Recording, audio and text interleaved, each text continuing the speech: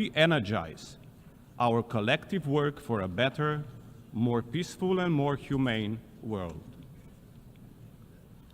Let me address some of the most pressing issues of today and start with peace and security.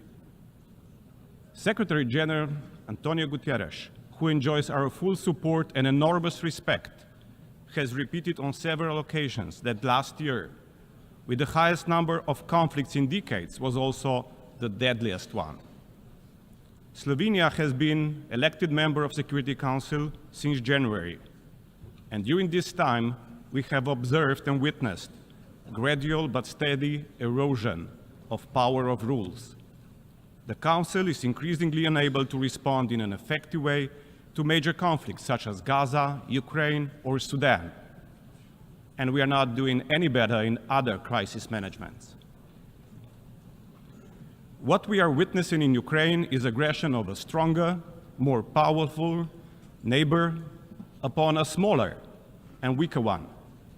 This is clearly a blatant violation of the UN Charter, and if we are let this aggression to pass, we open the doors to many similar wars across the globe.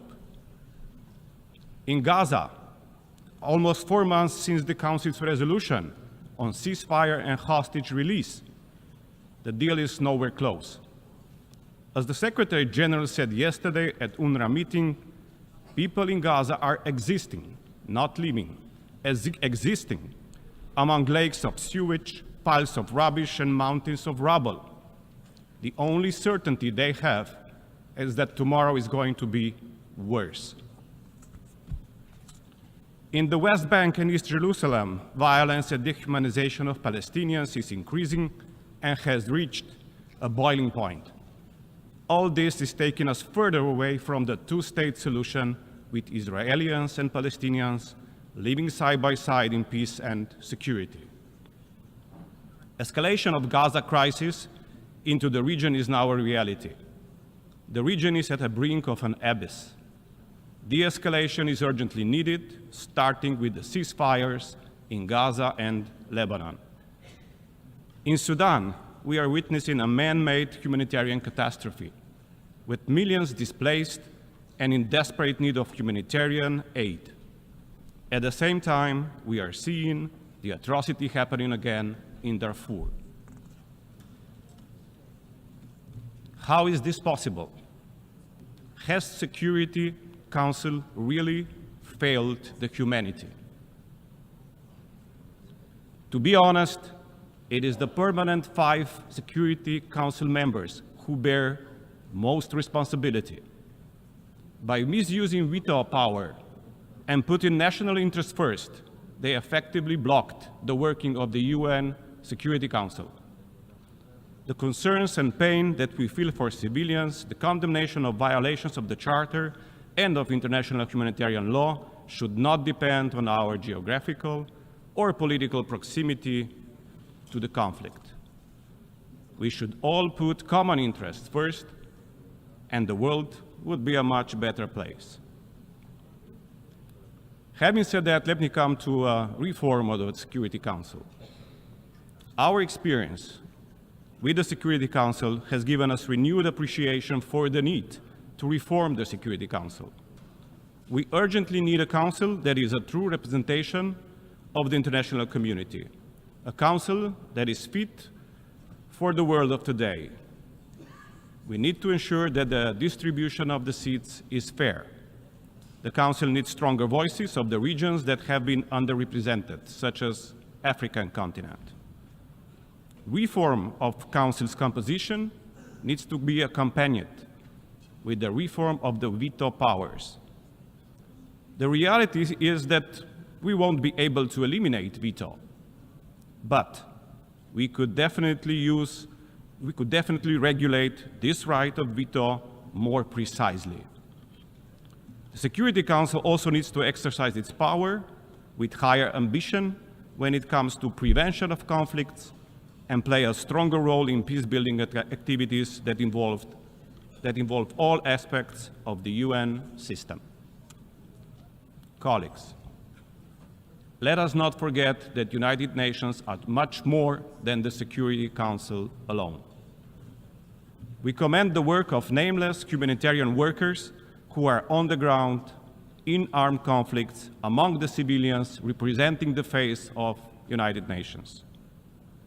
Erosion of respect of international humanitarian law is making their work so much more difficult. Gaza conflict was, however, a turning point in this regard. In Gaza, humanitarians are not just occasional collateral victims. They seem to have become a deliberate military target.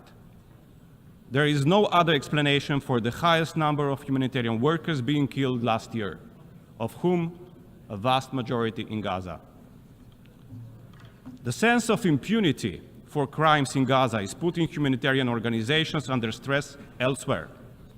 This is undermining the very essence of the United Nations, and it is affecting the work of the humanitarian organizations and agencies like ICRC and UNRWA all around the globe. Third pressing issue, climate change.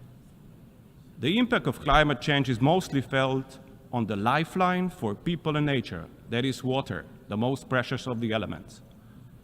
Extreme weather events are multiplying water-related risks across the world.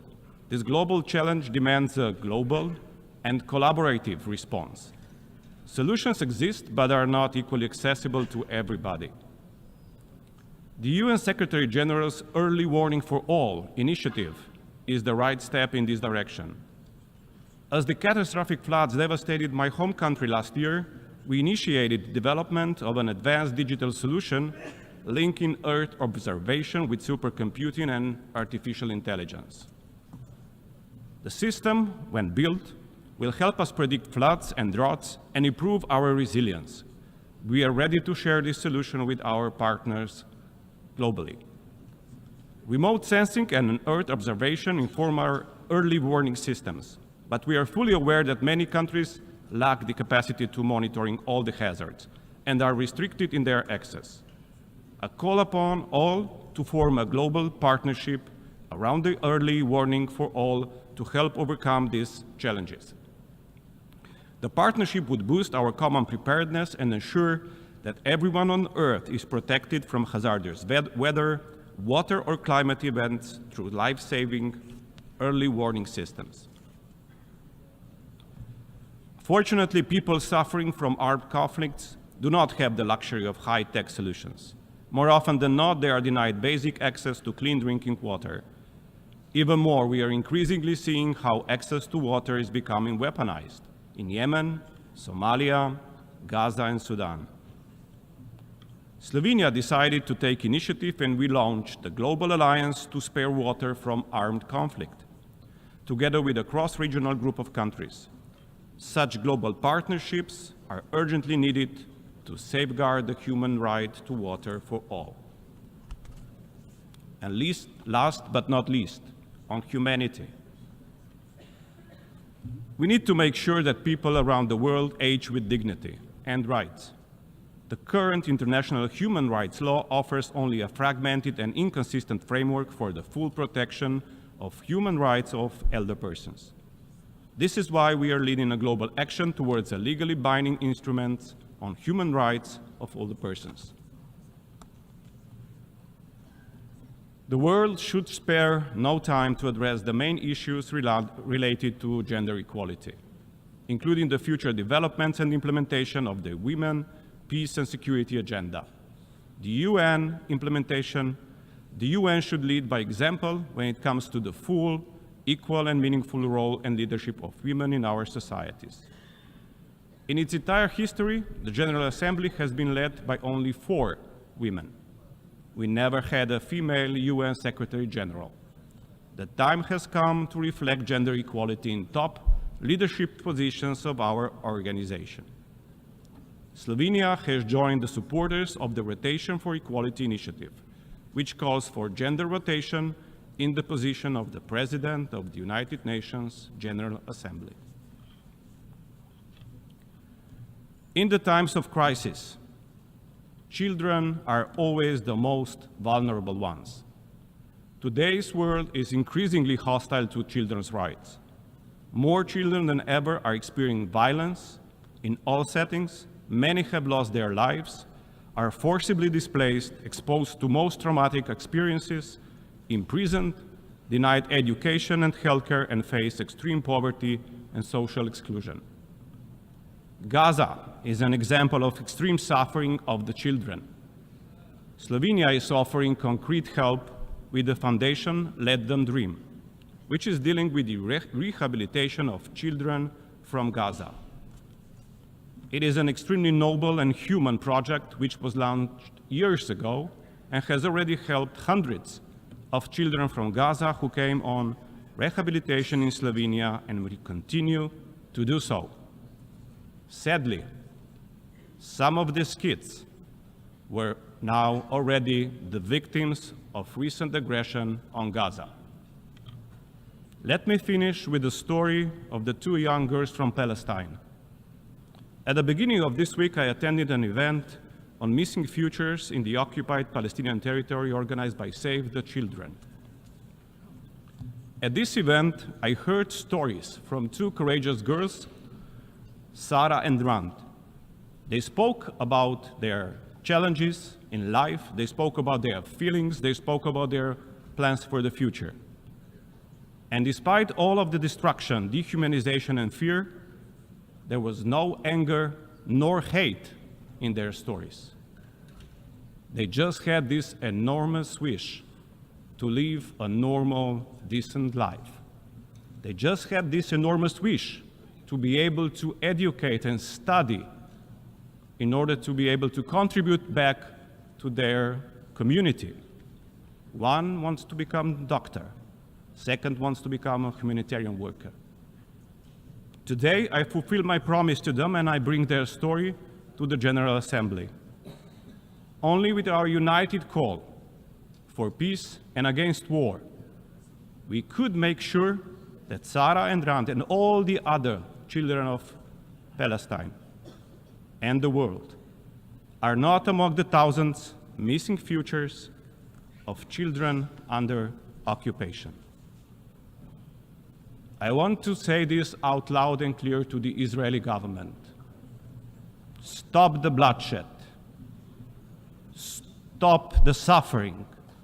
Bring the hostages home and end the occupation.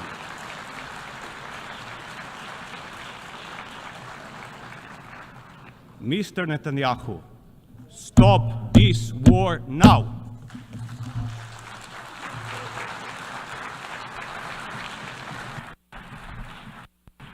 On behalf of the Assembly, I wish to thank the President of the Republic of Slovenia.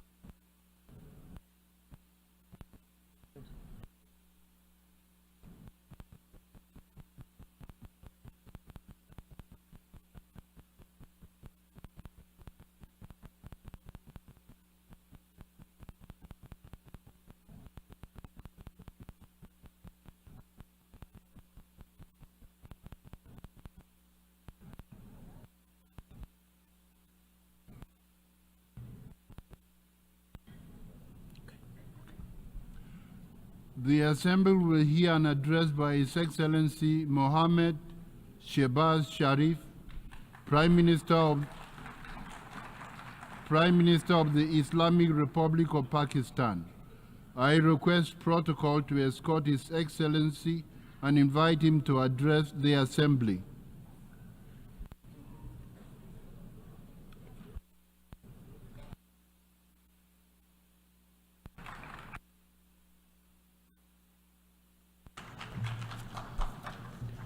Bismillahirrahmanirrahim.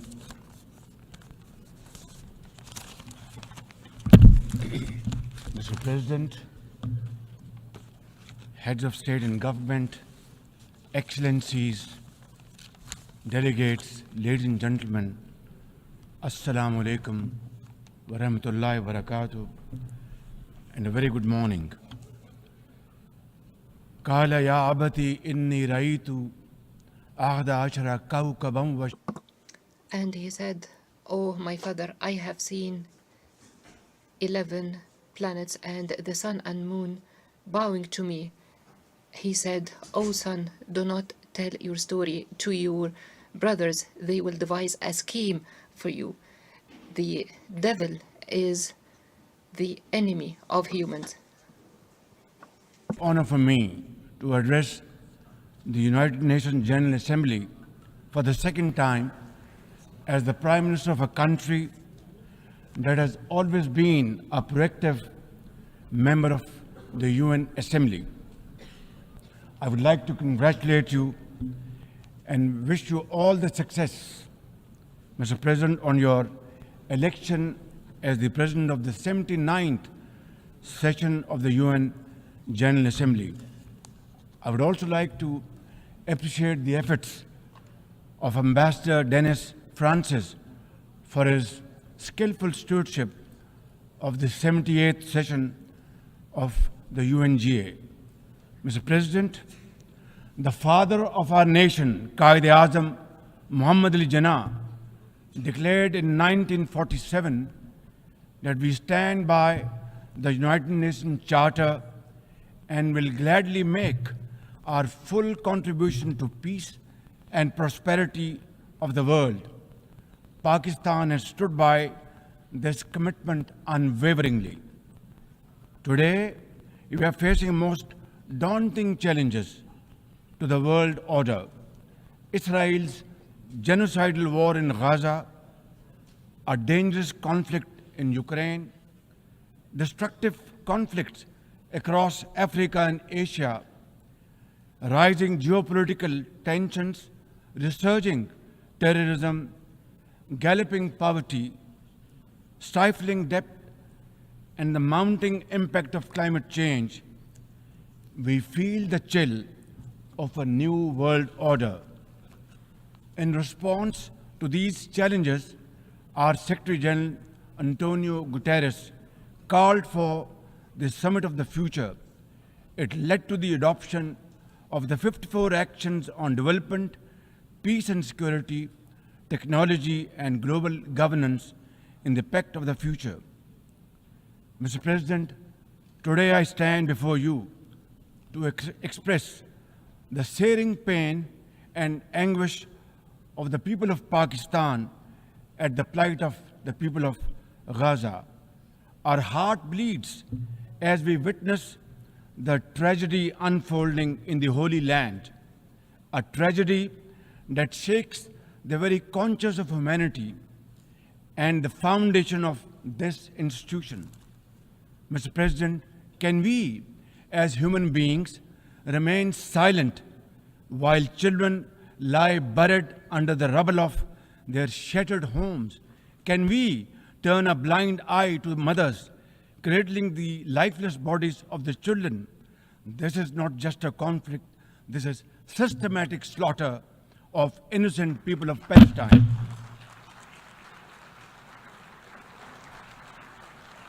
Ladies and gentlemen, an assault on the very essence of human life and dignity. The blood of Gaza's children stains the hands of not just the oppressors, but also those who are complicit in prolonging this cruel conflict. When we ignore their endless suffering, we diminish our humanity. It is not enough to condemn, Mr. President. We must act now and demand an immediate end to this bloodshed. We must remember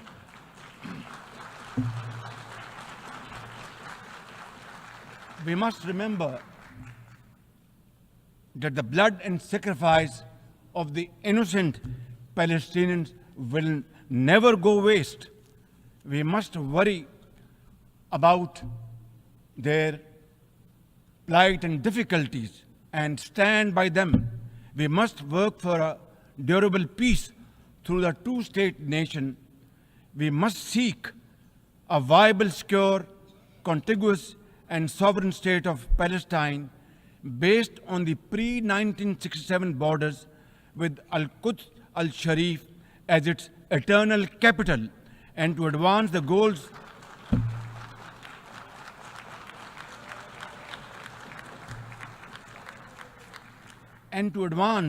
these goals, Palestine must also be immediately admitted as a full member of the United Nations.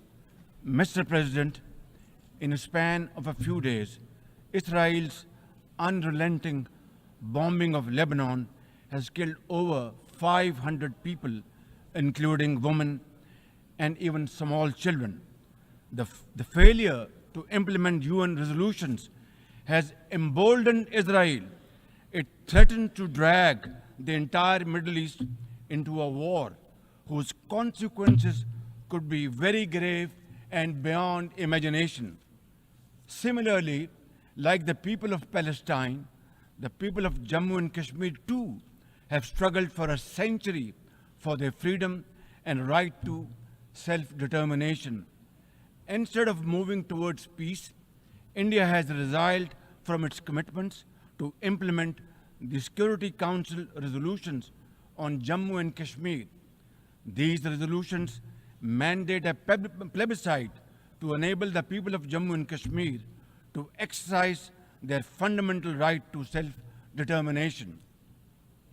Ladies and gentlemen, since the 5th of August 2019, India has initiated unilateral illegal steps to impose what its leaders ominously call a final solution for Jammu and Kashmir. Day in and day out, 900,000 Indian troops terrorize the people of occupied Jammu and Kashmir with draconian measures including prolonged curfews, extrajudicial killings, and the abduction of thousands of young Kashmiris.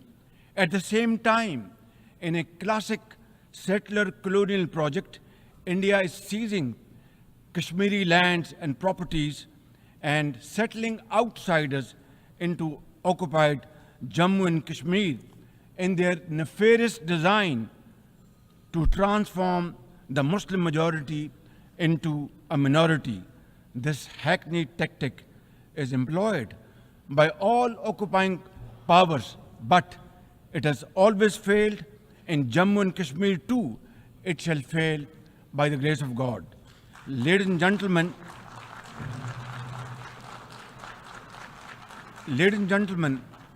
the Kashmiri people are resolute in rejection of the false Indian identity. The New Delhi seeks to impose upon them very, very severe conditions, and atrocities are being committed every hour.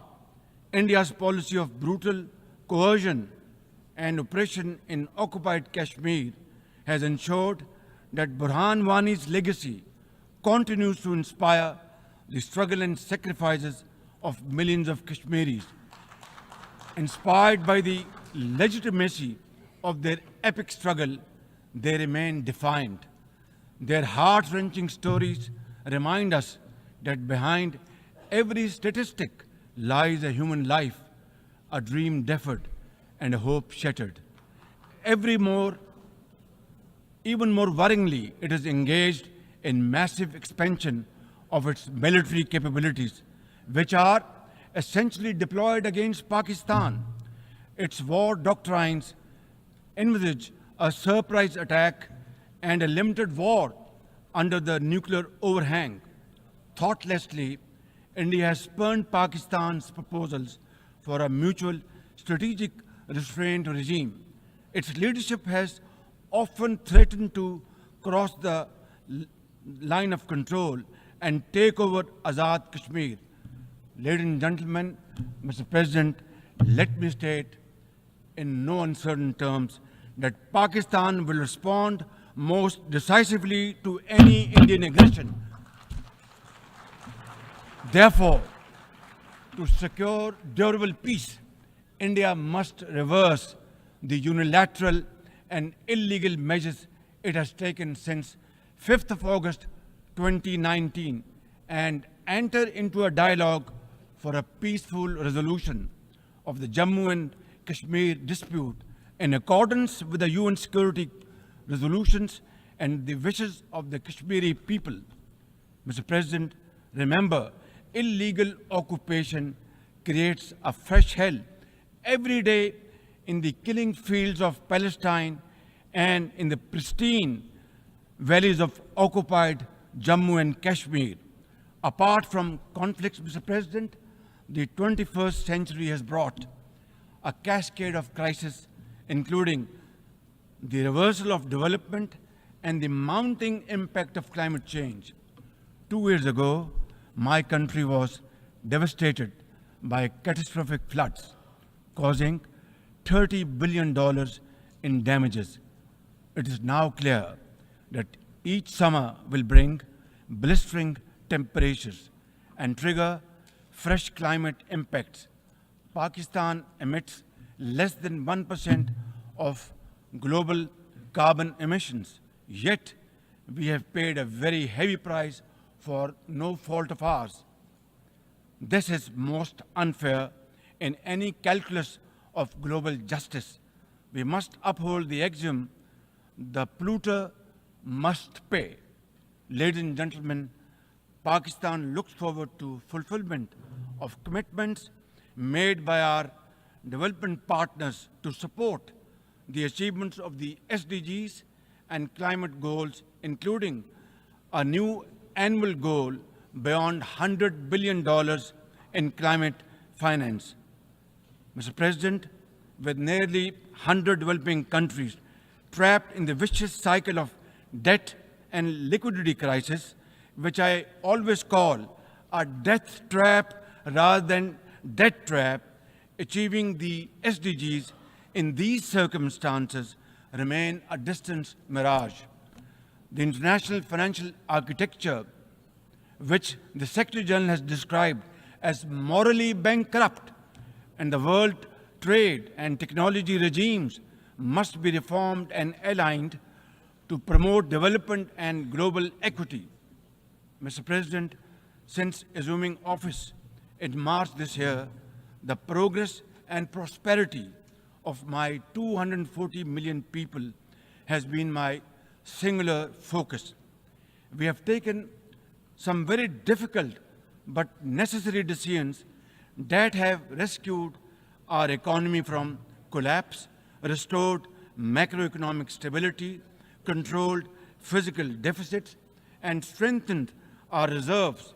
As a result, inflation has come down to a single digit by the grace of God, and the prospects for economic growth has revived. I would like to explain this challenge and the way we are negotiating, Mr. President, by reciting a stanza from a poem which enormously makes me very emboldened, very brave, and hardworking, and commit untiring efforts. And this stanza is a befitting example of hard work and, of course, facing challenges and then pave the way for success stories. And stanza is, when things go wrong, as they sometimes will, when things go wrong, as they sometimes will, when the road you are trudging is all uphill, when things go wrong, as they sometimes will, when the road you are trudging seems all uphill, when the credits are low and debts are high, when the credits are low and debts are high, when you want to smile, but you have to sigh. When you want to smile, you have to sigh. When care, read health. When care is pressing you down a bit, when care or health is pressing you down a bit, rest if you must, but don't you quit. This is how, Mr. President, we have learned to face our challenges and negotiate the most daunting challenges we have faced.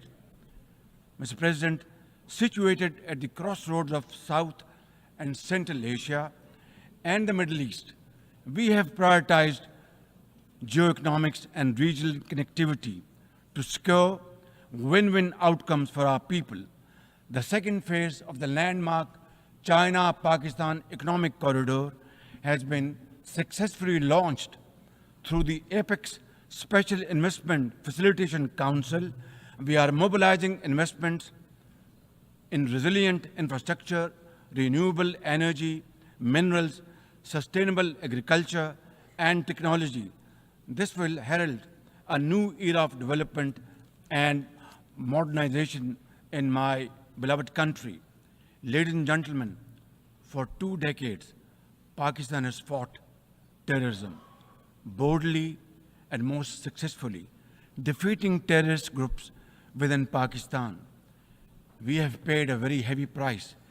80,000 of our brave soldiers and civilians have been martyred, including innocent school-going children. And the gory memories of APS school carnage haunt us till date. Our economy has suffered a loss of $150 billion. Unfortunately, today we are again confronted by a new wave of externally financed and sponsored terrorism, especially by the TTP, Fitna al-Khawarij, and its associates. Ladies and gentlemen, make no mistake, inshallah, by the grace of God, we are determined to eliminate this threat as well through our comprehensive national effort by the name of Azm-e-Istehkam, meaning resolve to promote peace and stability. And we will work collectively with the international community to combat all forms of terrorism and reform the global counterterrorism architecture. Mr. President, Pakistan seeks the earliest possible normalization of the situation in Afghanistan. We join the UN's appeal for $3 billion in humanitarian assistance to the millions of suffering Afghan brothers and sisters. At the same time, we endorse and share the international expectations that the Afghan interim government would respect human rights, including the rights of women and girls, and promote political inclusion. In particular, the interim government must take effective action to neutralize all terrorist groups within Afghanistan, especially those responsible for cross-border terrorism against neighboring countries. These include ISIL-K, Daesh, the Al-Qaeda associated TTP, Fitna al-Khawarij, Majid Brigade, the BLA, and other terrorist groups which unfortunately are seen on Afghan territory. Mr. President, another troubling global development is the escalation of Islamophobia, which is now manifested by frequent desecrations of the Holy Quran, attacks on mosques, negative stereotyping of Muslims, and acts of discrimination and violence against them. The most alarming manifestation of Islamophobia is the Hindu supremacist agenda in India. It aggressively seeks the subjugation of 200 million Muslims and the obliteration of India's Islamic heritage. Pakistan and the OIC will work with the UN Secretary General and a special envoy to implement a plan of action to combat this scourge.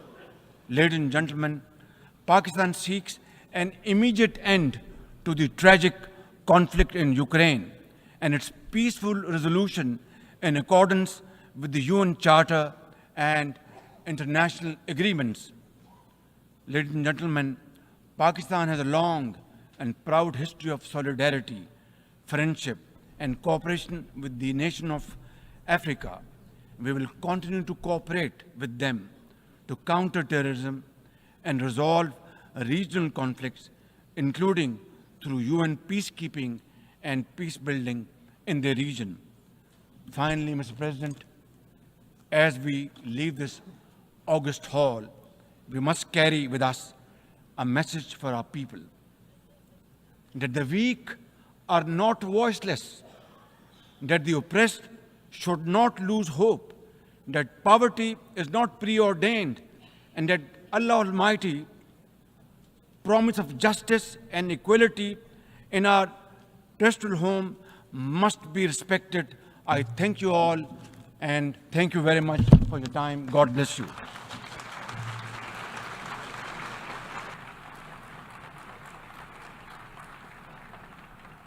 On behalf of the Assembly, I wish to thank the Prime Minister of the Islamic Republic of Pakistan.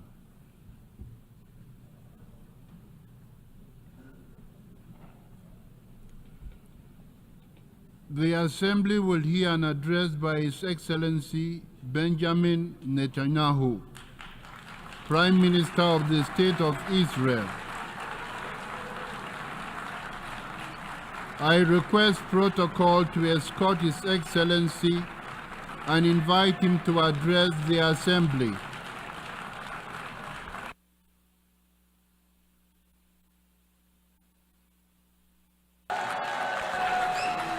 Order, please. Ladies and gentlemen, order.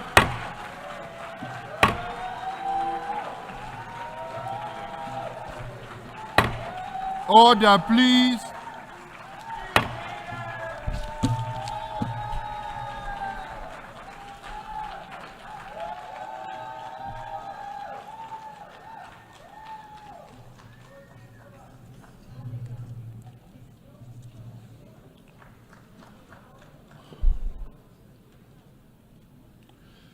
Mr. President, ladies and gentlemen, I didn't intend to come here this year. My country is at war, fighting for its life. But after I heard the lies and slanders leveled at my country by many of the speakers at this podium, I decided to come here and set the record straight.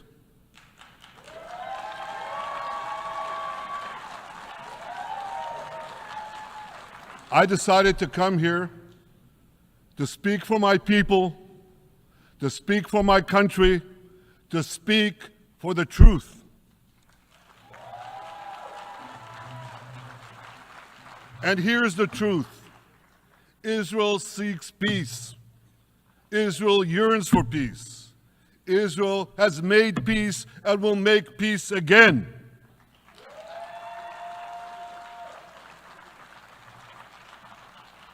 Yet we face savage enemies who seek our annihilation, and we must defend ourselves against these savage murderers. Our enemies seek not only to destroy us, they seek to destroy our common civilization and return all of us to a dark age of tyranny and terror. When I spoke here last year, I said we faced the same timeless choice that Moses put before the people of Israel thousands of years ago. As we were about to enter the Promised Land, Moses told us that our actions will determine whether we bequeath to future generations a blessing or a curse. And that is the choice we face today. The curse of Iran's unremitting aggression, or the blessing of a historic reconciliation between Arab and Jew. In the days that followed that speech, the blessing I spoke of came into sharper focus. A normalization deal between Saudi Arabia and Israel seemed closer than ever. But then came the curse of October 7th. Thousands of Iranian-backed Hamas terrorists from Gaza burst into Israel in pickup trucks, on motorcycles, and they committed unimaginable atrocities. They savagely murdered 1,200 people. They raped and mutilated women. They beheaded men. They burned babies alive. They burnt entire families alive, babies, children, parents, grandparents, in scenes reminiscent of the Nazi Holocaust. Hamas kidnapped 251 people from dozens of different countries, dragging them into the dungeons of Gaza. Israel has brought home 154 of these hostages, including 117 who returned alive. I want to assure you, We will not rest until the remaining hostages are brought home too. And some of their family members are here with us today. I ask you to stand up.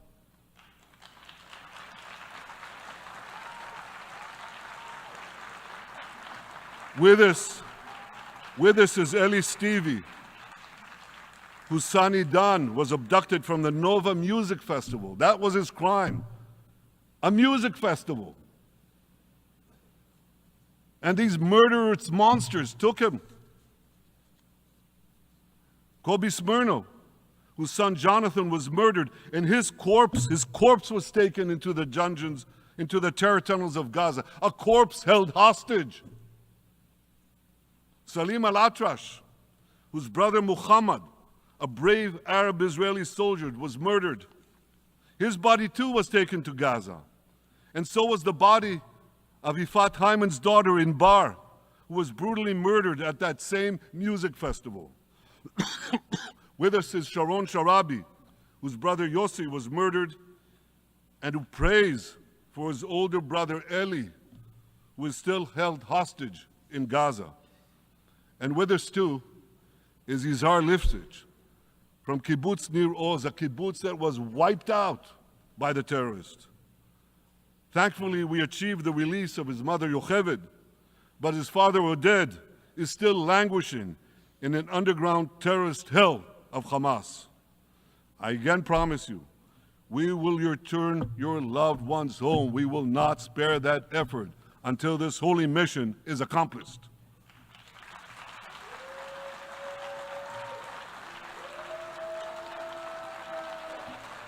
Ladies and gentlemen, the curse of October 7th began when Hamas invaded Israel from Gaza. But it didn't end there. Israel was soon forced to defend itself on 6 more war fronts organized by Iran. On October 8th, Hezbollah attacked us from Lebanon. Since then, they fired over 8,000 rockets at our towns and cities, at our civilians, at our children. 2 weeks later, the Iran-backed Houthis in Yemen launched drones and missiles at Israel, the first of 250 such attacks, including one yesterday aimed at Tel Aviv. Iran's Shiite militias in Syria and Iraq have targeted Israel dozens of times over the past year as well.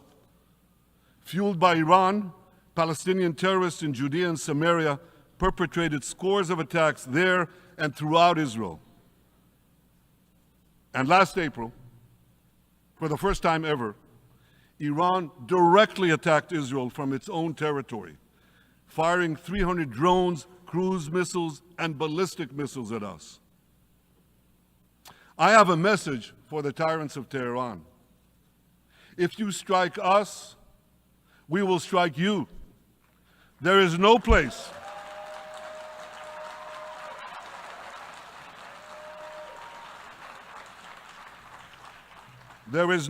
in Iran that the long arm of Israel cannot reach. And that's true of the entire Middle East. Far from being lambs led to the slaughter, Israel's soldiers have fought back with incredible courage and with heroic sacrifice. And I have another message for this assembly and for the world outside this hall. We are winning.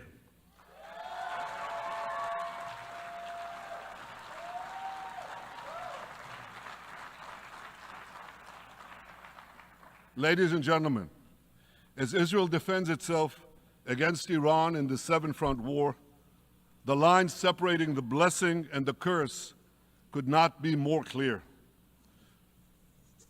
This is the map I presented here last year. It's a map of a blessing. It shows Israel and its Arab partners forming a land bridge connecting Asia and Europe between the Indian Ocean and the Mediterranean Sea. Across this bridge, we will lay rail lines, energy pipelines, fiber optic cables, and this will serve the betterment of 2 billion people. Now look at this second map. It's a map Look at the second map. It's a map of a curse. It's a map of an arc of terror that Iran has created and imposed from the Indian Ocean to the Mediterranean. Iran's malignant arc has shut down international waterways. It cuts off trade. It destroys millions, destroys nations from within, and inflicts misery on millions. On the one hand, a bright blessing, a future of hope. On the other hand, a dark future of despair. And if you think this dark map is only a curse for Israel, if you think that, then you should think again. Because Iran's aggression, if it's not checked, will endanger every single country in the Middle East and many, many countries in the rest of the world. Because Iran seeks to impose its radicalism well beyond the Middle East. That's why it funds terror networks on 5 continents. That's why it builds ballistic missiles for nuclear warheads to threaten the entire world. For too long, the world has appeased Iran. It turns a blind eye to its internal repression. It turns a blind eye to its external aggression. Well, that appeasement must end. And that appeasement must end now.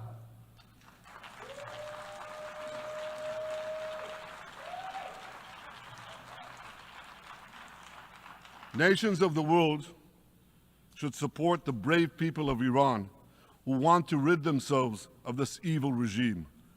Responsible governments should not only support Israel in rolling back Iran's aggression, they should join Israel.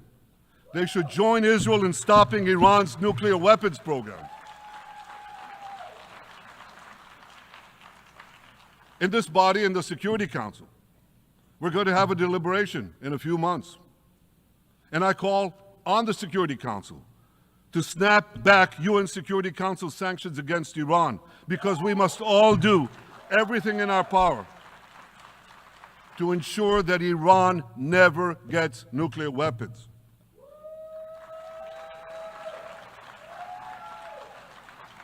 For decades, I've been warning the world against Iran's nuclear program.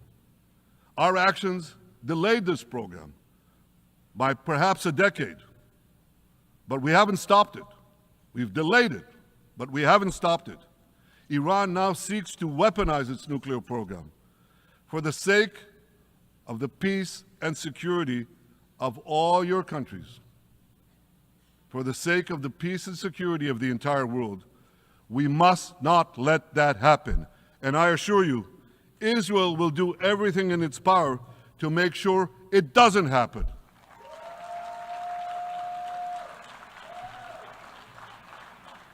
So, ladies and gentlemen, the question before us is simple. Which of these 2 maps that I showed you will shape our future? Will it be the blessings of peace and prosperity for Israel, our Arab partners, and the rest of the world? Or will it be the curse in which Iran and its proxies spread carnage and chaos everywhere? Israel has already made its choice. We've decided to advance the blessing. We're building a partnership for peace with our Arab neighbors while fighting the forces of terror that threaten that peace. For nearly a year, the brave men and women of the IDF have been systematically crushing Hamas's terror army that once ruled Gaza. On October 7th, the day of that invasion into Israel, that terror army numbered nearly 40,000 terrorists. It was armed with more than 15,000 rockets. It had 350 miles of terror tunnels, an underground network bigger than the New York subway system, which they used to wreak havoc above and below ground.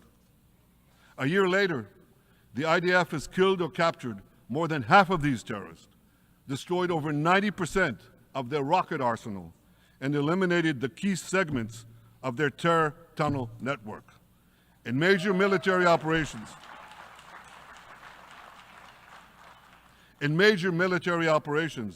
we destroyed nearly all of Hamas's terror battalions, 23 out of 24 battalions.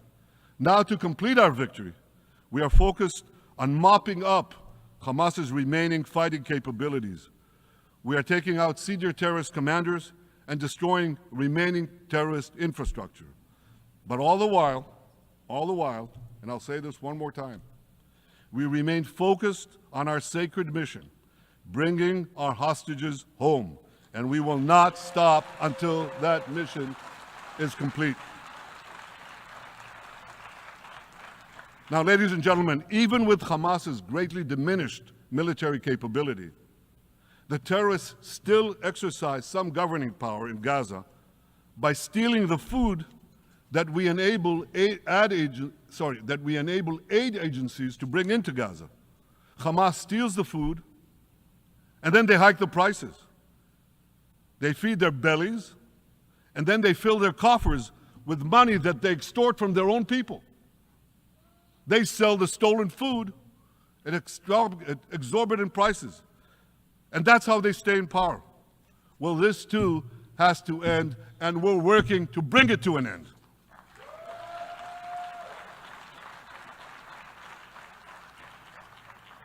And the reason is simple. Because if Hamas stays in power, it will regroup, rearm, and attack Israel again and again and again, as it is vowed to do. So Hamas has got to go.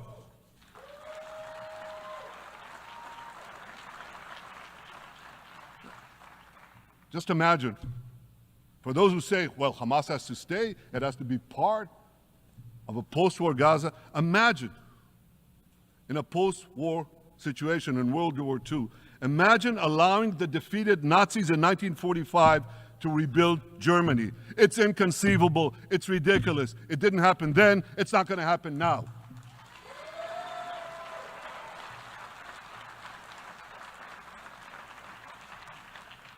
This is why Israel will reject any role for Hamas in a post-war Gaza.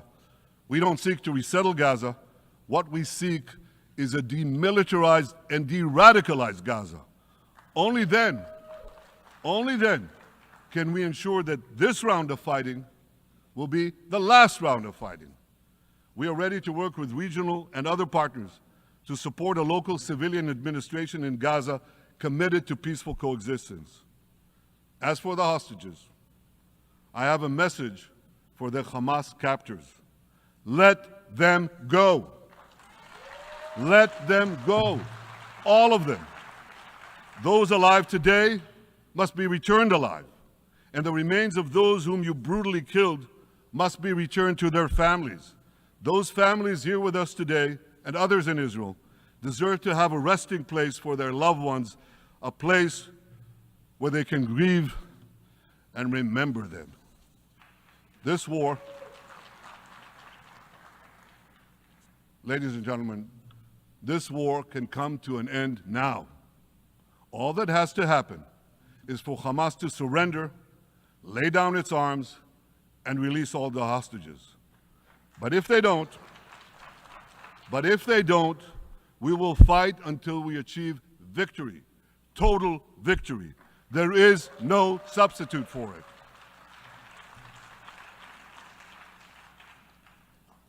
Israel must also defeat Hezbollah in Lebanon. Hezbollah is the quintessential terror organization in the world today. It has tentacles that span in all continents. It has murdered more Americans and more Frenchmen than any group except bin Laden. It's murdered the citizens of many countries represented in this room. And it has attacked Israel viciously over the last 20 years. In the last year, completely unprovoked. A day after the Hamas massacre, on October 7th, Hezbollah began attacks against Israel, which forced more than 60,000 Israelis on our northern border to leave their homes, becoming refugees in their own land. Hezbollah turned vibrant towns in the north of Israel into ghost towns. So I want you to think about this in equivalent American terms. Just imagine if terrorists turned El Paso and San Diego into ghost towns. Then ask yourself, how long would the American government tolerate that? A day? a week, a month. I doubt they tolerate it even for a single day. Yet Israel has been tolerating this intolerable situation for nearly a year. Well, I've come here today to say, enough is enough.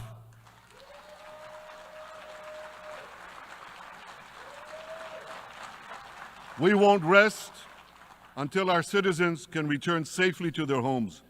We will not accept a terror army perched on our northern border, able to perpetrate another October 7th style massacre. For 18 years, Hezbollah brazenly refused to implement UN Security Council Resolution 1701, which requires it to move its forces away from our borders. Instead, Hezbollah moved right up to our border. They secretly dug terror tunnels to infiltrate our communities and indiscriminately fired thousands of rockets into our towns and villages. They fire these rockets and missiles not from military sites, not from that. They do that too. But they fire those rockets and missiles after they place them in schools, in hospitals, in apartment buildings, and in the private homes of the citizens of Lebanon. They endanger their own people. They put a missile in every kitchen, a rocket in every garage. I said to the people of Lebanon this week, get out of the death trap that Hezbollah has put you in. Don't let Nasrallah drag Lebanon into the abyss. We're not at war with you. We're at war with Hezbollah, which has hijacked your country and threatens to destroy ours. As long as Hezbollah chooses the path of war, Israel has no choice, and Israel has every right to remove this threat and return our citizens to their homes safely. And that's exactly what we're doing.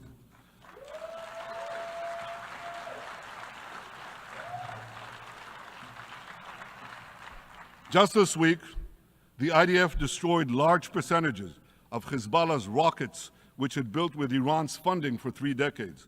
We took out senior military commanders who not only shed Israeli blood, but American and French blood as well. And then we took out their replacements, and then the replacements of their replacements. And we'll continue degrading Hezbollah until all our objectives are met.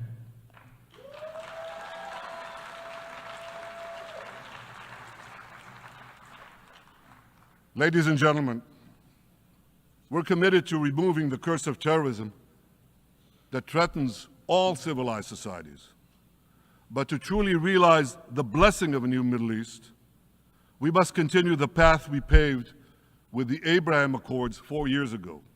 Above all, this means achieving a historic peace agreement between Israel and Saudi Arabia.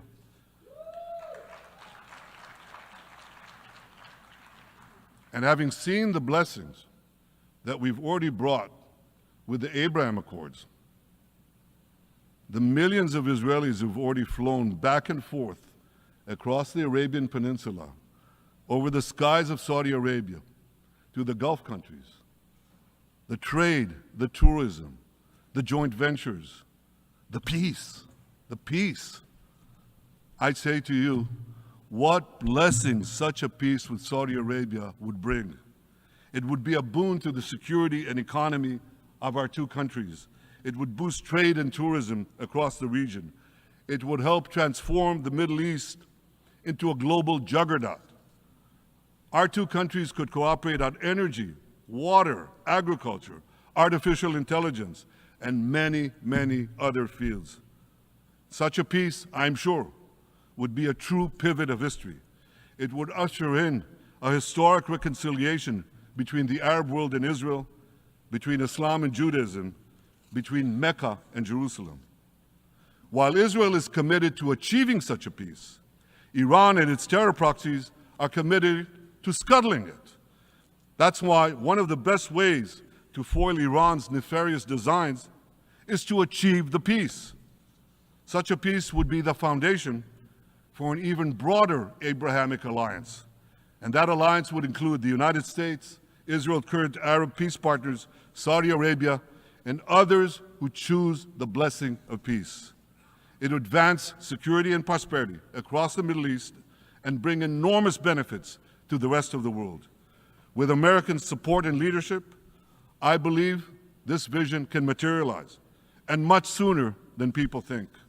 And as the Prime Minister of Israel, I will do everything in my power to make it happen. This is an opportunity that we and the world should not let go by.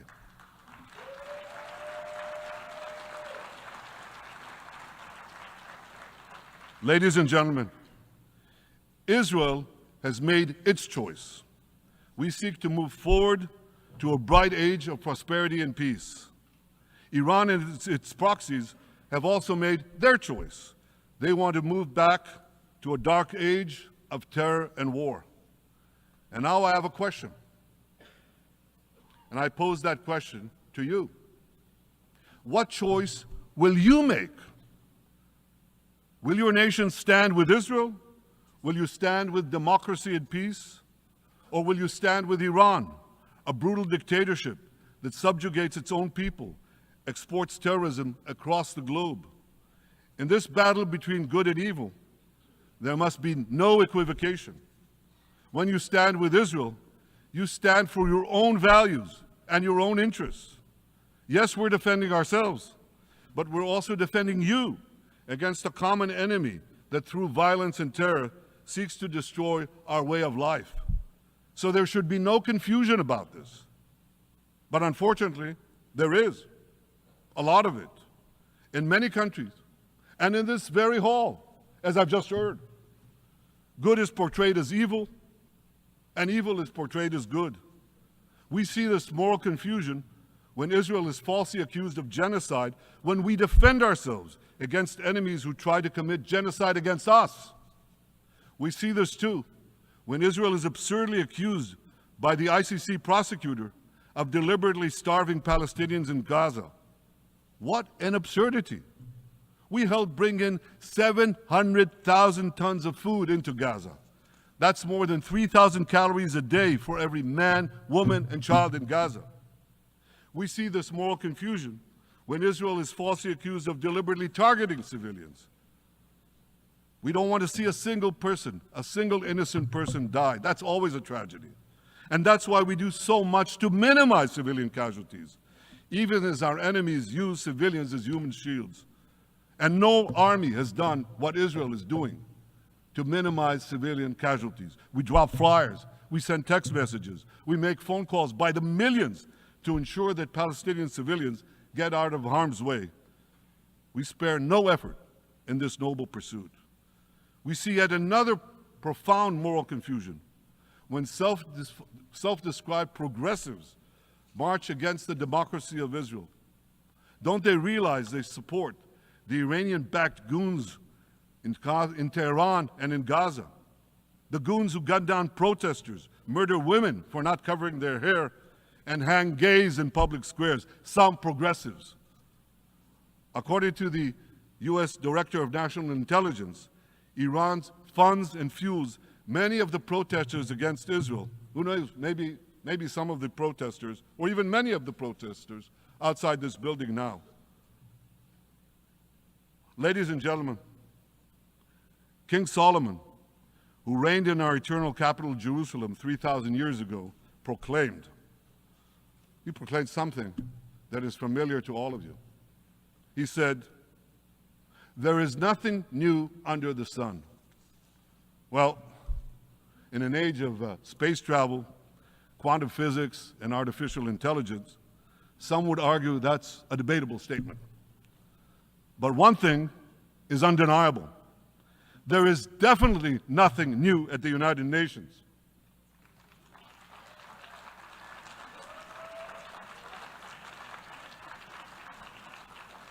Take it from me. I first spoke from this podium as Israel's ambassador to the UN in 1984. That's exactly 40 years ago. And in my maiden speech here, I think it's the same podium, by the way. In my maiden speech here, I spoke against a proposal to expel Israel from this body. 4 decades later, I find myself defending Israel against that same preposterous proposal. And who's leading the charge this time? Not Hamas, but Abbas, Palestinian Authority President Mahmoud Abbas. This is the man who claims he wants peace with Israel. Yet he still refuses to condemn the horrific massacre of October 7th. He's still paying hundreds of millions to terrorists who murder Israelis and Americans. It's called pay for slay. The more you murder, the more you get paid. And he still wages unremitting diplomatic warfare against Israel's right to exist and against Israel's right to defend itself. And by the way, they amount to the same thing. Because if you can't defend yourself, you can't exist. Not in our neighborhood, certainly, and maybe not in yours. Standing in this podium 40 years ago, I told the sponsors of that outrageous resolution to expel Israel, gentlemen, check your fanaticism at the door. Today, I tell President Abbas and all of you who would shamefully support that resolution, check your fanaticism at the door. The singling out of the one and only Jewish state continues to be a moral stain on the United Nations. It has made this once respected institution contemptible in the eyes of decent people everywhere. But for the Palestinians, this UN House of Darkness is home court. They know that in this swamp of anti-Semitic bile, there's an automatic majority willing to demonize the Jewish state on anything. In this anti-Israel flat earth society, any false charge, any outlandish allegation can muster a majority. In the last decade, there have been more resolutions passed against Israel in this hall at the UN General Assembly than against the entire world combined. Actually, more than twice as many. Since 2014, this body condemned Israel 174 times. It condemned all the other countries in the world 73 times. That's more than 100 extra condemnations for the Jewish state. What hypocrisy, what a double standard, what a joke. So the UN's hostility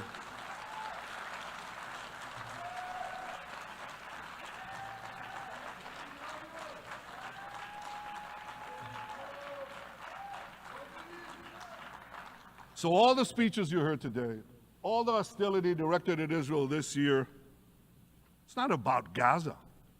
It's about Israel. It's always been about Israel's very existence.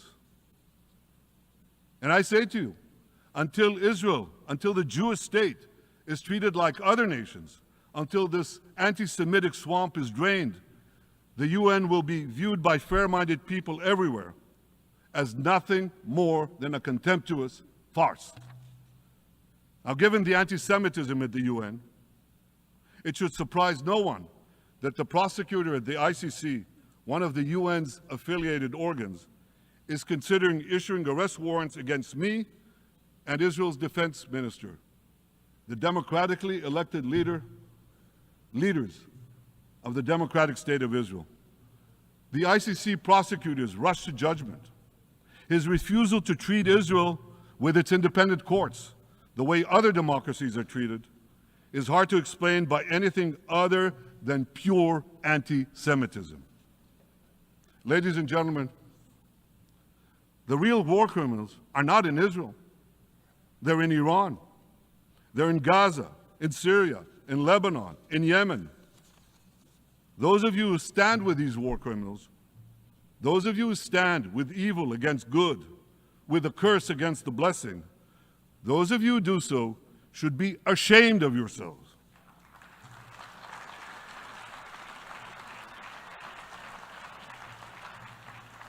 But I have a message for you. Israel will win this battle. We'll win this battle because we don't have a choice. After generations in which our people were slaughtered, remorselessly butchered, and no one raised a finger in our defense, we now have a state. We now have a brave army, an army of incomparable courage, and we are defending ourselves. As the book of Samuel says in the Bible, Netzach Yisrael lo yishaker. The eternity of Israel will not falter.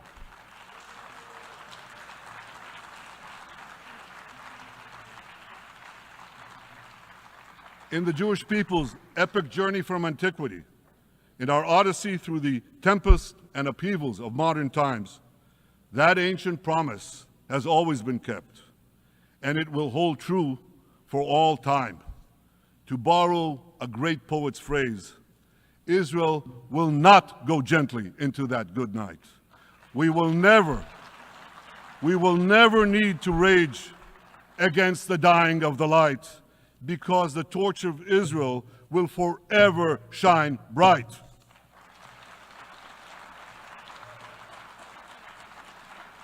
To the people of Israel and to the soldiers of Israel, I say, be strong and of good courage. חזקו ואמצו ואל תיראו מפניהם, כי אדוני אלוהיך הוא ההולך עמך, לא ירפך ולא יעזבך. Am Yisrael Chai, the people of Israel live, now, tomorrow, forever. Thank you.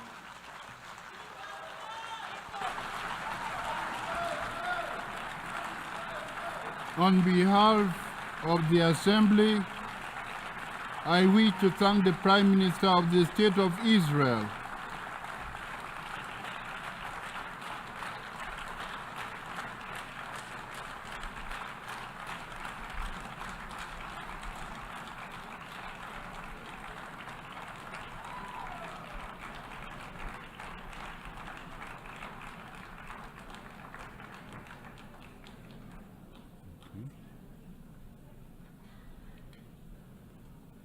The Assembly will hear an address by Her Excellency Mia Amor Motley, Minister,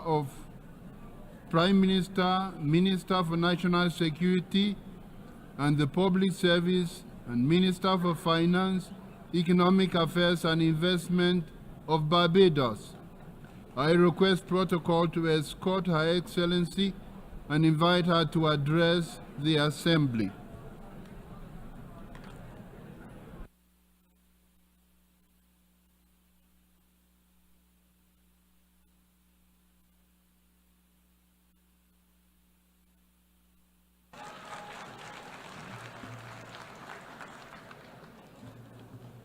President,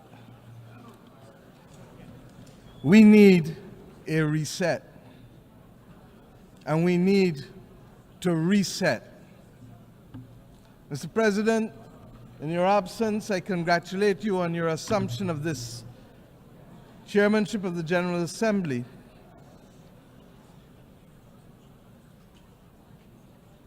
We can wait.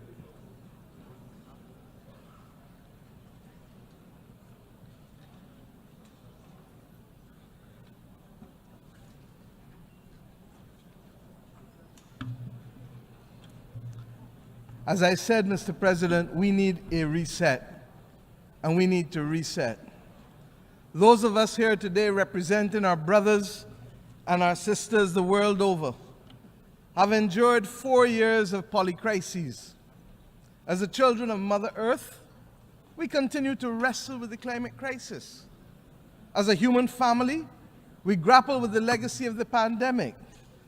As a digitally connected people, we are now, regrettably, confronted by multiple theaters of war and scenes of horror and famine flowing from that war, armed conflict instead of pursued development. Citizens of every country as well, struggling to contain the rising cost of living and the implications for them and their families on a day-to-day basis. And Mr. Speaker, Mr. President, we are all now threatened by the second but silent pandemic of antimicrobial resistance, together with a growing incidence of death and disability from chronic non-communicable diseases. We cannot afford the distraction of war. If ever there was a time to pause and to reset, it is now. Collectively as an international community, and individually, as leaders in each of our countries, we must now deliver new opportunities and solutions to these crises which dampen economic growth, which restrict the ambitions of our people and numb our sense of the beauty and goodness that the world ought to be offering because it has it to offer. The reset for which I am calling, and indeed all of our citizens are demanding, must see an end to all forms of discrimination. That rules and institutions today exist which create first and second class citizens, as we have said from this podium year after year, depending on your nation of origin, militate against the trust and the credibility and the hope, and it fosters a crisis of confidence in the existing international order, which must become inclusive and responsive for all. More than any other complaint from this podium has been the disparity in treatment and the inability to be able to have fair and transparent treatment for all that would lead to the trust necessary for us to solve the problems of our times that are truly beyond man-made causes. Neo-colonialist structures that perpetuate and reflect an old world order characterized by racism and classism and misogyny, while ignoring the legitimate aspirations of billions, will not help to foster the hope or trust that is necessary to meet these polycrises. We must ensure that the global institutions give developing countries, especially small vulnerable states like my own, or vulnerable middle-income countries, seats at the table of decision-making where we can be seen, heard, become active agents in our own cause and lead our own development paradigms. My friends, we are reminded that 2024 is the final year of the United Nations Decade for the People of African Descent.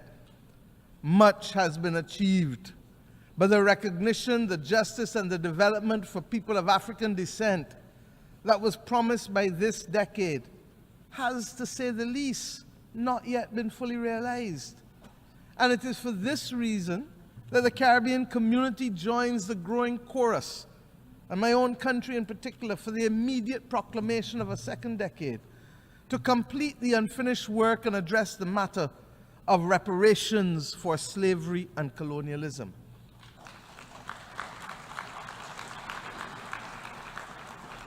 I start here because this is a necessary but complex conversation, and the Caribbean community is resolute that it must happen.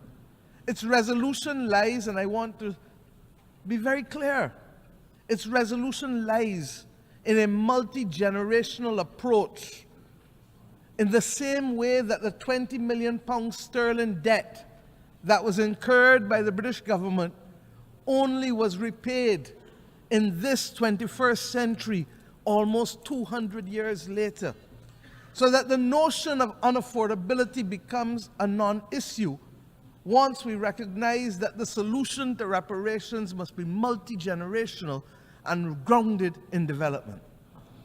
Mr. President, of necessity, the reset must also be characterized by institutional reform, which has to start in the United Nations councils. These councils suggest that some are full members, and others are only part members, and some may be part-time members, and some may be occasional members. All of this has no place in the 21st century. And the anger and the mistrust of our citizens and institutions, in leaders, in multilateralism, and in the processes which exclude while yielding much talk and little action is very real. And nowhere is reform and consequentially trust and hope more important to the well-being of billions of people today than in relation to the global financial architecture. Restricted access to capital, its disproportionately high costs, barring us from doing that which we must, its inadequate scale, and the overwhelming burden of debt often imposed on us by circumstances beyond our control. These are all now combining to force governments in the world's poorest countries, and frankly, across many vulnerable middle-income countries, to devote more resources to debt service than to health, and education, and in some instances, even infrastructure. For far too many members of the human family, cold ground is our bed and rock is our pillow. Too many go to bed with their bellies hungry, and too many may not even have a bed. Our reset must therefore collectively build a common agenda that reflects and reinforces our shared humanity. It is that shared humanity that binds us together. Mr. President, you know better than most. Our African brothers and sisters got it right with the principle of Ubuntu, and have used this principle, this General Assembly, to remind us that its simplicity is what we should aspire to. I am because you are. I am because we are. My well-being is tied to yours, and our collective well-being is connected to Mother Earth. This best voices the approach needed to give expression to the reset that is absolutely necessary. And we acknowledge that there are glimpses of hope. We have, for example, on Monday, agreed to a pact for the future, but we still have war. We have agreed on a global digital compact, but we still have raging pandemics in the slow motion silent pandemic. All of this rests, my friends, on the common agenda that the Secretary General had set out for us before. Yesterday, we agreed in a high-level meeting on a political declaration on antimicrobial resistance. A lot of fancy words, but this is where the rubber hits the road. Because all of us in this room know people who have died from infections and for whom the antibiotics simply are no longer effective, so that within 48 hours, a person's life is snuffed out, almost as if they were at war. My friends, following on the intervention of the Bridgetown Initiative and the Paris Pact for People and Planet, the efforts of many across the board, we acknowledge that there is some hope. And it is evident in the beginnings of the reform that we are seeing little by little, but nevertheless, they have started. These are all important steps, but we cannot take our eyes off the prize. Barbados' call for a fundamental reset includes attitudes and behavior as much as actions or reforms. Heads of government are in agree that we must trigger national development agendas of transformation with both speed and scale. We have a date with destiny against 1.5 degrees. We know that that is what is needed to survive. And the implications for people, even as we speak, can be dire. But if there is a failure to act with clarity of purpose, and if the political will retards progress on the front of the much-needed reform within the international financial institutions, purely because heads of government do not speak to ministers of finance when they reach Washington, D.C., or their board directors, if there is a need for that to be dealt with, then, my friends, there must be a commitment to be equal to the current challenges of member states if we are not to perpetuate the discriminatory practices that result in undermining the transformational opportunities that we need. Depriving vulnerable countries from being able to access concessional income that is long enough to build the resilience to save lives and to protect livelihoods is unjust. And that is why we must remain focused. That is why, my friends, we launched yesterday the third iteration of the Bridgetown Initiative, which identifies three key principles, very simply. One, we must change the rules of the international financial system and reform its governance and instruments. Two, we must shock-proof vulnerable economies by dealing with debt and liquidity in a comprehensive, development-focused manner. And if we need to give countries a shot of liquidity like we give them a shot of adrenaline to avoid them falling off the cliff of death, then we must do so. And thirdly, we must augment financing by boosting country capacity to invest in resilience by several means, including what has been announced already, the rechanneling of special drawing rights through our multilateral development partners, but that will only be truly effective if there is another issuance of SDRs in the near future. Indeed, we must also address the challenge, and this I believe to be the fundamental mission of this generation, of how we are going to secure the global public commons to be able to maintain our safety and stability as a global community. We're going to have to discuss how we can secure it and, of course, how we must finance it. And that is not only the climate crisis or the loss of biodiversity that we speak about, but the other many global challenges that can truly destabilize countries and regions. Mr. President, these considerations are of fundamental importance to the sustainable existence of our generations, future generations. The SIDS agenda is another story of promises made but not kept. 30 years ago, the international community gathered in my own country to take action for the first time on the unique challenges faced by small island developing states.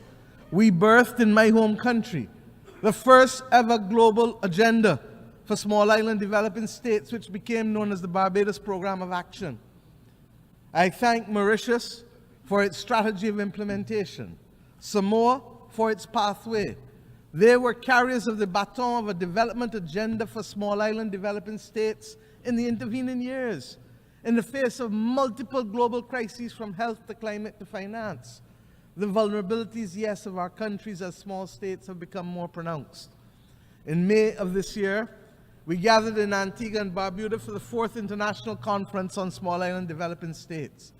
And I call on the international community and the multilateral system to let us work together to ensure that the promise created in Bridgetown in 1994 is delivered and realized through the Antigua and Barbuda Agenda for SIDS 2024, otherwise known as ABBAS. Let me use this opportunity as well to inform you that 2 days ago we took over the presidency of the Climate Vulnerable Forum, the V20 countries of the world, from Ghana, whose president I would like to thank for the excellent stewardship of the group over the past 2 years, and indeed for the strengthening of its institutional capacity. The priorities of our term as chair of the V20 countries will be the multiple dimensions of climate crisis, dealing with them, the impact of the climate crisis on human health, and of course, the issue of debt and climate, because if we don't solve that, we cannot take the appropriate actions to deal with climate. I invite all United Nations members who are not yet members of the V20, but who are climate vulnerable, to join this group, because it is only through amplification of our voices and consistency of our message and solidarity that we will continue to see the pace and scale of reforms that we need to be able to save our people's lives. I commend to you the declaration of the leaders of the Climate Vulnerable Forum that was adopted this week on Wednesday. Mr. President, above all else, we need a global reset on peace. There needs to be global peace. And those of us who are old enough would have recognized that there are peaks and valleys as it relates to this issue of conflict. There are few areas where the world is more in need of the United Nations acting as the United Nations to secure the objectives of the Charter than in the area of peace and security. The silence that has engulfed Sudan is unacceptable and may well be rooted in the racism that the world still carries as a badge of honor from the victories of the last great war of the World War II. The actions in Myanmar cannot continue. Ukraine has sucked more oxygen out of the global community and the global financial system than any of us can appropriately accept at that very time when the world needs to be applying its resources and efforts to fighting the greatest crisis known to mankind. And the spread of the war from Gaza to the consequences in the West Bank to now clearly what is happening in Lebanon as we speak with Israel, all of these are but the tip of an iceberg of death, violence, and instability, and robs the global community of oxygen and resources at the very time when we need it most in a strategic way. We all know, as students of history, that even the longest war in history came to an end. These wars, yes, they too will come to an end. But the question is when and at what cost, and without much loss of life, with how many children not being able to be either given the chance to live or will now live with memories of war that will affect their every action for the next 60, 70, 80 years of their lives. Innocent people are paying the price with the one thing that is theirs to give, and they don't give it willingly. It is their life. Unless we address the root causes of these wars, one by one, and the manners in which they are being sustained and financed, we will never, never know anything else other than war and rumors of war in these theaters. The transmittal of these scenes of horror in real time into people's bedrooms, into people's living rooms, will trigger two extreme reactions, neither of which are acceptable to us in the third decade of the 21st century. We will either get the desensitizing of ordinary people to the loss of lives, especially those of innocent children and women on the one hand, or we will get, on the other hand, the anger and inclination for vengeance that it spawns necessarily. We need peace. And it cannot be too difficult for us to work for peace.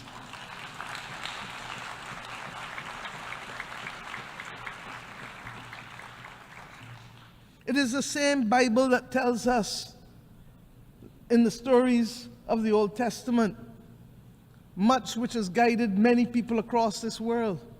But when we turn from the Old Testament to the New Testament, it is Romans that says to us, "Vengeance is mine, saith the Lord," not any country, not any human being, so that the Bible can't be used as a convenient aid when it suits us and rejected when it doesn't.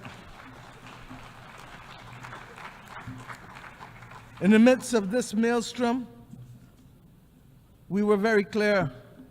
My country took the step this year of recognizing and establishing diplomatic relations with the state of Palestine, in spite of having supported a two-state solution since 1969.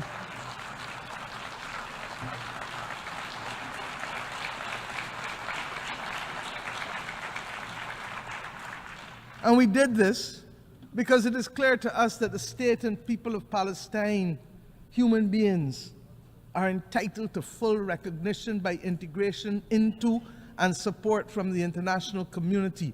The Charter does not say we the people, with the exception of any one group from any one part of the world. We join with others, therefore, in congratulating the state of Palestine in taking their seat among the United Nations member states as they did on the 10th of September of this year.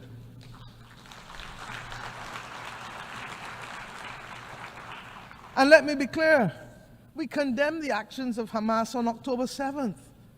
But we equally and strongly deplore the humanitarian catastrophe in Gaza, which is the result of the disproportionate use of force by Israel. There's no justification for it.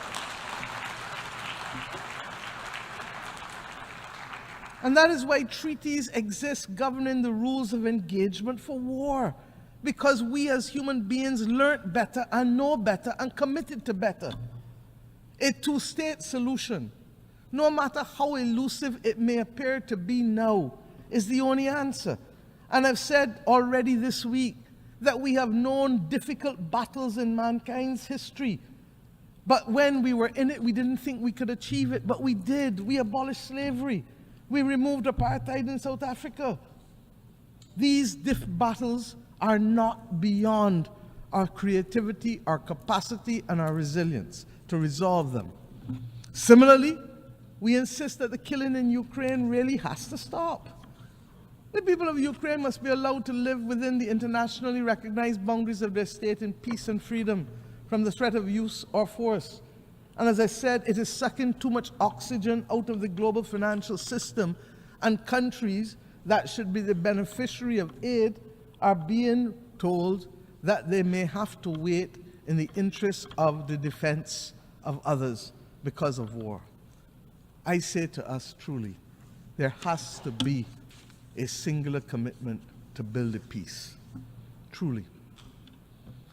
Mr. President, my own region has not escaped the scourge of instability and violence.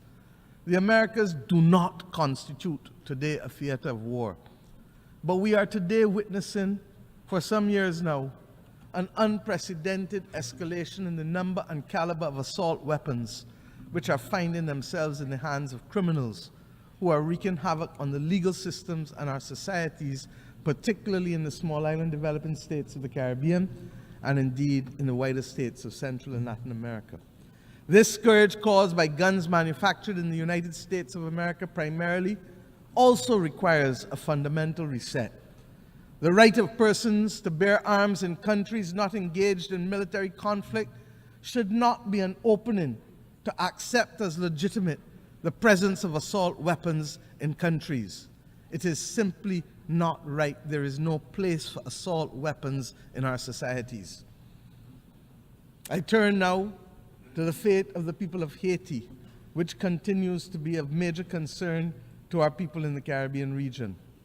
The global community now has an opportunity for an essential reset with how it addresses its relationship with Haiti, and which has been born in all kinds of semi and partial concern over the course of the last few decades.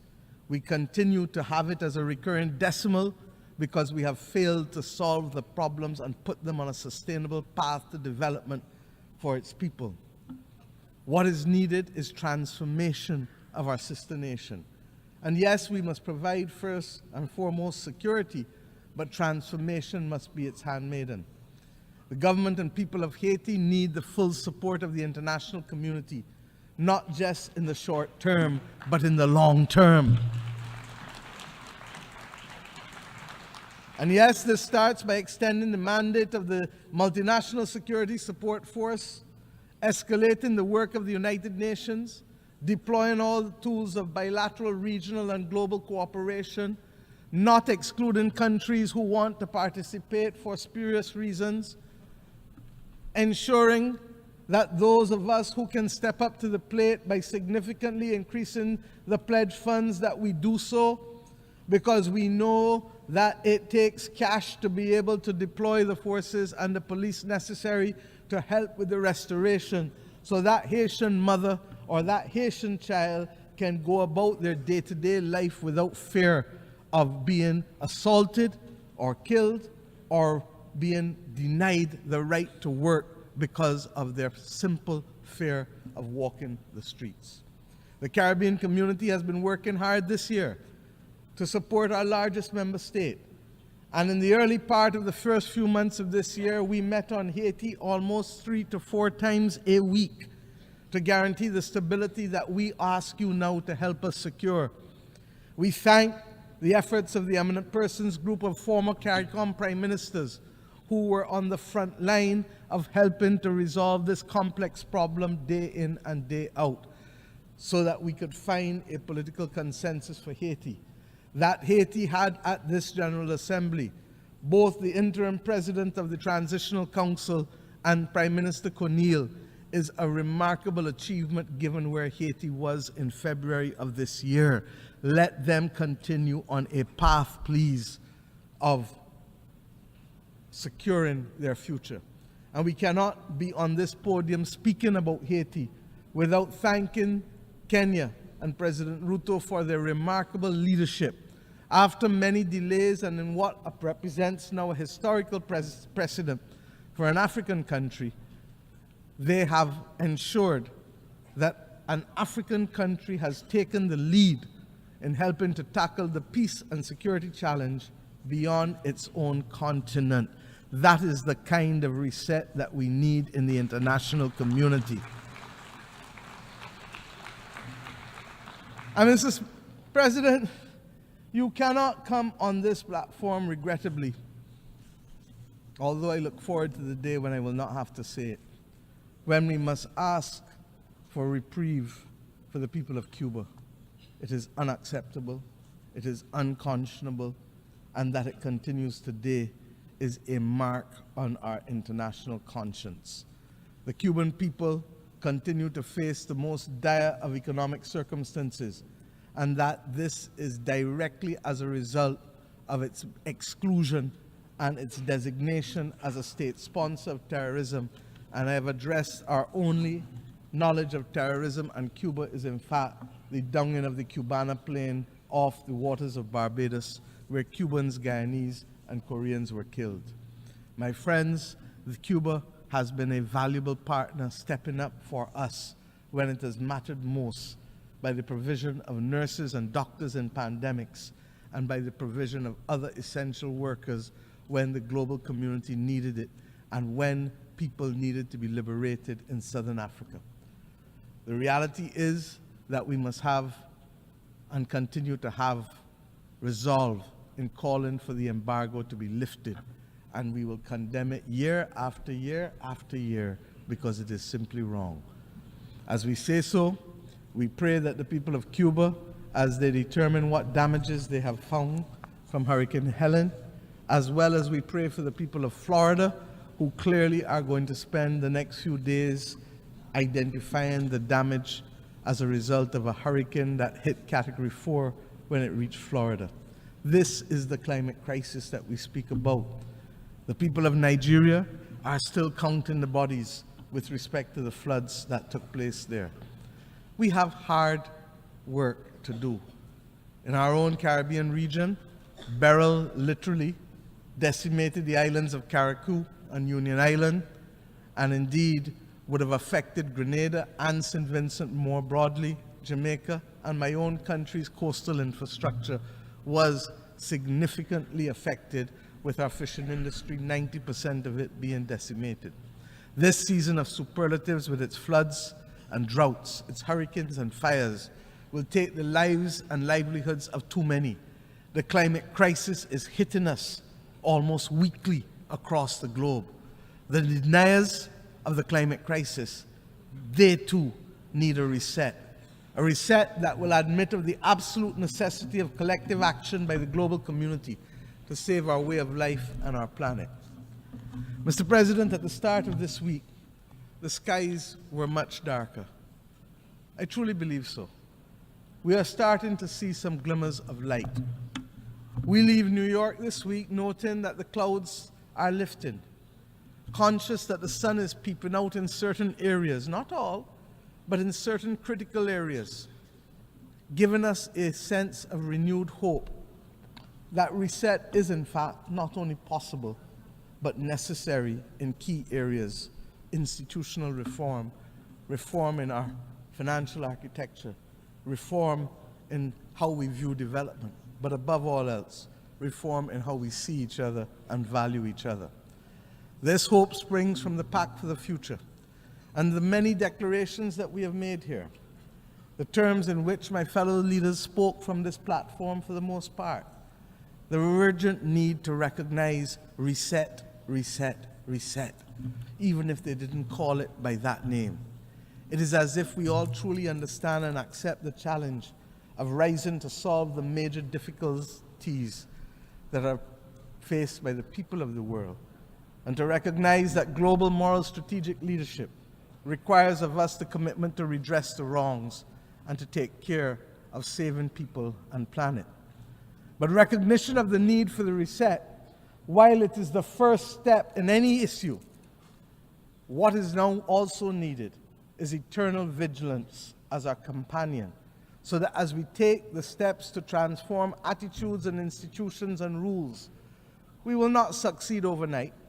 We will not succeed even in the next decade. But if we don't do the reset to change the legacy of centuries of exploitation and domination, we will not be fit for purpose to meet the needs of our people in the third decade of the 21st century. I can think, therefore, of no better way to conclude than with a song that I had cause to use almost 30 years ago from my own country. Song from Edwin Yearwood when I first stood on this podium almost 30 years ago in 1995 as a young minister of youth. And I quote, "A voice in my head keeps talking to me. It tells me the road is long. It tells me we must be strong. Roll with the pain and roll with the strife, for today is the rest of the start of your life." Mr. President, may the new hope fostered here this week signal the start of a new deal for people who hitherto were not seen, and even with the existence of this body, whose voice and presence were not felt. These people have been recognized too often, and these countries, as mere statistics, and not with the human dignity that is their birthright, or the human dignity that is the conferred right from these United Nations. Mr. President, I thank you.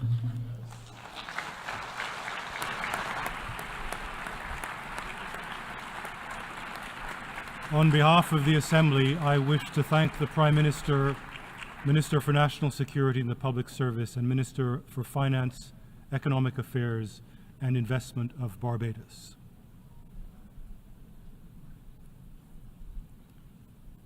The Assembly will now hear an address by His Excellency Tshering Tobgay, Prime Minister of the Kingdom of Bhutan.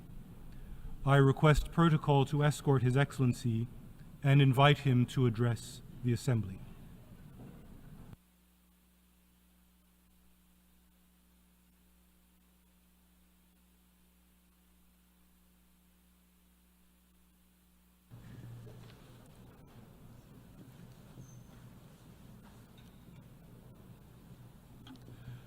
Mr. President, Mr. Secretary General, Excellencies, distinguished delegates, I bring to you warm greetings from His Majesty the Druk Gyalpo. Excellencies, 53 years ago, on the 21st of September 1971, a small Himalayan kingdom was admitted to the United Nations.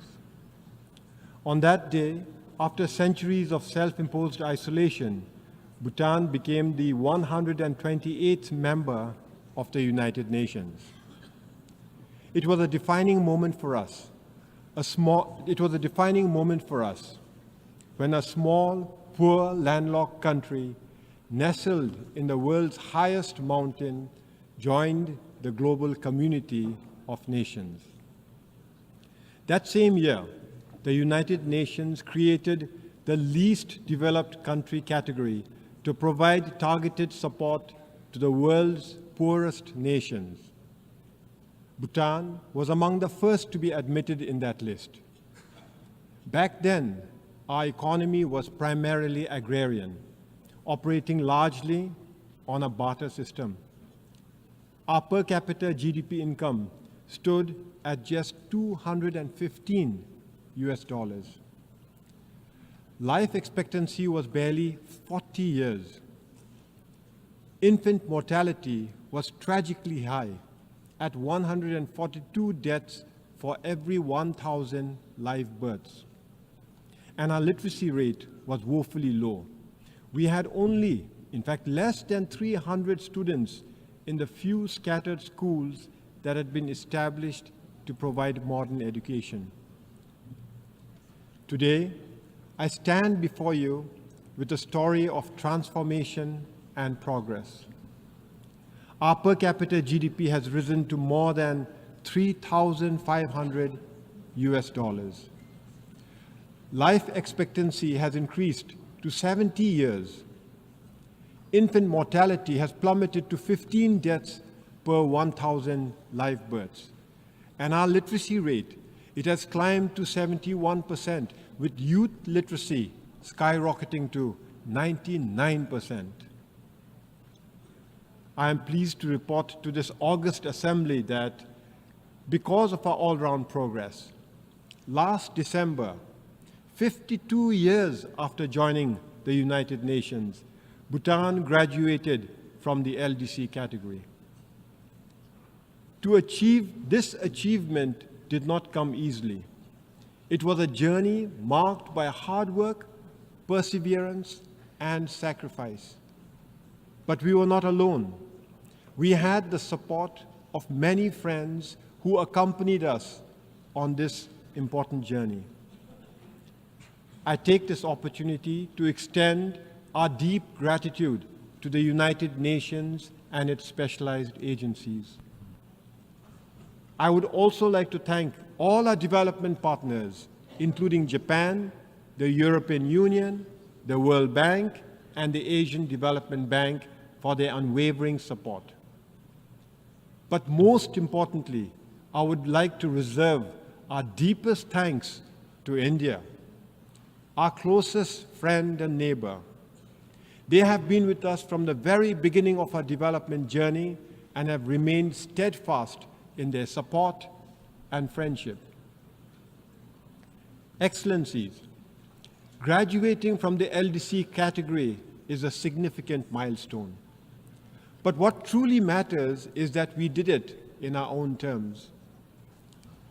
Under the leadership of our enlightened monarchs, Bhutan has pursued a development path grounded in the philosophy of gross national happiness. This approach places the happiness and well-being of our people at the center of our development agenda. Thanks to gross national happiness, our economy, while it is still small, is sustainable and inclusive. Healthcare and education are free for all. Our unique culture not only survives, but thrives. More than 72% of our land is under forest cover, and we are recognized as a biodiversity hotspot and a carbon-negative country.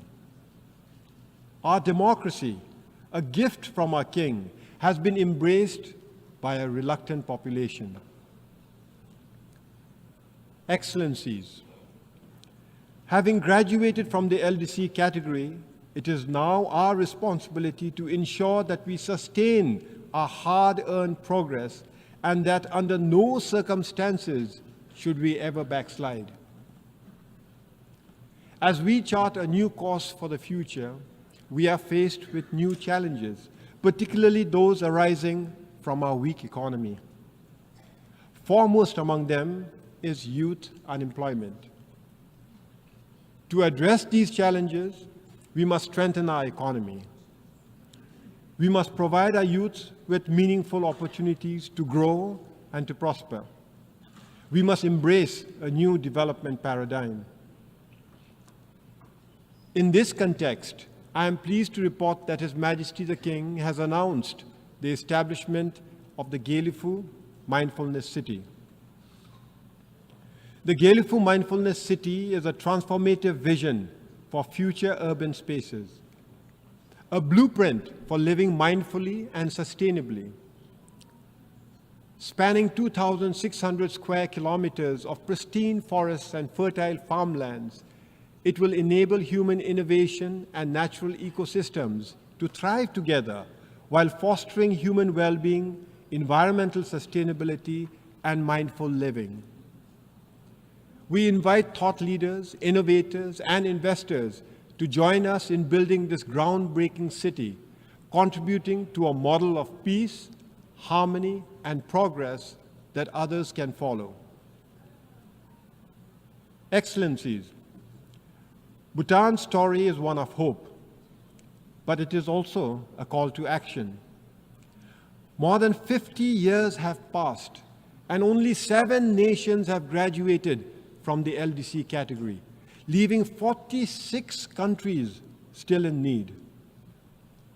This this is unacceptable. The international community must intensify its efforts to ensure that no nation is left behind, that all LDC countries achieve graduation. To accomplish this, we must address poverty, inequality, and vulnerability with a renewed sense of urgency. The Pact for the Future, which we adopted collectively at the Summit of the Future, provides us with a roadmap to transform the lives of the world's most vulnerable. However, transforming the future requires that we also transform institutions shaping it. The United Nations must evolve to meet the realities of today's world. The Security Council as it stands is a relic of the past. We need a council that reflects the current geopolitical, economic landscape, and social realities. Bhutan has long advocated for the reform of the Security Council to make it more representative and effective. For this, India, with its significant economic growth and population and leadership of the Global South, deserves a permanent seat at the Security Council. Similarly, Japan, a leading donor and peace builder, warrants permanent membership. Excellencies, in conclusion, let me reiterate our deep gratitude for the support we have received on Bhutan's journey to LDC graduation. Now we are committed to sustaining this progress, but we will need your continued support. In this regard, we invite your support and investment in initiatives like the Gelifu Mindfulness City. However, as we celebrate Bhutan's progress, we must also intensify our efforts to support other LDCs, ensuring that they too can achieve graduation. In this regard, the role of the United Nations is more critical than ever, reinforcing the imperative for multilateralism in addressing the global challenges we face. As we look to the future, I have the honor to close by repeating a profound message from His Majesty, our beloved King.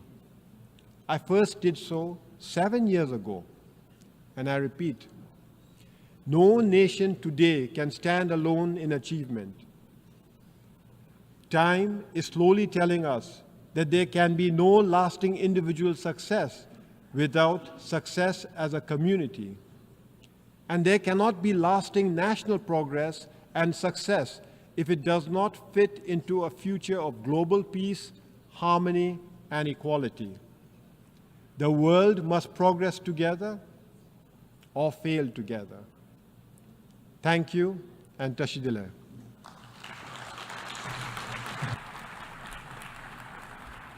On behalf of the Assembly, I wish to thank the Prime Minister of the Kingdom of Bhutan.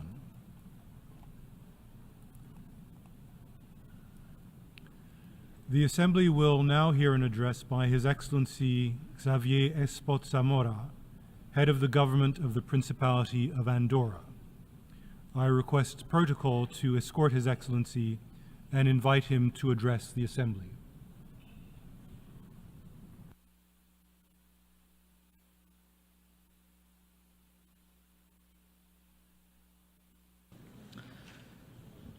Señor Presidente, Mr. President, Secretary General, Excellencies, ladies and gentlemen, allow me to begin by extending my congratulations to His Excellency Mr. Philemon Yang on his election as President of the 79th General Assembly. I would like to thank you, President, for having chosen unity in diversity, sustainable development and human dignity everywhere for everyone as the theme. Andorra could not be any more in agreement than we are with this goal, which we fully support, because my country is a tangible, real proof that people are able to live together peacefully for more than 800 years. Indeed, thanks to our understanding and mutual respect shown by our inhabitants, our country has never had a war and we've never had an army. Andorra has always been an oasis of peace, tolerance and cohabitation, including during the most troubled times of the old continent. I'd also particularly like to thank the Secretary-General, Mr. Antonio Guterres, for his perseverance, for always preferring the path of conciliation, and for his message in favor of international law and against climate change. I would also like to stress the impetus that the Secretary-General has given to the Summit of the Future, which gave rise to the Pact for the Future that my country has signed. The goal of this is to strengthen the multilateral system, to adopt concrete measures to address new challenges and establish a roadmap to address existential risks to humanity, civilization, and most people on Earth. Classical authors, they are the basis of Western culture. They tell us, and I use the present tense because they never die, they say that all speech is vain and empty unless it be accompanied by action. What is important are the things that we do throughout our lives. All civilizations are born in specific circumstances, and very often they go down in history thanks to their conquests. But what is the conquest of this civilization? What is its vocation? And what is the heritage that it will leave behind? Or rather, what is the conquest, vocation and heritage that we want this civilization to leave to future generations? Ladies and gentlemen, today in the West we very often forget that democracy goes over and above simply putting your ballot in the box every 4 or 5 years. The very substance of the concept of democracy is the values involved: dignity, tolerance, equality, freedom, respect for people and nations. These values are human rights, the rights that this General Assembly has decided to protect 76 years ago by adopting the Universal Declaration of Human Rights. It would seem that the spirit in which this declaration was forged, a symbol of peace and dignity following 2 devastating world wars, is fading little by little. The forward march of extremist political positions is a reaction in the light of something that is viewed as a threat, an order that's viewed as a threat. The feeling that a recent past has been lost and it's better than the present, that has invaded current generations, and heightened by the idea that climate change will worsen living conditions and that globalization and migration flows will dilute and depersonalize our societies, and that children and young people today will live less well than their parents did. We find ourselves at a key moment in history where the debate cannot be hidden behind rhetorical language to avoid this situation. We will soon be celebrating the 80th anniversary of the United Nations, and this organization must continue to be the cornerstone of our world, to be an organization where states and the nations that make it up are moving in the same direction with the same goal: to respond effectively to the great challenges of our times in order to leave future generations a heritage which promises hope. Ladies and gentlemen, we have never had so many tools to bring about cooperation and dialogue. In the light of a very complex reality, but convinced as we are of the equality between nations, we must ensure the implementation of the Charter of the United Nations, strengthened by the pillars of the defense of human rights as well as the defense of international humanitarian law. Those are the things, and those alone, that must govern relations between states.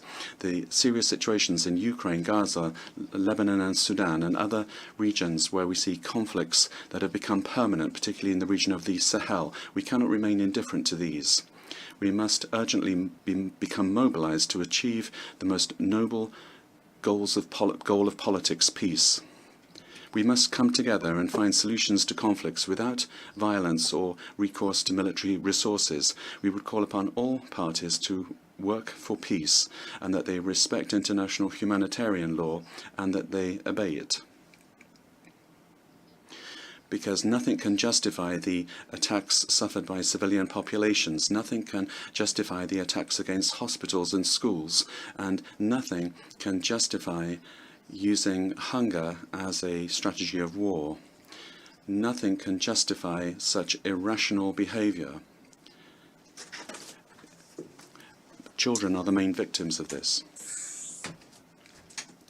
Children and young people take pride of place in on the international agenda of Andorra because we firmly believe that they are the present and the future of humanity, which means that all actions to benefit them become strategic actions for the development of a country, of any country.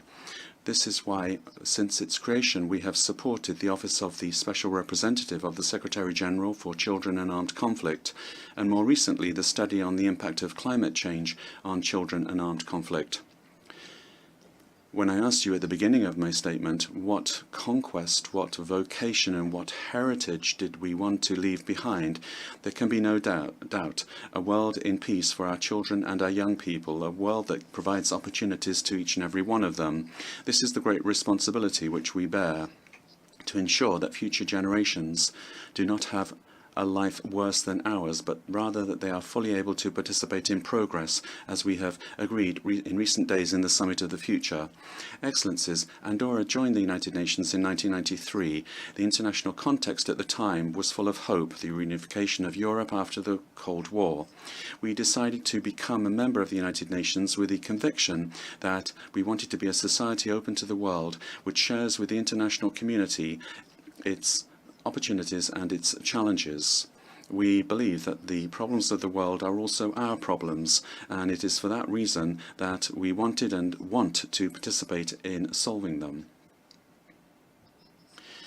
3 decades have gone by since then, and although we see the Cold War re-emerging, and whilst in the Middle East we see increasing tensions, and whilst extremism is advancing and is of concern, Andorra fully believes in its international commitments and multilateralism. We believe that these are the best and the only instruments to resolve the current crisis.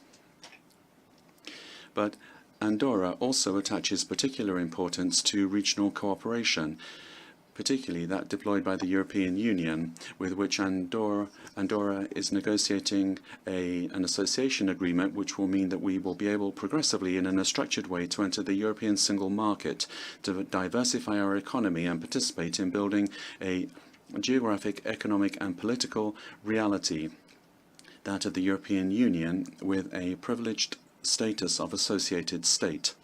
Whether it be obligations that we undertake when joining an international organization or by signing an international treaty, Andorra acts to fully respect its commitments. And as small as my country might appear to major states, that in no way takes away from our ambitious objectives. And this is always essential, as is our multilateralism, the climate emergency, gender equality, the digital transition, and cultural diversity. On that last point, Andorra is very proud to have co-facilitated for one further year the resolution on multilingualism at the United Nations together with Guatemala. Ladies and gentlemen, climate change is undoubtedly a global threat, but it's also true that it affects certain countries more than others. This is the case for coastal regions where the sea level is increasing, and mountainous regions where the ecosystem has become more vulnerable. This is the case for Andorra. The effects of climate change risk changing the way of life of its inhabitants and even the economy of the country. And it's for this reason that we have made the fight against climate change one of our main goals, internationally as well as nationally. Since the ratification of the United Nations Framework Convention on Climate Change in 2011, Andorra has met its communication obligations by respecting the principles of transparency, coherence, comparability, exhaustivity, and accuracy, and we have even implemented certain things ahead of time with regard to the convention. In 2015, Andorra was one of the first to join the Framework Convention and produce our NDC, Nationally Determined Contribution. And we updated it in 2020 and 2022, and we plan to achieve climate neutrality by 2050. In 2023, Andorra was the first state to present its biannual report on transparency, which showed once again the importance that we attach to our commitment to fight against climate change. Nationally, We have also undertaken great efforts to implement a new energy policy to progressively increase the national production of renewable energy and replace heat production systems with less polluting systems. This policy in favor of renewable energy was led by the public sector with the implementation of very ambitious legislation and using significant aid and action plans. However, do you know that all of these efforts will be in vain if other countries do not do the same thing, if we are not all moving in the same direction, because fighting climate change is the most urgent global challenge that we have. The broadest challenge, which requires the highest possible level of cooperation, collaboration, generosity and respect. Ladies and gentlemen, we are at the midway point in achieving the Sustainable Development Goals of the 2030 Agenda, and we are going to soon be in the final home stretch. What has been achieved is already deceiving, bearing in mind that behind the results are millions of people who are suffering the consequences. These Sustainable Development Goals are certainly very ambitious, but if we decide to implement them with persistence, creativity and innovation, then we can bring about real change by taking as a principle inclusion and making gender equality a reality, sustainability a norm, the protection of children an inviolable principle, and by ensuring that divides are overcome once and for all. The poet and novelist of France, Louis Aragon, wrote that the future of men is women. That was in 1963, on the eve of full equality between men and women. A genuine declaration of love and admiration for his wife, his muse. In certain parts of the world, we still have a lot to do in order to understand that it's in our interest that women have the same chances to learn and develop their talents and to work and to earn their living as do men. In Andorra, equality, non-discrimination and inclusion are cross-cutting elements of public policy. We have adopted legislative measures in this regard in order to respect our commitments and to fully achieve these goals. That is a logical consequence in a society where women play a very active part in public affairs. But over and above public policy, the key element of social transformation is education. Equal education does not just mean teaching girls and boys to mutually respect each other. It means giving them the tools necessary to question social norms which perpetuate inequalities and to enable them to build a society where every individual is able to develop themselves to their full potential, whatever their gender. Currently, parity is respected in our institutions in decision-making positions, and for the first time we've had the honor to have an Andorran expert on the United Nations Committee for the Elimination of All Forms of Discrimination against Women. But bringing about gender equality requires determination and perseverance on the part of each and every one of us. As representatives of our respective countries, we have the moral and political obligation to promote this transformation. We must become committed to ensure that gender equality is not just a long-term aspiration, but a concrete reality in our societies. That is the only solution that will guarantee a better future for future generations.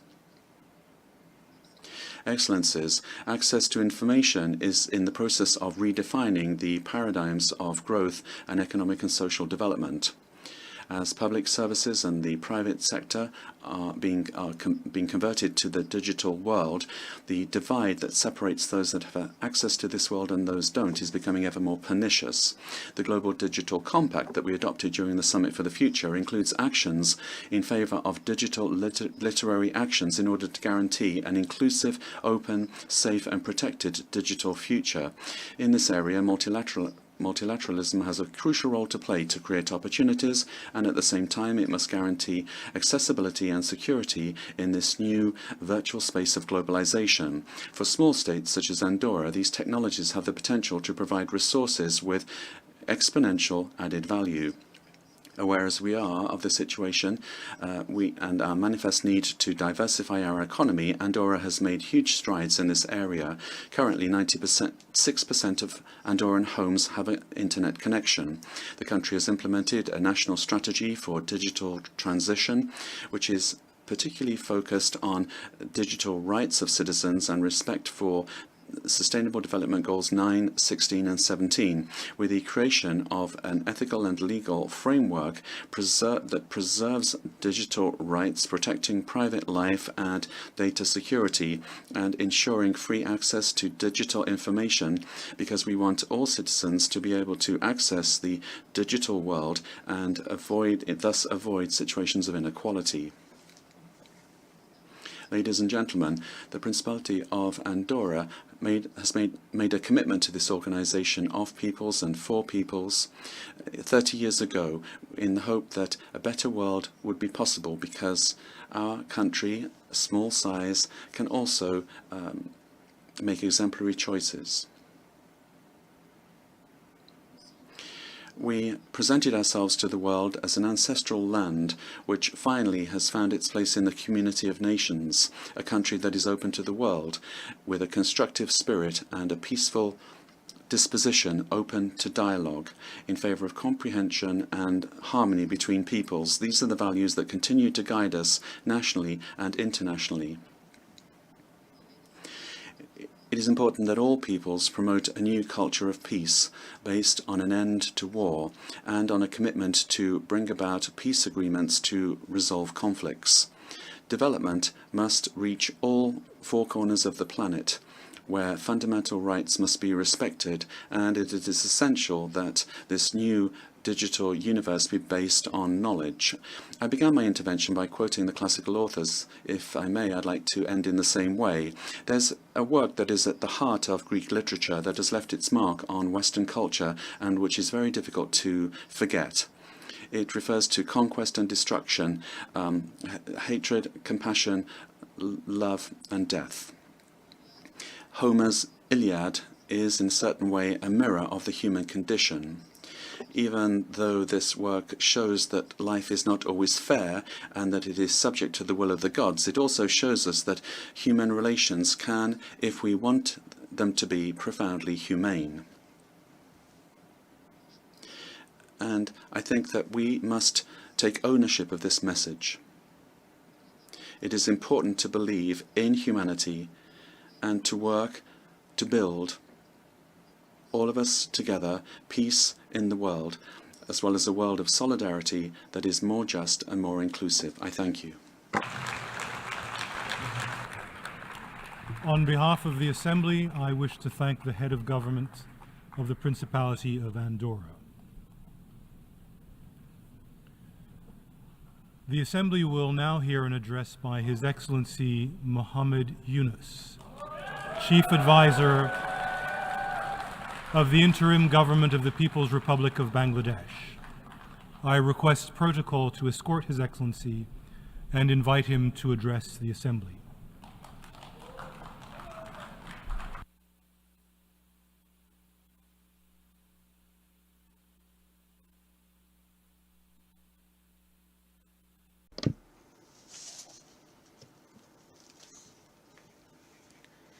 Bismillahirrahmanirrahim. Mr. President,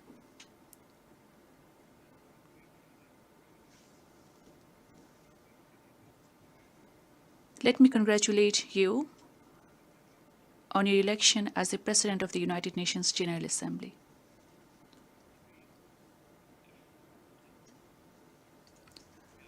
I would like to assure you of Bangladesh delegation's full cooperation throughout the session.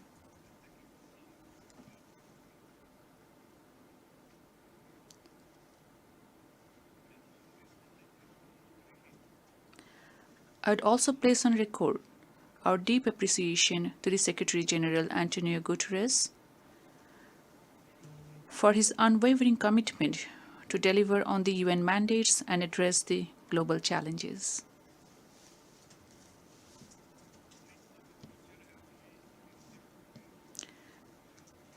I particularly applaud his vision in convening the Summit of the Future.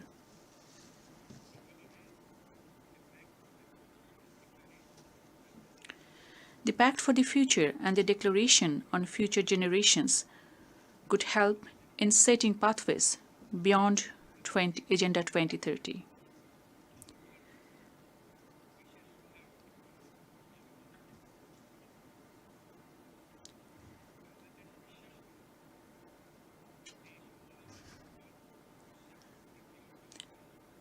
Bangladesh believes that the summit's outcome will serve as a guiding framework in materializing our shared aspirations and rethinking collaboration for posterity.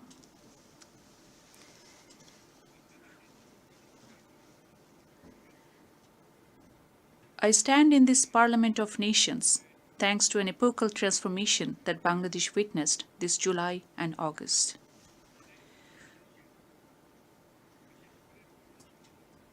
The power of the ordinary people, in particular our youth, presented to our nation an opportunity to overhaul many of our systems and institutions.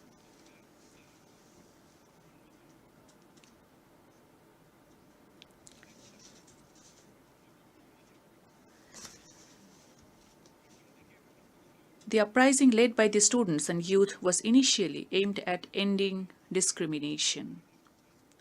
Progressively, the movement evolved into a people's movement. The world eventually saw how people at large stood against autocracy, oppression, discrimination, injustice, and corruption, both on the streets and online.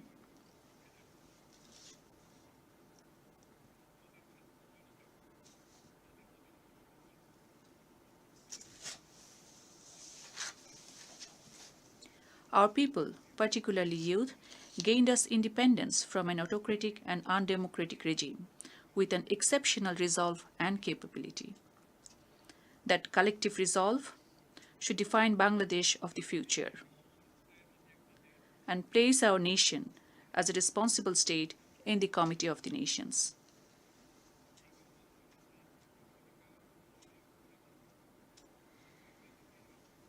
This was indeed a movement that primarily brought together people who were long left in politics and development, who asked prosperity to be shared, to be inclusive. The people aspired for a just, inclusive, and functioning democracy for which our new generations made supreme sacrifice.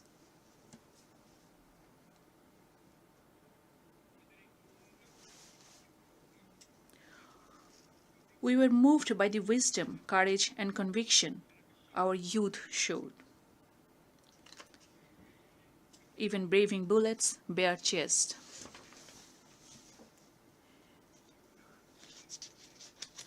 Young girls were fiercely vocal against the illegitimate state power.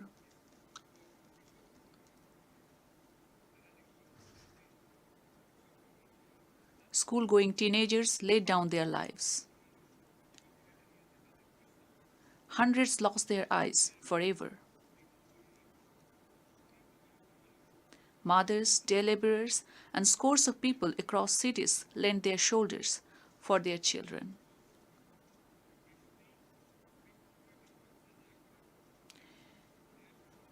Defying sweat, rain, and fear of death, they defeated all the evil designs and machinations of few who manipulated the state machinery against truth and just aspirations of people for years. The People's Movement left an estimated over 800 martyrs in the hands of the autocratic regime. Bangladesh was born because of her people's profound belief in liberalism, pluralism, and secularism. Decades later, our Generation Z is making us revisit and reimagine the very values that our people stood for back in 1971, as our people also did in 1952 to defend our mother language, Bangla.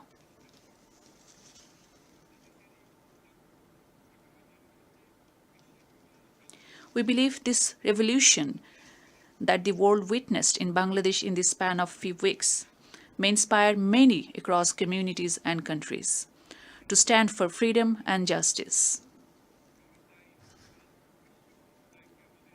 I would call upon the international community to engage with New Bangladesh anew that aims to realize freedom and democracy beyond letters for everyone.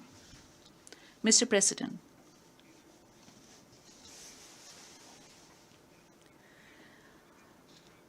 our youth and people together entrusted me and my colleagues in the Council with enormous responsibilities to reconstruct a decaying state apparatus.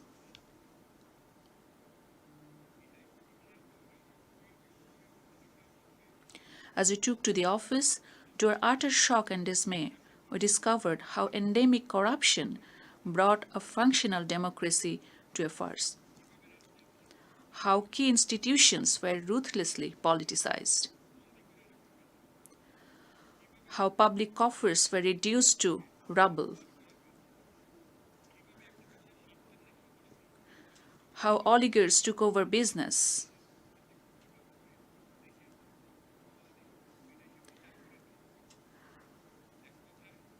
How chosen few concentrated wealth in their hands and amassed and laundered wealth out of Bangladesh. In all, justice, ethics, and morality almost at every level reached a low. Under such circumstances, we were asked to rebuild Bangladesh and re-establish the country that our people aspire to see. To correct the ills of the past as also to build a competitive and agile economy and a just society. In a drastically changed scenario, all political parties are now free to voice their views and opinions. A key priority for us is also to make all in public positions and institutions to account for their decisions and actions. We are committed to promote and protect the fundamental rights, for people to speak in freedom, to assemble without fear or inhibition, to vote whosoever they choose. This is what the nation desires, and we aim to achieve. We are also committed to uphold the independence of the judiciary and freedom of press, including in the cyber domain. In order to ensure that child of a farmer or worker can scale the highest in the society, we prioritize allocation in education and health sectors over grandiose infrastructure development.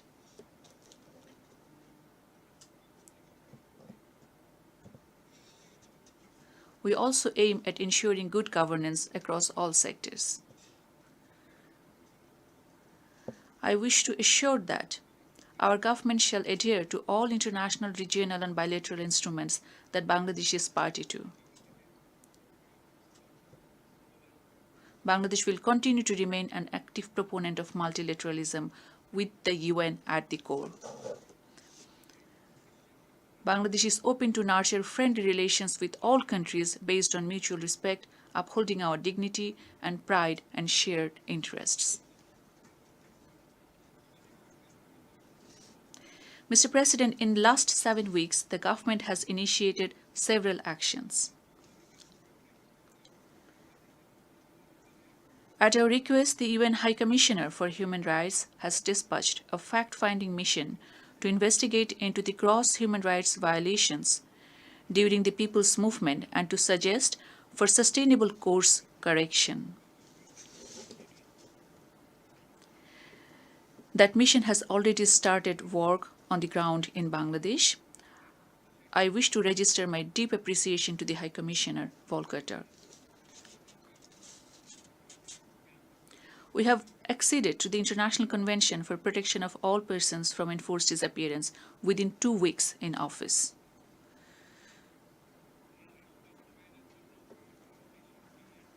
The required national legislation is underway so that we can effectuate its early implementation.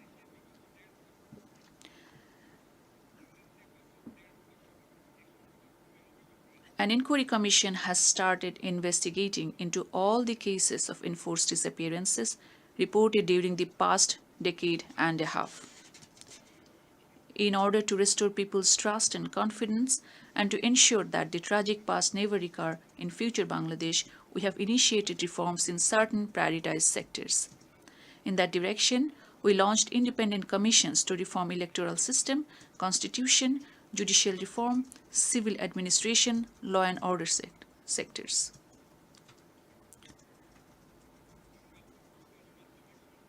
A few more commissions are on the cards to reform other sectors, including press and media.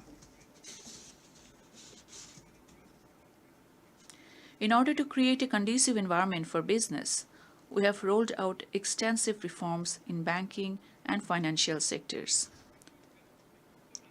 We affirm not to let any foreign business interest to be affected.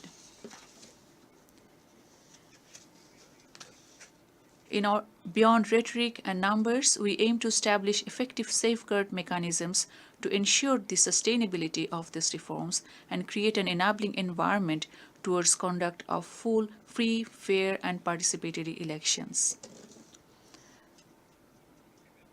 I would therefore call on the international community to continue and deepen engagements with Bangladesh in meeting our people's quest for democracy, rule of law, equality, prosperity, so that we can emerge as a just and inclusive democratic society.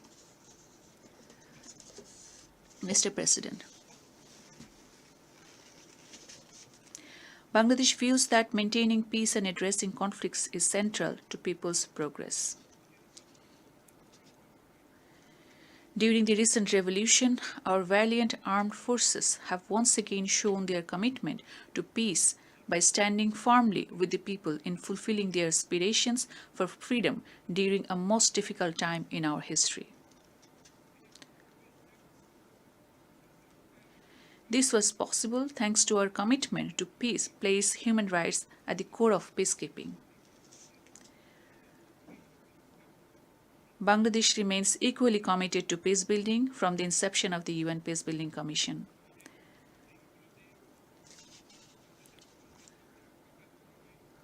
We look forward to promoting and enhancing Bangladesh's value-driven contributions to the UN peacekeeping operations.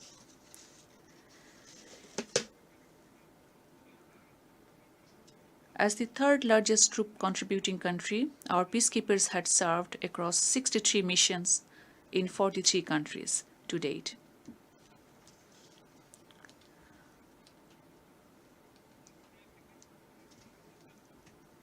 "168 Bangladeshi peacekeepers had laid their lives from Bosnia to Congo.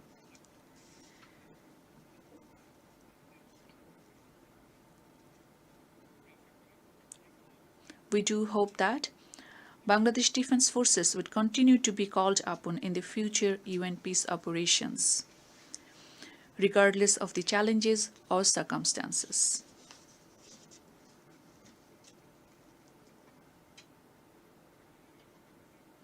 Mr. President, in our shared habitat, this world, many of the global priorities need to be set right. Climate change poses existential threat to all of us. The record-breaking heat wave this summer starkly reminded the world of the climate-induced challenges. What we need is climate justice, so that the irresponsible choices or indifferent actions or harms caused are accounted for.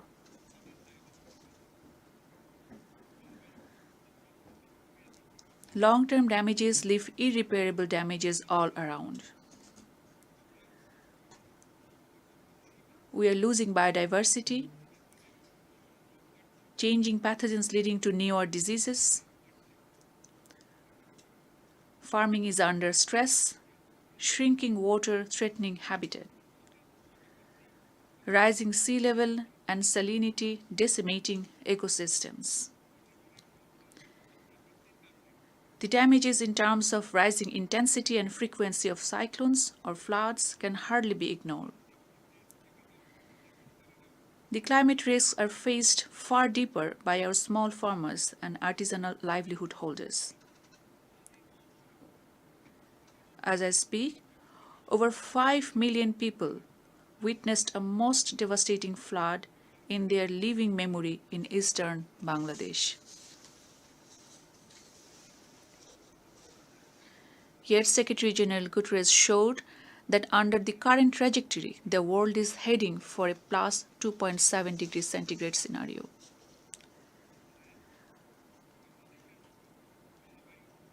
I would hence urge for channeling robust resources for climate adaptation in the climate vulnerable countries like Bangladesh.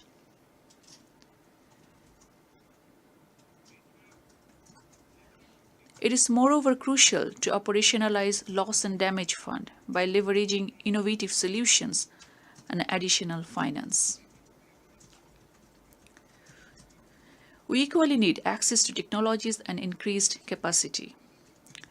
To be specific, we need access to life-saving technologies, particularly in agriculture, water, or public health, where a trickle of modest solutions or innovations can save millions of vulnerable population.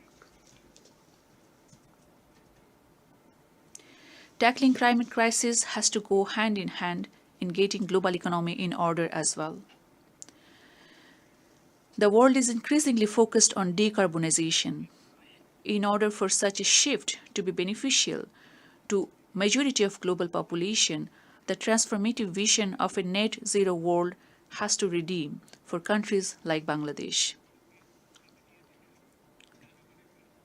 Else, we risk falling short on our pledge to shared prosperity through shared responsibility.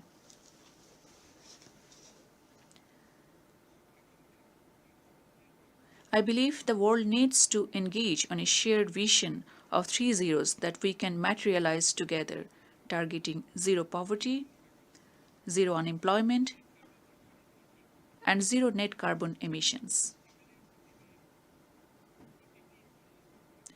Where a young person anywhere in the world will have the opportunities to grow not as a job seeker, but as an entrepreneur. Where a young person can unleash his or her latent creativity despite all limitations. Where an entrepreneur can optimally balance social benefits, economic profits, and responsibility towards nature. Where social business can help an individual transcend beyond consumerism and can ultimately catalyze in social and economic transformation.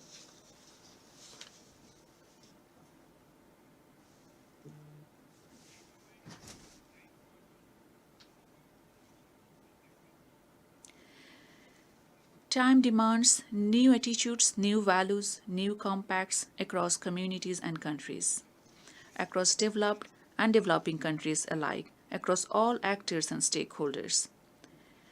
If we are to realize such course correction in full, the United Nations, national and local governments, non-governmental organizations, business, philanthropies have to work together. If we accept and accommodate social business within existing economic structures, we can bring meaningful changes in the lives of bottom half of population. If we can realistically position social business, we can stem much of climate insensitive distortions within the existing market economy. I would like to invite the attention of the Secretary General Antonio Guterres on that score. Mr. President, in a world of polycrisis, wars and conflicts are leading to erosion of rights and widespread abuses. The genocide in Gaza continues unabated despite global concerns and condemnation.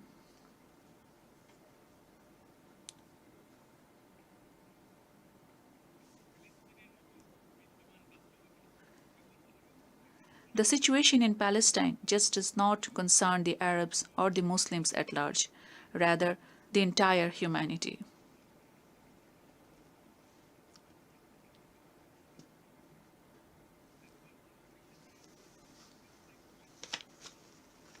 Palestinians are no expendable people.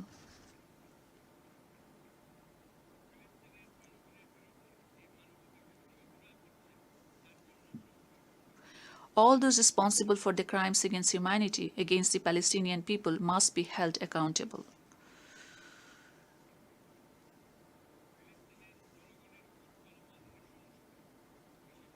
Bangladesh calls for an immediate and complete ceasefire to protect the Palestinian people from the brutalities, particularly against the children and women.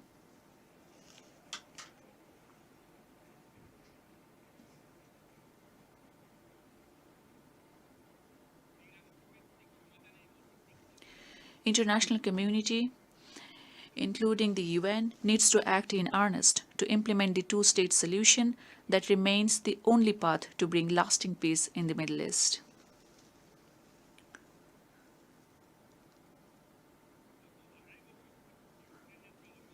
The 2.5-year-long war in Ukraine has claimed far too many lives. The war has impacted far and wide, even lending deeper economic implications in Bangladesh. We would urge both sides to pursue dialogue to resolve the differences and end the war.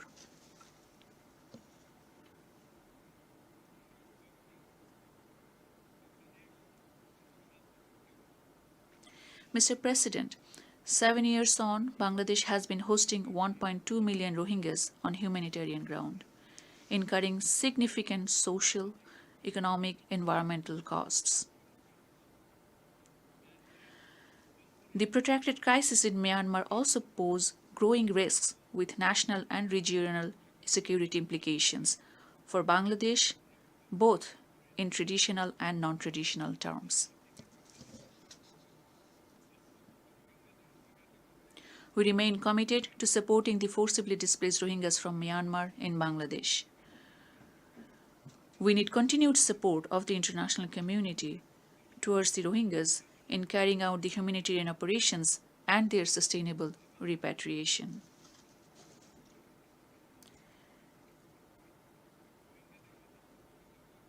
Equally important is to ensure justice for the grave human rights violations committed against the Rohingyas through the ongoing accountability processes in the ICJ and the ICC.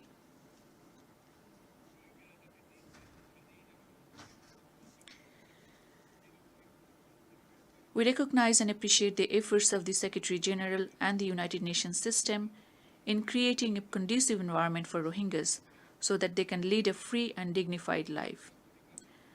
That requires creating pathways for the Rohingyas to return to their ancestral home in Rakhine State with safety and rights. Looking at the evolving ground situation in Myanmar, Bangladesh is ready to work with the international community to create an environment for dignified and sustainable return of the Rohingyas to their homeland.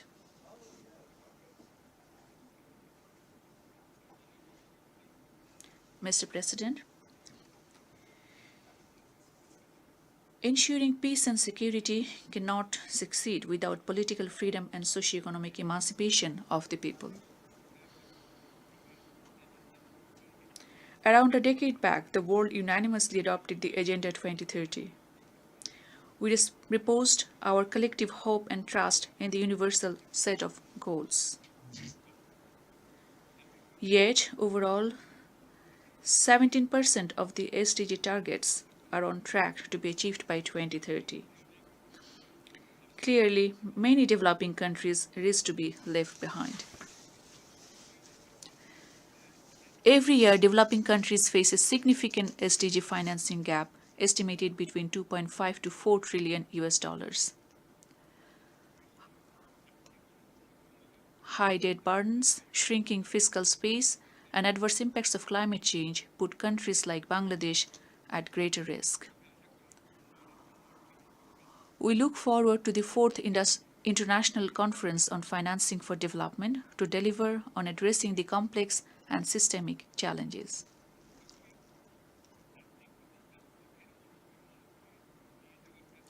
The multilateral financing institutions have to be driven by a vision where wealth and opportunities can be accessed by all, that they rightfully place social business within respective programs, that they duly address the circumstances in the low-income countries, that they promote entrepreneurship and encourage creativity of individuals, that they support the dispossessed.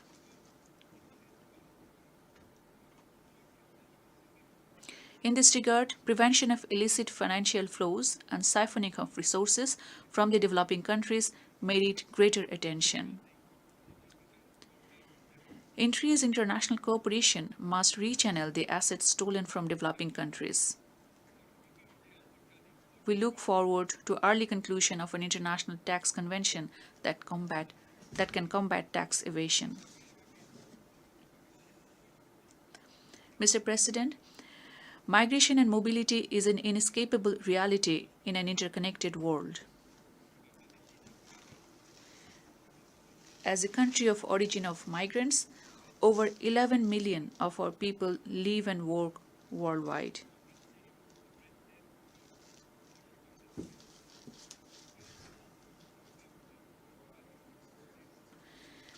In order for migration to be beneficial for all, we have to create pathways for safe, orderly, regular, and responsible migration and mobility of people.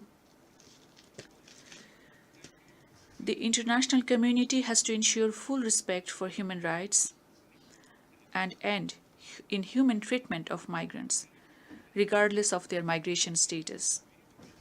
While Bangladesh remains committed to the full implementation of the Global Compact on Migration, our government is also committed to curb unsafe migration. Mr. President,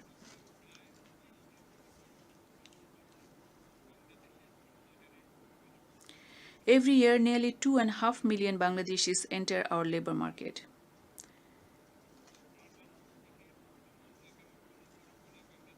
In a large population where nearly 2/3 is young, Bangladesh is challenged to make learning suited to meet the needs of today and tomorrow. Yet we see the world of work is changing, where a young person has to adapt constantly, reskill, adopt newer attitudes. As Bangladesh is set to graduate as a middle-income country, we reckon the vital need to secure ourselves in terms of learning and technology. Let me speak about artificial intelligence. We are particularly enthused with the emergence of artificial intelligence tools and applications. Our youth are excited with the prospect of first unfolding generative AI. They aspire to walk and work as global citizens. The world needs to ensure that no youth in countries like Bangladesh get left behind in meaningfully reaping benefits of the AI-led transformation. The world simultaneously needs to ensure that the development of artificial intelligence does not diminish the scope or demand for human labor.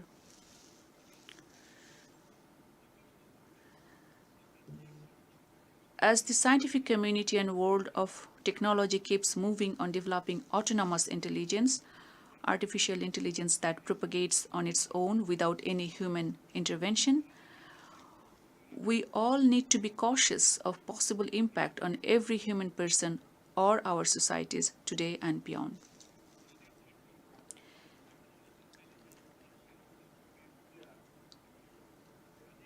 We believe that autonomous intelligence,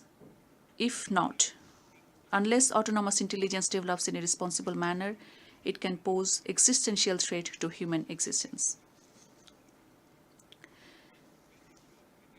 Mr. President, we need newer forms of collaboration where global business and knowledge holders connect to people's needs.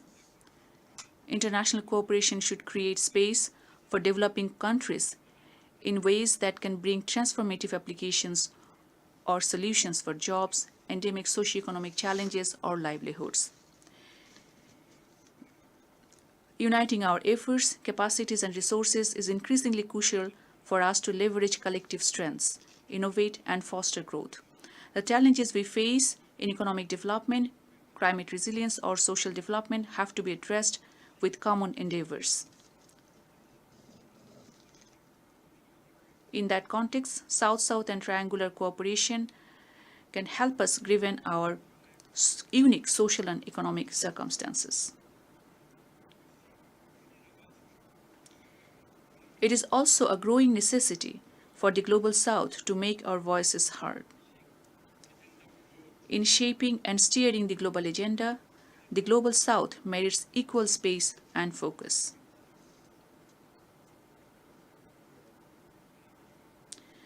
Mr. President, the COVID times underlined before us the crucial importance of investing in public health.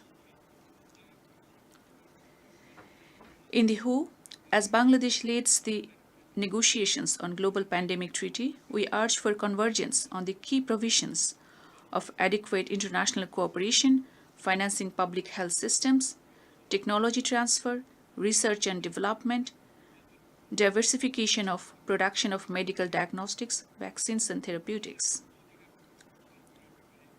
We also to declare vaccines a global public good that is free from the rigors of intellectual property.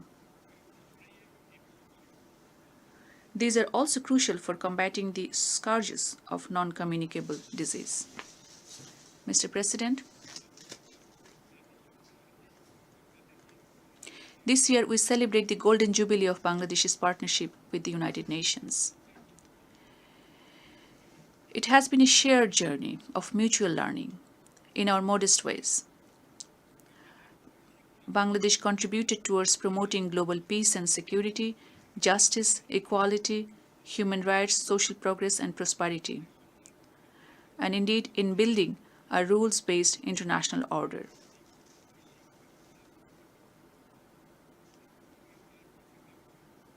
For instance, I recall the microcredit resolution and the Friends of Microcredit that was formed in the UN General Assembly back in 1999 with exceeding spontaneity.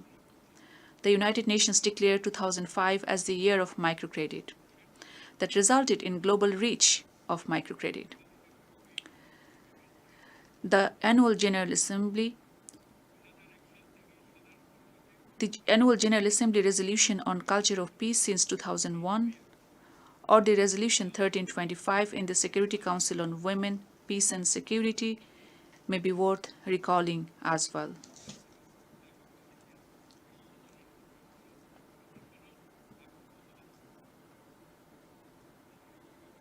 Mr. President,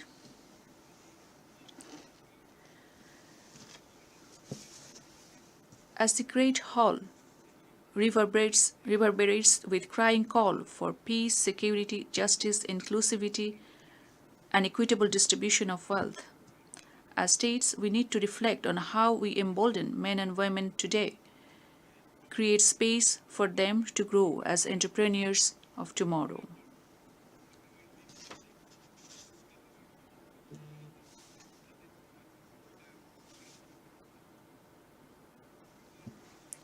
The world has more than enough of capacity, resources, and solutions.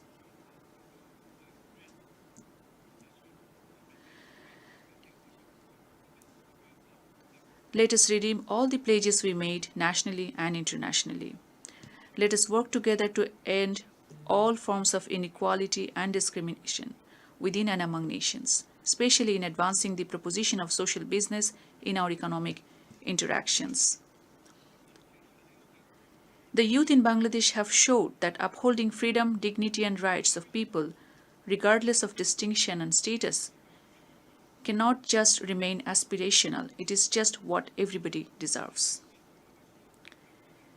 In this Assembly of Nations, Bangladesh should assure that we would and continue to deliver our bid at international, regional and national levels in securing peace, prosperity, justice for everyone. I thank you for your attention. Thank you.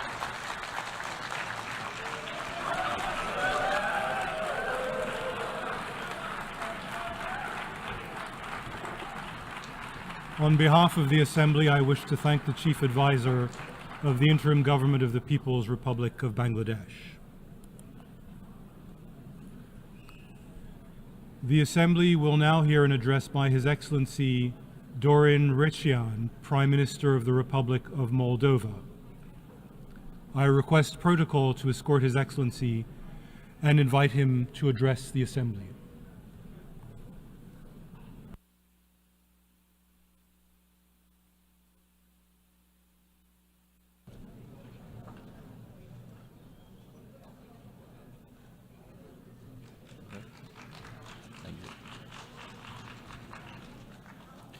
Mr. President, Mr. Secretary General, Excellencies.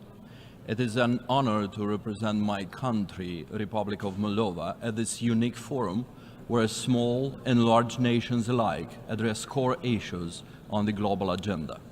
Climate change, poverty, and the global cost of living crisis are our generational challenges. So is peace and security. For some time now, it seemed we were living in a rules-based international system which strongly discouraged geopolitical conquest, spheres of influence, and disregard for the aspirations of smaller nations. The world proved to be a much safer place when smaller nations have a say and the choices their people make are respected. Peace and security, prosperity and free choice is the core agenda for Moldova today. Generations of our intellectuals, writers, and civic activists have fought for our independence and for the freedom to pursue our identity and values. These have succeeded in making Moldova free.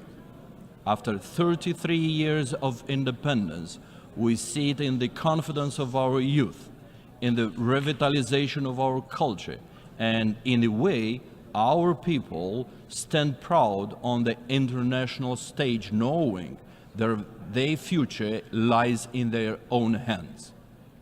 Very next to us, Russia's unprovoked and unjust war of aggression against Ukraine threatens the fabric of our international order.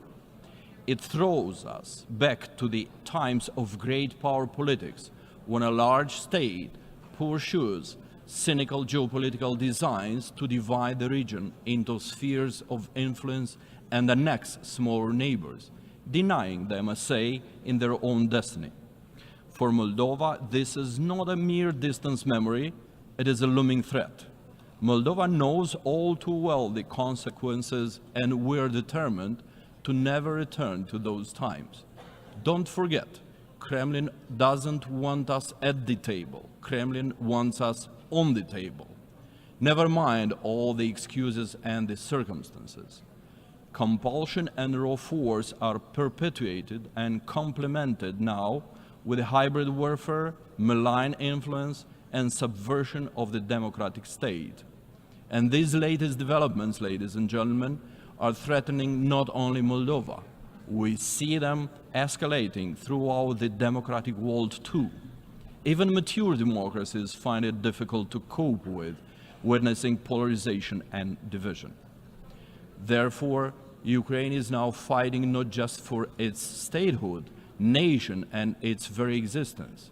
It is fighting for each nation's freedom to choose and pursue its own national aspirations. Moldova stands by and in solidarity with Ukraine in defense against Kremlin's aggression. And we urge the international community to timely provide all necessary support to Ukraine. Distinguished audience, despite the war at our border, Moldova remains an active and committed contributor to the regional security. We are a reliable partner for our neighbors, Romania and Ukraine, as well as the European Union. We have preserved peace and security in Moldova. At the same time, we have supported humanitarian efforts by welcoming over 1 million Ukrainian refugees and ensuring their safety. Peace is not just our goal, it is our duty. Peace remains our core commitment. Moldova is also committed to a just, peaceful resolution of the Transnistrian conflict with full respect for Moldova's sovereignty and territorial integrity within its internationally recognized borders. For this to happen, Russia's illegal military presence must end. I call on the international community to reaffirm the need for the immediate and unconditional withdrawal of the Russian military from Moldova. This is not just about Moldova, it's about upholding international law, safeguarding regional stability, and ensuring that no country's sovereignty is compromised by foreign military presence. Ladies and gentlemen, Moldova's destiny belongs to Moldovans, not outside powers. Kremlin's efforts to suppress the dignity and will of the people of Moldova through both internal subversion and external intimidation have no place in the 21st century. Despite our differences, we have always taken big decisions as a nation together and have proudly reaffirmed our national dignity and self-worth. The social compact of our society is individual freedoms, human rights, competitive elections, and open society, not Kremlin's satellite state. Today, our people are closer than ever to fulfilling these aspirations. We're full of hope and determination. Hope for a democratic, prosperous future in the European family of nations, to which we rightfully belong. And this hope is firmly rooted in Moldova's collective achievements over the past years, determined to work hard and tirelessly to become a proud member of the EU's peaceful and prosperous family. Moldova stands today stronger and more united. Despite flooding Moldova with illicit money, propaganda and falsehoods, and waging a fully fledged hybrid attack, Kremlin has failed to divide our house against itself. Moldova is no longer a gray zone, a profitable money laundering enterprise for unscrupulous oligarchs and foreign powers who plundered the state and the people and manipulated institutions for their benefit. International sanctions against these perpetrators have helped, and we're working to return their stolen money. Our commitment to reform is unwavering, and we have made progress in cleaning up its justice system and law enforcement. The international community has recognized these efforts, with Moldova's corruption perception and rule of law rankings improving significantly. We acted to make our economy resilient even in the face of the regional instability. Despite proximity to the war zone, Moldova's business environment is improving, though slowly. Small and medium enterprises have a more promising outlook, and exports of high-quality products are picking up thanks to our access to European markets. Moldova is doing digital and is bringing the government closer to its citizens and businesses.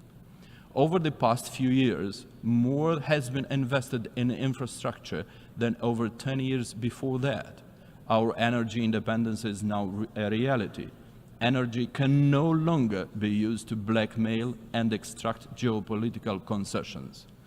Moldova's energy security is ensured by its integration in the regional and international grids and markets, and we proceed to a fast-paced agenda of renewables and energy efficiency. Resilience is not just about security, it is about our institutions, which are stronger today than ever before, thanks to the support received from our partners. Institutions are better prepared to safeguard the choices of the Moldovan people from external interference. Crucially, Moldova has genuinely opened itself to the world.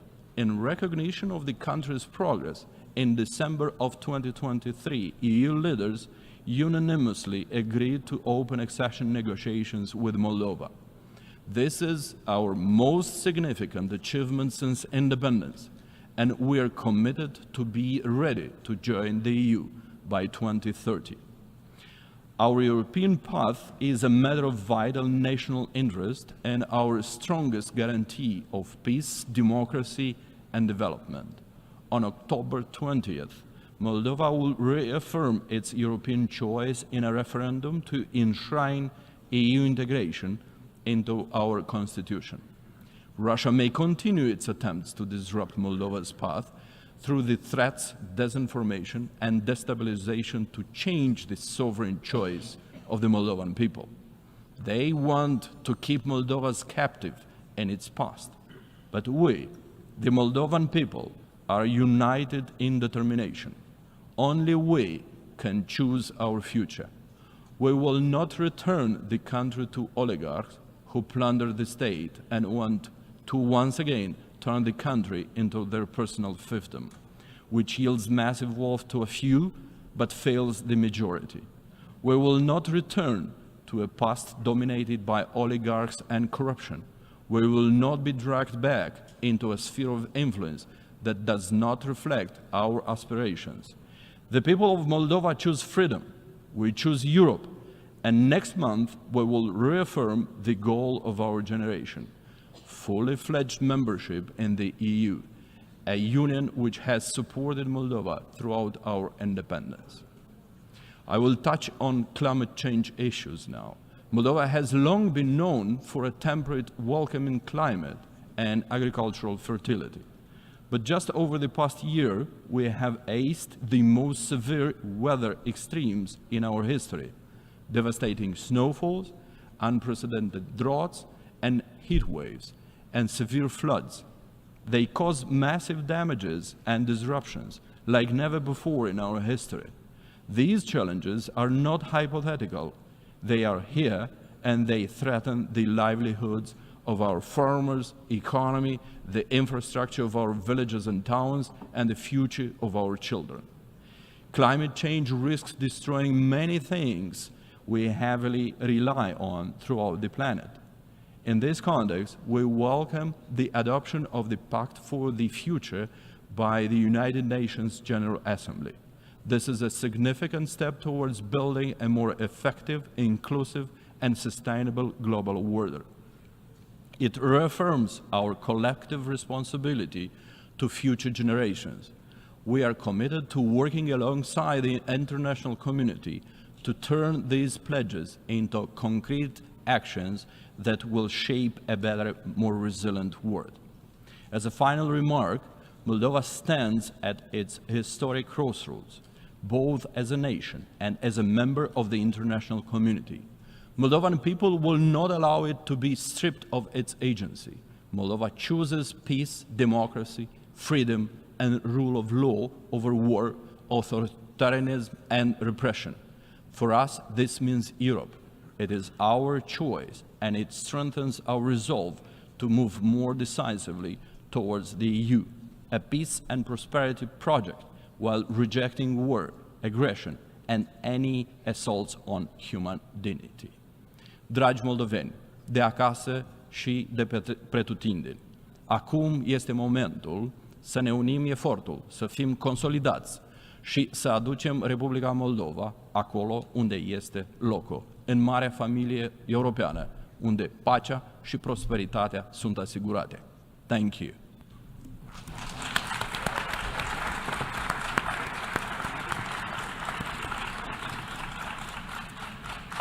On behalf of the Assembly, I wish to thank the Prime Minister of the Republic of Moldova.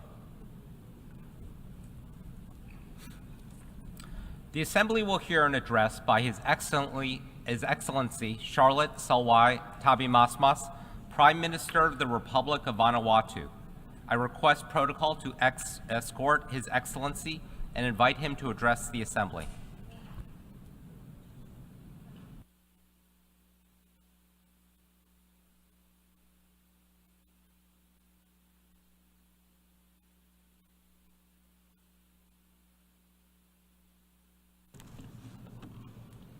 Monsieur le Président, Excellences, Chef d'État. President, Excellencies, Heads of State and Government, Mr. Secretary General, distinguished delegates, ladies and gentlemen. I have the great honour to address this eminent assembly on behalf of the government and of the people of the Republic of Vanuatu. Mr. President, I join previous speakers in extending my sincere congratulations to you upon your election as President of the 79th session of the General Assembly. You can count on my delegation's full support and cooperation as you steer the work of this august assembly. I commend your predecessor and I welcome the theme of this session, leaving nobody behind, acting together for the advancement of peace, sustainable development and human dignity for present and future generations, because it addresses the global challenges of our time. Mr. President, 79 years after the creation of the United Nations, our efforts to create a better world for current and future generations are quite simply disappointing.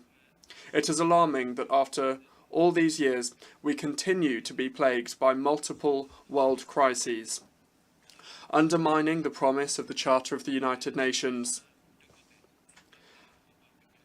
and failing our peoples, the most vulnerable in particular. Vanuatu welcomes the latest UN Secretary-General's report, which highlights the fact that we are significantly falling short of our objectives to achieve the SDGs,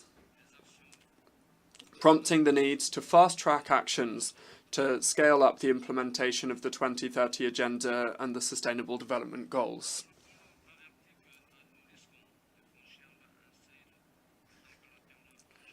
We risk crossing a dangerous temperature threshold over the next 10 years, and that's why Vanuatu requested an advisory opinion from the International Court of Justice to give some clarity on the legal obligations of states when it comes to climate change. This is an initiative that was subject to unprecedented global attention. The opinion received by the court as part of this procedure is in our consensus-based resolution of last year, providing legal clarity on the obligations and responsibility of states when it comes to the climate. This doesn't seek to blame or stigmatize any particular country, but rather it seeks to shed light on existing international rules and regulations and the obligations of all states when it comes to creating a solid basis for concrete climate action and for climate justice based on shared responsibility and accountability. I launch an appeal to all of the members of the United Nations, especially other climate vulnerable nations, to participate in these historic hearings which begin on the 2nd of December 2024. Your voices are crucial in ensuring that the court fully grasps the implications of climate change for the most affected, and will unite us in our shared commitment to justice and human rights as part of a more sustainable future. Mr. President, Vanuatu's economy fared well when we maintained our status as a least developing country. When we graduated, our structural challenges and vulnerabilities remained, while increasing costs continue to soar. We reiterate the need for our development partners to support us in phasing out our LDC-specific support in a gradual and predictable manner. Small island economies also continue to face multiple crises amid tightening financial conditions and rising borrowing costs. This has increased our debt distress risk and undermined our ability to invest in our recoveries. Vanuatu welcomes the outcome of the Summit of the Future, calling for global concerted efforts to reform the global economic and financial architecture to make it fit for the challenges of this century. We call for sweeping reforms of the Bretton Woods institutions to restructure the international monetary and financial system in order to better reflect the evolving global realities and challenges, including the establishment of an international sovereign debt workout mechanism to solve current debt crises in developing countries, particularly in the most vulnerable. Vanuatu and other small island economies are struggling with the onslaught of climate-induced disasters. And while we continue to try to build resilience and adapt to climate change, we are moving backwards too often. Vanuatu loses over half of its GDP every time a severe cyclone strikes. We have had 5 severe cyclones in the past 3 years. The latest Adaptation Fund report estimates that a current adaptation finance gap of between $194 and $366 billion a year. As a country in the front line of frequent and intensifying climate disasters, Vanuatu calls for a new finance goal that will accelerate the transition away from fossil fuels, build resilience, and realistically address loss and damage. In light of these initiatives to mitigate and adapt to climate change, Vanuatu also believes it is of crucial importance to prevent the severest harms to our planet's vital and climate-regulating ecosystems before they occur. It is for this reason that we have taken the formal step of proposing an independent crime of ecocide to the International Criminal Court. We thank delegations for their existing support, in particular Fiji and Samoa for their co-sponsorship of the proposal, and we recognise that there is broad and growing support for this initiative around the world.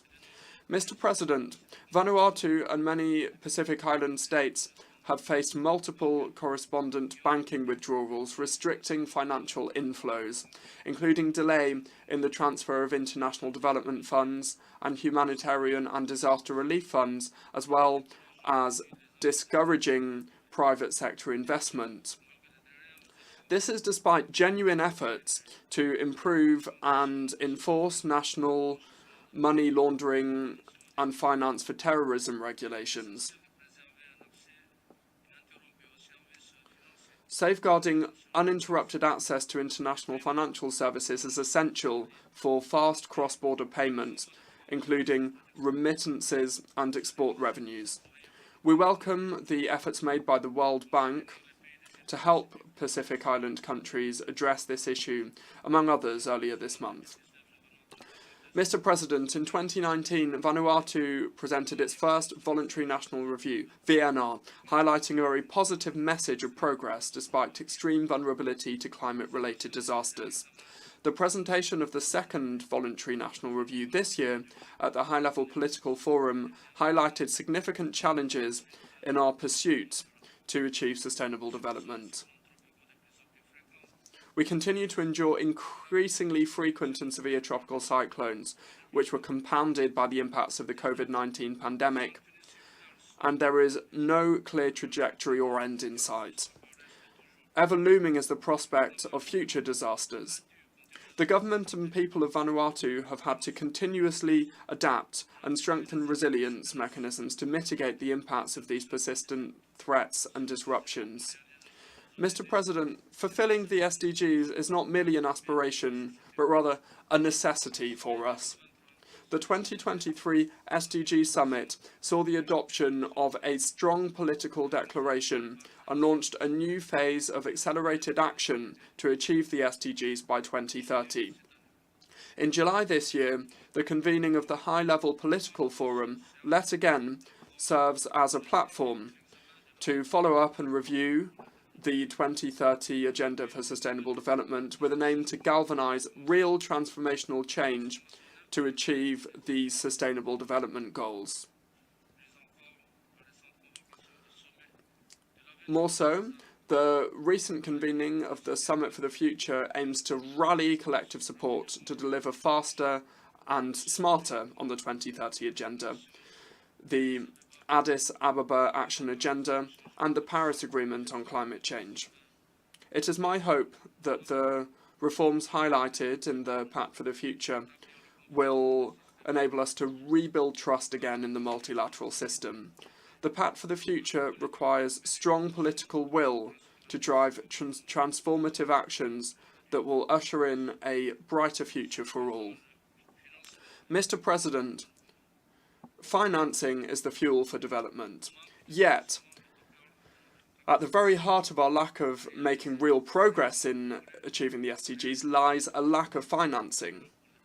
We remain at the front lines of a climate emergency that not only threatens our overall sustainable development, but time and again, given the lack of affordable alternatives, we are forced to incur unsustainable levels of debt to finance recovery from natural disasters. The international financial architecture, therefore, must be reformed to address the urgent challenges of today. Our varying needs must be embedded into the global economic and financial system so that it is more inclusive, fair, and responsive to all. This includes developing tailored support and solutions that also facilitate easier access to affordable long-term finance and address the decline in corresponding banking relations. Likewise, there must be a stronger push to enhance the representation and meaning participation of SIDS in the global economic and financial institutions.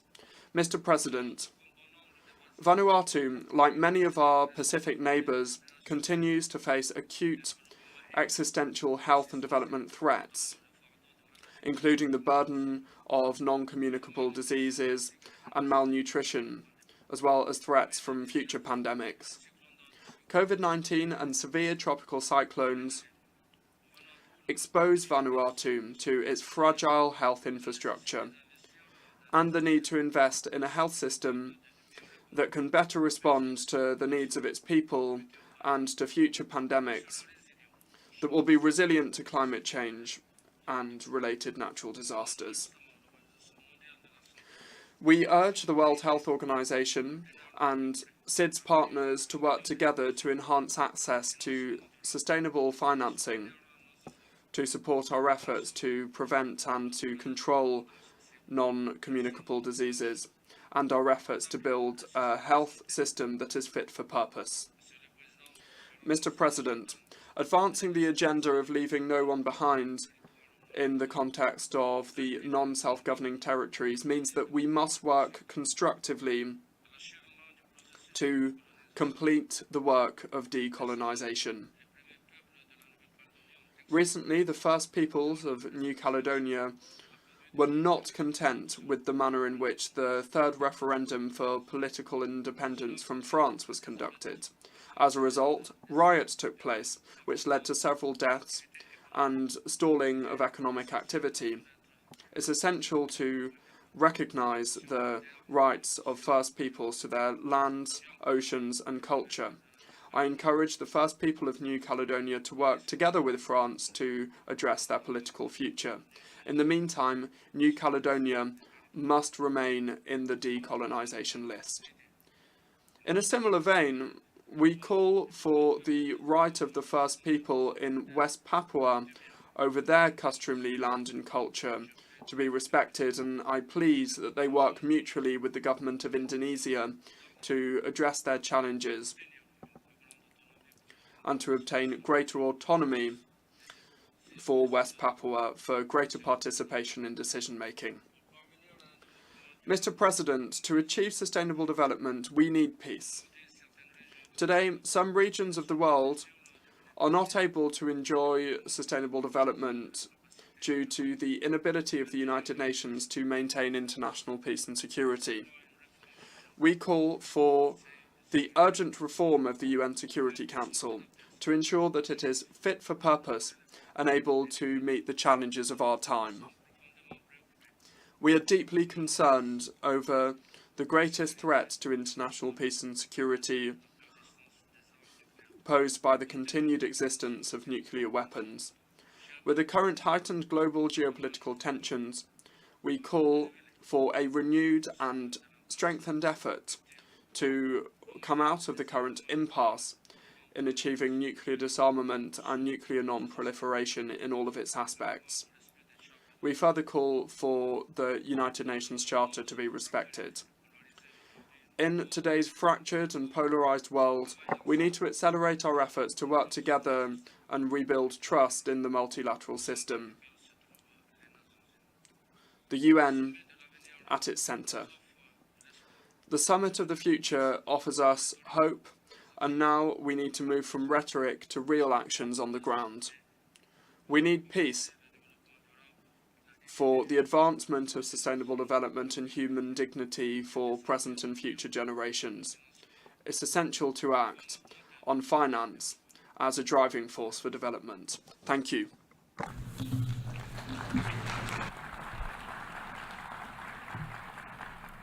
On behalf of the Assembly, I wish to thank the Prime Minister of the Republic of Vanuatu.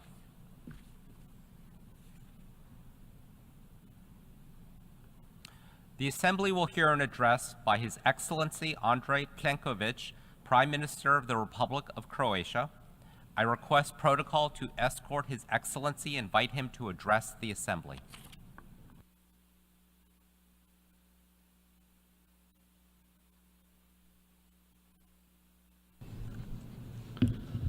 Mr. President, Excellencies, distinguished ladies and gentlemen, today we should stand united in the face of unprecedented global challenges. From the proliferation of conflicts and deteriorating geopolitical situation to climate crisis and food security, the world is at a critical juncture where every nation, regardless of its size, plays a vital role. Croatia's journey over the past 34 years has been a testament to resilience and determination. Emerging from a conflict and building a modern, progressive state, we have positioned ourselves as active contributors on the global stage. As we convene here, Croatia brings not just its experience, but a deep commitment to fostering peace, advancing sustainable development, and upholding human rights as fundamental values rooted in our history. We live in a world increasingly ablaze. As a country that has endured conflict and the painful process of post-war recovery, we understand firsthand the value of peace, security, and international solidarity. Our journey from a nation affected by aggression to a contributor to global peace efforts equips us with a unique perspective. The lessons we have learned about resilience, reconciliation, and the importance of upholding international law shape our commitment to promoting peace and security worldwide. In a world facing intensifying crises, from Ukraine to Middle East and Sudan, Croatia stands firm in its belief that every nation has the right to self-determination and protection under the UN Charter. Russia's brutal aggression against Ukraine continues well into its third year, trampling all tenets of international law. While Ukrainian civilians continue to die and suffer, the largest active nuclear power plant in Europe is also at risk. This undermines all principles of nuclear safety and may bring about catastrophic consequences with cross-border impact. All member states of the United Nations have the right to be independent, and their people must be free to choose their own path. They must not depend on their neighbor's permission, nor should they be left alone to succumb to a neighbor's military aggression. In that vein, we will not tire in our support to Ukrainian sovereignty and territorial integrity, and in our assistance, and we call upon all to do the same. At the same time, the looming threat of a wider conflict in the Middle East is evident. The heinous terrorist attack on Israel on 7th October horrified us. So did the unspeakable continued tragedy since endured by the Palestinian civilian population in Gaza, where thousands were killed and wounded. Whatever historical or present grievances continuing down this path will not bring a lasting resolution, only more death and destruction. We call for the immediate and unconditional release of all remaining hostages, and on both sides to engage in genuine negotiations to end hostilities and prevent further escalation. The Middle East and its people deserve a better future, the rest of the world as well. The wars in Ukraine and in the Middle East are overshadowing the immense humanitarian and civilian catastrophe unfolding in Sudan. This is even more alarming considering the context of increasing fragmentation of the security architecture in many parts of the African continent. Reversing this trend should be seen as a priority by all of us. We must not leave Africa behind, a continent where half of the population is younger than 19, should and must be seen as a source of hope for humanity, not as an afterthought. The UN Charter is not just another document we can simply and easily replace. The world's constitution must be upheld more than ever before. Reinvigoration of effective multilateralism with the UN in its center must not be reduced to a phrase we use on the occasions like this. In the same vein, we must not falter when it comes to strengthening international arms control, disarmament, and the non-proliferation architecture. This is essential not just to avoid conflict, instability, or even greater tragedies, but to reduce the already heightened risks of escalations, either deliberate or as a result of a misunderstanding. Extremist and terrorist groups and their affiliates continue to pose a severe threat around the world, leaving no society safe. Their continued expansion in various regions and the increasing level of violence they resort to only remind us that countering and preventing terrorism requires long-term commitment as well as continued coordinated efforts of the entire international community. As a country that proudly hosted, supported, and enabled the success of the United Nations Transitional Administration for Eastern Slavonia, rightly considered by many as the most successful peacekeeping mission in the history of the United Nations, and which Croatia managed to join just a decade ago NATO after the departure of the last UN peacekeeper, we know all too well the meaning of peace building, its significance, and the efforts it requires. As this year's Vice Chair of the Peace Building Commission and last year's Chair, Croatia supports strengthening the links between the three pillars of the United Nations: peace and security, development, and human rights. There is no peace without sustainable development and no sustainable development without peace. There is little time left to strengthen our focus on prevention at all levels. For the Peacebuilding Commission, it means to focus more on structural prevention through national prevention strategies and operational prevention by sending flexible civilian missions upon a country's request.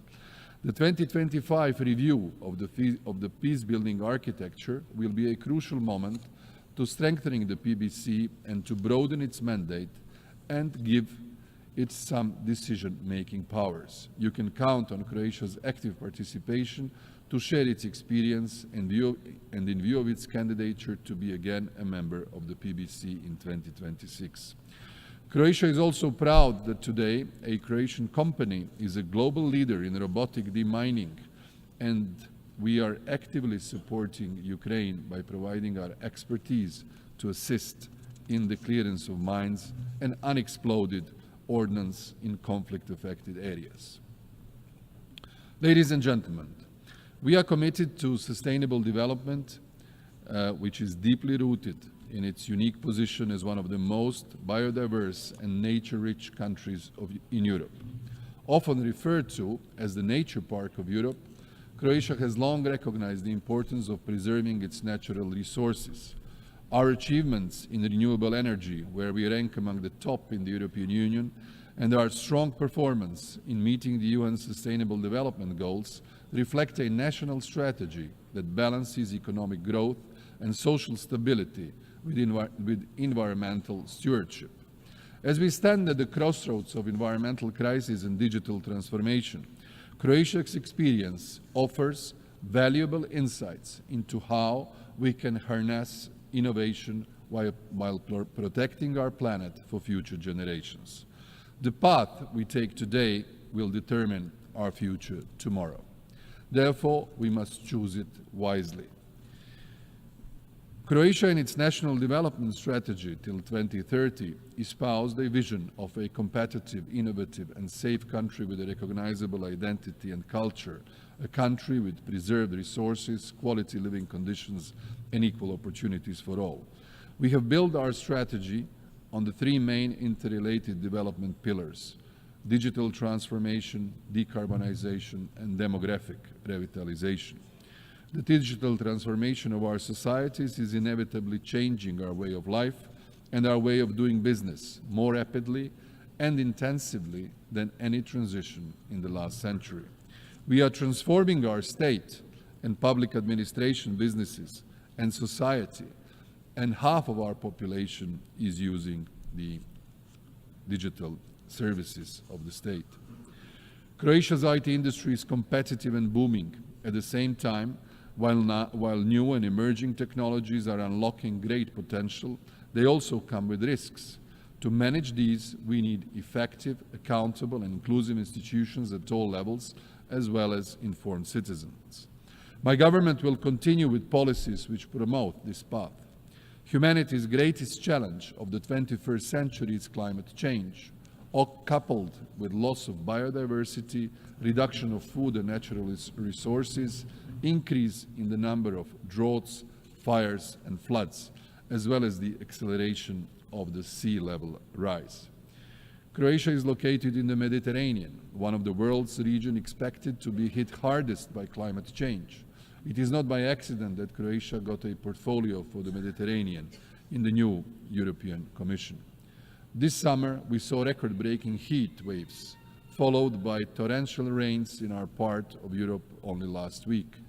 The green transition is therefore pivotal for us all. Promoting nature-based solutions is one of our main national tools for climate change and adaptation and migration.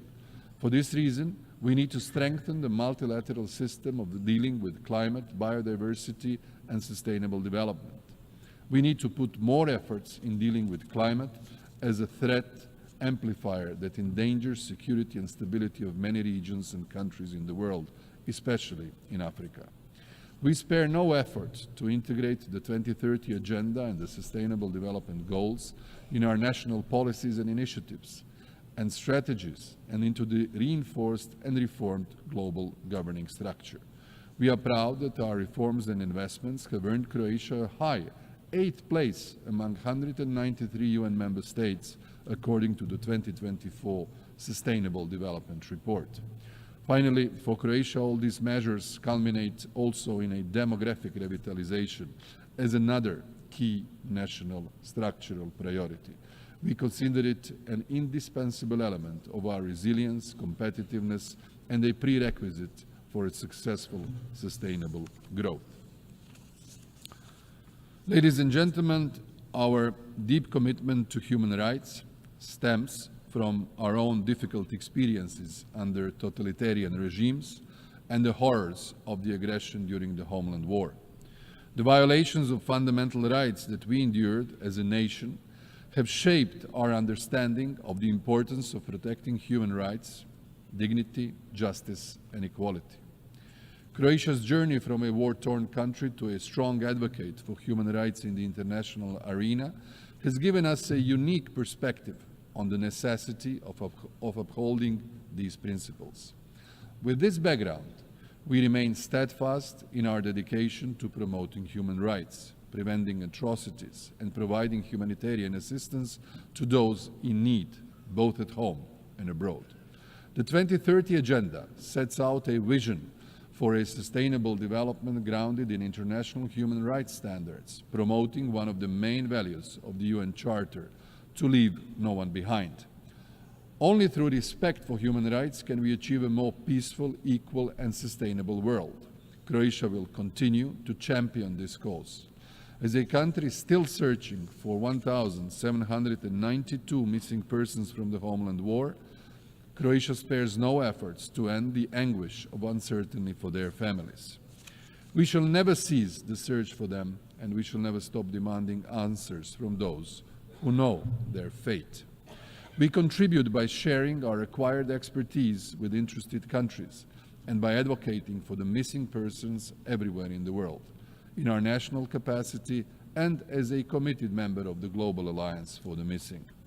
Croatia is today extending its support to Ukraine by offering its expertise in prosecuting war crimes and making its seasoned experts available to assist Ukraine in navigating the complex process of accountability and justice, drawing from its own experience in addressing the aftermath of war crimes committed during the Homeland War.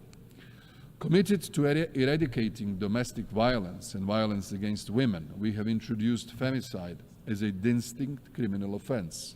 Our goal is the elimination of gender discrimination and creation of conditions for real equality of women and men in society, at home as well as abroad and in the multilateral system.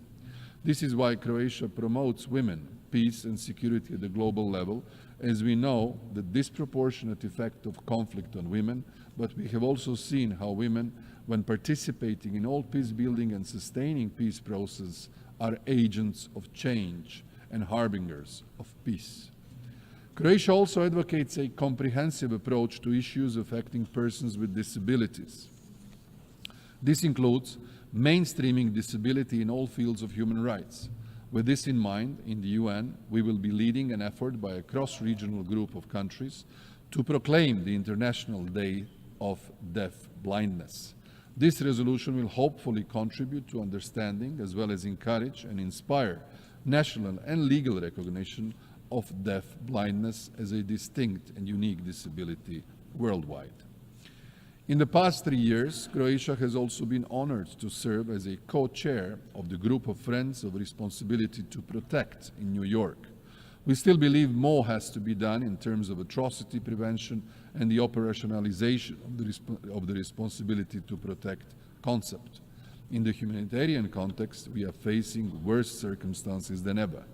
Croatia presides this year over the Humanitarian Affairs segment of the Economic and Social Council.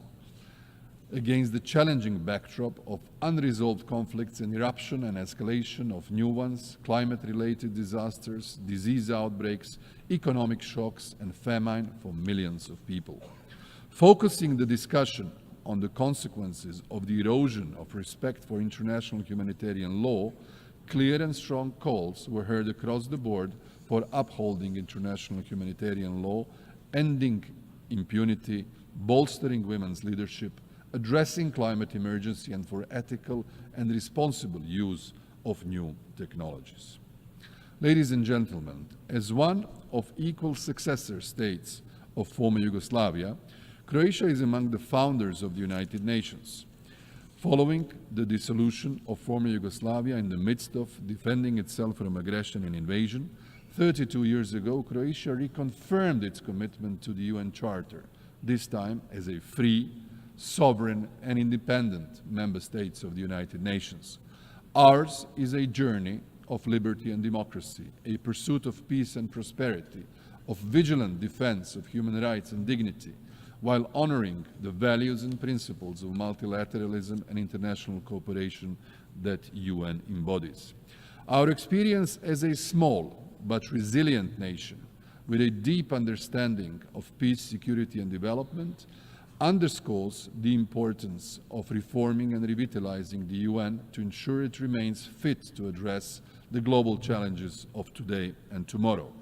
The Pact for the Future, a pivotal document for strengthening multilateralism that we adopted earlier this week, elaborates about both General Assembly and Security Council reform, and we believe we should further strengthen, reform, and revitalize these two institutions. While the role of the GA has been strengthened recently with regard to issues which the Security Council failed to address, more should be done in relation to the maintenance of international peace and security. This relates also to the cooperation of the General Assembly with both the Security Council, the Economic and Social Committee, and the Peacebuilding Commission. The UN Secretariat should be made fit for purpose, and the selection of the Secretary General and all other, especially high-level posts, need to be guided by the principles of merit, transparency, inclusiveness, gender, and geographic rotation. Finally, allow me to reflect on Southeast Europe, a region in our neighborhood. As a country with deep expertise and a nuanced understanding of Southeast Europe, we stand as a model of successful integration into both the European Union and NATO.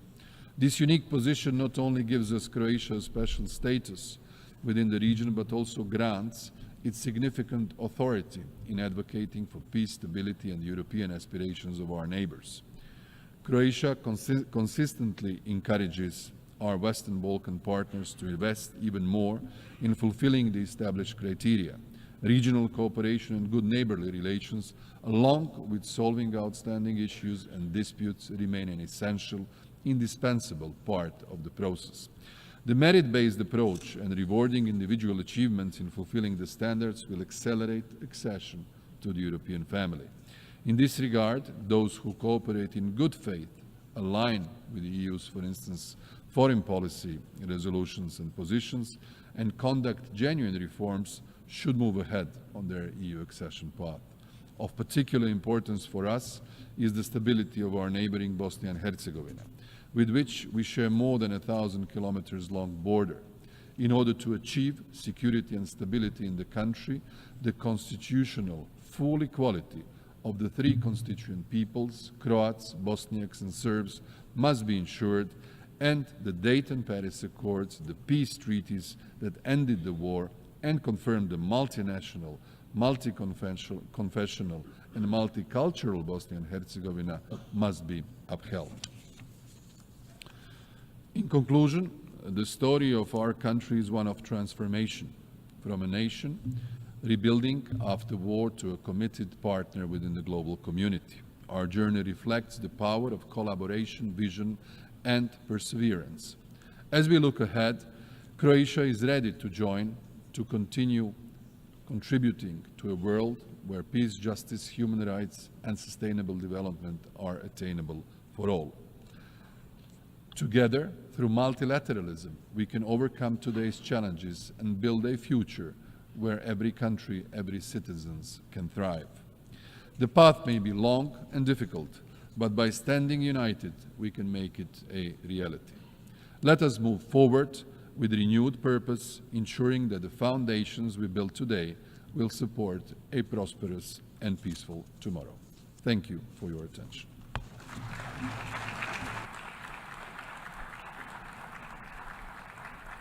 On behalf of the Assembly, I wish to thank the Prime Minister of the Republic of Croatia.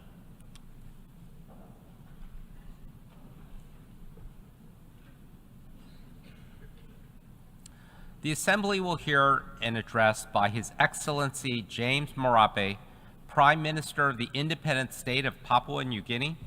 I request protocol to escort His Excellency and invite him to address the Assembly.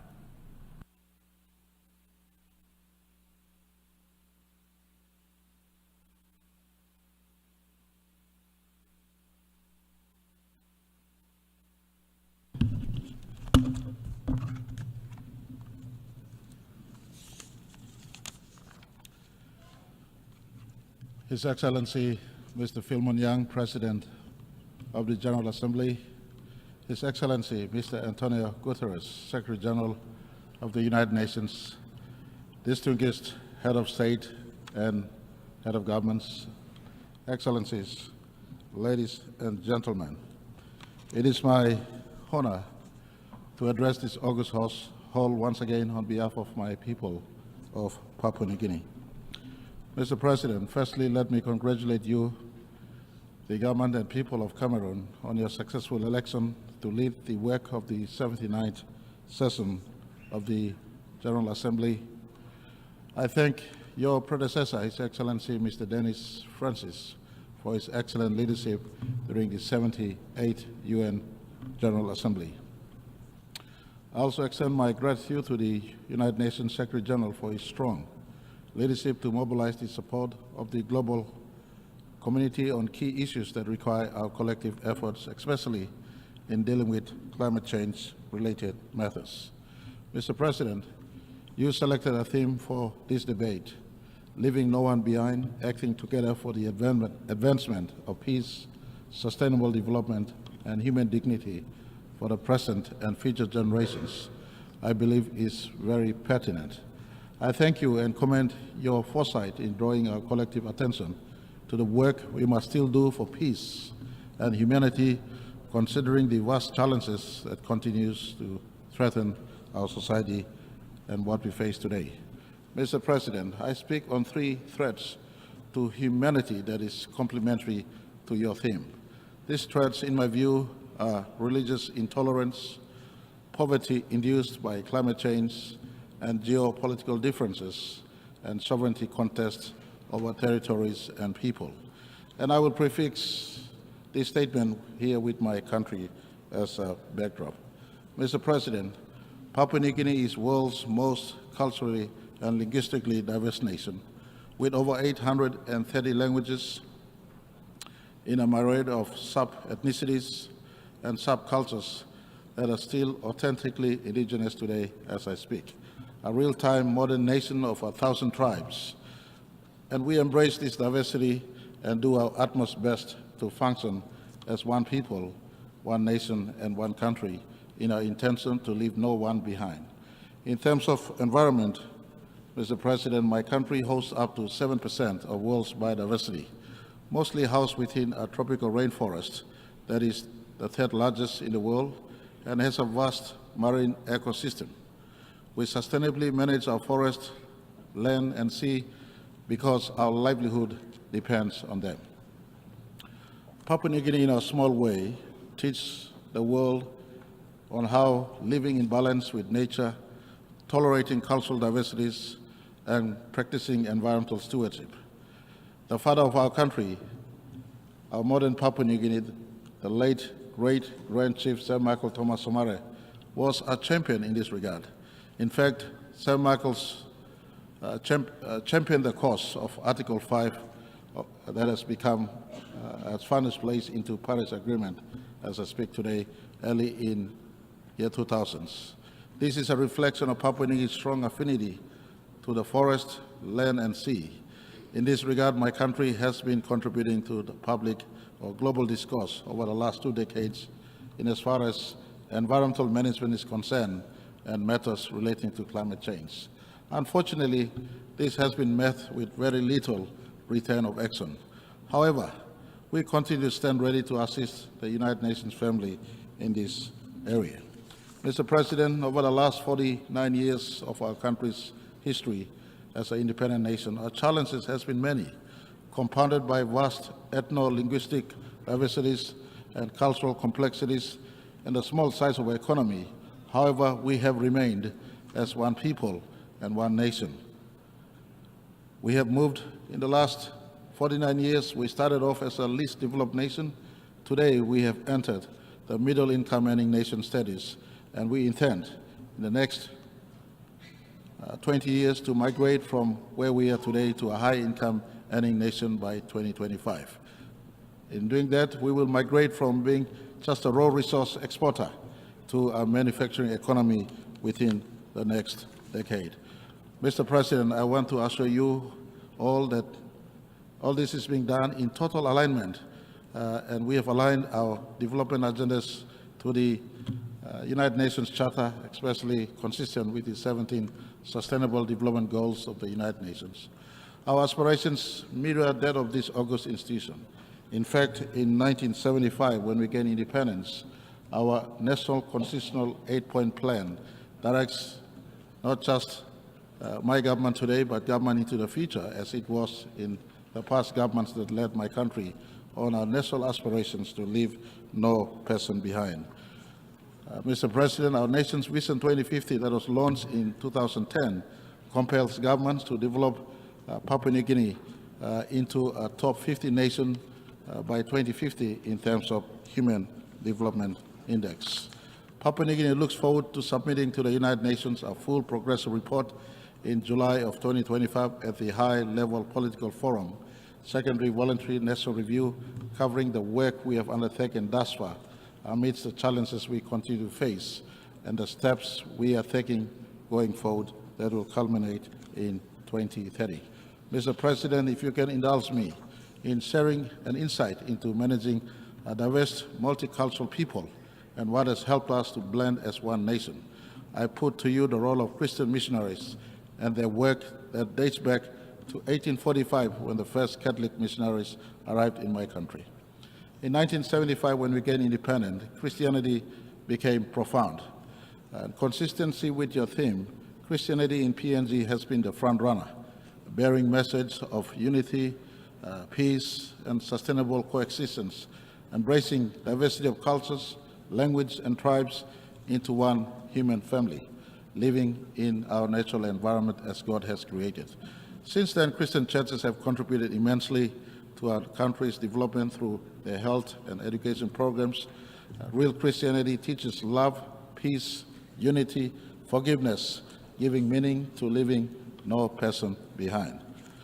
Whilst PNG is identified as a Christian nation, Mr. President, I want to assure you and all who are listening that Section 45 of our nation's Constitution protects individuals' right to choose and practice of faith and religion.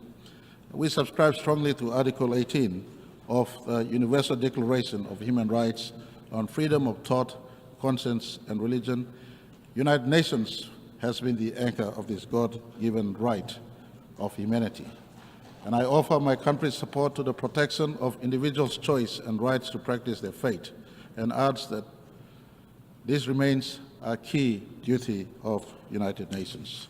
Mr. President, since the dawn of humanity, history teaches us that many wars have been fought and many lives lost as a result of religious intolerance. We see that happening today. Earth's history is stained with blood of innocent people who have died from state, tribe, or church-sanctioned killings. The United Nations, Mr. President, must condemn laws that encroaches upon individual choice of religion and worship. This is a God-given right. And I see the issue of enforcement of religion upon one another as a threat to peace and coexistence of mankind. I ask United Nations to keep watch over religious freedom of all people, especially minority people in society where major religions are practiced.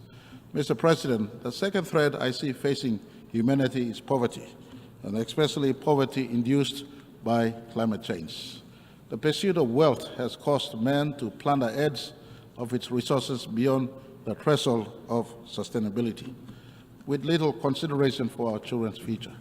The acceleration of climate change, for instance, is a direct result of mankind's insatiable appetite for resources.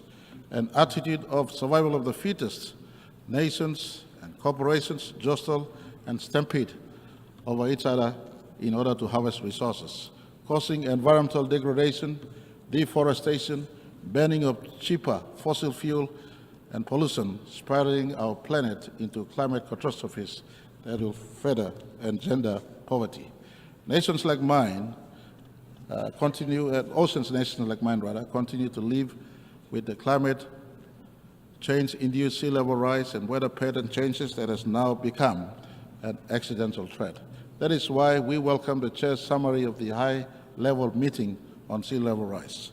Together with other Pacific Island countries, we continue to recognize the 1982 UN Convention on Law of Sea as a legal framework within which all activities in the ocean and seas must be carried out.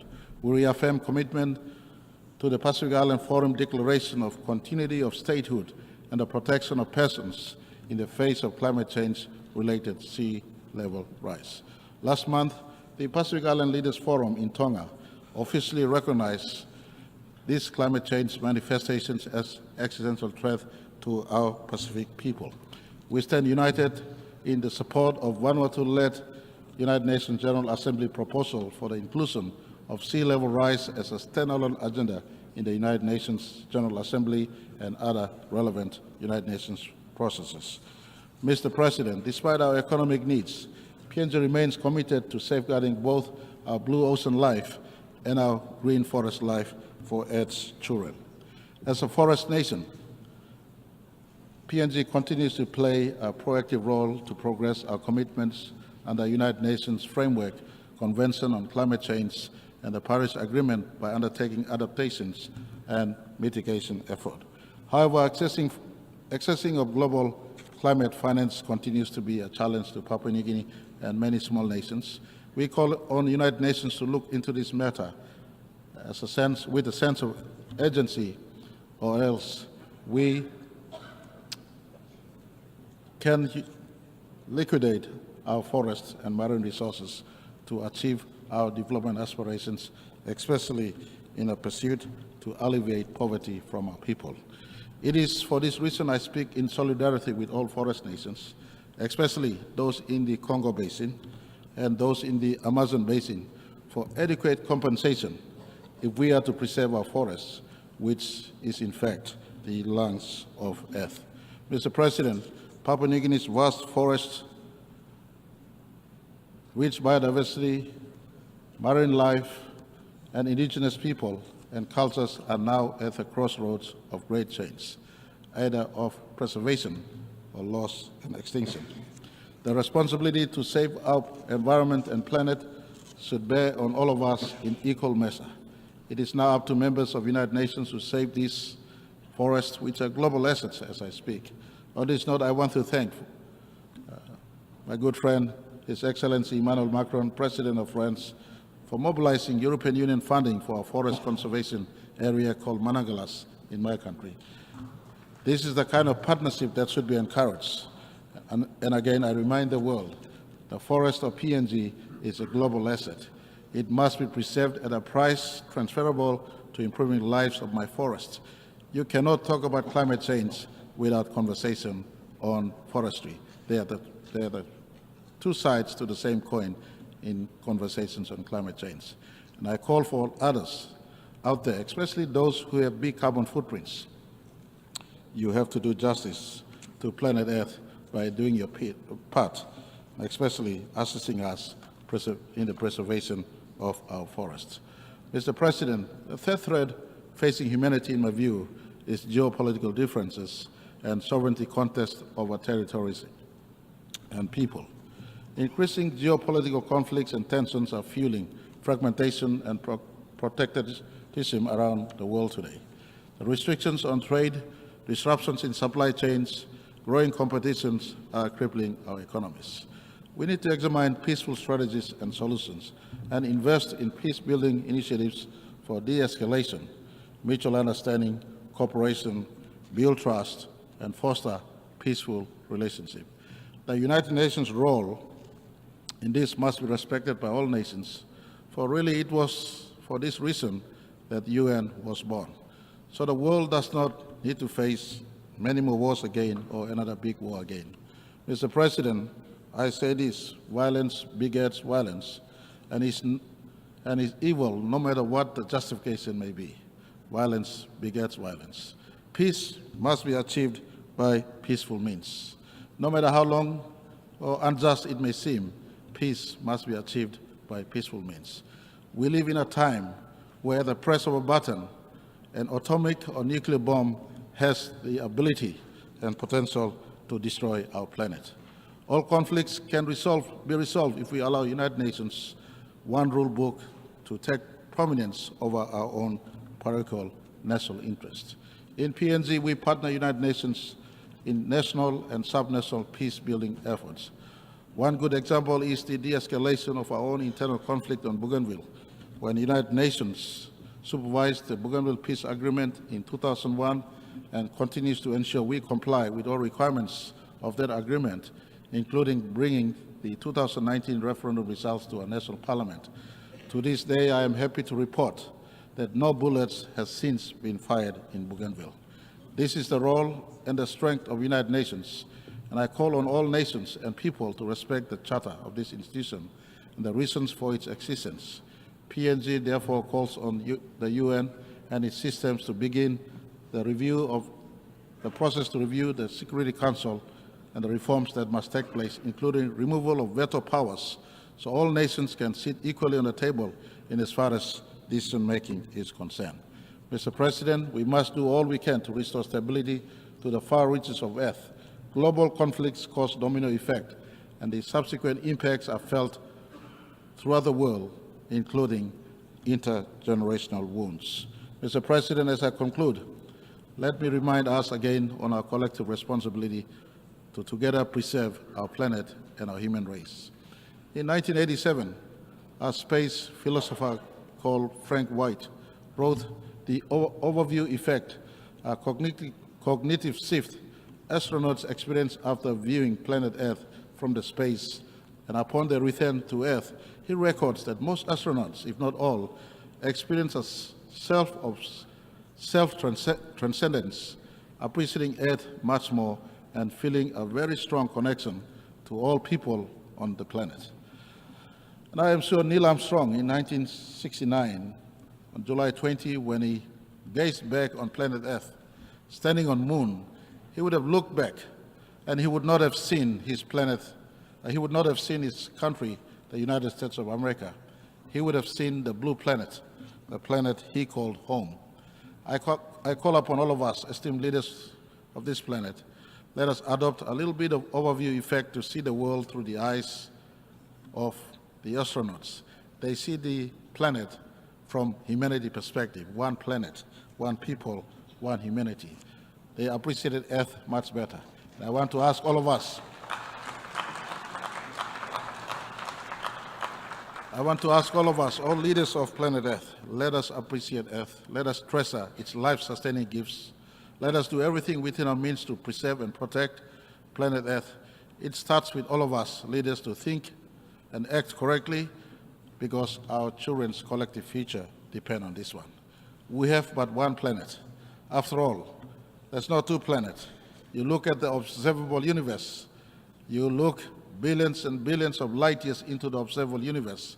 There is no one planet that looks like us. Only one planet. Let's preserve that.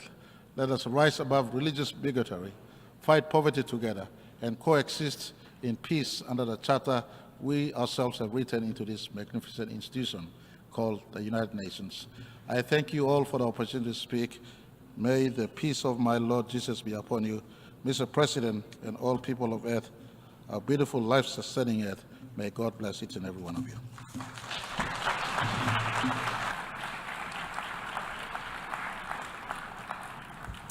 On behalf of the Assembly, I wish to thank the Prime Minister of the independent state of Papua New Guinea.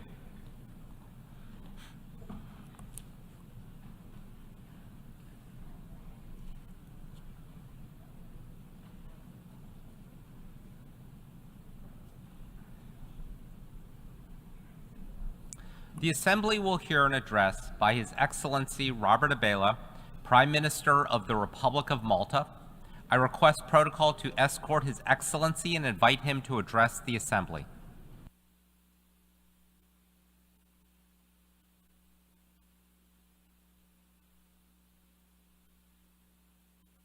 Secretary General, President, Excellencies, distinguished delegates, and dear friends. When we gathered this time last year, little could we have predicted that just a couple of weeks later, our world would be plunged into even greater turmoil by the despicable attacks of October the 7th. In the 12 months since, we have seen continued loss of life and a humanitarian emergency on such a scale that it is all too easy to give up hope. All too easy to believe that nothing can be done. All too easy to turn the other cheek.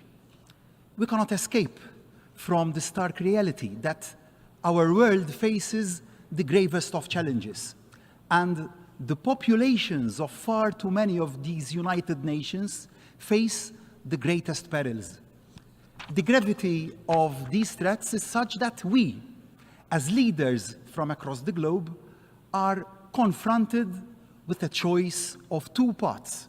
We can choose the path of despair, dejectedly deciding that it is impossible to make a difference, or we can choose the path of persistence, determined that no matter how rough the waters, we can and we must redouble our efforts to meet those challenges and mitigate those perils. I emphatically believe that we have a moral responsibility to take the path of persistence. I will never apologize for reaffirming the simple belief that motivated me to come into public life, that tomorrow can be better than today. And no matter what the headwinds, it is a belief that still motivates all I do. I refuse to believe that we should just give up. I refuse to listen to those siren whispers that the worst is inevitable and it is not worth working for better outcomes. I refuse to give in to the notion that we can defer difficult decisions or that small countries have to passively accept the actions of the larger players. To acquiesce to that negativity would be to accept that this General Assembly, that this United Nations is nothing more than a council of despair. To that, I say a resounding no. This United Nations can and must be a council of hope. Nobody is going to pretend that we can wave any sort of magic wand or deliver instant solutions. But we have a duty to keep hope alive, to keep trying, to keep working, to keep battling for the values that were the very foundation of the idea of a United Nations. 8 decades ago, from the rubble of the first truly global conflict, our forerunners had the courage and the foresight to see that the world had to have a forum where the voice of every nation could be heard. And as colonialism rightly crumbled, there were a lot of newly independent nations to add their signatures to the Charter. Malta is one such nation. As we gained our independence from the United Kingdom, we took our place in the world. This year marks the 60th anniversary of Malta's accession to the United Nations. Over those 6 decades, my country has developed beyond the wildest dreams of the pioneers who saw us to statehood. So, as we mark 60 years of Malta as a proud member of the United Nations, and as the United Nations itself gets ready to mark its 80th anniversary, my message is clear. The world needs the United Nations now more than ever. Malta values the United Nations now more than ever. And make no mistake, Malta may be a small country, but we will always be a loud voice against deferring difficult decisions and avoiding difficult conversations. We will never resign ourselves to a future devoid of peace. We will never abandon our commitment to supporting peace processes, no matter how tough those processes may be.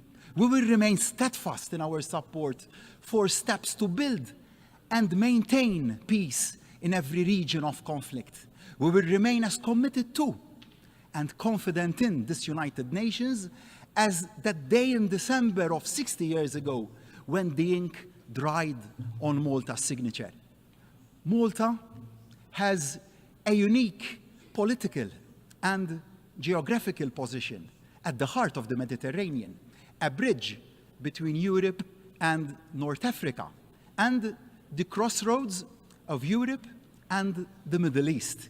A full member of the European Union, but with neutrality enshrined in our Constitution.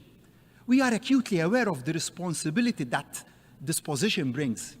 Two words sum up the role that I believe Malta can and does play. Honest broker. From hosting peace talks to brokering difficult dialogues, we aim to harness our unique position to bring those in conflict together, to at least try and find a way forward. This is exactly the approach that Malta has brought to our membership of the Security Council over the past 2 years. And that is exactly the approach we have brought to the chair of the OSCE, which we assumed last January.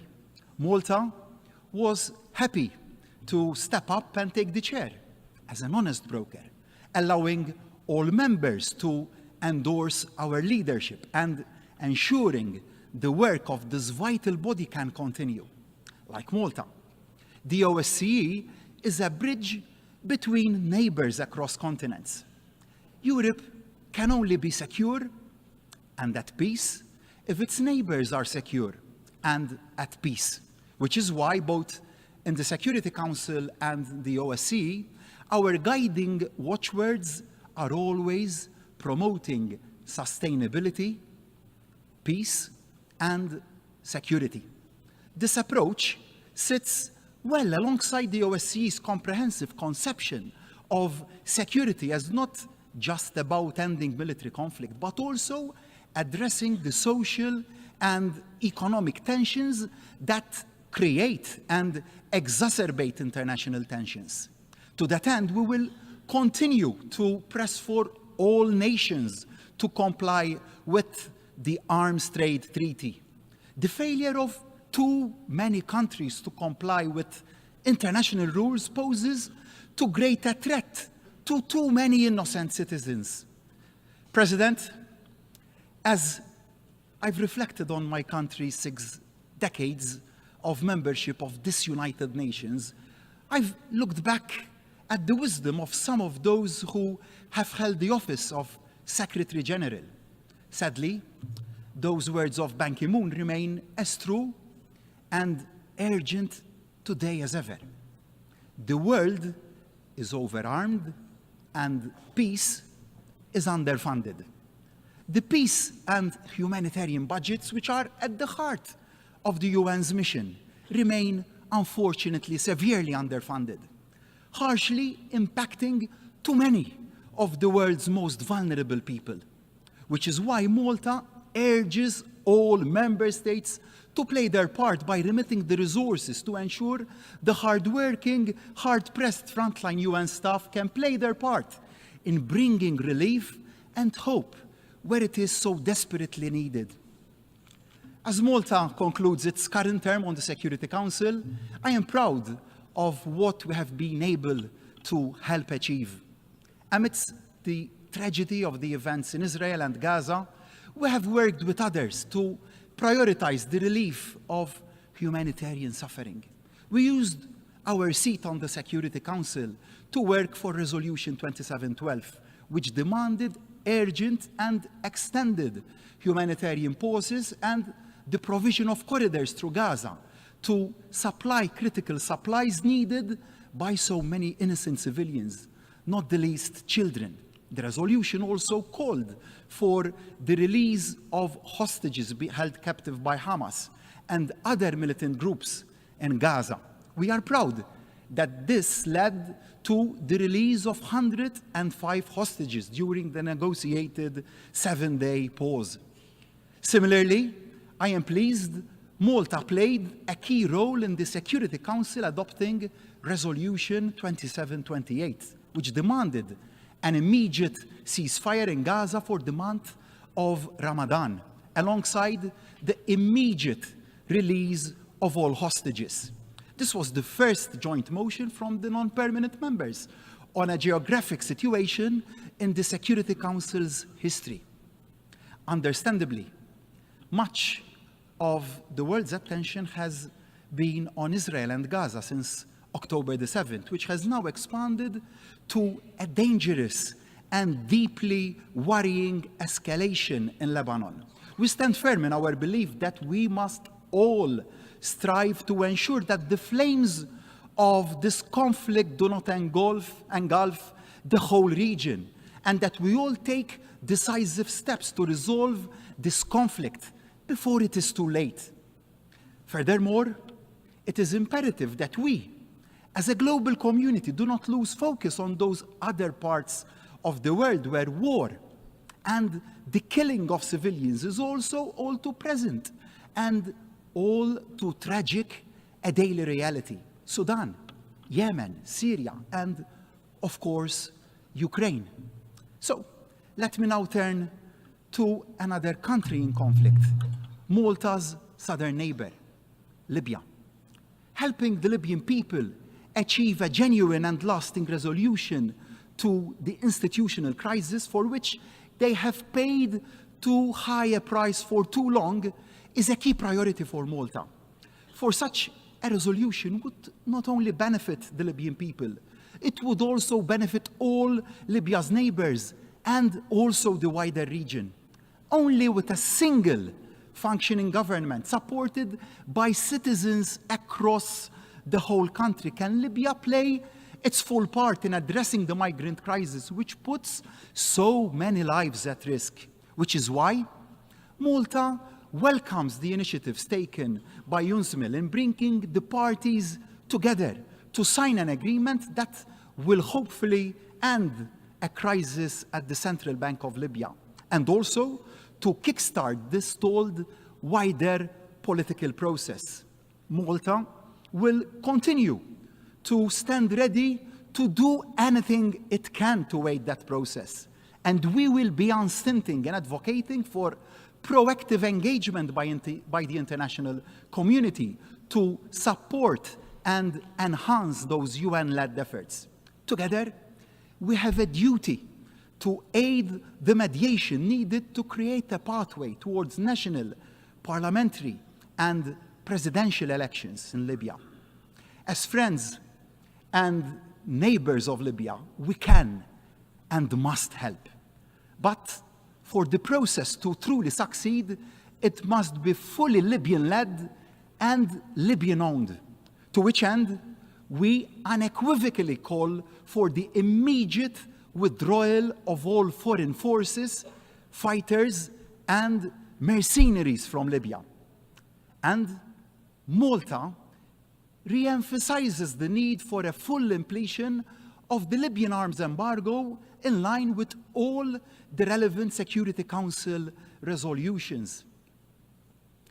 Equality is a key value for my government and my country, just as the situation in Libya will only be resolved by all the people of the country knowing that they have an equal voice, so are so many of the conflicts, disputes, and tensions around the world fueled by inequality.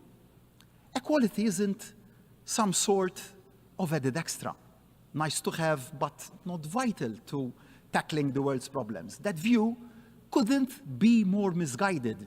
Equality across gender, age, race, religion, disability, sexuality is not just imperative for its own sake. Equality is also imperative in finding lasting solutions to so many of the challenges that face us all. So, I am honored Malta stands at the forefront of promoting civil liberties globally. We are one of the few countries that has already implemented an anti-racism strategy, and we are now in the process of drafting a second renewed anti-racism strategy. We will never take equality for granted at home, and we will always advocate and support greater equality internationally. All too often, it is women and girls who bear the brunt of conflict, and all too infrequently are the voices of women and girls heard when it comes to solving those conflicts. Without women, there can be no peace. As the world redoubles its efforts to bring peace, so must we all redouble our efforts to ensure the voice of women and girls is heard at the top tables as well as on the ground. During our term on the Security Council, Malta has worked hard to do just that. Malta has chaired the Security Council Working Group on Children and Armed Conflict.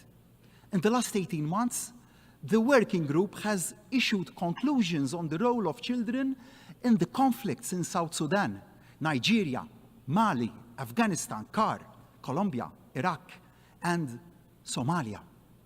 That long list is a sad testament to the magnitude and gravity of the repeated violations against children in crisis zones. We must never let up in our outrage and actions at these persistent and flagrant abuses of the rights of the child as enshrined by this United Nations. President, we have a saying in Maltese, Il-Bahar Senor, the sea is wealthy. And indeed it is. As an island nation for Malta, the wealth of the sea equates to the wealth of our people. The health of the sea equates to the health of our people. So we need no reminder just how essential it is to protect the wealth, health, and the biodiversity of our seas and oceans. And we know just how much small island nations like ours will be impacted as climate change warms oceans and raises sea levels. We, small island nations, are amongst the lower emitters of greenhouse gases. But we are literally the front line of the climate emergency. The impact of climate change will be felt by all our citizens. It is our duty to them to do all we can to minimize that change and maximize our resilience to the changes which are already being felt. Delay and prevarication simply aren't options. Climate change must remain at the top of the global agenda. Solidarity, standing shoulder to shoulder with our fellow small island nations, is a key value for Malta. Solidarity means actions, not just words. The Islands for Islands initiative is central to our foreign policy, providing concrete, practical assistance to small island developing states, sharing best practice and building capacity. That's why Malta has jointly taken the lead in developing the Climate Vulnerability and Resilience Index, a practical resource to help small islands identify and prepare better for the effects of the changing climate. As sea levels become an even greater concern, so does the health of our seas and oceans become ever greater a priority. Malta remains and will always remain at the forefront of efforts to protect our oceans. In the very first years of our UN membership, we were one of the foremost proponents of the principle of the common heritage of mankind. Thank you, Arvid Pardo. And it remains our lodestar. We have consistently spoken up in the Security Council about the existential threat from rising sea levels, and Malta will always remain unwavering in our support for the United Nations Convention on the Law of the Sea. Malta welcomes the first ratifications of the Biodiversity Beyond National Jurisdiction Agreement, which will provide much needed, much greater protection for the 2/3 of global oceans that lie beyond national jurisdictions. The treaty will only come into force when 60 nations have ratified it. Our oceans need it. Our people deserve it. So I say to my fellow leaders, speed up and sign. To preserve healthy maritime environments, we all need to take practical, innovative solutions and steps. That's why I am delighted at the success Malta's new shore-to-ship initiative is having. The stunning Grand Harbour in the capital city of Malta, which is Valletta, is a magnet for cruise ships. But while docked in berth, they can produce serious amounts of pollution if relying on their engines in the confined space. So shore-to-ship is installing onshore power supply alongside the quays, which are used by cruise ships, meaning that they can switch off their engines and help reduce pollution in this most special of places by around 90%. In Malta, we know that while the sea can yield great gifts, it can also be the host for illicit activity and the breaking of international laws. The high seas must never become the Wild West.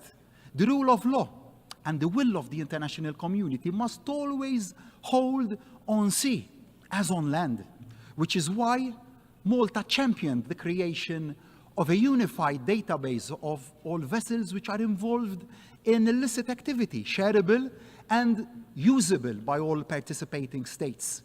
Shipping is central to international trade, so ensuring they are fully applied at sea is central to any successful sanctions regime. And that can only happen if ship owners know that trying to break sanctions brings consequences. But it is essential for reasons of natural justice and to ensure buy-in from member states that the listing of those breaking sanctions is both fair and transparent. So Malta was proud to jointly hold the pen alongside the United States for Resolution 2744 that overhauls the delisting process for the first time in almost 2 decades. By creating a better system for delisting where warranted, we can ward against premature lifting of sanctions which is not warranted. President, we have witnessed how effective global health policies can unite nations, especially when addressing crises that transcend borders and that affect us all.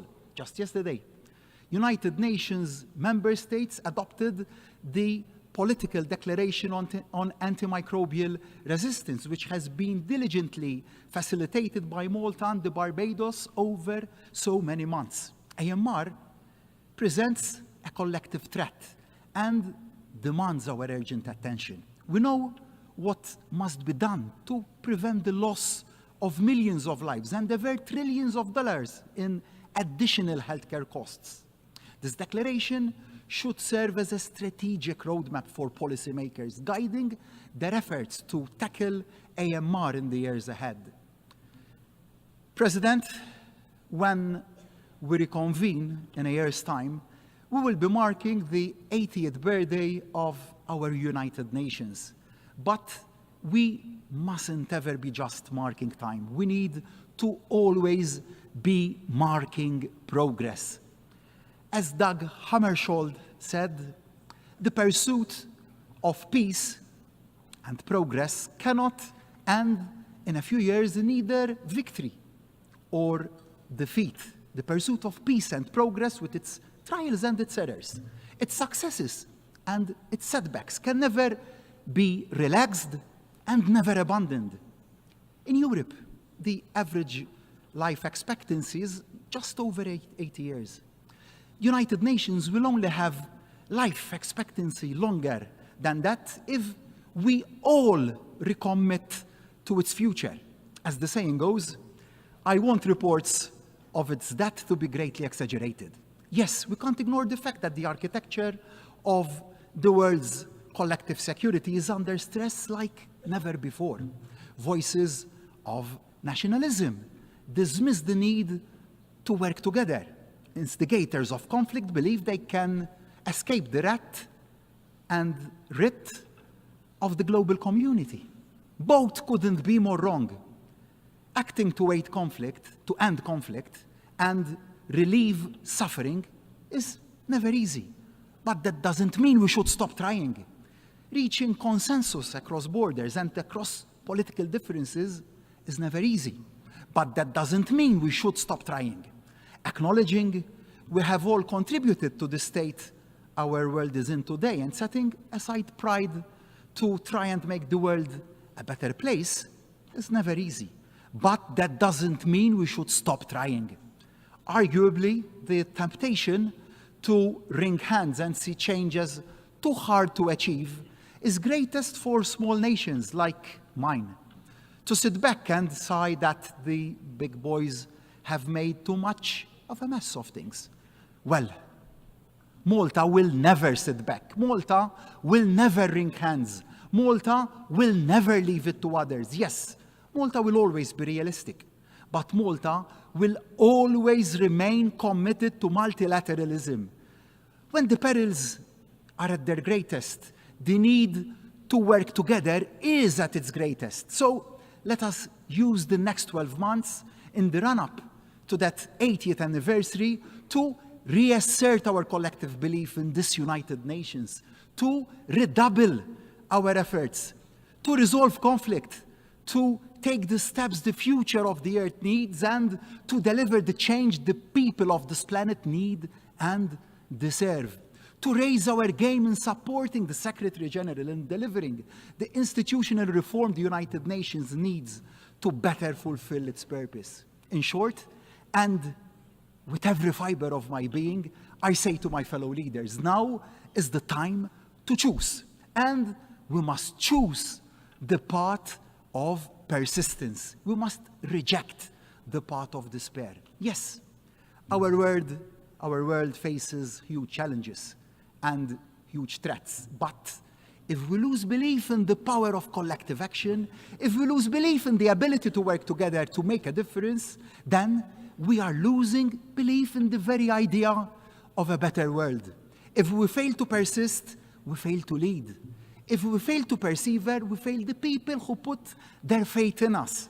Failure simply isn't an option. The stakes are too high.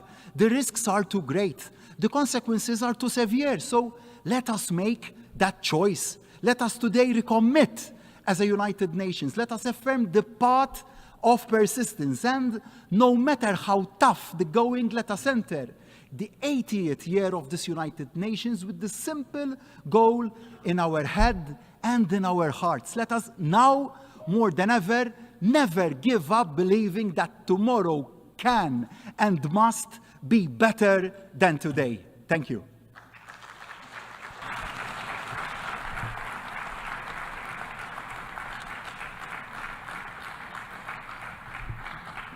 On behalf of the Assembly, I wish to thank the Prime Minister of the Republic of Malta.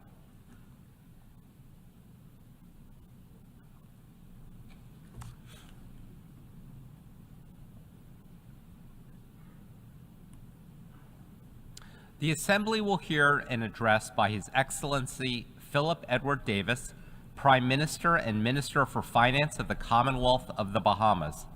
I request protocol to escort His Excellency and invite him to address the Assembly.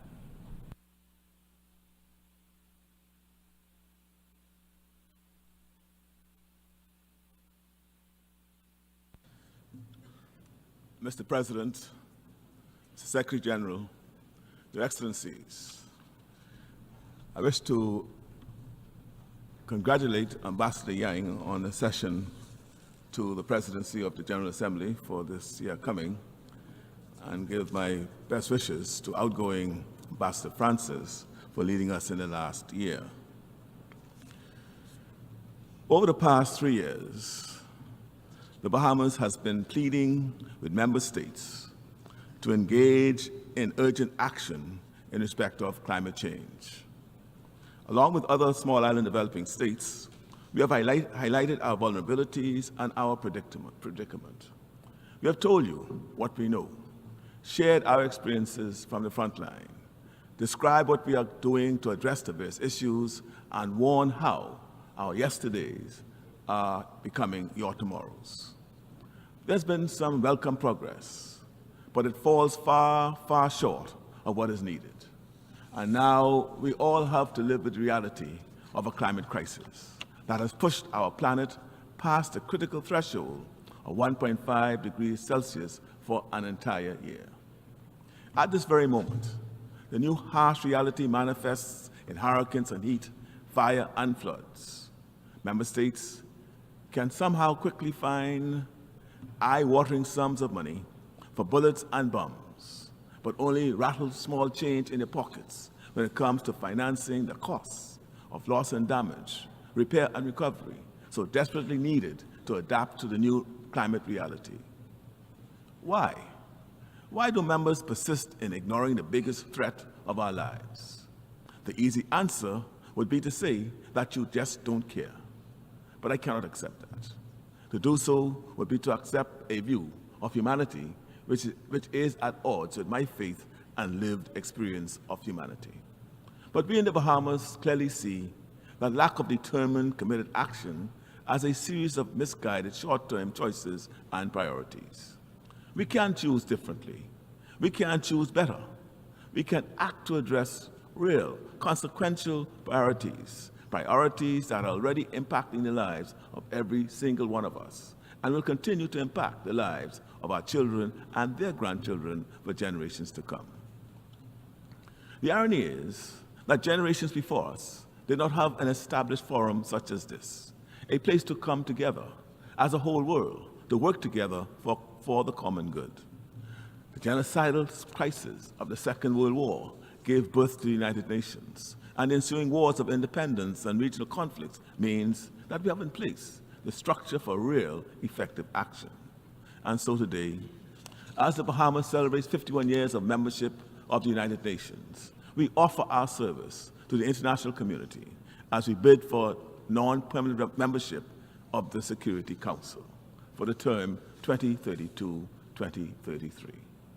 We do so because the present crisis of today, the looming crisis of tomorrow, requires even greater degrees of ingenuity, effort, multilateral cooperation, and sacrifice than the world needed in the aftermath of the Second World War.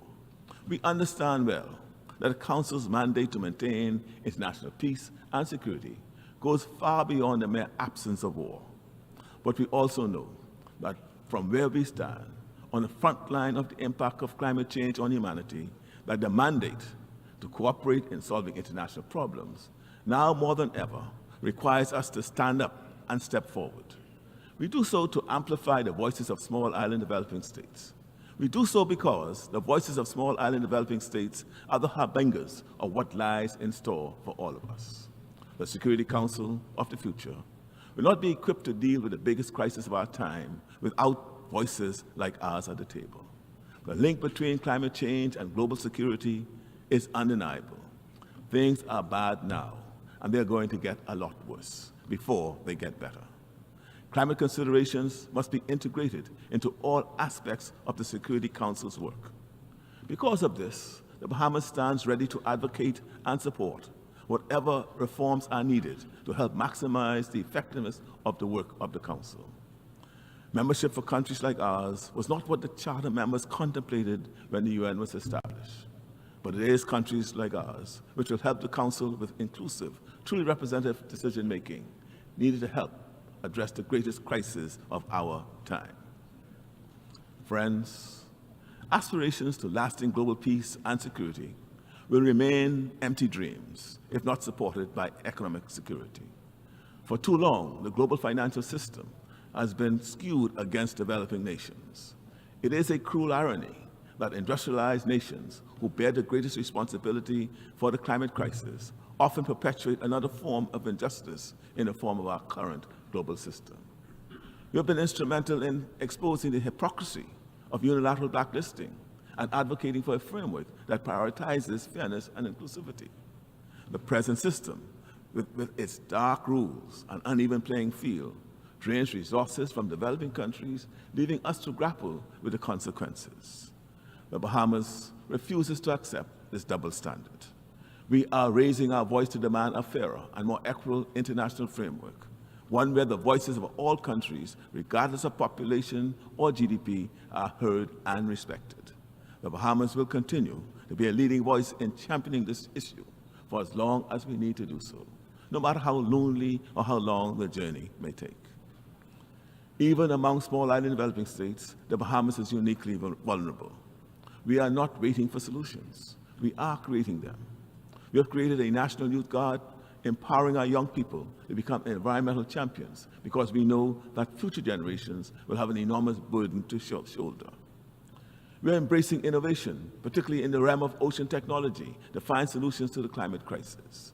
The Bahamas may be small in size, but we are not short on ambition or ingenuity.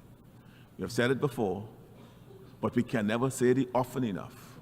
Countries like the Bahamas contribute so little to the problems of the world, and yet we are among the first and greatest affected. Over 40% of my country's national debt is as a direct result of the impacts of climate change. Locked as we are into an annual cycle of severe hurricanes, repair and rebuild, how can we fulfill the reasonable aspirations of our people for national development? We need to stop thinking of climate change merely as an environmental threat. It is a threat multiplier, exacerbating existing tensions, creating new ones, and undermining the very foundations of global security. If we think we have refugee challenges now, do we really want to wait until millions are forced to cross borders just to survive? As resources become scarcer, as livelihoods are lost, the potential for conflict, for instability, and mass migration becomes inevitable. And so we ask you to take note of your own self-interest. Your Excellencies, in our Caribbean region, the Republic of Haiti is facing a multidimensional security crisis. It is born of gang violence and resource scarcity, made worse by massive earthquakes, hurricanes, and other natural hazards. In accordance with UNSC Resolution 2966, passed in 2023, and in coordination with the government of Haiti, member states are contributing to a multinational security support mission. The Bahamas government is strongly of the view that any mission in Haiti ought to be Haitian-led and aim to build the capacity of the Haitian National Police to counter gangs and improve security conditions. The Bahamas reiterates the importance of continued and sustained financial support from donor countries to ensure that UN Trust Fund is able to fund the MSSM operations now and in the future. The CARICOM region in and of itself cannot do it alone, and so we urge you to take note of this important aspect of the MSSM mission. Looking beyond our region, in 2024, the Bahamas has looked to South-South cooperation to fill the gaps in development support. We continue to be active participants in CARICOM. We value the support of the Commonwealth and the solidarity between Caribbean and Pacific Commonwealth states, and look forward to meeting this year in Samoa. We value the deepening relationship between CARICOM and the African region. We see renewed value in the Group of 77 and the non-aligned movement. Our concerted efforts to collectively focus on climate reparations have resulted in new pathways to climate justice at the International Tribunal for the Law of the Sea and at the International Court of Justice. We remain determined to protect and preserve our climate and our precious biodiversity through the progressive development of international law. COP29 must be a turning point. It is estimated that by 2050, climate-related damage is projected to rise to an almost unimaginable $38 trillion per year. My friends, in some respects, it is already too late. Where we are is not good enough, but there's still time just enough if we act and act now. Let's revitalize the stalled negotiations on a new collective quantified goal on climate finance. We cannot afford another year of inaction. Developed nations must step up, not just with words, but with enforceable, concrete commitments that reflect the scale and urgency of the crisis. While global military expenditure soared to an unprecedented $2.4 trillion last year, the Loss and Damage Fund, painstakingly established at COP28, has secured a mere $800 in pledges. This is a drop in the ocean compared to the trillions needed to address the escalating costs of the negative impacts of climate change. This is not just an issue of funding, it is fundamentally an issue of sustainability and survival. Without it, peace and security mean nothing. The Loss and Damage Fund must be fully operationalized. This is about responsibility, accountability, and building a future where those who have polluted the most contribute the most to cleaning up the mess. The rise in global temperatures of more than 1.5 degrees Celsius this past year has put us in a new reality. But we must do more than roll the dice. Real effort, serious action, tangible progress. These are the only paths to sustainable solutions. And the same truths remain. We must prioritize energy solutions around sources of renewable energy. Redirecting the vast subsidies given to the fossil fuel industry towards renewable energy and climate adaptation and mitigation would be a powerful start. We must reform the global financial institutions and systems. We need multilateral development banks that are fit for purpose, providing accessible finance and prioritizing climate-resilient investments. We must continue to work to strengthen international cooperation. We need a renewed commitment to collective multilateral action. But friends, within this global emergency, we also see a glimmer of hope. The 1.5 degrees Celsius threshold cannot be an endpoint, but a turning point, an opportunity to reject complacency and chart a new course, one grounded in innovation, collaboration, and a resolute commitment to a just and sustainable future. We're not asking for a handout, but for a handout.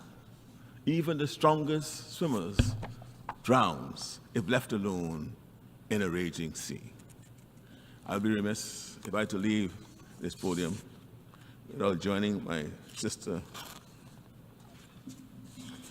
Prime Minister of Barbados, in calling and renewing my call for the removal of the blockade in Cuba. It is hurting the people of Cuba, and though it is said that the blockade is against Cuba, it is the people in Cuba who suffers daily. It has not worked. It's been in place now for how many years? Over 70 years. So why should it still remain? And we call upon all of us here present to seek to persuade those who have the blockade to remove it and move it as soon as possible. Thank you for listening.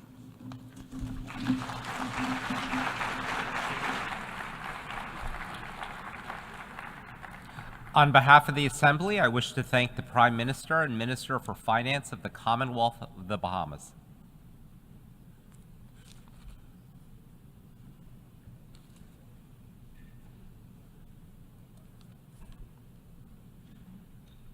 The Assembly will hear an address by His Excellency Kassim Majaliwa, Prime Minister of the United Republic of Tanzania.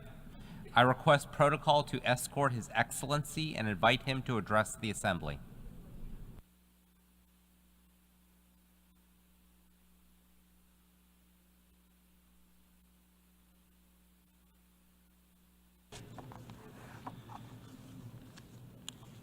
Your Excellency, Philemon Yang, President of the 79th session of the United Nations General Assembly, Excellencies, Heads of State and Government, ladies and gentlemen. Mr. President, on behalf of Her Excellency Dr. Samia Suluhu Hassan, President of the United Republic of Tanzania, I stand before this august assembly to deliver a message of hope and peace to the people of the world. In doing so, I wish to convey warm and fraternal greetings from the President and the people of the United Republic of Tanzania. Her Excellency Dr. Samia Suluhu Hassan, President of the United Republic of Tanzania, wishes this assembly every success in its important deliberation. I would also like to join the previous speakers in commending you, Mr. President, for the excellent manner you are steering the work of the Assembly. Tanzania endorses and supports the theme chosen of this session, that is, leaving no one behind, acting together for the advancement of peace, sustainable development, and human dignity for present and future generations. This theme aligns well with the United Nations Charter and builds on the effort of your predecessor, His Excellency Dennis Francis, whose remarkable leadership is truly appreciated. Tanzania recognizes and thanks the Secretary General for his great work and the important message he shared with us at the opening of this general debate. Mr. President, the participation in the 79th General Assembly has been a unique opportunity for us to share perspectives regarding to the pledge and the commitment made for addressing global challenges such as pandemics, extreme poverty, climate change, and conflicts. I would like to share some of Tanzania's perspectives as follows. Sustainable development, Tanzania's path to inclusive growth. Mr. President, the Sustainable Development Goals are a beacon of hope in addressing global challenges. Tanzania's journey towards sustainable development reflects that of many nations facing significant challenges from the determined impact of COVID-19 on health and economic systems. Climate change, marked by extreme weather patterns like torrential rain and droughts, has deteriorated health issues and strained infrastructures.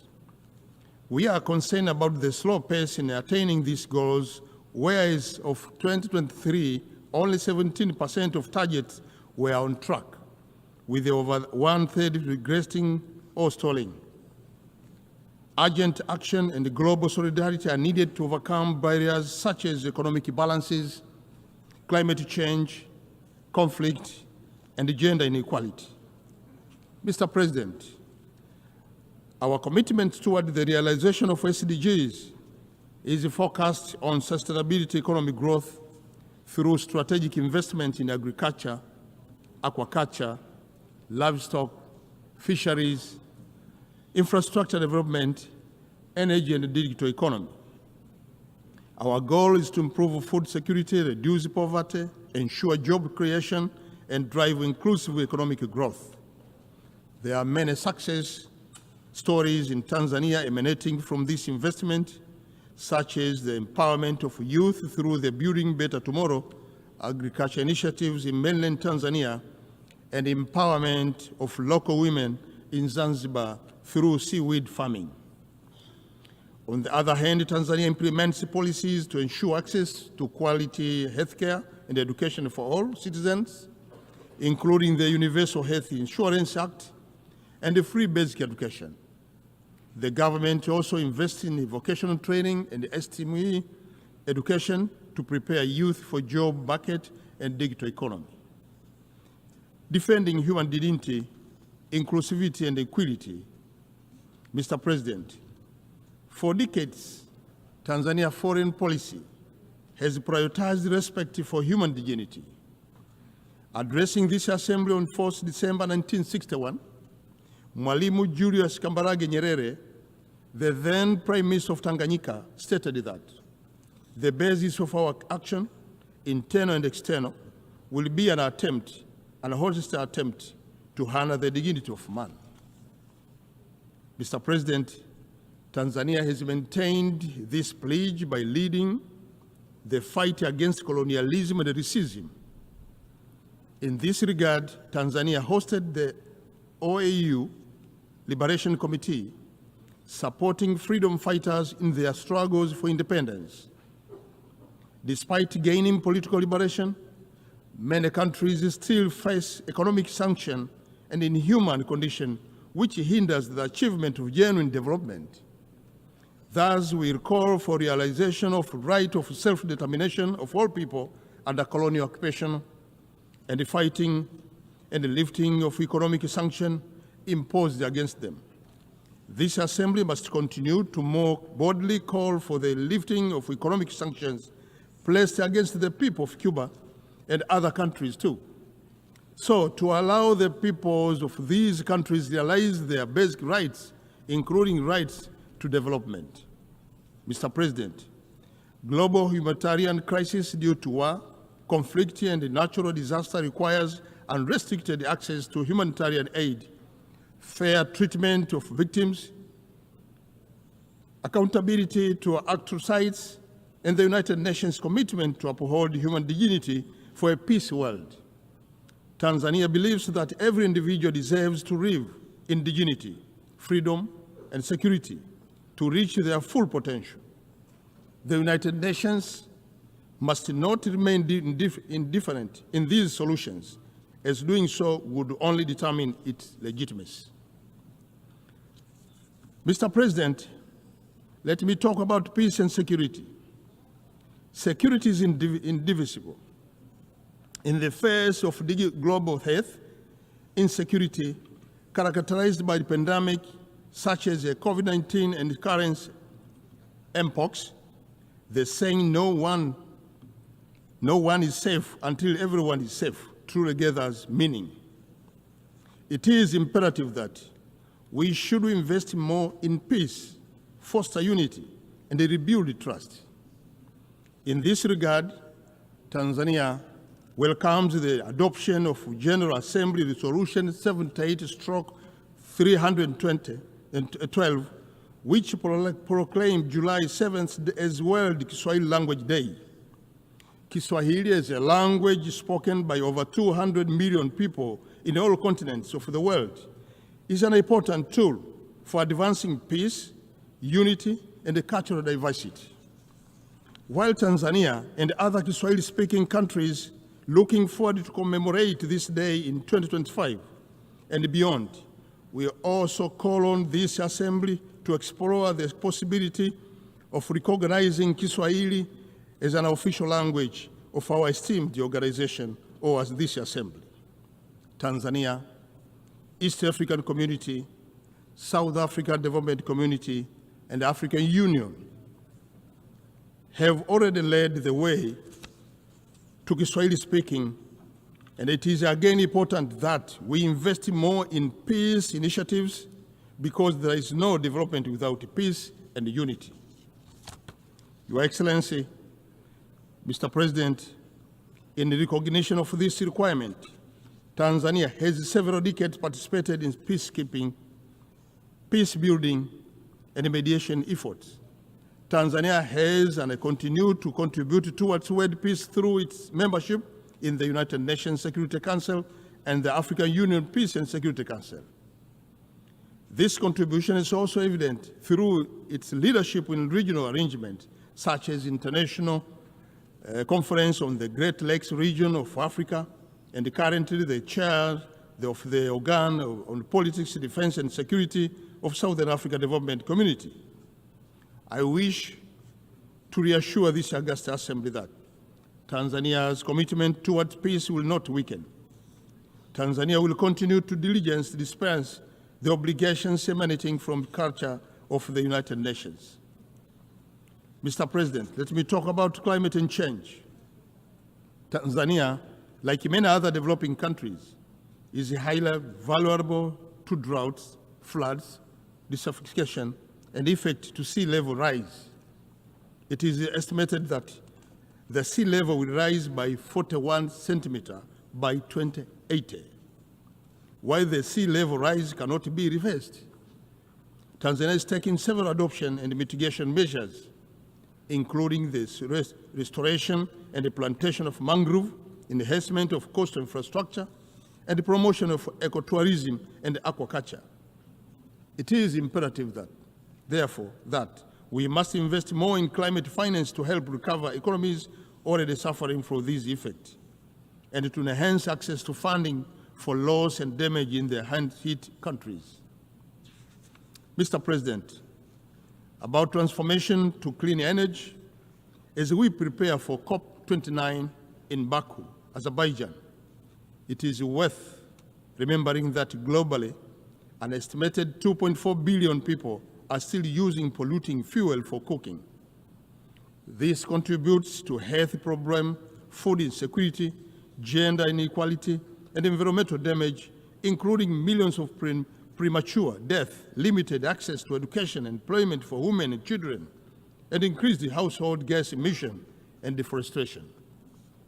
Achieving universal clean cooking access in Africa by 2030 would require an estimated about $4 billion annually, a small fraction of global energy spending. Mr. President, in response to this alarming situation, Tanzania is championing a clean cooking agenda, which essentially contributed to several SDGs, including goals number 7, focusing on ensuring access to affordable and sustainable energy for all. Tanzania will host the African Energy Summit in January 2025, means next year, co-organized with the World Bank and the African Development Bank. The summit aims to accelerate the implementation of World Bank Group and the African Bank Group commitment to provide electricity access to 300 million people in Africa by 2030. We look forward to working together with all partners to unlock energy potential and build brighter, more resilient future for Africa. Mr. President, delivering on democracy. In November this year, Tanzania will hold local government election, followed by the presidential and the parliamentary election in October next year. As we prepare for this electoral event, I wish to assure this Assembly that democracy, human rights, and the rule of law will be upheld in line with President Samia's vision as captured in the 4 R's philosophy, namely reconciliation, resilience, reform, and rebuilding. Since the announcement of 4R principles in 2021, the government of Tanzania has continued to foster harmony and promote unity across political, religious, and ethnic divides. In implementation of 4R, the government has also undertaken several monumental reforms that seek to address shortfall within the criminal justice system, allow the effective political process, and enhance the enjoyment of human rights. Mr. President, reforms are crucial for countries and international organizations to stay relevant, for greater inclusiveness, transparency, and accountability, especially in multilateral bodies like UN Security Council and the Bretton Woods Institution. Tanzania remained committed to rebuilding its economy and society, focusing on inclusivity and empowering its citizens for a stronger future. Mr. President, when I go to conclude my speech, Tanzania argues all the world leaders to unite against international threats that undermine unity, peace, and human dignity. We are obliged to work together with goals stipulated in the Charter of the United Nations of sparing succeeded generations from the scourge of war. We must stop war and suffering that cause death and wanton suffering to innocent civilians, including women and children. Let us leverage innovation, adopt inclusive policies, and strengthen international cooperation in accelerating the implementation of SDGs. Together, let us build perhaps partnership that transcend borders, ensuring no one left behind. Let us undertake the necessary reform to make our multilateral institution fit for purpose. Let us rebuild trust and reconcile our differences. Let us cooperate to build resilience of our institution and people. We can achieve the future we want if we commit to rebuild and restore what has been damaged by our past action. As we look to the future, let us honor the commitments made in various international fora. Together, let us embrace this moment with optimism and the shared dedication to inclusivity. Asante sana kwa kusikiliza. Thank you so much for listening. Thank you so much for your attention.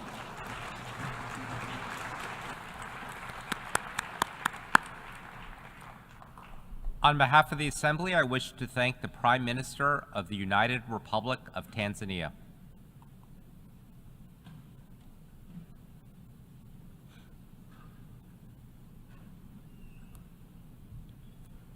The Assembly will hear an address by His Excellency Ralph Gonsalves, Prime Minister and Minister for National Security, Legal Affairs, and Information of St. Vincent and the Grenadines.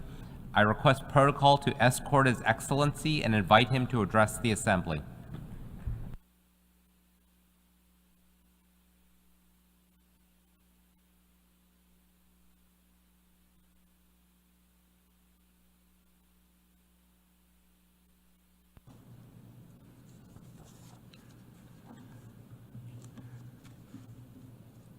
Mr. President, Your Excellencies,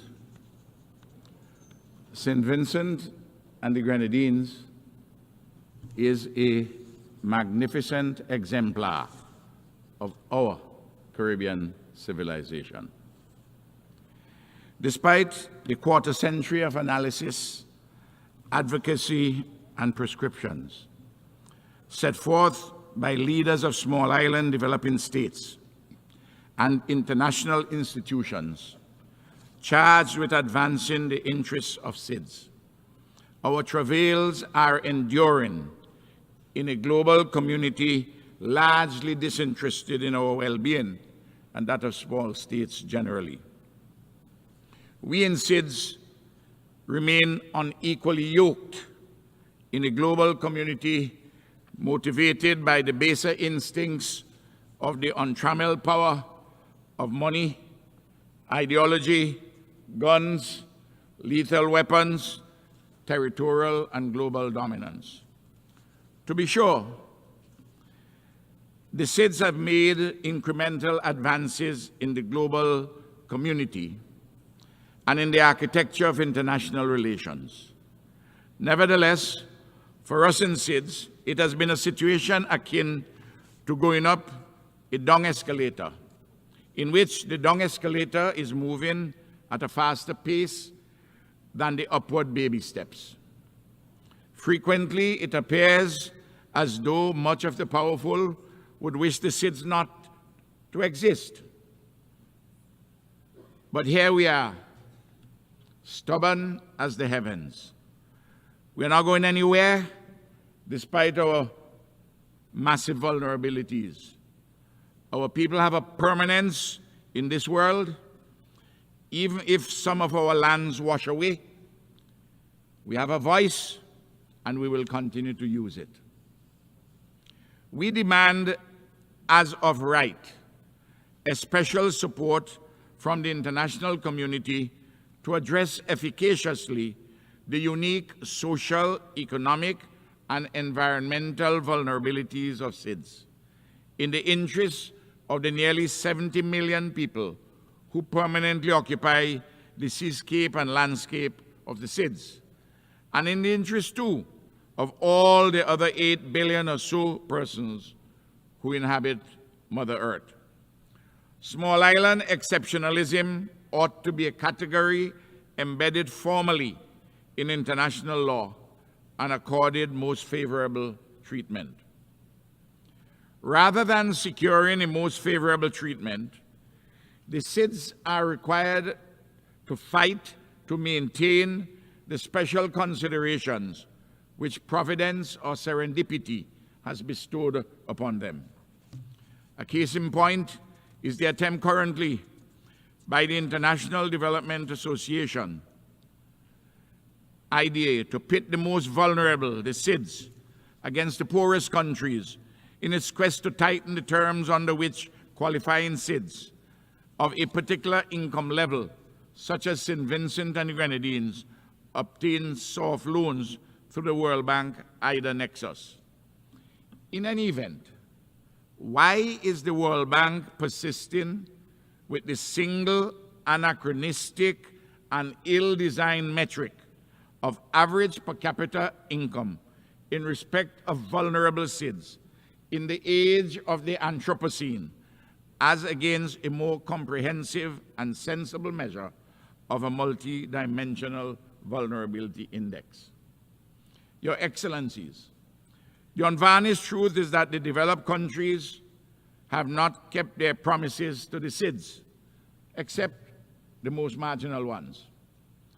Importantly, the countries of the developed world, the major historic and contemporary emitters of greenhouse gases, have failed and or refused to keep their solemn commitments of restricting the global temperature at below 1.5 degrees Celsius above pre-industrial levels. Unless there are drastic alterations in the patterns of consumption, production, life, and living in developed and large emerging economies, our planet is inexorably on a path to a proverbial hell in a handbasket. In the process, countries of an island or seaboard civilization are likely to be inundated by raging seas and enveloped in searing heat. On the matter of the financing of climate change, the developed countries which have the means and the major historic responsibility to contain this existential threat have been parsimonious and less than responsible in practice. Even today, the cynicism and doublespeak of several major developed countries is breathtaking in response to the quest of most of the global community to transform the international financial institutions as fit for purpose in today's world, and for responsible, reasonable alterations in the actual modalities of climate financing. High representatives of most of these developed countries pay lip service in general to the innovative proposals, the Bridgetown 3 proposals endorsed by the Caribbean community, only to nitpick and delay in the particular on the progressive essentials. Brazenly, when these developed countries make a marginal concession, they trumpet it as a major advance so as to send the proverbial fool a little further. The Antigua and Barbuda Agenda for SIDS, adopted earlier this year, encompass an action-oriented framework for the way forward. The recently adopted Pact for the Future by the United Nations General Assembly provides a wider and promising buttress. In our advocacy for the 39 SIDS, we embrace too the cause of the least developed countries and the landlocked developing countries, all 92 vulnerable countries in the United Nations system. Your Excellencies, growing material dissatisfaction grips increasingly large numbers of people in both the metropoles and the hinterlands in this highly interconnected world. Noticeably, the ceremony of innocence is drowned. Things are falling apart. The centers cannot hold, and the cascading effects are ripping the world asunder. The best of all lack conviction, and the worst are full of passionate intensity. Creative resistance and reconstruction are the banners under which ordinary men and women across the globe are draping themselves. Sadly, in the North Atlantic countries, there is a growing and dangerous constituency for an illiberal, even a neo-fascist option of looking forward to an illusory past in search of making again their countries unalloyed, mythical paradises of unrivaled dominance. They are looking forward to a past that never was. At the same time, even a modest middling social democracy is on the retreat because this old political shell of the post-1945 global order can barely contain the erupting contradictions within and outside it. A search for new modalities is emerging, but not yet fully formed, in part because the old order is unprepared to relinquish, cede, or share power, even as it realizes that it cannot continue to rule in the old way, but the new is yet to be born, and the forces of change lack a sufficiency of strength to deliver satisfactory alterations. Your Excellencies, the war in Ukraine, the genocide in Gaza, the conflicts in the Yemen, Sudan, and the Democratic Republic of the Congo, the threats across the Taiwan Strait, and empire's designs on revolutionary Cuba and Venezuela, the violence and more in Haiti, and such like disruptions of the peace globally, all have specific origins and contexts. But they are all reflective, too, of a failure of multilateralism, a hamstrung United Nations framework, and a derogation from the fundamental precepts of the Charter of the United Nations. Large, powerful nations, singly or in allied combinations, have a propensity to seek dominance. In this milieu, opportunistic or servile alliances emerge or persist as the particular circumstances admit. It all degenerates into a Manichean politics of the madhouse. Hypocrisy, disinformation, and folly reign supreme. Your Excellencies, in this context arises the trope of the neoliberal global order that the principal contradiction in today's global political economy is between democracy and autocracy. Still, all the self-serving shibboleths and gloss of this fictional construct will not wash away the unrepentant sins of the past or the cruel impositions of the present. The blinding truth is that the central contradiction in today's political economy is not between democracy and autocracy. The main contradiction has been, and still is today, that which revolves around the fundamental material questions of who gets what, when, where, and how.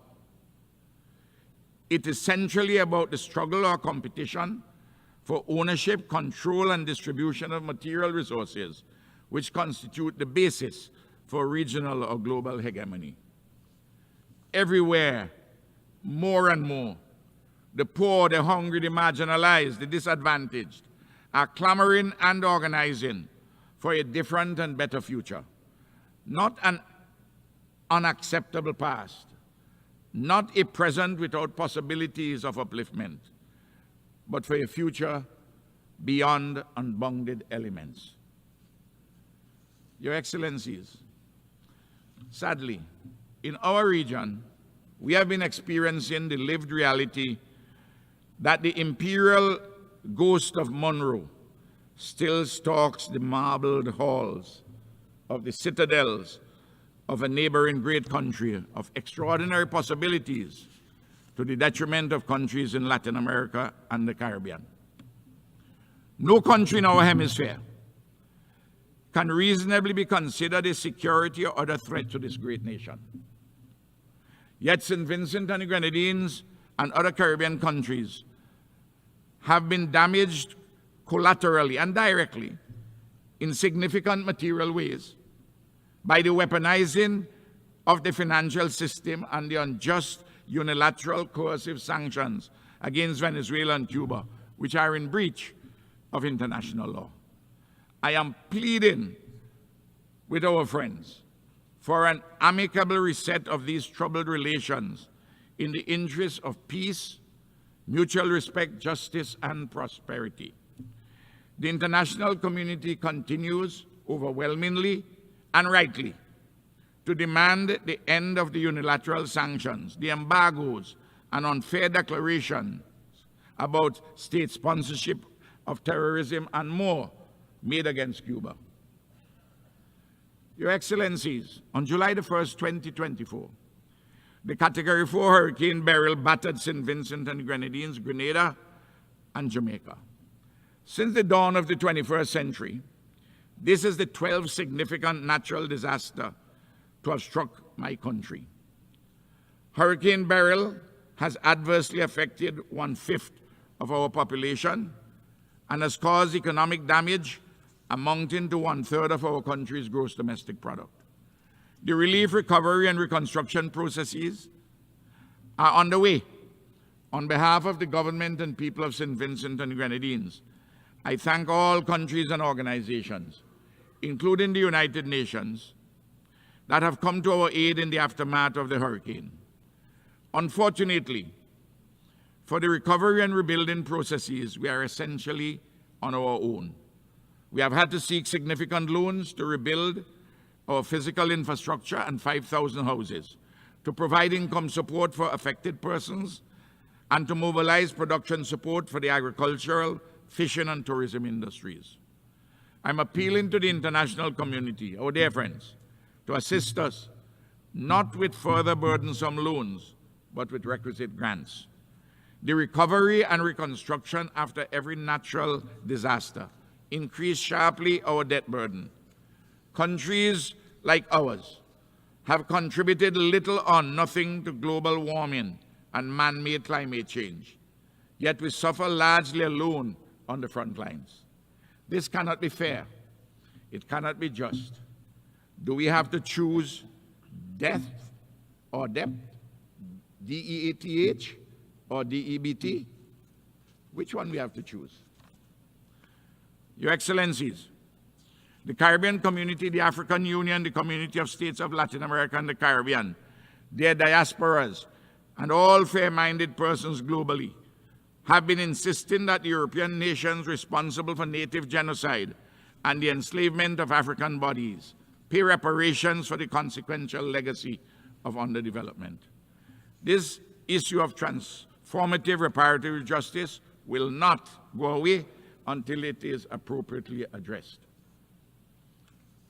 Your Excellencies, the suffering and pain of the Haitian people continue to weigh heavily on the consciences of our Caribbean.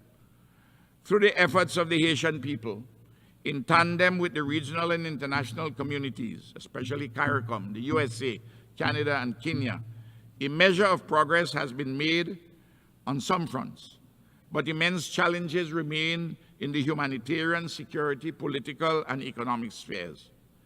The building of a free, democratic, peaceful, and prosperous Haiti demands commitment and concerted action from all the relevant stakeholders in pursuance of solutions devised by Haitians and led by Haitians. Haiti fatigue is not an option for the international community. Your Excellencies, in our Caribbean, there is a growing challenge of violent crime involving the combustible mix of imported guns and bullets, illegally exported marijuana, and the trafficking of cocaine from South America. It is evident that this challenge demands much closer cooperation operationally between all the countries concerned in the Caribbean, North America, South America, and Europe. In the Middle East, the collective punishment meted against the Palestinians in Gaza and the continued illegal occupation of Palestinian lands, including in the West Bank, amidst accompanying state terror by an Israeli regime in total defiance of international law, is utterly unacceptable.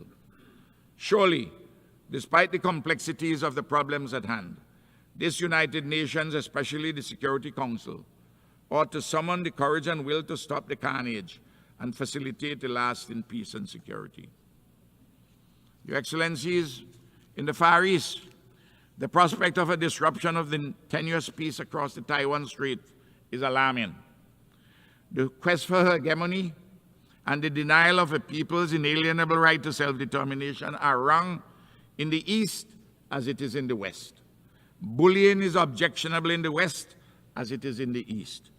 Unilateral coercive action by a big power in the East is contrary to international law as it is surely in the West. St. Vincent and the Grenadines continues to urge that Taiwan be allowed to participate fully in the specialized agencies of the United Nations, including those pertaining to health, air and sea transport, climate change, disaster preparedness, and global policy. Your Excellencies, it appears that there have been recently some positive movements in the long quest to effect a judicious and just reform of the United Nations Security Council. It is evident to all reasonable persons that reform of this body is long overdue. As the chair of the L69 group, St. Vincent and the Grenadines will continue its advocacy for an inclusive, more accountable, effective, representative, and relevant Security Council. Excellencies, we know that a better world is possible. On the United Nations rests our hopes for a better world for peace, justice, security, and prosperity. Let us also act in accord with our responsibilities, obligations, and means. Please, let us not desecrate our future. Thank you.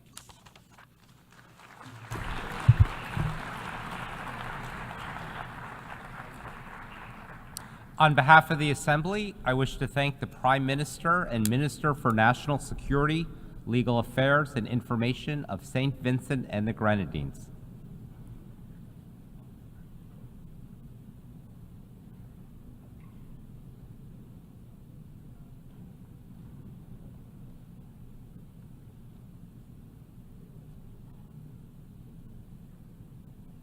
The Assembly will hear an address by His Excellency Russell M. Iso Dlamini, Prime Minister of the Kingdom of Eswatini. I request protocol to escort His Excellency and invite him to address the Assembly.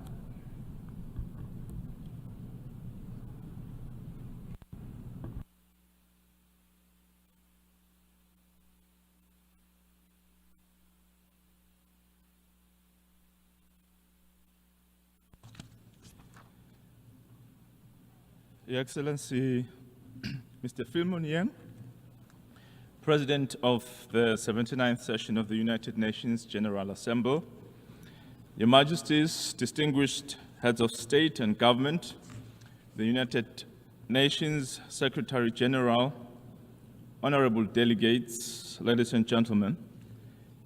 Mr. President, it is with profound gratitude and deep sense of responsibility that I stand before you today at this pivotal gathering of the 79th United Nations General Assembly. I bring you the warmest greetings from His Majesty King Mswati III, the Queen Mother, the government, and the people of the Kingdom of Eswatini. We are convened here not merely as representatives of our nations, but as stewards of a shared global community, united in our commitment to peace, security, and sustainable development. As we gather under the theme, Leaving No One Behind, acting together for the advancement of peace, sustainable development, and human dignity for present and future generations, we are reminded of our shared duty to create a world where every individual has the opportunity to thrive. Our obligation is to leave this planet in a better place for our posterity. The Kingdom of Eswatini joins this global assembly with unwavering dedication to the principles of peace, sustainable development, and human dignity. We recognize that the challenges we face today, marked by unprecedented crises, are deeply interconnected.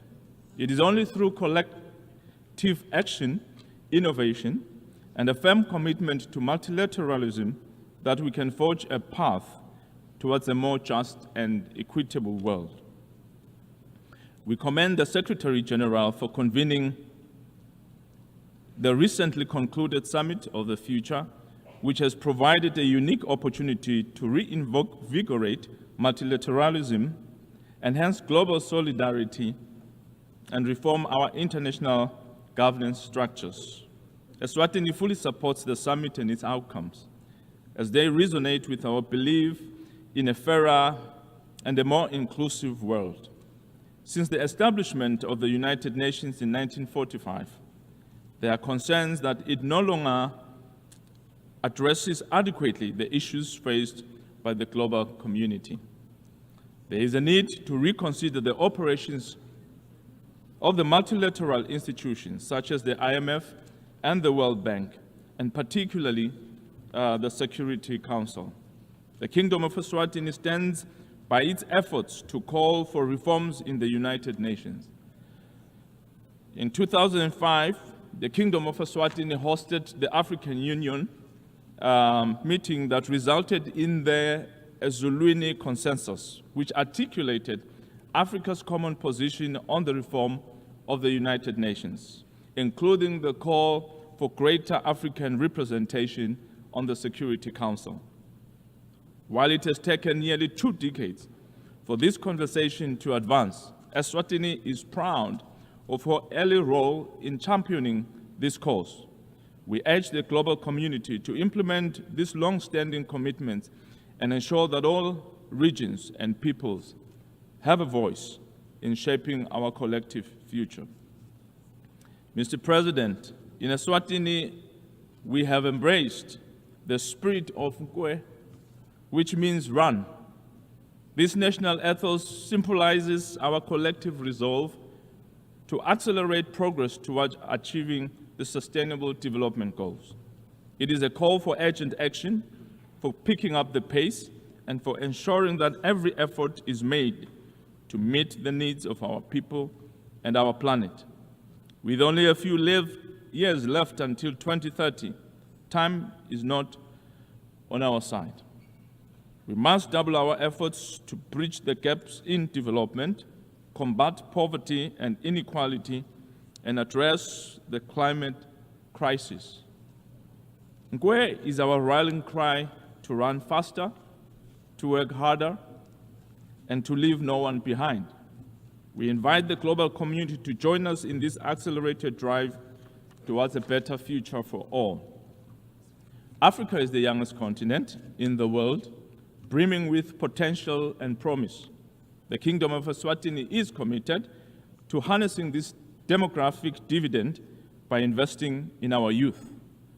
Our youth empowerment program, supported by government, the United Nations in Eswatini, and other friends of the Kingdom, aims to equip young people with the skills and resources they need to succeed in a rapidly changing world.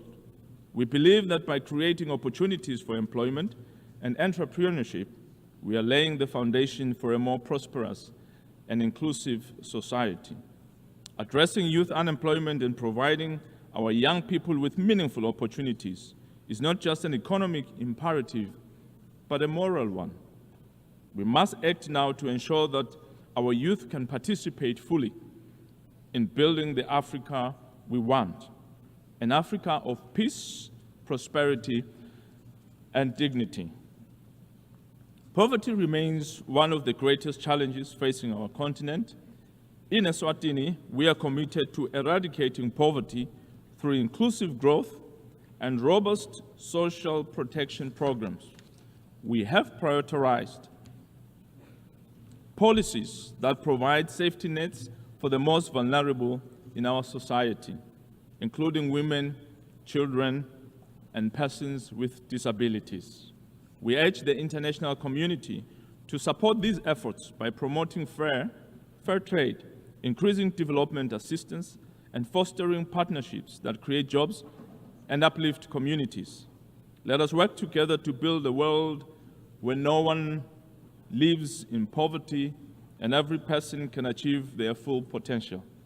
Mr. President, sustainable development is not a choice, but a necessity for the survival and prosperity of our planet. The Kingdom of Eswatini remains dedicated to advancing our development agenda as aligned with the 2030 Agenda for Sustainable Development. We have made significant strides in promoting poverty eradication, renewable energy, the protection of our natural resources, and ensuring equitable access to education and healthcare for Emaswati. Our national development strategy aligns with global development goals, focusing on economic diversification, poverty reduction, and human capital development. We've taken significant steps to promote renewable energy through investments in solar, wind, and hydropower projects, such as the Eswatini Electricity Company's initiative to increase the share of renewable energy in the national grid. These efforts are complemented by our progress in providing access to quality education through the free primary education program and improving healthcare services as outlined in our National Health Strategic Plan. However, as a small middle-income country, we face unique challenges, including limited access to international financing, vulnerability to climate change, and economic shocks. We call on the international community to support the developmental aspirations of countries like Eswatini, ensuring that our path towards sustainable development is not hindered by structural inequalities in the global system. In response to these challenges, Eswatini has put forth a comprehensive SDG recovery and acceleration plan valued at about $1.6 billion, covering diverse areas including digital transformation, renewable energy, agriculture, industrial expansion, and social protection. This plan prioritizes implementation over the development of new frameworks, emphasizing sectors such as job creation, specifically under SDG 8, Target 8.5, which focuses on creating jobs across industries as a multiplier for achieving other SDGs. By investing in employment opportunities, we believe we can address multiple dimensions of development, including reducing food insecurity, enhancing access to essential services, and minimizing social ills, such as crime and substance abuse. Mr. President, the implementation of SDGs requires substantial financial resources. However, many developing countries, including those in Africa, face significant barriers to accessing affordable finance. The current global financial architecture is not fit for purpose and must be reformed to make the financing more accessible and equitable. We call for the implementation of the Addis Ababa Action Plan, which emphasizes the need for innovative financing mechanisms and global solidarity. We also urge the international community to support the reform of global financial mechanisms that have seen developing countries pay much higher costs than developed nations to access the much-needed funds. This unfair practice must come to an end. The Summit of the Future provides a critical opportunity to address these disparities and ensure that all nations have the means to achieve their development goals. Mr. President, peace is the foundation upon which sustainable development and human dignity rests. The Kingdom of Eswatini, guided by its long-standing tradition of peaceful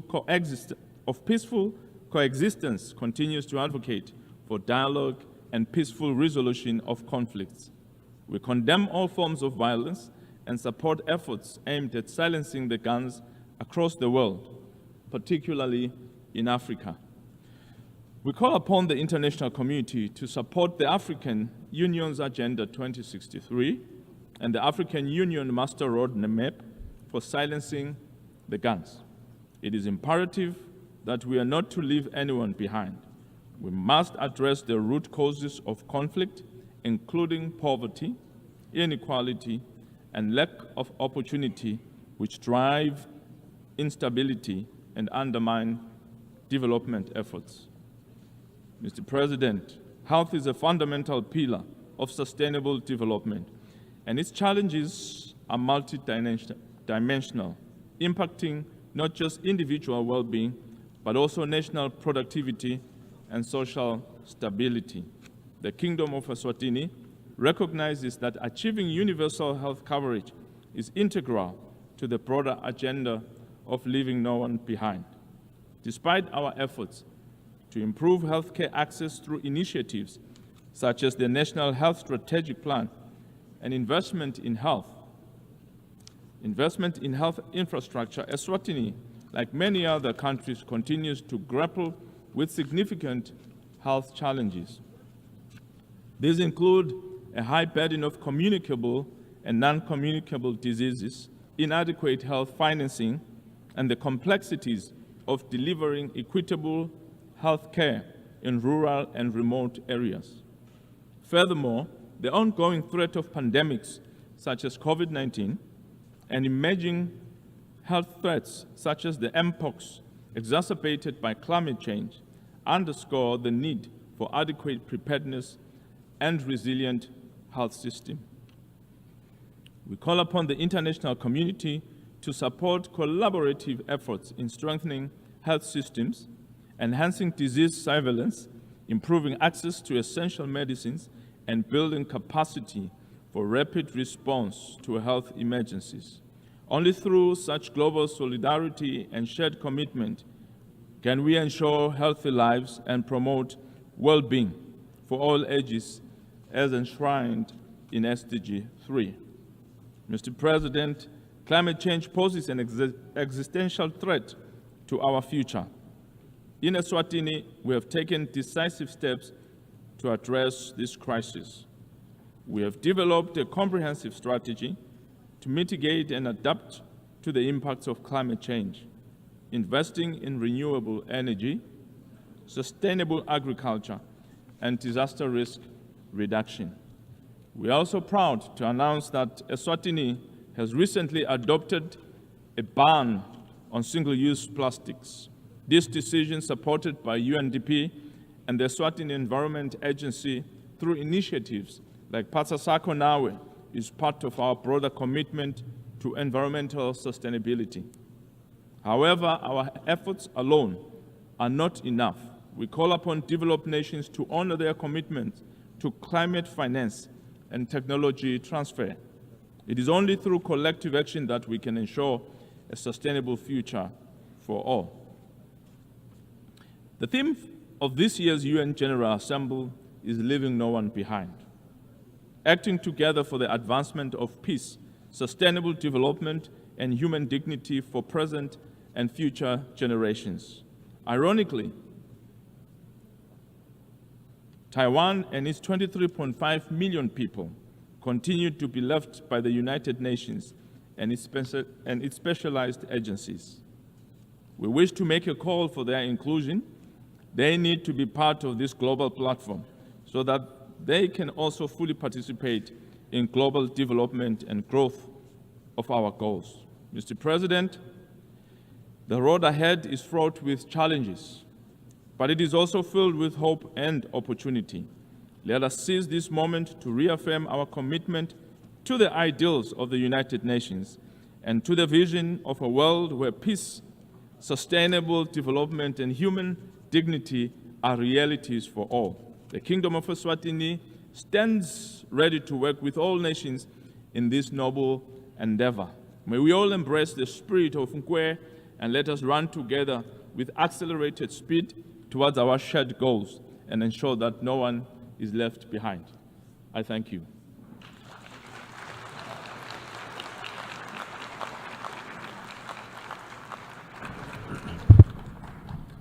On behalf of the Assembly, I wish to thank the Prime Minister of the Kingdom of Eswatini.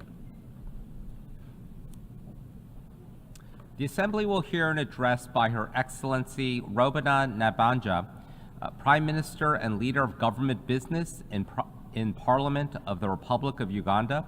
I request protocol to escort Her Excellency and invite her to address the Assembly.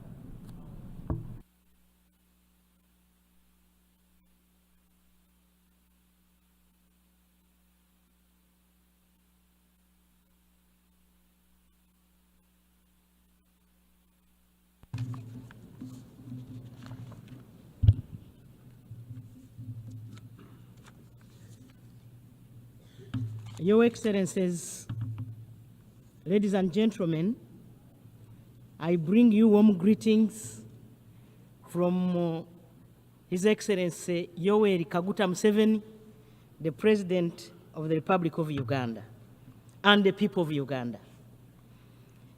I congratulate His Excellency Mr. Philemon Yang on his election as President of the 79th session of the UN General Assembly, and I assure him of Uganda's full support.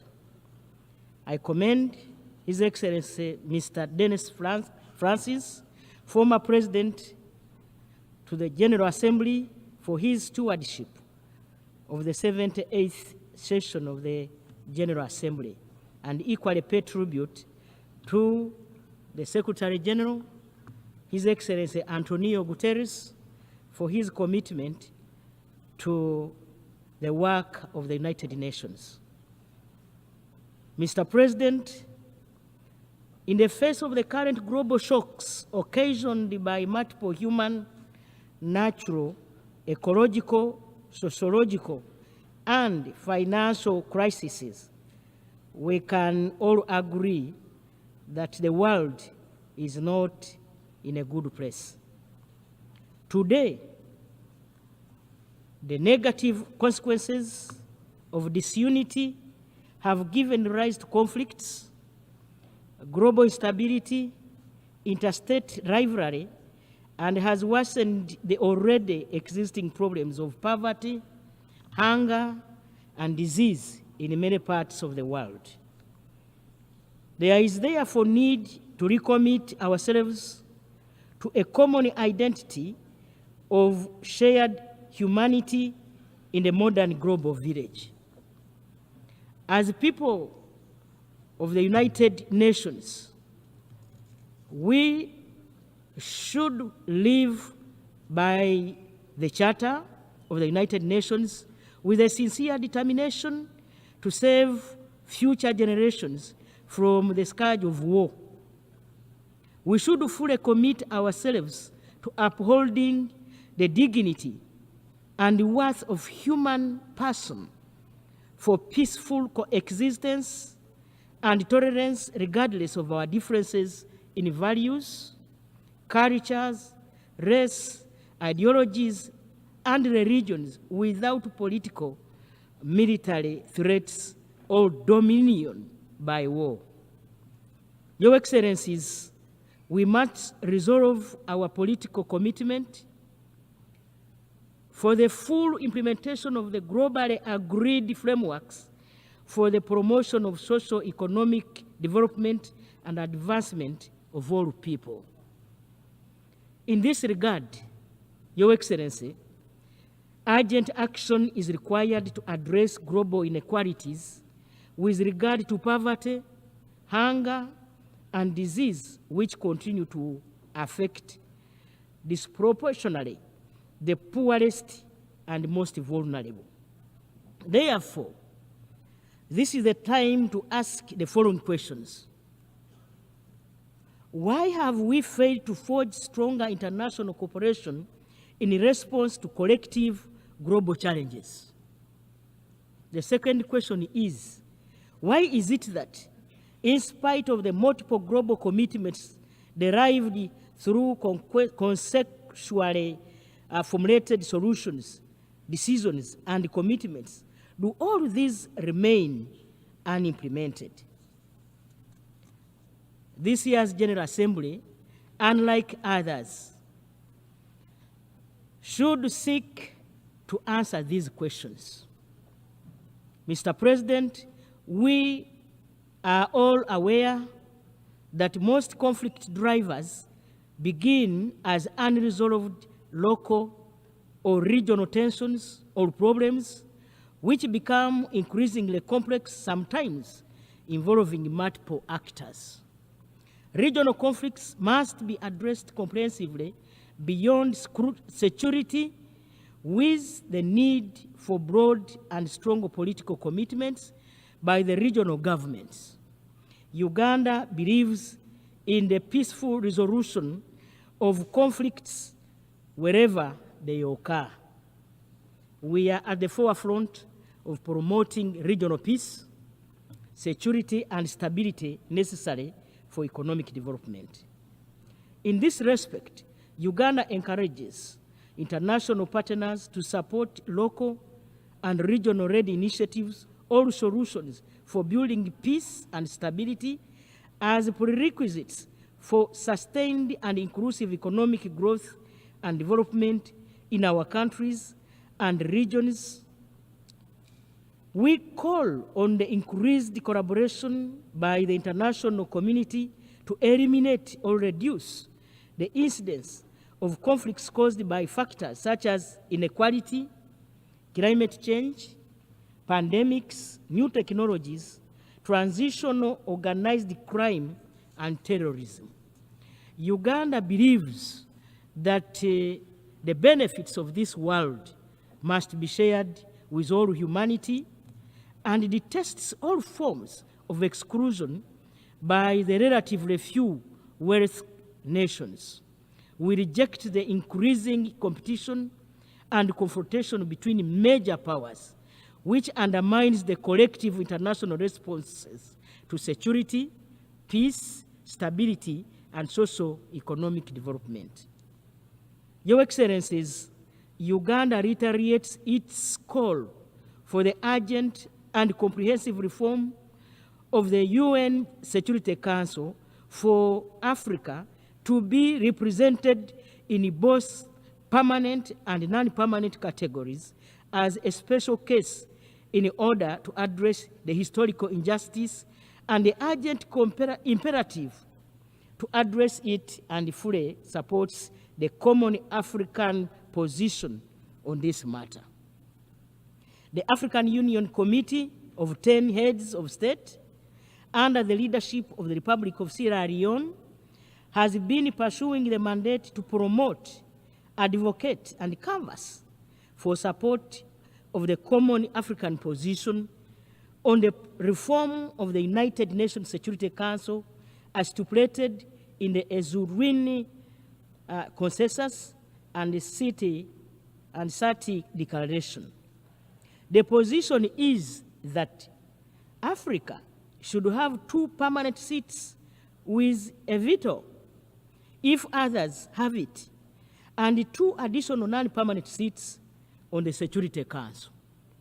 The Committee of 10 since 2005 has been driven with the hope and conviction of equality in representation and participation in intergovernmental negotiations for the reform of the UN Security Council to make it more responsive to the current circumstances to achieve a future of shared goals for humanity. The core aspiration is for Africa to get representation in United Nations Security Council as equal partners and make a contribution to multilateral systems that should become inclusive, equitable, and work for international peace and security of all without paralysis or succumbing to parochial interests of major powers. Mr. President, we demand for the right to development as equal members of the international community without any preconditions and politicization, for greater human dignity, freedom, and socio-economic injustice. We call for fair access to means of production, technology, and capital for the socio-economic transformation of our economies in line with our national legal frameworks and development plans. Uganda believes that the perpetual preservation of poverty and inequalities in developing countries undermines the fundamental human rights, in particular the rights of the marginalized and the poor, and remains a threat to international peace and security, which should no longer be overlooked. Uganda, as a chair of non-allied movement, will work with countries of the non-allied movement as well as other countries on the intergovernmental processes that shall lead to the adoption of the UN Covenant on the Right to Development. Mr. President, financing remains one of the greatest challenges that undermine the efforts of developing countries to fully implement the 2030 Agenda for Sustainable Development and achievement of its 17 sustainable goals. Borrowing is critical for financing investments in sustainable development. Sovereign debt is an important tool for financing sustainable development, enabling low-income countries to invest in infrastructure, health, education, and other critical areas. We emphasize that loans to low-income developing countries should be concessional and at zero interest rate. This will enable our countries to finance productive investments, including building infrastructure to improve connectivity, make debt sustainable in the long run, and spur economic growth, which will in turn help to improve domestic tax collection and raise revenues.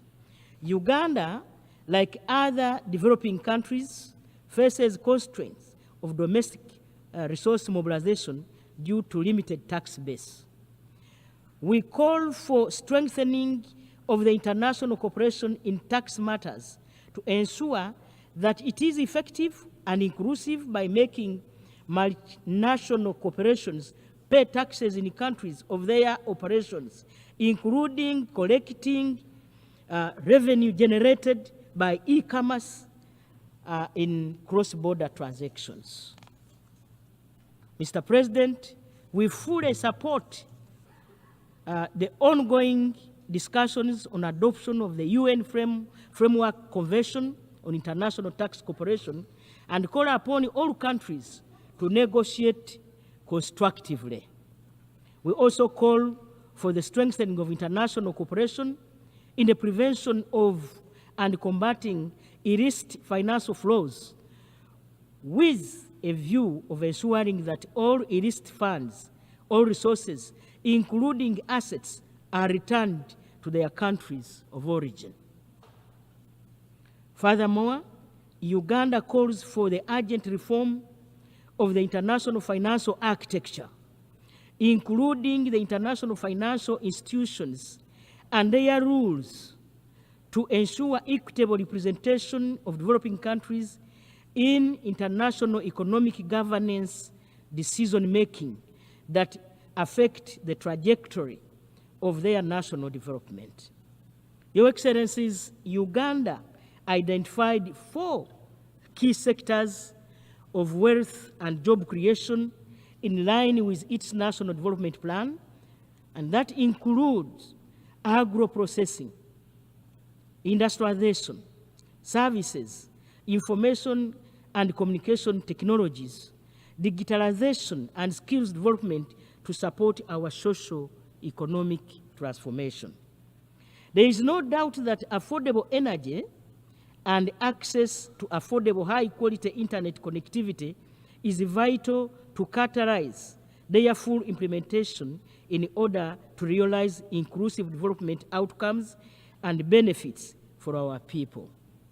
We need to strengthen deeper collaboration with the Global South, with the support of our partners in the North, to unlock shared prosperity by building the necessary infrastructure and connectivity to increase productive capacity for rapid growth, economic takeoff, and sustainable development. In this regard, Uganda calls on the international community to support the full implementation of the African Continental Free Trade Area. Furthermore, Uganda calls on the international community to support its path to sustainable development. We encourage foreign individuals and companies to invest in the country.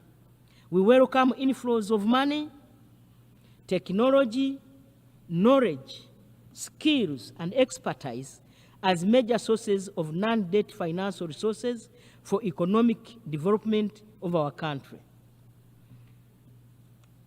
Your Excellencies, Uganda also calls for collaboration by the international community in medical research for global health to develop vaccines and treatments to combat diseases like Ebola, COVID-19, monkeypox, and improving healthcare capability in low-income countries, particularly in Africa.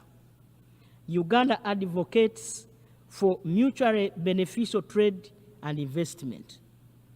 We encourage that in pursuing sustainable development, foreign direct investment should be geared to adding value by processing raw materials inside our country where raw materials are produced and to export high-value products. This will create jobs, generate high incomes, and increase taxable revenues. We call on multinational companies to desist from purchasing raw materials and only selling processed products for consumption in developing countries. We equally call on developed economies and multinational companies that buy raw materials to process them and add value in their countries should take measures to institute policies that allow sharing the profits they generate in the value chain with the low-income raw material producing countries where it is sourced for shared prosperity. Mr. President, climate change remains one of the greatest challenges to the pursuit of sustainable development. Uganda calls on developed countries to provide the necessary financial, technical, as well as capacity building to support developing countries to effectively address climate change. We demand for climate justice, recognizing that richer countries, having historically profited from high emission activities for the development of their economies, and bear a great obligation to lead in mitigating these impacts. Therefore, high-income countries should reduce their emissions and equally support developing countries in their gradual transition to low-emission development pathways without using the environment as a political and economic tool to block or slow down their development. We emphasize that climate finance should be additional to official development assistance. Mr. President, developing countries face great challenges, including the increase in unilateral political, economic, and trade actions, or policies, and the weakening of multilateralism, which are flagrant violations of the principles established in the UN Charter, international law, and the purposes of the United Nations. We consider that it is urgent to stop these actions that threaten the economic and social development of the countries that are subject to them, and consequently prevent them from achieving the Sustainable Development Goals. Uganda reiterates its call to put to an end to the economic, commercial, and financial blockade imposed on these sister nations under sanctions, which is a major impediment to the sustainable development. Uganda also reiterates its firm rejection to the imposition of laws and regulations with extraterritorial impact and all other forms of cohesive measures, including unilateral sanctions against developing countries, and reiterates the urgent need to eliminate them immediately. Mr. President, Your Excellencies, ladies and gentlemen, Uganda took over the chairmanship of both the Group of 77 and China and the Non-Allied Movement in January 2024. I take this opportunity on behalf of His Excellency President Yoweri Kaguta Museveni, the President of the Republic of Uganda, to thank all member states of the group and the movement for their confidence in ensuring Uganda is in the capacity of chair. We commend the Africa Group for endorsing our candidature for the chairmanship of both organizations. This year, 2024, has been a crucial year with various intergovernmental processes at the United Nations on issues that are of paramount importance to both the group and the movement. And these include inter alia Fourth International Conference on the Small Islands Developing States, the Third UN Conference on the Landlocked Developing Countries, the Summit of the Future, the preparations for the Fourth International Conference on Financing for Development, the 2024 UN Climate Change Conference, COP29, all of which demand that we remain even more united and steadfast in promoting the interests of developing countries. Uganda therefore commends the members of both groups for keeping united in solidarity as we pursue the issues of our common interests. In conclusion, Mr. President, Uganda will continue with this stewardship, working together in solidarity to achieve a revitalized multilateral system which is capable of adequately addressing current and emerging global challenges. We firmly believe that multilateralism remains a fundamental and crucial mechanism for addressing our common challenges, namely, 1, accelerating the implementation of the 2030 Agenda for Sustainable Development. 2, scaling up action to address climate change and biodiversity loss. 3, strengthening international tax cooperation. Then 4, availing adequate concessional financing for development. And number 5, the fight against illicit financial flows and enhancing global collaboration in digital and artificial technologies to maximize the benefit to society and minimize harm, among others. I thank you for God and my country.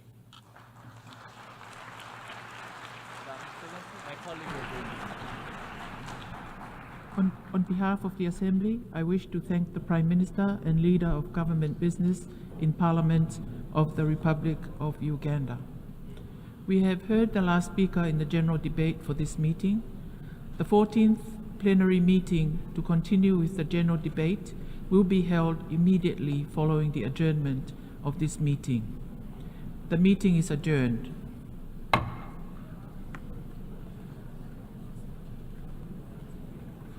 The 14th plenary meeting of the General Assembly is called to order.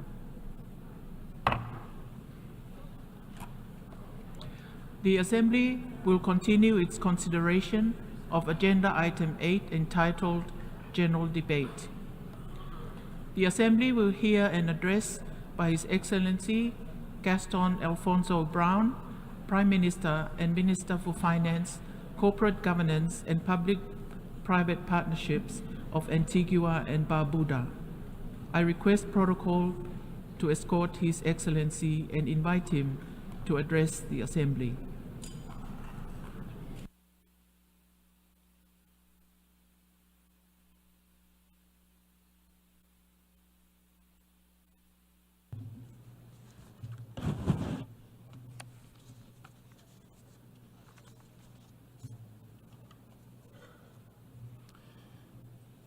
Excellencies, distinguished ladies and gentlemen, today we all stand at the edge of a precipice.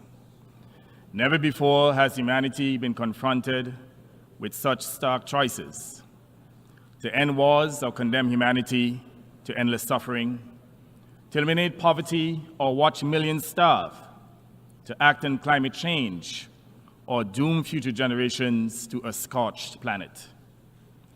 The choices we make today here in this Assembly and in every institution of governance will shape the survival of entire nations and the future of our world. For small states like Antigua and Barbuda, these are not distant realities. They are existential threats. Our islands are on the front lines of a climate catastrophe that we did not cause, a debt crisis we did not create, and conflicts in which we have no part. And yet, we suffer the heaviest toll. The world is at a pivotal point, and inaction is no longer an option for any of us. Small island developing state SIDS are the first to suffer, but we certainly will not be the last. All will be consumed if we continue to dither and delay. SIDS have learned to fight for survival against the rising seas and violent storms. But today, we must also fight for something greater: the survival of justice, of equity, peace, and human dignity itself. The time for games and lofty rhetoric has passed. We demand committed, concrete action, and we demand it now. We do not do so only for ourselves, but for all of humanity.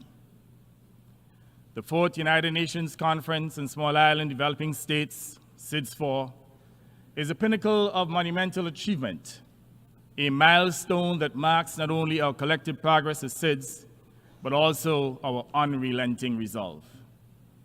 SIDS-4 gave birth to the Antigua and Barbuda Agenda for SIDS, the ABAS, a renewed declaration for resilient prosperity.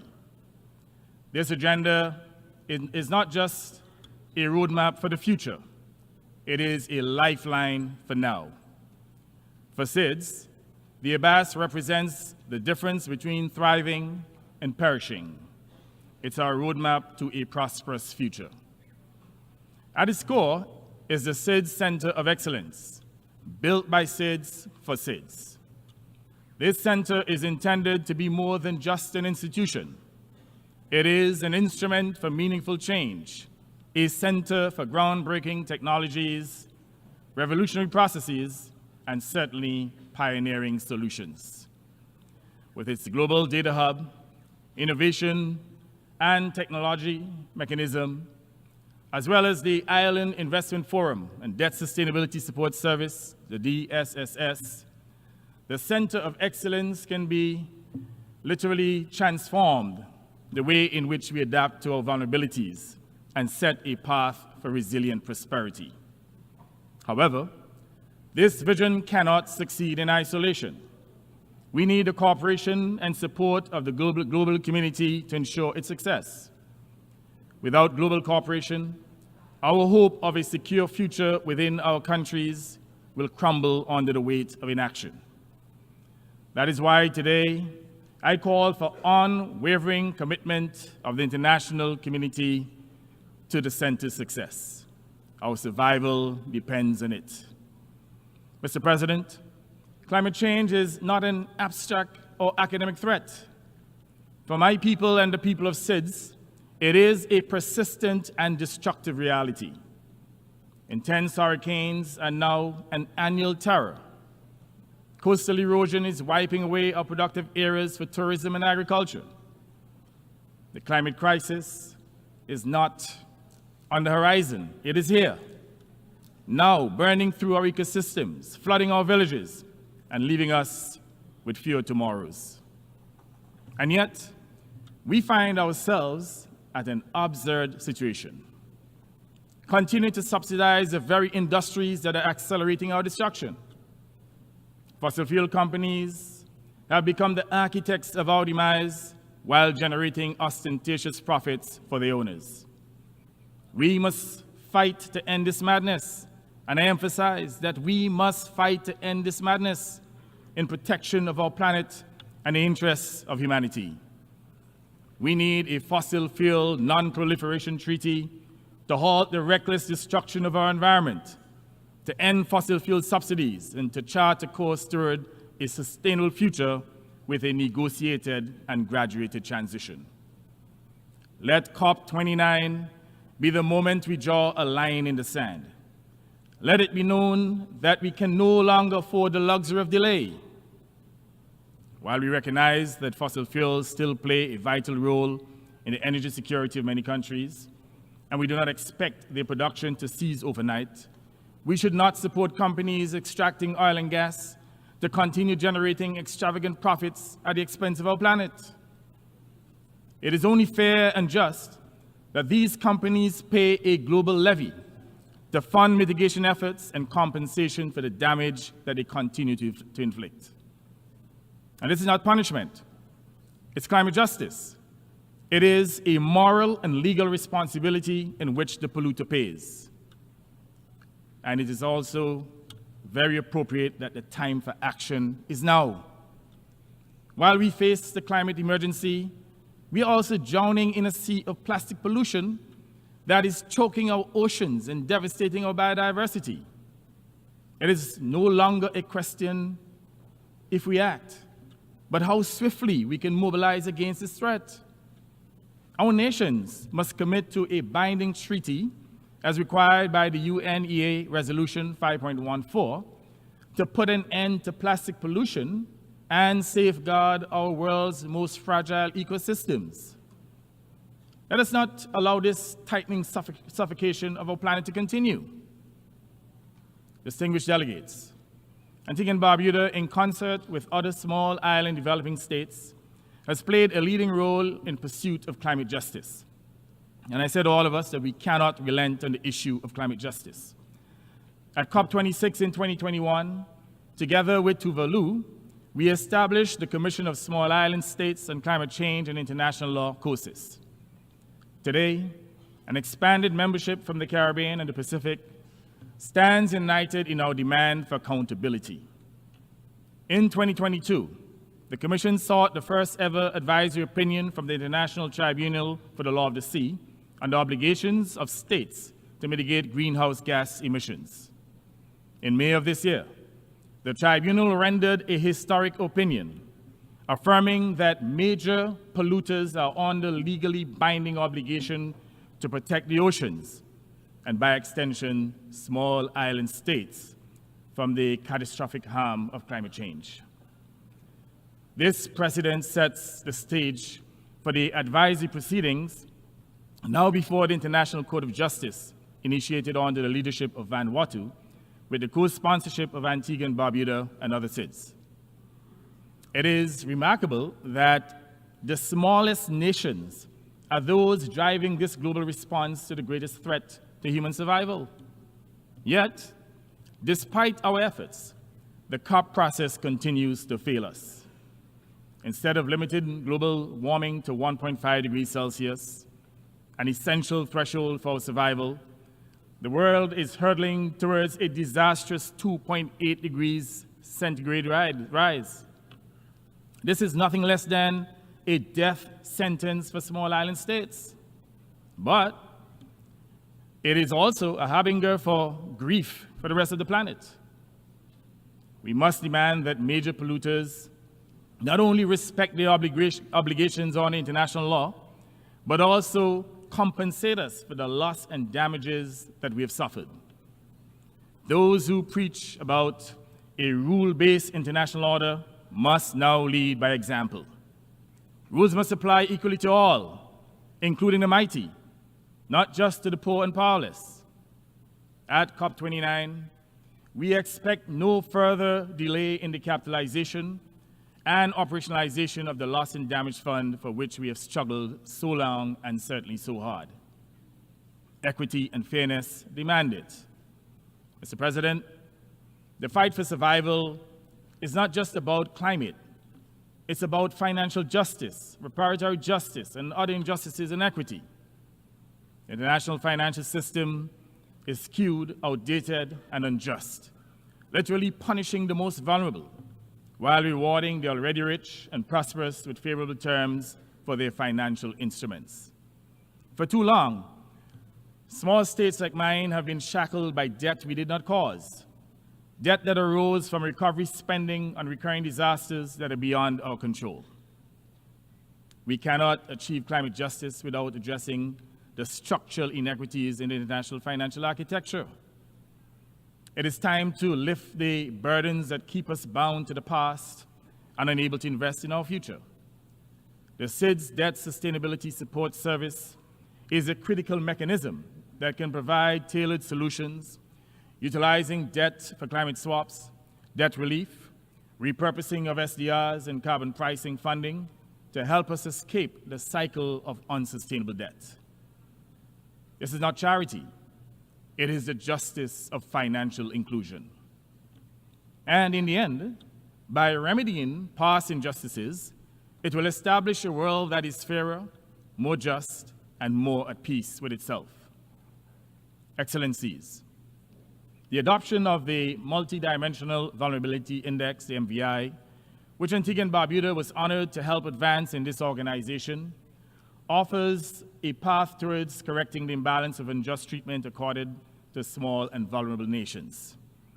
It is a vital tool designed to acknowledge the complexities we face, not just in terms of limited economic capacity and other structural vulnerabilities and a lack of resilience, but also in our exposure to myriad external shocks. International financial institutions must act on this, integrating the MVI into their policies to ensure that support is targeted where it is most needed. The work has been done. The case has been made. The arguments are irrefutable.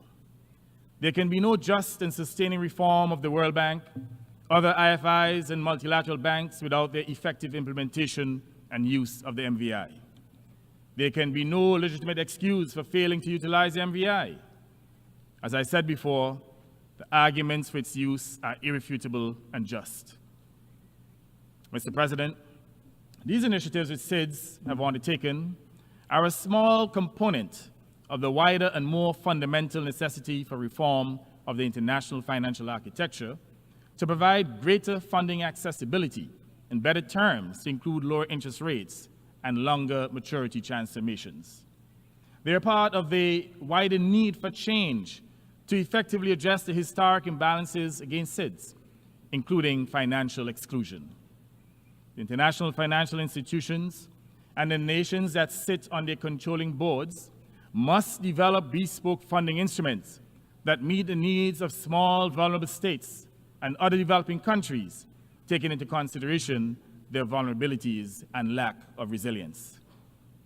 Mr. President, we must also recognize that the principles of justice and equity we champion here apply equally to all nations and are conditions precedent for a peaceful world.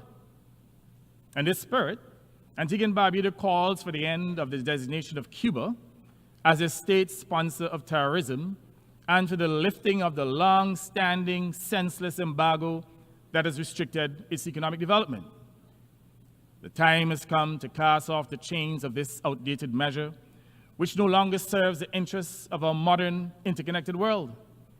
Let us work together toward a future built on mutual respect and cooperation, where Cuba, like all nations, can fully participate in the global community. This is not a matter of politics. It's a matter of fairness and human dignity. The delegitimization of governments based on ideological differences, utilizing misinformation and disinformation, including atrocity propaganda, serves no useful purpose, but creates unnecessary tensions and conflicts. Let's embrace and respect our differences, standing in solidarity with each other in defense of global peace and prosperity. Excellencies, I wish now to address the grave issue of small arms and light weapons that are routinely exported from wealthy nations to our shores, creating havoc and instability. I call on the United States and other small arms and light weapons producing countries to put systems in place to curb the exportation of these lethal weapons to our shores. They are causing immense harm. This issue is now emerging as a public health epidemic among SIDS, to the extent that I hereby make a clarion call for a high-level meeting at the 80th UNGA to debate the threats of these weapons to peace and security and to devise effective solutions. Antigua and Barbuda cannot remain silent as innocent lives are destroyed and generations are condemned to fear and hatred. The events unfolding in the Middle East, particularly the conflict between Israel, Hamas, and Hezbollah, are deeply troubling. The violence is destabilizing the entire region and reverberating across the world. Every missile fired, every life lost deepens wounds already too many to bear. The violations of international humanitarian law are alarming. We call on all parties to end the suffering by sitting down at the table of peace, where sincere negotiations can lead to a lasting solution. We believe that the only sustainable resolution is the creation of two sovereign states with borders respected and rights upheld. It is time for the people of this region and all conflict zones to end these conflicts and to give peace a chance. Let us give peace a chance. From Gaza to Sudan, Ukraine to Yemen, the scars of conflict run deep, leaving devastation in their wake.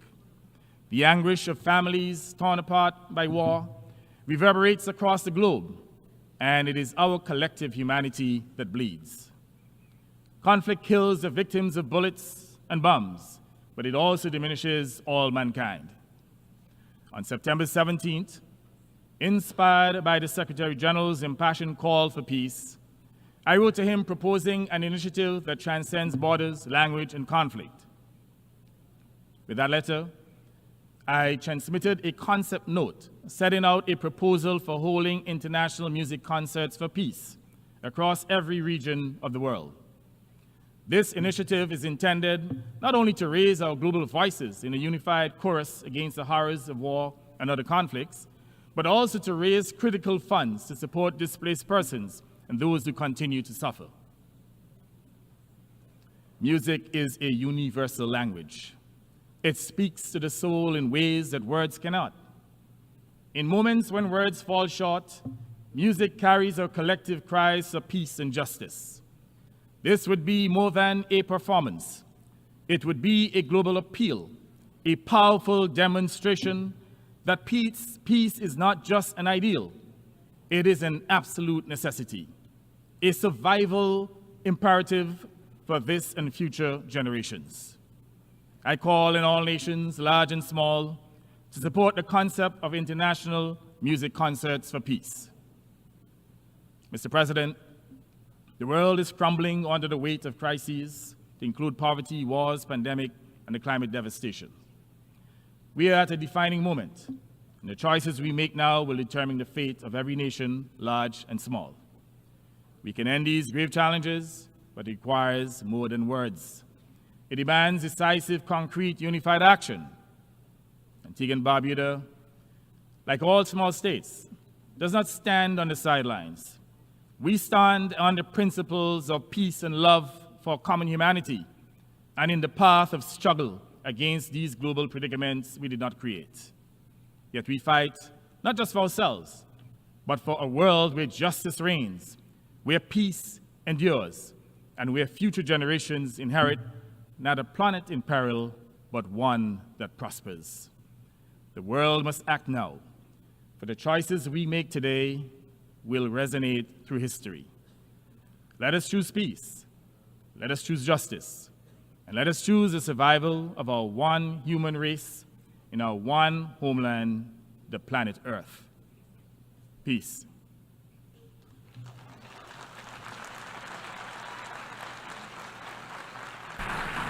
On behalf of the Assembly, I wish to thank the Prime Minister and Minister for Finance, Corporate Governance, and Public and Private Partnership of Antigua and Barbuda.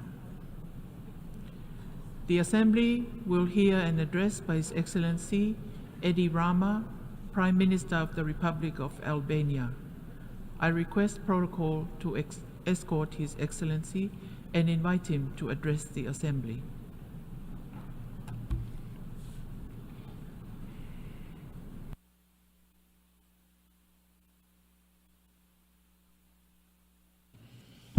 Thank you. As we meet today, we confront yet another year of complex crisis and conflict as a deeply divided world watches. Our prospect for a more peaceful, just, and equitable world are blurred today. Our times are challenging. A few days ago, we committed to the Pact of the Future, a sound framework with a high level of ambition and actionable deliverables. We have made other similar major commitments in the past. We have not always kept them, to put it very mildly. We have paid the price. This is yet another chance, one we take under pressure to make a difference for a more peaceful and prosperous future, while the time we live in could not be grimmer. Albania humbly joins this discussion after the conclusion of its mission for the first time at the UN Security Council. We aim to represent this community of countries that stand together for those values and principles that are non-negotiable, and we sincerely hope to have met the expectations of many. Today, more than ever, we need tolerance and trust, and an extended hand of friendship to each other. Make no mistake, by tolerance, I do not mean complacency. Tolerance demands that we go beyond our comfort zones, and not merely tolerate, but tolerate respectfully, actively and graciously, by not simply accepting others' views, but constantly engaging with the complexity of all our own histories. Tolerance for us Albanians is not merely the passive acknowledgement and grudging acceptance of someone's diversity. That form of tolerance the tolerance that Muslims and Christian Albanians expressed during World War II towards the Jews by putting their lives on the line against evil and making Albania the only country in Europe to end the war with more Jews than it had when the war began, requires its own partisan spirit.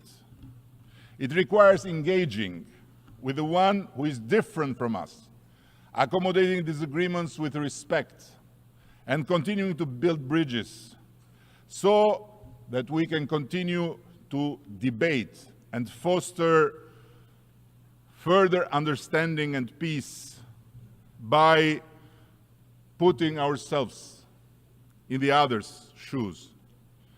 But it also requires that we continue to challenge ourselves by reflecting on the possibility of our own biases and prejudices, by reflecting on the arbitrariness and unilaterally that we attribute to others, and by constantly interrogating our own double moral standards. It is with the trust in humanity and humanism that Albania became a safe haven for the people who escaped death after the fall of Kabul under the Taliban, who were welcomed and accepted by my country, while bigger and richer EU member states of NATO turned the back to them.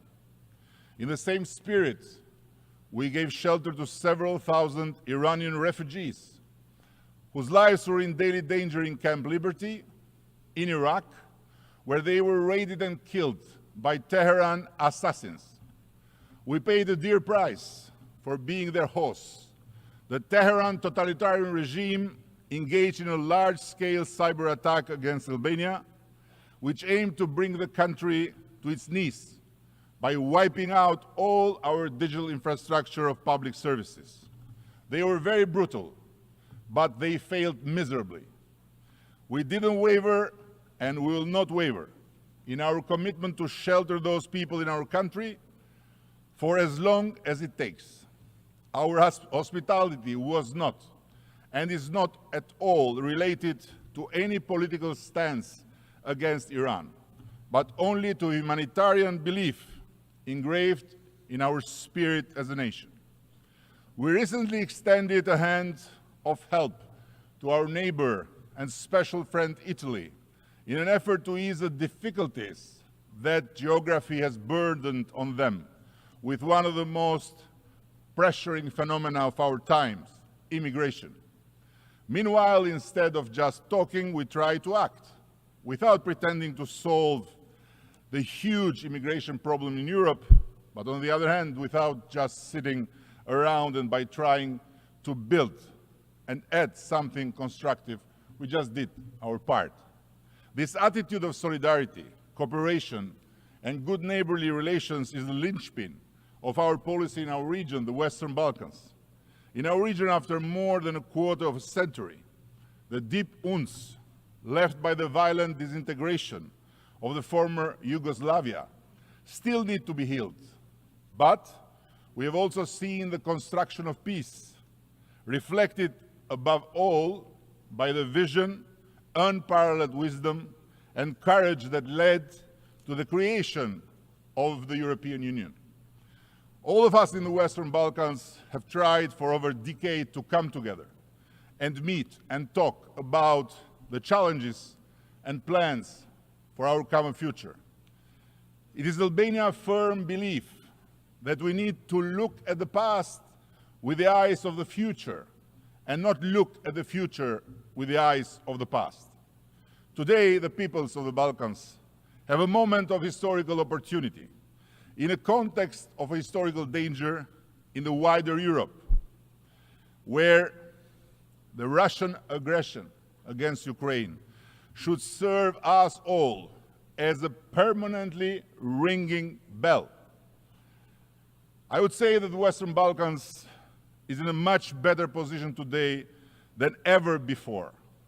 But we must work tirelessly and patiently among ourselves, in the region and above all with our allies and partners, to make sure that the return to the past is not just impossible, but simply unimaginable.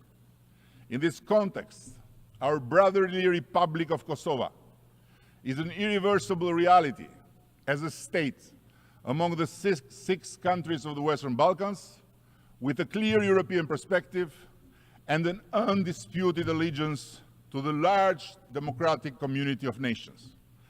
Any artificially drawn parallels between Kosovo and the occupied areas of Ukraine are meant to distract and to confuse whomever possible under this roof and the whole international public opinion, but they can never achieve to dilute the truth, which is Kosovo is now an intrinsic part of the international reality, an inspiring member of the Euro-Atlantic community, and must not be held hostage by anyone with false pretensions and excuses, starting with a group of 5 EU members that still do not recognize Kosovo's rightful place in every international forum and organization.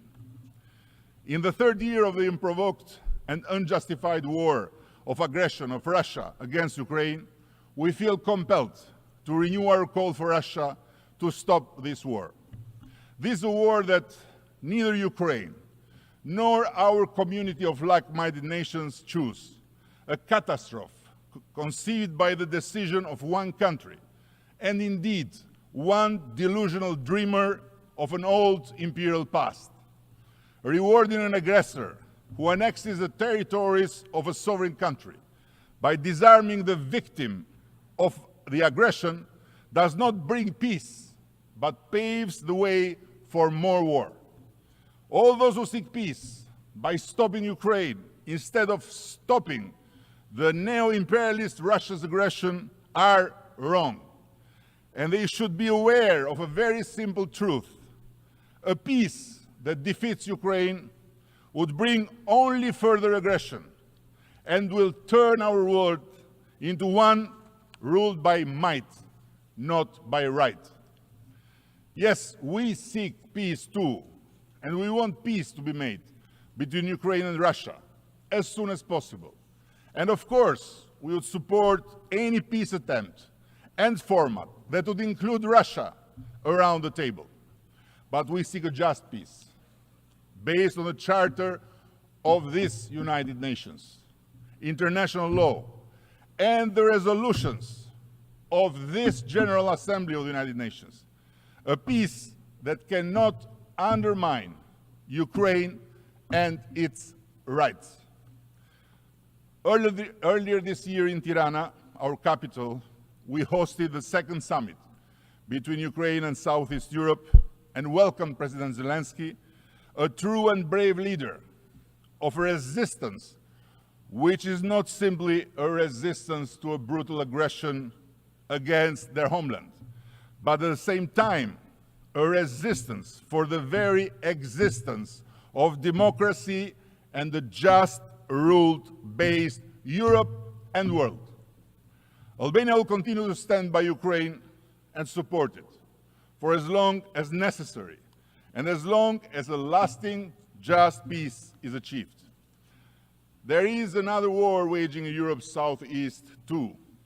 Albania stands firm in its position that there is no place for Hamas and its likes in the world we want to live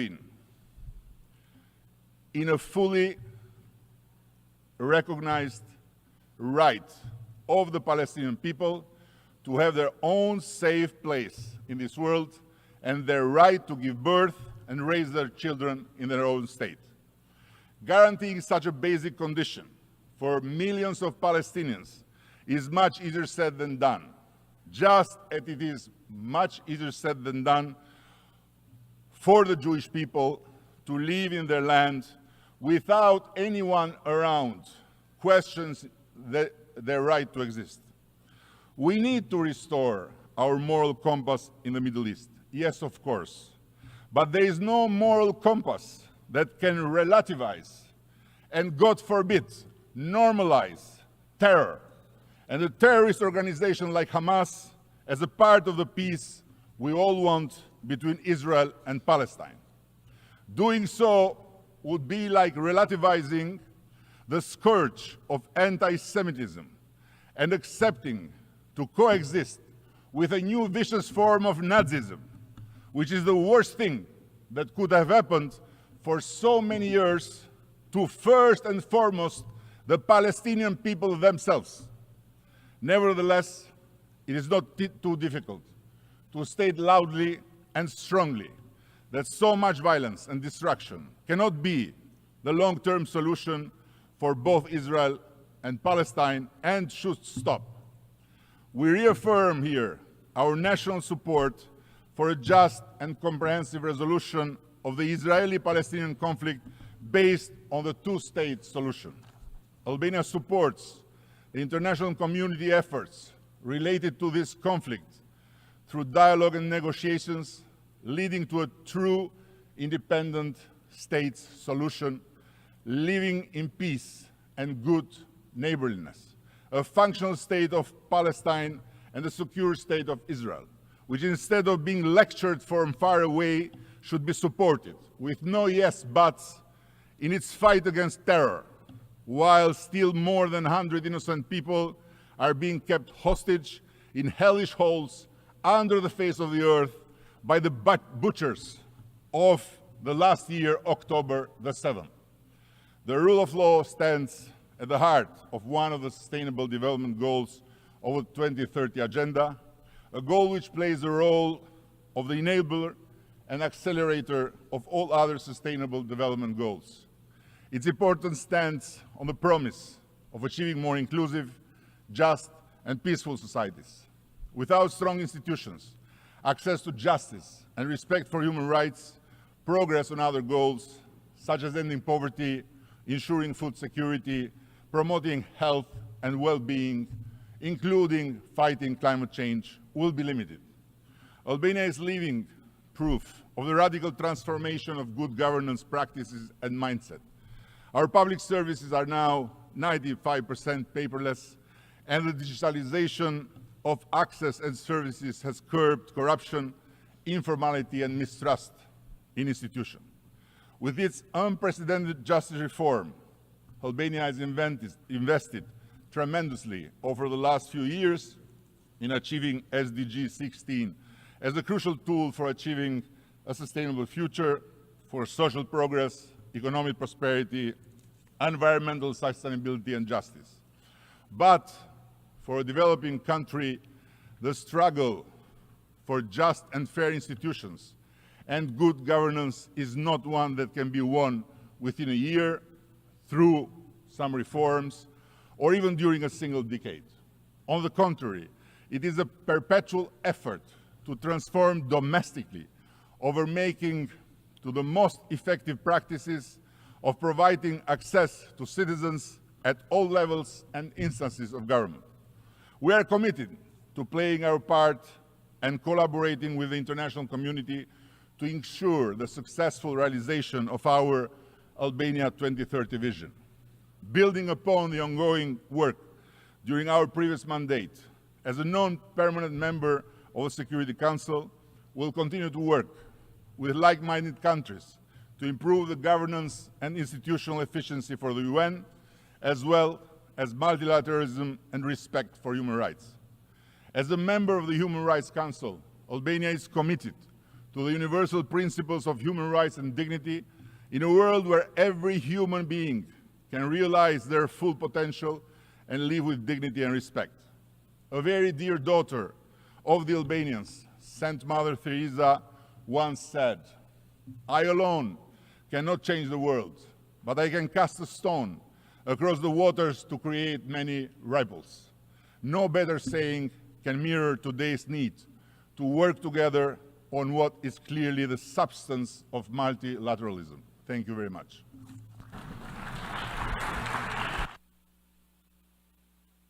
On behalf of the Assembly, I wish to thank the Prime Minister of the Republic of Albania. The Assembly will hear an address by Her Excellency Fiame Naomi Mataafa, Prime Minister and Minister for Foreign Affairs and Trade of the independent state of Samoa. I request protocol to escort Her Excellency and invite her to address the Assembly.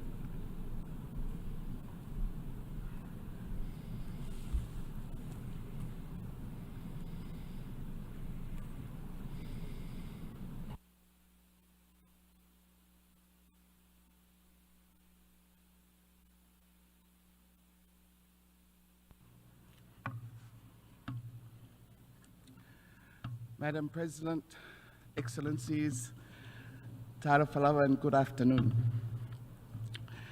I would like to extend my congratulations to His Excellency Mr. Philemon Yang of the Cameroon on the assumption of the presidency of the 79th session of the General Assembly. The theme of your presidency is one which resonates with us as we strive to navigate a path towards a more peaceful, sustainable, and resilient future for our people and the planet. Please be assured of Samoa's support in the successful execution of your mandate. The effects of climate change are being lived in real time. We're not even at the end of 2024, yet we've witnessed countries in all corners of the globe endure extreme weather events, from ferocious wildfires to devastating floods and scorching heat waves. In July this year, we saw the earliest Category 5 Hurricane Beryl hit the Caribbean with such ferocity, causing devastation, and even in parts of Mexico, Venezuela, and the USA.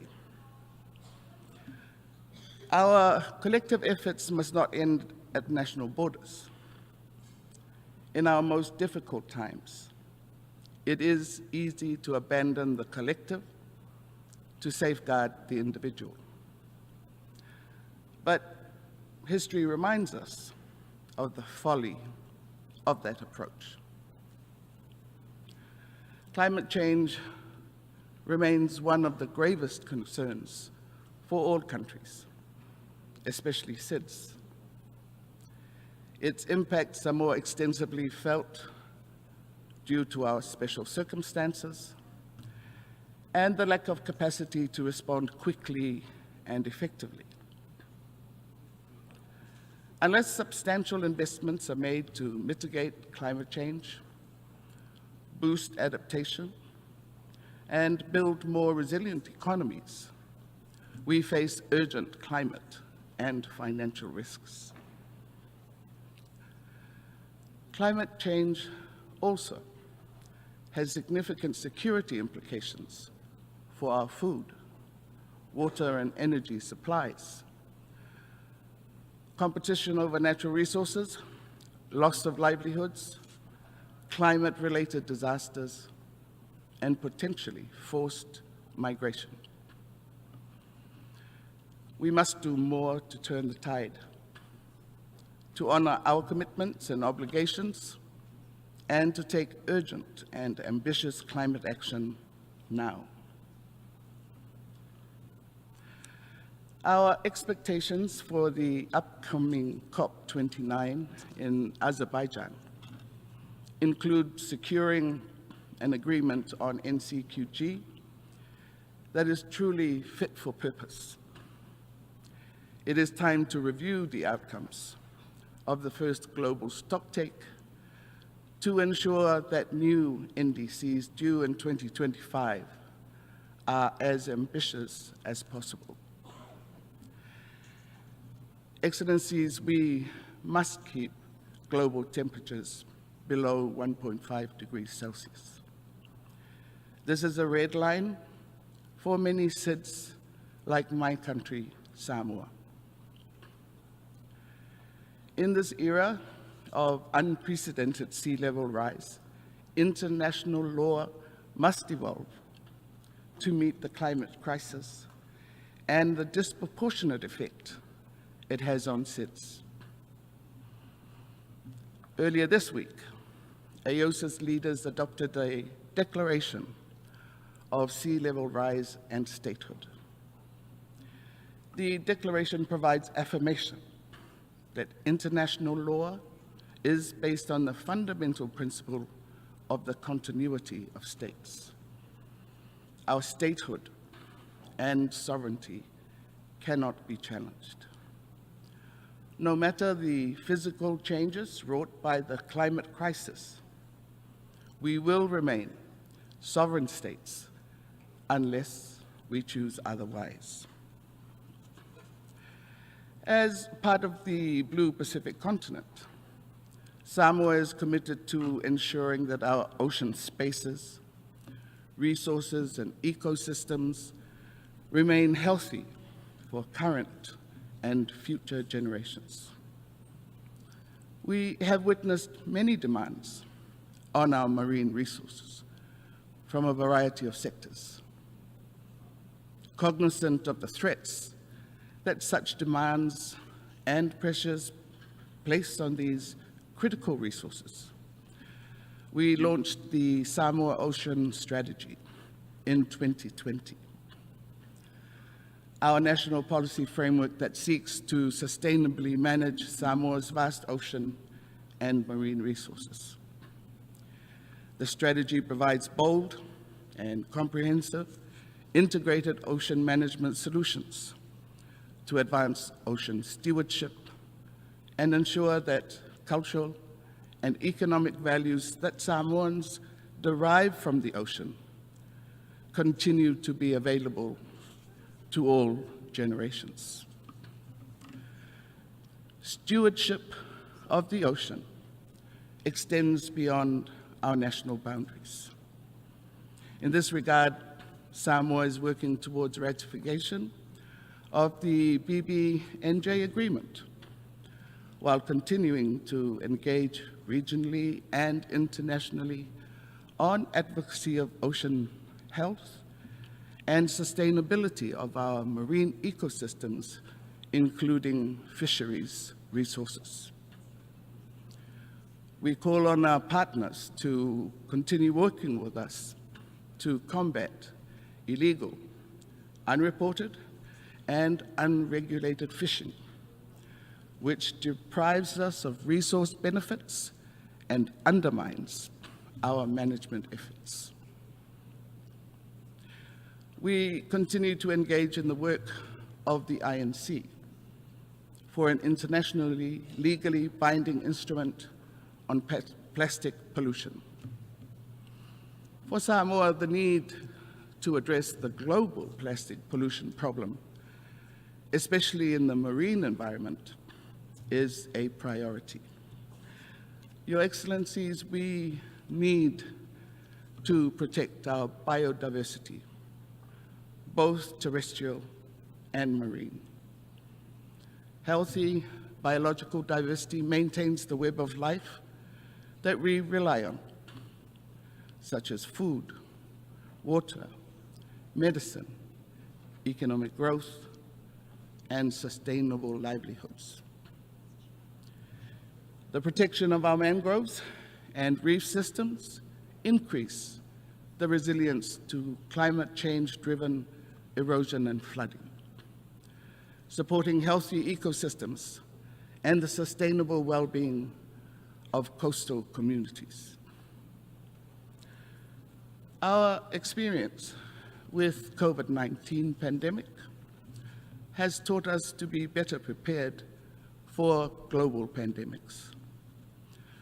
Non-communicable diseases are a priority concern and accounts for much of the burden of diseases in Samoa.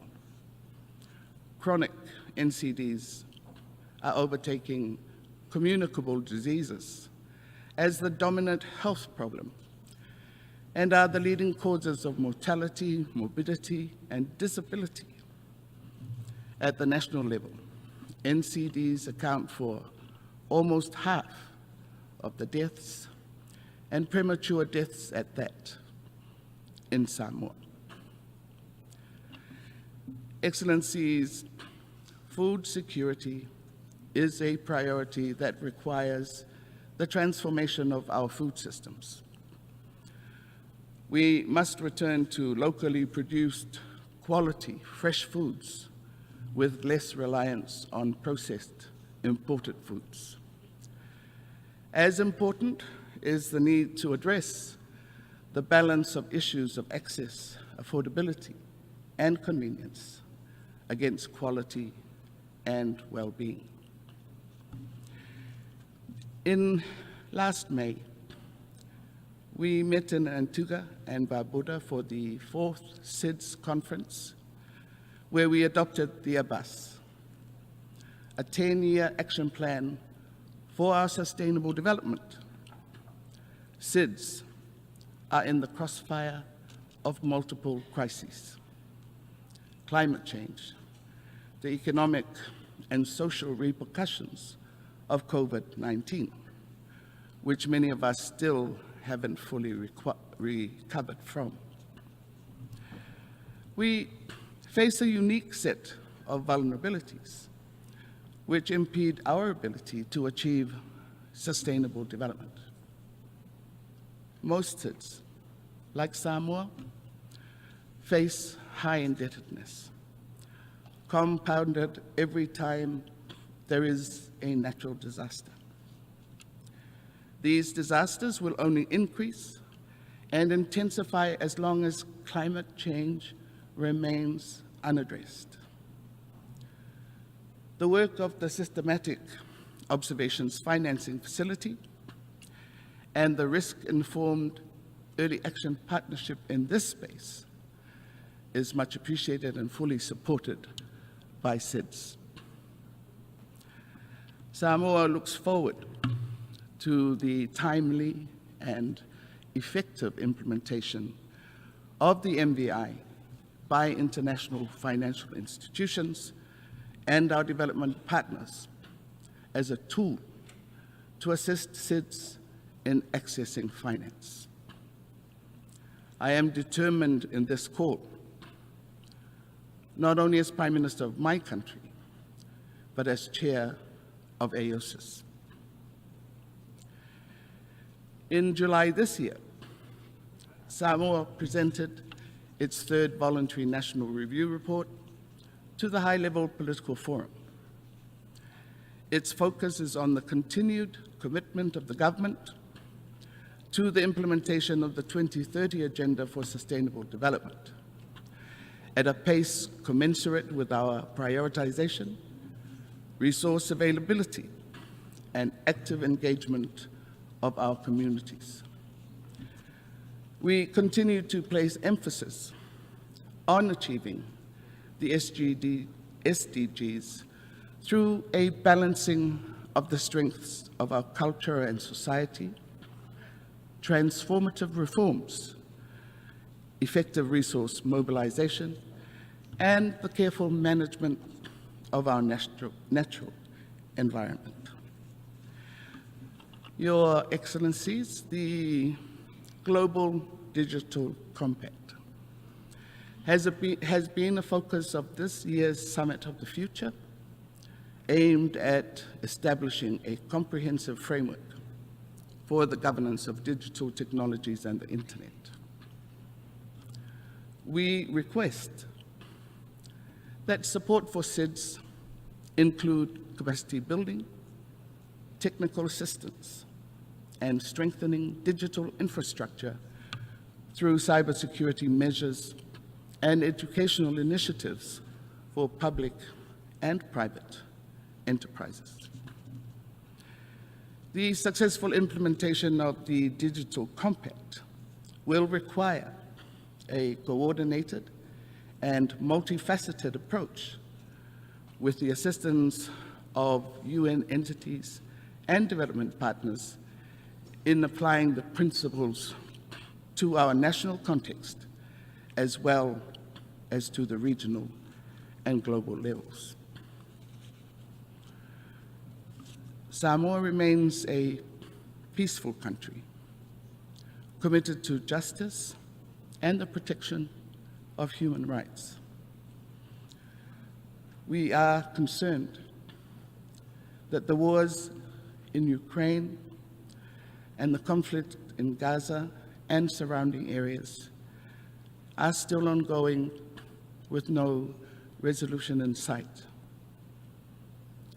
The terrible loss of civilian lives, displacement of people, as well as the destruction of infrastructure and the environment is something we do not condone.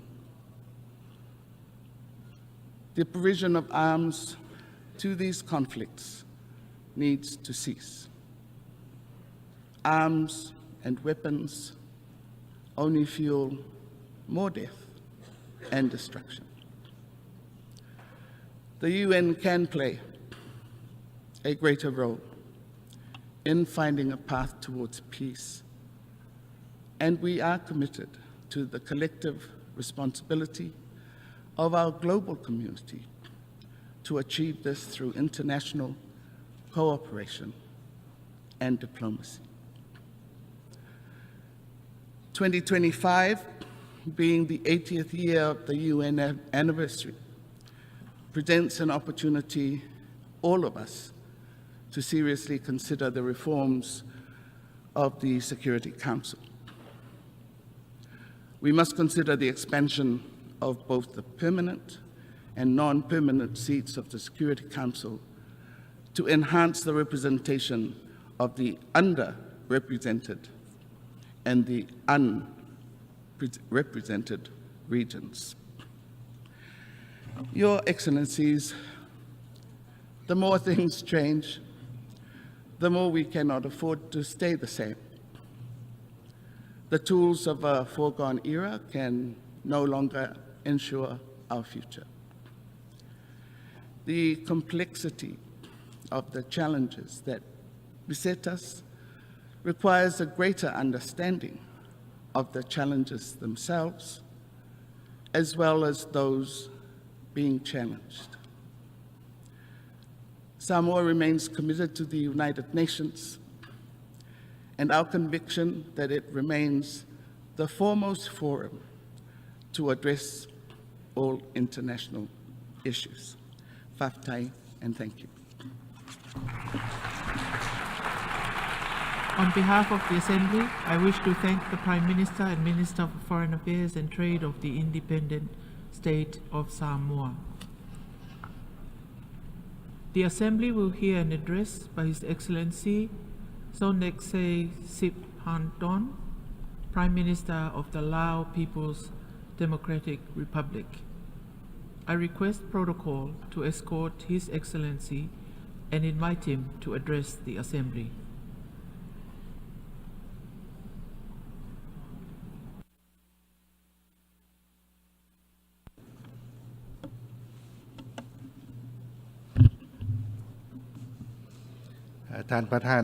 Madam President, at the outset, I would like to express my sincere congratulations to you, Excellency Philemon Yang, on your election as the President of the 79th session of the United Nations General Assembly. I have full confidence that with your extensive diplomatic experience and wisdom, you shall successfully lead this august assembly under the theme of leaving no one behind, acting together for the advancement of peace, sustainable development, and human dignity for present and future generations, which is of most importance and relevance to the current global situation. In the same vein, I would like to commend His Excellency Dennis Francis for successful conduct of his tenure as the President of the General Assembly. Madam President, today the international community is facing multifaceted challenges taking place across various regions such as geopolitical tensions, armed conflicts, economic and financial crisis, even more frequent and devastating natural disasters resulting from climate change, rising poverty, and widespreading of social unrest worldwide, among others. These remain real threats to international peace, stability, and security, and obstacles to national development efforts of member states, as well as the implementation of the Sustainable Development Goals, leaving many countries that have yet to fully recover from the impacts of COVID-19 with exacerbated economic and financial difficulties. Against this backdrop, I have witnessed that the member states have strived to enhance cooperation both through the multilateral frameworks and regional mechanisms to jointly address the pressing issues, aiming at creating an environment conducive for maintenance of peace, which is the most fundamental condition for sustainable development.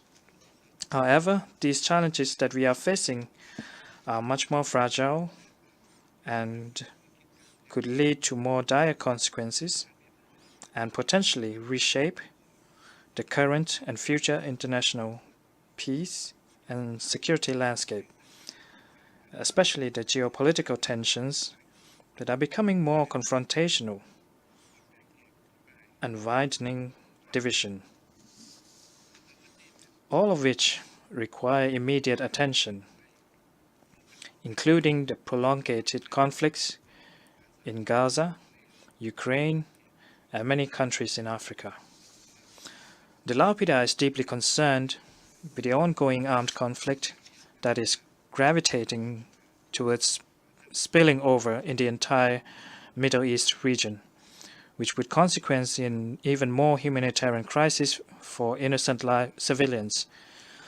Therefore, we maintain our consistent support to all international efforts aimed at achieving a permanent ceasefire and cessation of all violence in Gaza and the adjacent areas, as the fundamental condition for safe and unhindered humanitarian access for the people, as well as rapid peace agreement negotiation. The LAUPDR reiterates its support for the two-state solution for the Palestinian issue, where Palestine and Israel coexist in peace in accordance with the relevant UN resolutions, and calls for respect for the inalienable rights and inalienable and legitimate rights of Palestinian people, for creating necessary conditions for Palestinians to become a full-fledged member of the United Nations. Madam President, many countries all over the world, including the LAUPDR, have experienced and suffered firsthand the consequences of war and solving disputes by force, which directly endanger peace and security with unpredictable destruction to innocent lives. As such, the only way to solve disputes at all levels with a view towards sustainable peace is to begin with building mutual trust along with diplomatic negotiations based on respect for sovereignty and adherence to the fundamental principles of international law and the United Nations Charter. I am of the view that the international community must ascend to its required responsibility and political commitment that lead to tangible results based on international principles to address various issues at hand, as well as emerging challenges in the future. Simultaneously, we must further enhance our development cooperation and global partnership, ensuring the concrete implementation of the 2030 Agenda for Sustainable Development, together with the outcomes of the Summit of the Future that the world leaders has just endorsed most recently, based on the promotion of multilateralism with the United Nations at its core to adequately and timely respond to the needs of the international community. It is my view that the application of unilateral coercive measures is against the principles of the UN Charter and international law. These measures have severely and disproportionately affected the innocent people and obstructed development progress in many countries. On that account, we reiterate our unwavering support, in line with the calls of the international community, for ending the economic embargo against Cuba and removing it from the list of state sponsors of terrorism, and removal of all unilateral coercive measures against any sovereign state. Madam President, the Lao PDR has the honor to assume the ASEAN chairmanship in 2024 for the third time under the theme ASEAN Enhancing Connectivity and Resilience, aiming at building ASEAN to be a more connected and resilient community through the implementation of the 2024 ASEAN priorities and initiatives. The theme is reflective of the Lao PDR's national policy and objective to turn itself from being a landlocked country to a regional connectivity hub. The theme is also in line with ASEAN's common goal of building a more connected, integrated, and resilient region that is able to respond effectively and timely to the emerging challenges amidst the regional and global complex and rapidly changing landscapes, thereby contributing to the global common cause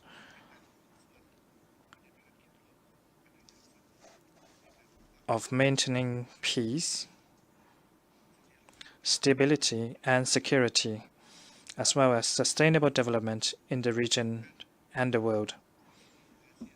Importantly, this year, ASEAN is focusing on developing strategic plans in each pillar, as well as the ASEAN Community Vision 2045 towards resilient, innovative, dynamic, and people-centered community, as well as the implementation of the UN Sustainable Development Agenda. In addition, ASEAN is accelerating the accession process to admit Timor-Leste as a full member of ASEAN in the near future. On the developments in Myanmar, the Lao PDR, as the ASEAN chair, continues to uphold the ASEAN's commitment to assisting Myanmar in finding a peaceful and durable solution to the ongoing problem in Myanmar through the implementation of the 5-point consensus based on the Myanmar-owned and Myanmar-led process. The Lao PDR will continue to engage with relevant stakeholders, aiming at building a conducive environment to implement the 5-point consensus, including the inclusive national dialogue and humanitarian assistance. Madam President, the Lao PDR remains steadfast to achieving the sustainable development goals, focusing on socio-economic development, together with the environment protection and reduction of poverty. Last July, the Lao PDR presented its third voluntary national review of the SDG implementation at the 2024 High-Level Political Forum, which demonstrated that there remains small progress and off-track goals. Among them, the implementation of the national SDG 18, Lives Saved from Unexploded Ordnance, has made progress in varying degrees. However, the unexploded ordnance remains a major threat to the lives of the Lao people and poses obstacles to the national development while hindering the progress of the other SDGs. We therefore take this opportunity to call upon the international community to provide predictable and adequate support and assistance to the Lao PDR in addressing this long overdue and challenging problem in accordance with the Convention on Cluster Munitions. The Lao PDR is of the view that one of the main obstacles to implementing the SDGs is insufficient funding. As such, there is an urgent need to reform international financial architecture through the collaboration among the UN development system, development partners, and the international financial institutions, while promoting the participation of the developing countries in the international economic decision-making, norm-setting, and global economic governance. Currently, it is our view that the UN development system at all levels must enhance its roles in incorporating with and providing support to the member states, especially the least developed countries, the landlocked developing countries, and small island developing states in order to help tackle their special needs and challenges. Another key factor that can help accelerate national development efforts is the role of science, technology, and innovation, including artificial intelligence, in facilitating green growth and digitalization that is environmentally friendly and investment in carbon capture and storage. Thus, the Lao PDR calls on the international community to facilitate access and transfer of appropriate technology in innovation to help leapfrog the development, including support for the implementation of strategic plan and vision for the development of digital economy of the Lao PDR. Furthermore, I am of the view that human capital is another decisive factor. Presently, 1/3 of the Lao population are within the age range of 10 to 24, making the Lao PDR the nation with the youngest population in Southeast Asia. And those figures are projected to continuously increase for the next 10 years. At the same time, the working age population is expected to increase around 67% of the total population by 2030, as compared to 63% in 2020. The government of the Lao PDR invested in its human capital development in order to reap the benefits of its demographic dividend. As part of such efforts, the government of Lao PDR organized the first Human Capital Summit on Education in 2023 and the second Summit on Nutrition in 2024, aimed at enhancing education, quality, basic healthcare, and nutrition of the Lao people. On graduation from the least developed country status, the Lao government has adopted the Lao PDR Smooth Transition Strategy for LDC graduation by 2026 and beyond. From the result of the triennial review by the UN Committee for Development Policy in early 2024, the Lao PDR continues to meet all three thresholds for graduation by 2026. However, given the current situation, we are of the view that there remains the necessity for us to continue to focus our forces and efforts to cope with external shocks and address domestic economic and financial difficulties, as well as impacts of natural disasters, including the ongoing floodings, in cooperation with the United Nations and development partners in order for the Lao PDR to be able to overcome various obstacles and continue its development momentum towards a smooth, quality, and sustainable graduation from the LDC status. Madam President, I would like to take this opportunity to commend the international community for the successful outcome of the Summit of the Future, which has reaffirmed strong commitments of the world leaders to supporting multilateral system, maintenance of peace, and promotion of international cooperation for sustainable development through the adoption of the Pact for the Future, which focuses on the current challenges of the world and building a better future for the future generations. In this connection, the Global Digital Compact has set the goals to eliminate all obstacles and facilitate digital cooperation at the international level, while also ensuring that technological advancement contributes to the acceleration of the SDGs achievement. The Lao PDR always take into consideration our common responsibility for future generations, and thus highly values the adoption of the Declaration on Future Generations, which prescribes the principles and commitments to protecting our world peace and stability, ensuring equal access to social services, information, and innovation while addressing the impacts of climate change, among others. All of these will help ensure the sustainability of our planet, in which future generations could continue the utilization of natural resources in the future. Despite being one of the least emission-polluting countries in the world, the Lao PDR, like many other countries, has encountered severe consequences of climate change and natural disasters. Hence, the Lao PDR has adopted its National Strategic Plan on Climate Change and committed to contributing to the international efforts in addressing climate change. Allow me to take this opportunity to congratulate all on the success of the high-level meeting on sea level rise on 25 September 2024, which has reiterated the need for strong international cooperation to address climate change. Notwithstanding the fact that the Lao PDR is a landlocked country, we stand ready to contribute to the international efforts to protect the environment while calling for support measures to further increase adaptation capacity and resilience for responding to future impacts.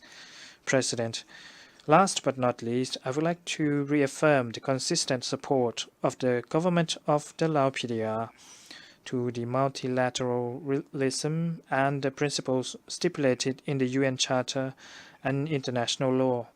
The Lao PDR continues to uphold its cooperation with the member states of the UN and regional countries to contribute to the cause of maintaining peace and security, promoting prosperity of all nations worldwide, as well as overcoming the challenges of today and achieving the Sustainable Development Goals in order to provide an enabling condition for a bright future of the current and new generations. I thank you. On behalf of the Assembly, I wish to thank the Prime Minister of the Lao People's Democratic Republic. The Assembly will hear an address by His Excellency Feleti Penitala Teo, Prime Minister of Tuvalu. I request protocol to escort His Excellency and invite him to address the Assembly.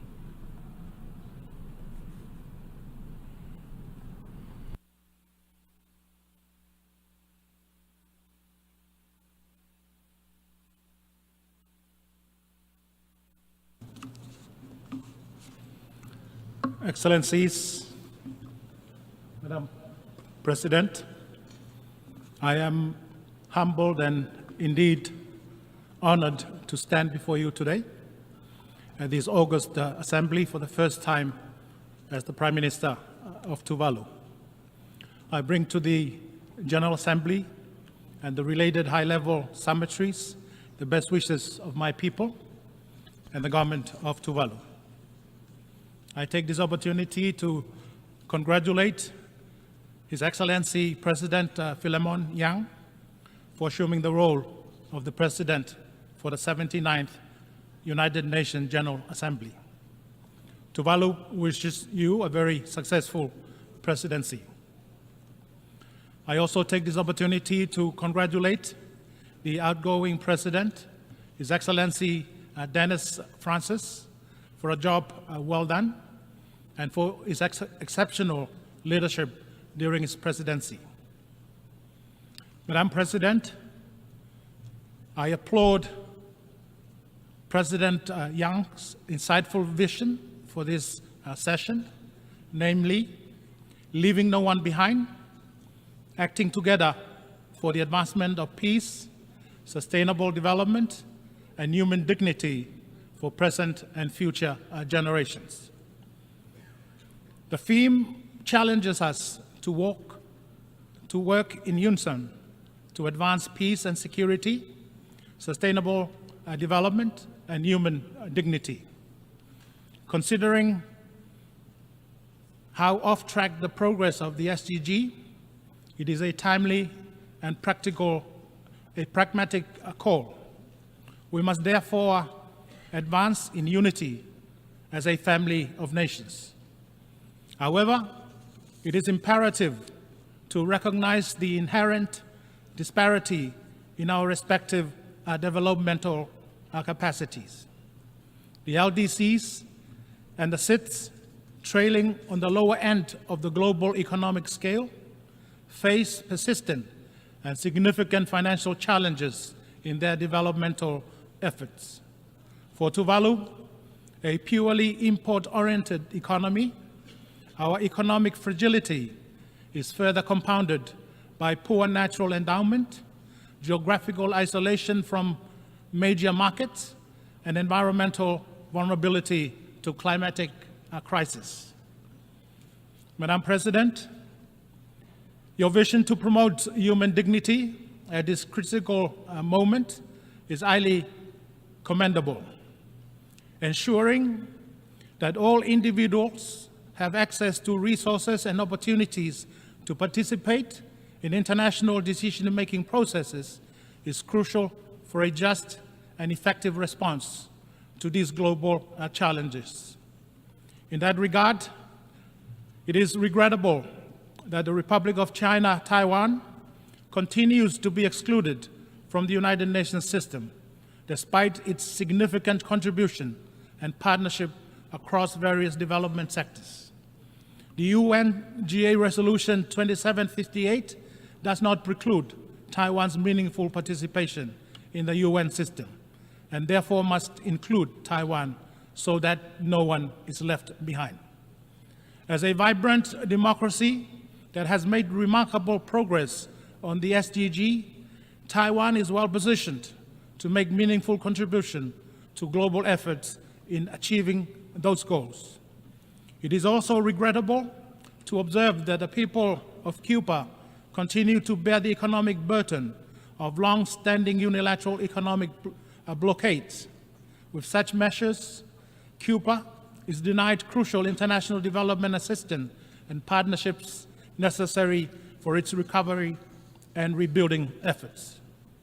Tuvalu aligns itself with member states that supports the lifting of those blockades and join other member states' call for the removal of Cuba from the list of state sponsors of terrorism. Excellencies, Tuvalu applauds the Secretary General and his team for their tireless efforts in the organization of several important high-level meetings this week. Tuvalu also commends the commitment and constructive contribution by all member states that enable the success of those meetings. Excellencies, Tuvalu welcomes and supports the Pact for the Future, adopted earlier this week at the Summit of the Future, together with the Declaration on Future Generations and the Global Digital Compact. What is needed now is robust political will and unwavering commitment to implement the provision of the Pact. We are heartened by the Pact's call for a bold and comprehensive outcome document on addressing climate change at the upcoming COP29 in Azerbaijan. While climate change affects every nation, its impact are disproportionately felt more by small island developing states like Tuvalu. Despite our insignificant contribution to climate change, we face the most severe consequences when climate-induced disasters do occur. We therefore urge all member states to honor their commitment to increase support for climate finance and technology transfer to help nations like Tuvalu develop and enhance their adaptive resilience. The science is very clear.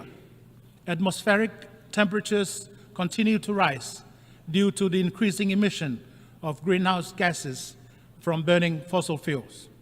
Therefore, phasing out fossil fuels is crucial to global efforts to reduce carbon emission and to curb global warming. Towards that objective, Tuvalu and several other like-minded nations are leading the promotion for the Fossil Fuel Non-Proliferation Treaty Initiative. The initiative is to garner international support on a binding treaty arrangement that regulates and limits the use of fossil fuel with the ultimate objective of total phase-out. And I take this opportunity to invite other member states of the United Nations family to support the initiative. And I express the sincere hope that the commitment in the pact provide the much-needed reboot to the global multilateralism architecture and the UN system generally. Tuvalu supports and looks forward to the effective implementation of the pact for the future to build a more equitable global system where no nation and no community is left behind. Excellencies, climate change-induced sea level rise is and will always be a top priority for Tuvalu. Sea level rise is not only a top development priority, but also a top survivability priority for Tuvalu. The Pacific Ocean that used to define us will soon engulf us and will determine our future existence if sea level rise is not halted and the Tuvalu coastlines are not suitably fortified and reinforced. Sea level rise is a global and a multidimensional phenomenon that requires immediate global actions. For Tuvalu, sea level rise poses the greatest existential threat to our economies, to our culture and heritage, and to the land that nourished our ancestors for centuries. Current predictions on the rate of sea level rise are frighteningly disturbing. The predictions are that in 26 years' time, by 2050, more than 50% of Tuvalu's land territory will be regularly flooded by regular tidal surges. 50 years afterward, in 2100, more than 90% of Tuvalu's land territory will suffer the same fate. The predictions do not account for severe climatic conditions like cyclones and hurricanes, which would exponentially accelerate the reaching of those thresholds. Tuvalu therefore commend the President for the timely and successful organization of the high-level meeting on sea level rise on Wednesday. Tuvalu is heartened by the commitment of all member states to strengthen international cooperation and partnerships for more comprehensive and effective responses to sea level rise. We are committed to providing the Secretary General with our national report on this issue within the suggested time frame and look forward to contributing to a concise, action-oriented, and intergovernmentally negotiated declaration. The high-level meeting marks the takeoff for our global effort to shape an ambitious declaration by the General Assembly in September 2026. The declaration, in my considered view, must be a strong pronouncement in support of the expectation of the 1 billion people affected by sea level rise. The declaration shall be an unwavering commitment to our sovereignty, dignity, prosperity, and rights. The declaration must be action-oriented and comprehensive. And toward those objectives, we expect the declaration to include the following principle. Firstly, the declaration shall ascertain the principle of statehood continuity as a tenet of international law and international cooperation, and to affirm that statehood cannot be challenged under any circumstances of sea level rise. Secondly, the declaration shall reaffirm the permanency of maritime zones established in accordance with the United Nations Convention on the Law of the Sea. Thirdly, the declaration shall call on the international community and regional institutions to enable human mobility pathways that facilitate movement safely, orderly, and with dignity. Fourthly, the declaration shall devise concrete programs for the international community to support our efforts to safeguard our unique culture and heritage, both tangible and intangible. Fifthly, the declaration shall establish dedicated and innovative financing mechanism to support the positive adaptation journeys of the most vulnerable communities. And finally, the declaration shall underscore the importance of knowledge, data, and science to anticipate and plan for the impact of sea level rise. Excellencies, I wish to reiterate the commitment of Tuvalu to address the effect of climate change through identified science-based transformative adaptive solutions. These solutions are designed to reclaim and elevate land, enhance our resilience against sea level rise, and ensure our sovereign rights to our land and cultural identity are safe and protected for our future generations. I acknowledge the efforts of the Pacific people and leaders in addressing the pressing issue of sea level rise. The Pacific leaders, in their annual meeting in Tonga last month, reiterated the importance of the 2021 Declaration on Maritime Boundary Preservation and the 2023 Declaration on Statehood Continuity and Climate Change-related sea level rise protection. The Pacific leaders also called for sea level rise to be a standalone agenda in the UNGA and other related UN processes like the Conference of the Parties of the United Nations Framework Convention on Climate Change. Furthermore, in 2021, Tuvalu, in collaboration with Antigua and Barbuda, established a Commission of Small Island States on Climate Change and International Law. The said commission successfully secured in May of this year an advisory opinion from the International Tribunal for the Law of the Sea, which clarifies that greenhouse gas emissions pollute the marine environment, and that states have the legal responsibility to take all necessary measures to prevent, reduce, and control them. This advisory opinion is a significant development as it shifts the conversation from political commitment to binding legal obligations. Excellencies, the science on climate change is comprehensive and clear, and that the climate is changing and is significantly impacting small island states through rising sea levels. Nationalized scientific data and information has allowed my government to create a three-dimensional model that specifically demonstrates the impact of climate change and sea level rise in Tuvalu. We showcased this three-dimensional model here in New York during the high-level week. And I must admit it is alarming and disturbing to see how quickly Tuvalu's entire land territory will be engulfed by rising seas as greenhouse gas emissions continue to increase. Excellencies, I am pleased to share with the General Assembly this afternoon a watershed treaty between Tuvalu and Australia titled the Falepili Union Treaty. The treaty carries the title of a treasured Tuvalu value of the Falepili, which connotes good neighborliness, care and share, and mutual respect.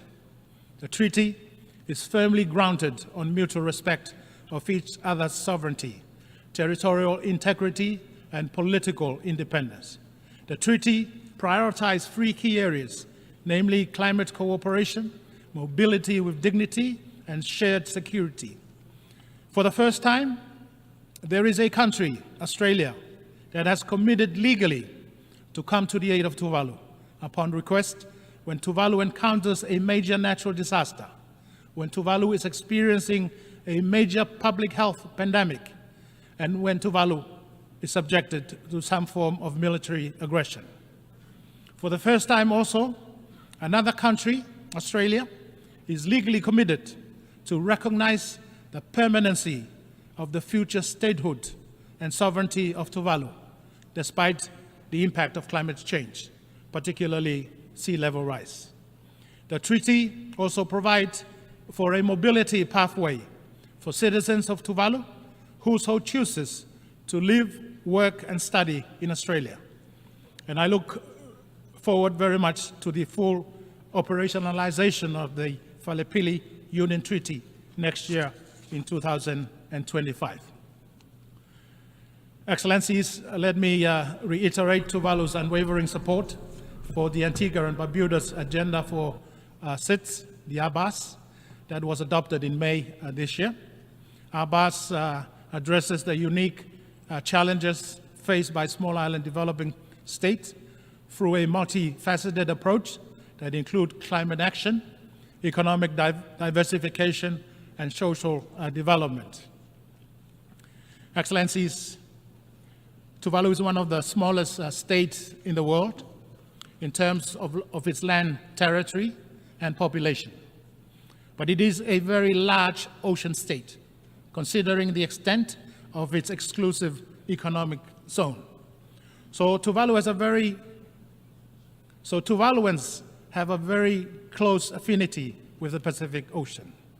The Pacific Ocean sustains our daily lives and economic prosperity. The impact of climate change on fish stock migration and declining marine resources, together with IUU fishing and marine pollution, pose a major challenge to Tuvalu's progress towards sustainable economic development. As a signatory to the Biodiversity Beyond National Jurisdiction Agreement, Tuvalu is committed to the sustainable utilization and equitable distribution of marine resources. Tuvalu is also committed to the 2050 strategy for the Blue Pacific continent, which aims to protect the ocean. This commitment is reinforced by UNEA Resolution 5/14 to develop an ambitious international legally binding agreement to end plastic pollution based on a comprehensive approach that addresses the full life cycle of plastic, including its production, design, and disposal. Excellencies, Tuvalu expresses its sincere gratitude to the Economic and Social Council for their consideration of deferring Tuvalu's graduation from the least developed countries category earlier this year. It is important to reiterate that while Tuvalu has met the graduation threshold for some time now, Tuvalu continues to have serious reservations about leaving this group. As one of the last remaining Pacific Island countries in the LDC category, Tuvalu is exceptionally vulnerable to the impact of climate change and rising sea levels. Even the Committee for Developing Policy has recognized that Tuvalu's vulnerability to climate change is not only severe, but permanent. For this reason, Tuvalu applauds the newly developed multidimensional vulnerability index that could complement the traditional gross national income indicator as the basis for development and climate finance access. Excellencies, Tuvalu commends the commemoration and promotion of the International Day of the Total Elimination of Nuclear Weapons this year. The event served as a powerful reminder of the catastrophic consequences nuclear testing and warfare, as well as the ongoing threat posed by these weapons.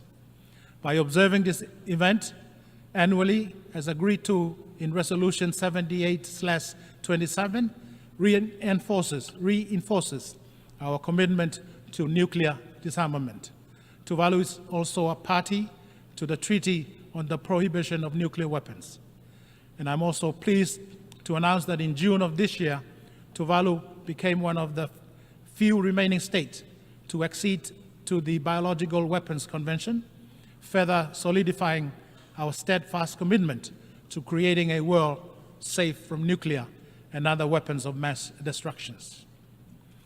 Excellencies, 12 months ago, we adopted a declaration on universal health coverage following the review of implementation of the 2019 Universal Health Coverage, titled Moving Together to Build a Healthy World. This year's adoption of the political declaration on antimicrobial resistance has once again unified us in a concerted global effort to build a healthier world.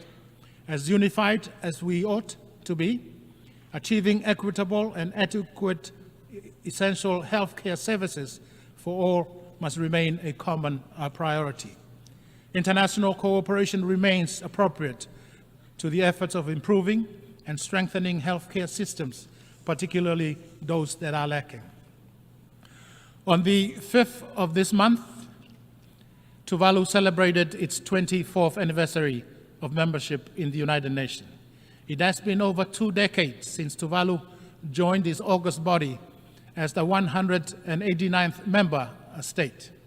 Tuvalu remains grateful for the privilege to engage with other member states in our common pursuit for the advancement of peace and security, sustainable development, and human dignity for present and future generations.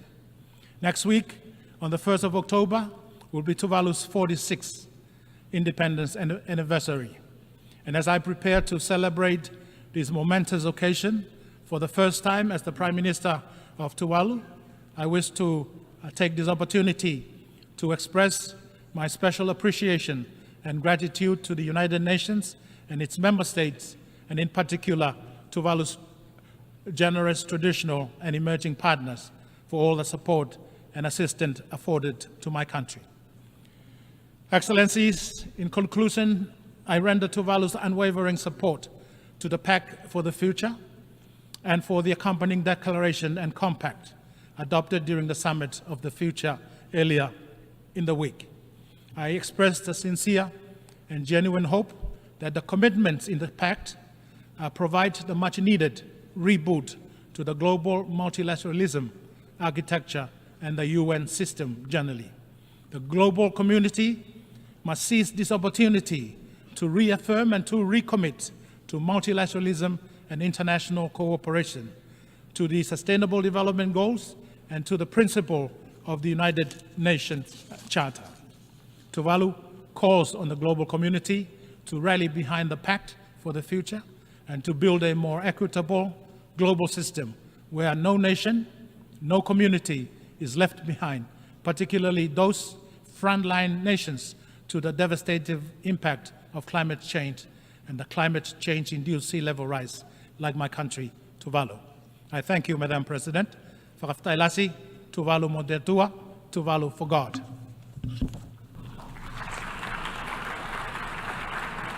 On behalf of the Assembly, I wish to thank the Prime Minister of Tuvalu.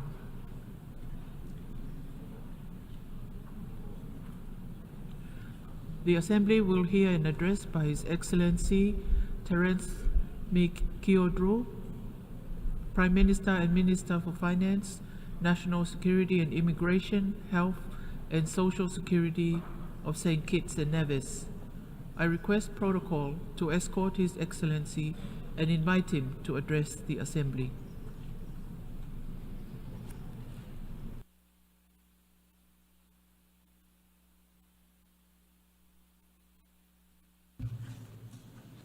Mr. President, Secretary General Guterres, esteemed colleagues, excellencies, my fellow citizens of our twin island federation of St. Kitts and Nevis, and friends from every corner of our shared planet. Today I rise on behalf of my island developing state, and yet in truth, I speak for the many small island nations, large ocean states, that know too well the high cost of inaction.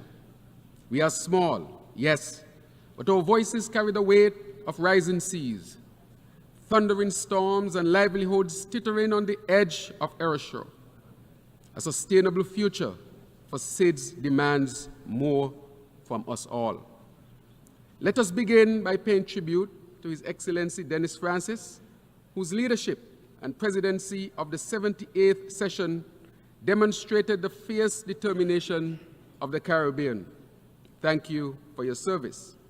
We stand ready to drive the changes necessary for a sustainable, secure world. Thank you for your sterling leadership, Mr. President. I must also acknowledge Secretary General Guterres, who with unflinching resolve has championed justice, equity, and hope. This past year tested our commitment to peace and security, yet it also revealed the vast opportunities we must seize if we are to steer humanity toward a better way. Mr. President, Philemon Yang, congratulations on your election as President of the 79th session of the United Nations General Assembly. We have great confidence in your leadership as you guide us with the theme, Unity and Diversity for Advancing Peace, Sustainable Development, and Human Dignity everywhere and for all. As we convene here in this hallowed hall, I recall the words of former Secretary General Kofi Annan. The future of peace and prosperity that we seek for all the world's peoples needs a foundation of tolerance, security, equality, and justice. That foundation is fragile, but it is essential. And it is crumbling under the weight of neglect, greed, and abuse of power. 79 years ago, in the wake of war's devastation, visionaries sought to build a world where diplomacy and dialogue could triumph over destructive intolerance. Yet today, we stand on the precipice of a perilous return to a world where peace is kept at gunpoint, where weapons are romanticized and violence is exalted in the pursuit of absolute power. We need more than diplomatic platitudes. We need a humanity steeped in decency, justice, equity, and inclusivity. We must rise from these chambers, not resigned to the idea that the children of Haiti, Congo, Sudan, and Palestine are less deserving of the rights and freedoms that we enjoy. We are all one people, one world. We cannot have peace without justice, nor justice without true, solid equality. In the Caribbean, our lived reality of rising tides, washing away our hopes of unforgiving heat, setting ablaze our dreams. We pray for rain and receive the floods, dragging our homes and our futures to the abyss. When the guns flood our communities, tearing children from their mothers' arms, it is a collective cry for action. When the global south starves while food wastage continues unabated, we must be shaken from our complacency. The harsh truth is that the world is becoming mortally insecure. We stand on disappearing shores. We are besieged by storms, natural and man-made. Corporate greed, colonial arrogance, and unchecked consumerism have torn apart our social contract with each other. We are no longer at peace with nature. The greatest delusion we feed ourselves is that security and sustainability are separate endeavors. They are, in fact, intertwined. We cannot build secure nations while allowing the climate crisis to rob future generations of their birthright. Security is more than an absence of conflict.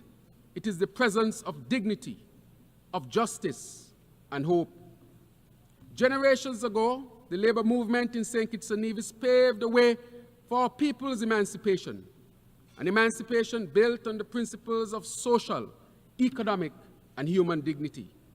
Today, I echo their call. We must do better. We must be better. Our ambitions must be grander, our visions clearer. When we say leaving no one behind, acting together for the advancement of peace, sustainable development, and human dignity for present and future generations, it cannot be a hollow phrase. It must be a sacred commitment, a pledge to every soul, from the wealthiest nation to the smallest island state. For when the waters rise in the south, even the north will eventually drown. When the forest burns in the north, the south too will choke from the smoke. For it is one planet, one human race. The pandemic has left scars that still fester, and global economic fragmentation threatens to deepen the divides between us. From small island states like mine, the failure to meet these goals is not just a disappointment, it is a death sentence. The clock is ticking, and we cannot afford to wait any longer. We must act, and we must act now. Today, the Caribbean braces for an intense hurricane season, facing the escalating fury fueled by warming oceans and unprecedented storms. Our brothers and sisters in Grenada, Carriacou and Petit Martinique, St. Vincent and the Grenadines, and Jamaica are still recovering from the devastation of Hurricane Beryl, which became the earliest formed Category 5 hurricane on record this past July. In the Pacific, our brothers and sisters there remain exposed to the incessant battering of typhoons that ravage their islands. And as I speak, the southeast United States is being pounded by Hurricane Helene. Lives and livelihoods hang in the balance as entire communities brace for the next assault. Hoteliers, for example, in my own country of St. Kitts and Nevis, have approached our government, stating that with a sense of dread, that they may soon no longer be able to market themselves as beach resorts or famous beaches, once the lifeblood of our tourism-driven economy are steadily disappearing under the relentless rise of the sea. The sands that once beckoned visitors from across the globe are now receding, swallowed by seas which continue to rise. The loss will be irreversible if we do not act, and if we do not act now. The Sustainable Development Goals were meant to shield us from such devastation, offering a progressive agenda to build resilience and safeguard all our citizens. Yet despite their promise, according to the UN's 2024 SDGs report, only 17% of the targets are on track. Nearly half are showing minimal or moderate progress, and over 1/3 have stalled or even regressed. The clock is ticking, and we must do more than observe its passage. We must act before these realities become permanent fixtures in our collective future. In May 2025, the government of St. Kitts and Nevis will proudly co-host the Global Sustainable Island Summit with Island Innovation, a pivotal event dedicated to advancing sustainable development on islands across the globe, titled Sustainable Future for Island Communities. This summit will build on the momentum of SIDS 4 conference held in 2024, tackling the pressing challenges island nations face. This summit will call to action, a space where we share practical solutions and partnerships that ripple far beyond our shores. Our islands are sentinels of climate change and the proving ground for sustainable development. It is with this spirit of shared responsibility and urgent action that I extend a heartfelt invitation to all leaders of island nations gathered here to come, to engage, to commit to meaningful change. A recent and commendable stride toward equity and inclusion has been the adoption of the MVI, the Multidimensional Vulnerability Index. This serves as a powerful testament to the potential of multilateralism when it is both purposeful and effective. St. Kitts and Nevis stands with the Caribbean community and the Alliance of Small Island States in welcoming Resolution 78/322, while urging this esteemed body to rally the necessary political will and resources to drive its implementation across international financial institutions and multilateral development banks. For us small island developing states, the MVI is not just another metric. It is a lifeline, offering a means to cushion the relentless blows of climatic and economic crises that disproportionately affect us. Its full implementation will demonstrate to the world that the United Nations, and by extension, the global system, remains committed to uplifting those most vulnerable. It will restore trust in a system that must not only recognize vulnerability, but actively work to address it.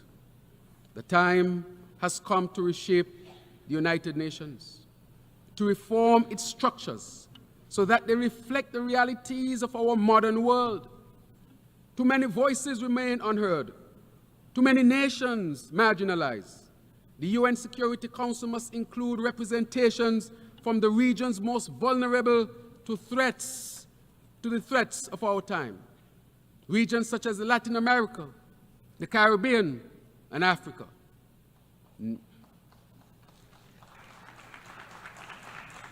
Nowhere is this change more urgently needed than in the international financial architecture. St. Kitts and Nevis stands in solidarity with the government of Barbados in its fight for financial and climate justice, pledging our full support for the Bridgetown Initiative. This bold framework demands a reformation of the global finance, making it more responsive to the unique vulnerabilities of small island developing states like mine. We cannot build resilience without first ensuring that the international system works for the most vulnerable among us. In the Caribbean, we continue to call for and guard our zone of peace. The Argyle Declaration serves as a shining example of how we in the Caribbean manage security challenges. We go back to basics. We talk to each other. Specifically, the declaration has been instrumental in facilitating dialogue between Venezuela and Guyana, demonstrating that even the most complex disputes can be navigated through peaceful means. This model of engagement, one of dialogue and cooperation, is the very essence upon which this institution was founded. The international community would do well to follow this approach and inject new life into our diplomacy.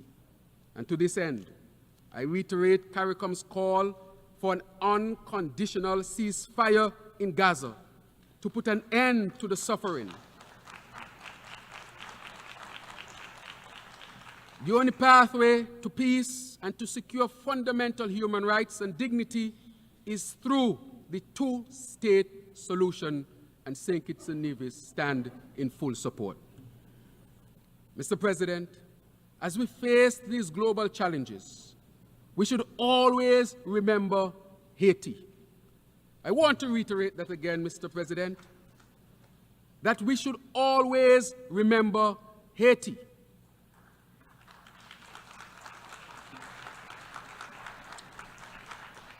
Haiti, the beacon of resilience and courage, stands at the crossroads of its next chapter. St. Kitts and Nevis, alongside the Caribbean community, firmly supports the work of the National Transitional Council as it strives to create an environment conducive to a multi-stakeholder political solution. Haiti was there for the downtrodden of the world, lighting the path toward freedom for many. And now the world must be there for Haiti, not because it is a place of sorrow, but because it remains a symbol of human endurance and defiance against injustice. With the establishment of the Multinational Security Support Mission, the Caribbean community seeks to usher in a new day for Haiti's families. And to this end, I want to thank the government and people of Kenya for their significant contribution.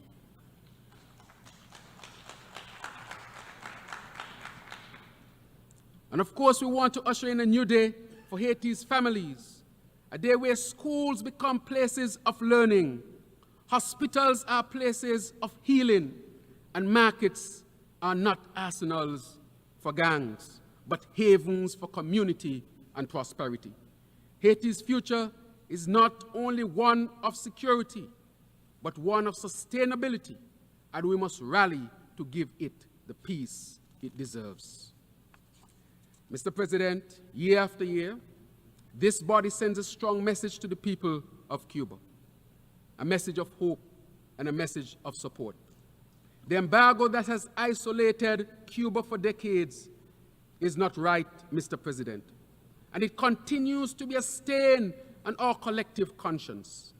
St. Kitts and Nevis joins the Caribbean community in calling for an end to this unjust embargo and for Cuba's removal from the State Department's list of state sponsors of terrorism. Cuba has long been a friend to the Caribbean, its doctors, educators exemplifying true philanthropy. And I might state here, Mr. President, that I'm a graduate of the Cuban educational system.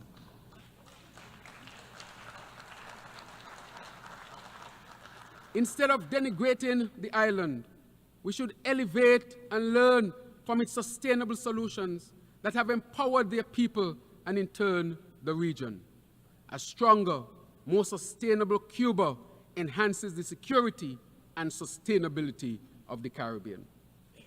Mr. President, in the same breath, we must not forget Taiwan. The people of Taiwan have proven time and time again their firm commitment to sustainable development. The theme of this assembly, leaving no one behind, compels us to ensure Taiwan's inclusion in the work of the United Nations system, particularly in the World Health Organization and the International Civil Aviation Organization. Taiwan's leadership in innovation and technology is not just an asset, it's a necessity for the global community to meet the challenges of tomorrow. The United Nations must extend its vision to include Taiwan, a nation whose exclusion undermines the very principles we stand for: peace, sustainable development, and human dignity. Mr. President, esteemed colleagues, citizens of St. Kitts and Nevis, citizens of the world, St. Kitts and Nevis is not seeking for pity. St. Kitts and Nevis is not seeking for anyone to feel sorry for us. We are small, but as we say in our country, we are Talawa. St. Kitts and Nevis is seeking for partnerships.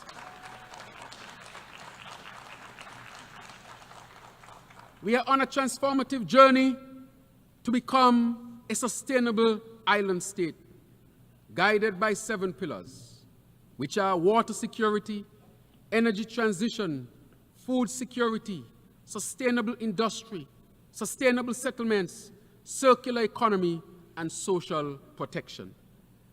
We are taking bold and tangible actions by building renewable energy desalination plants for reliable 24/7 water supply, aggressively advancing geothermal energy on our sister Isle of Nevis with the goal of a unified sustainable energy grid for both islands, St. Kitts and Nevis, and extending it to the rest of the Caribbean. Constructing our first modern climate-smart hospital. Building climate-smart, affordable housing solutions, ensuring that our people have safe, sustainable places to live and to call home. Finalizing one of the Caribbean's largest solar plus storage projects. We are on track, Mr. President, to meet CARICOM's 25 by 25 agenda, reducing our food imports and bolstering local food production. We created, for example, a children's medical fund to ensure that disadvantaged families can access vital medical care for their children. And may I state, Mr. President, that as a result of this policy, St. Kitts and Nevis recorded no death of any child between the ages of 1 to 4 in 2023. We continue, therefore, to advance our education beyond our universal compulsory system, promoting lifelong learning as key to national development. All of these and more we are pursuing, Mr. President, demonstrating to the world that we don't just complain. We don't want to be a part of just problems. We want to be a part of the solutions. And that is why we will continue to seek partnerships, Mr. President. My friends, we stand at the crossroads.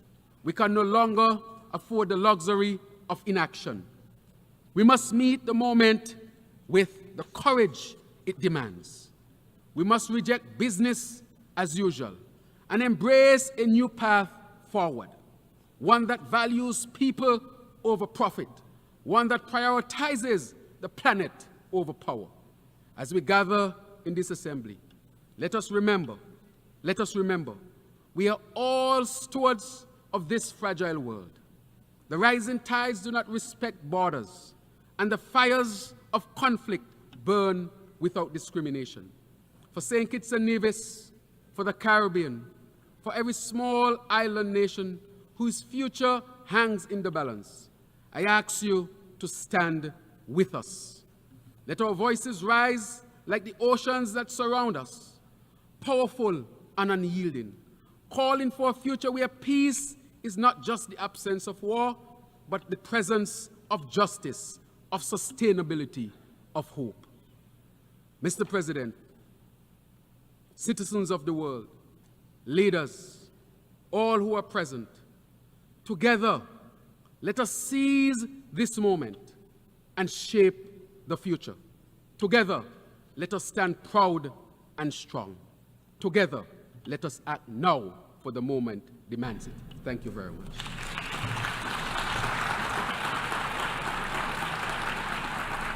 On behalf of the Assembly, I wish to thank the Prime Minister and Minister for Finance, National Security, Immigration, Health and Social Security of St. Kitts and Nevis. The Assembly will hear an address by His Excellency Keirashana Gosmo, Prime Minister of the Democratic Republic of Timor-Leste. I request protocol to escort His Excellency and invite him to address the Assembly.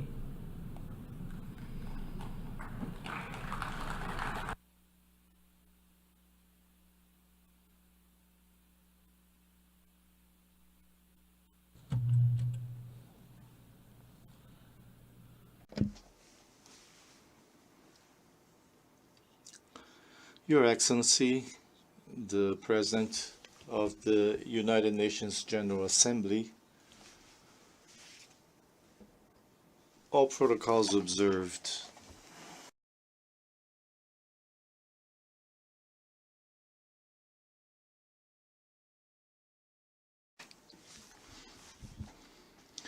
It is an honor to address this Assembly once again on behalf of Timor-Leste. This session holds a special significance for the Timorese.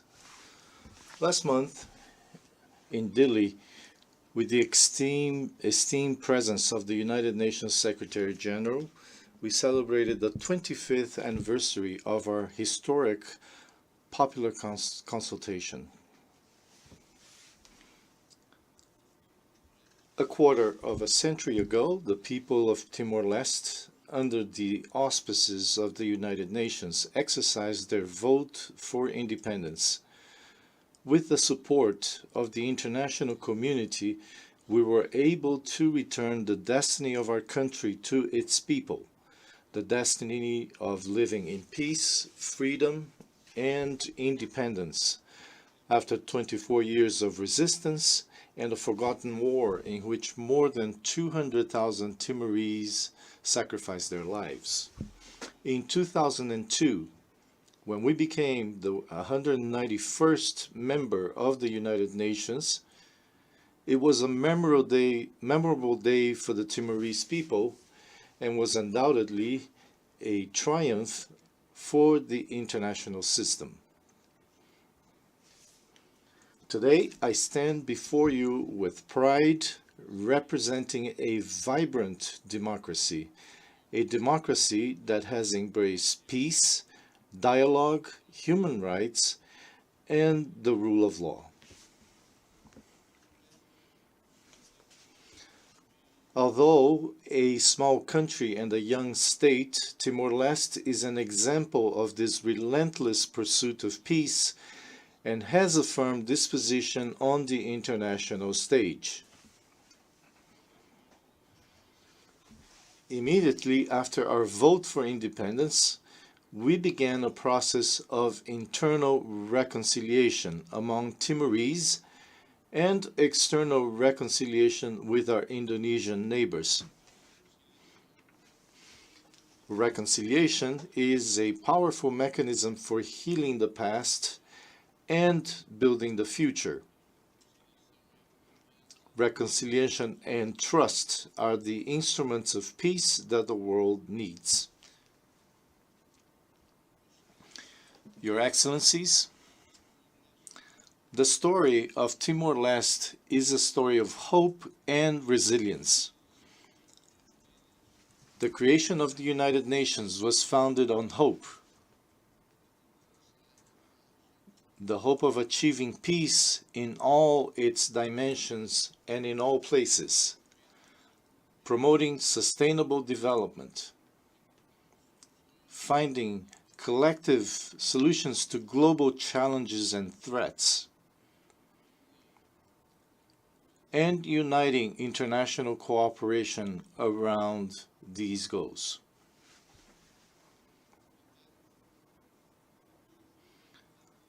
However, there has never been so much hopelessness, uncertainty, instability, and distrust as in today's world. As everyone knows, global crises are numerous and complex.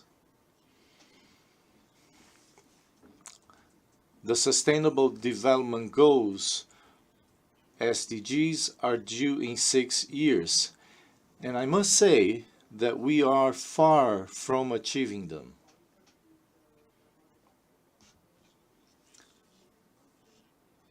Some countries have lost the race even before leaving the starting line.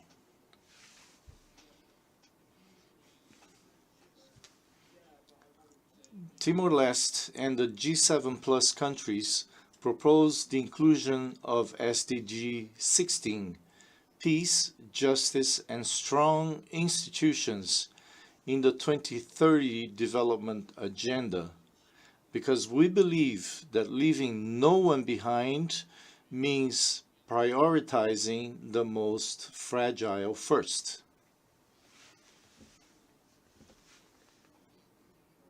Peace and stability are priorities for achieving sustainable development. Without peace, there is no justice, no strong institutions, and no development. And without development, peace becomes fragile. 2 days ago, the G7+ held a side event here at the United Nations, where we discussed our successes or our setbacks. But the common problem we all faced in solving internal problems was a lack of funding.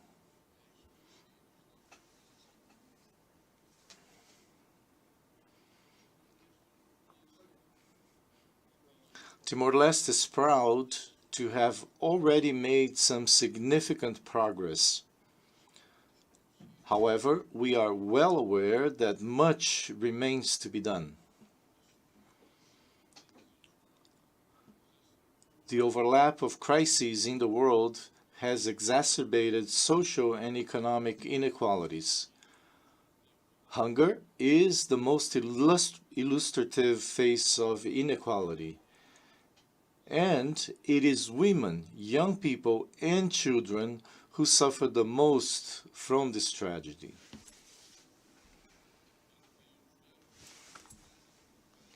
In a world where global military spending exceeds $2.4 trillion, more than 800 million people suffer from extreme hunger. Some countries report alarming levels of hunger, while others endure severe hunger in regions devastated by decades of conflict and instability. Your Excellencies, Timor-Leste, being a half-island, is currently focused on diversifying its economy, with particular emphasis on agriculture and the blue economy.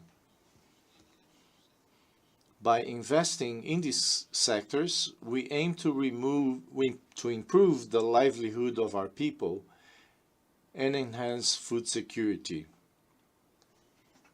Like many other countries, Timor-Leste is grappling with climate change and unsustainable activities in the ocean. As we know, in the words of Sylvia Earle, we need to respect the oceans and take care of them as if our lives depended on it, because they do. Timor-Leste is located within the Coral Triangle, a magnificent area of marine biodiversity.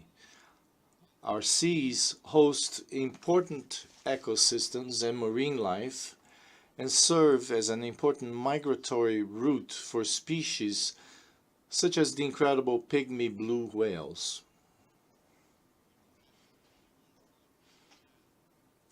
Timor-Leste is pleased to share that we have ratified the agreement under the United Nations Convention on the Law of the Sea relating to the conservation and sustainable use of marine biological diversity in areas beyond national jurisdiction, and we support and actively participate in negotiations on the Marine Plastics Treaty.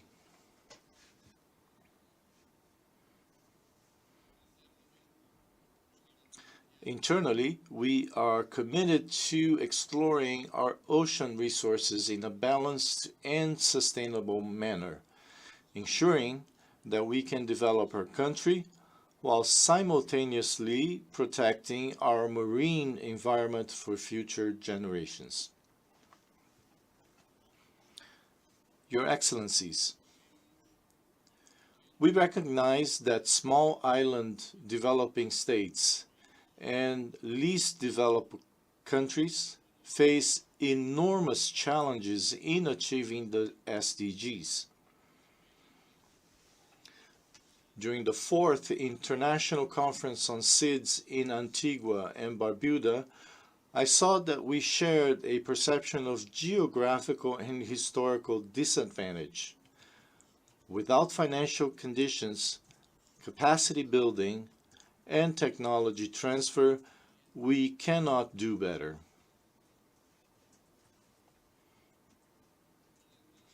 Moreover, we are trapped in international financial systems that place us at a disadvantage, burdening us with conditional aid, financial assistance, and debt. The Loss and Damage Fund, approved at COP28 in Dubai, must secure more significant contributions from the wealthy and developed countries. This commitment is urgently needed. As Secretary General Antonio Guterres stated during his visit to Timor-Leste last month, many of us won the battle against colonialism and the struggle for democracy, but we are still fighting for sustainable development.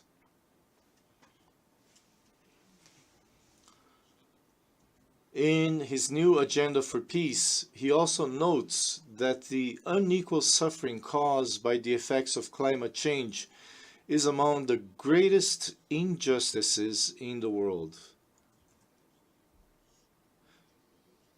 Timor-Leste agrees.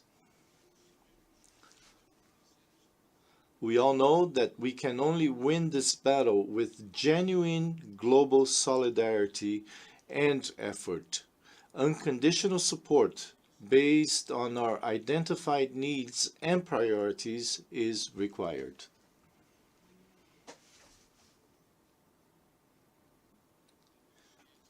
It is with sadness that I stand before you in a world ravaged by international conflicts and wars. A world that, if not entirely at war, is threatened by war. We possess the instruments of international law, diplomacy, and multilateral cooperation to resolve disputes peacefully. But these instruments are not applied consistently and are often ignored.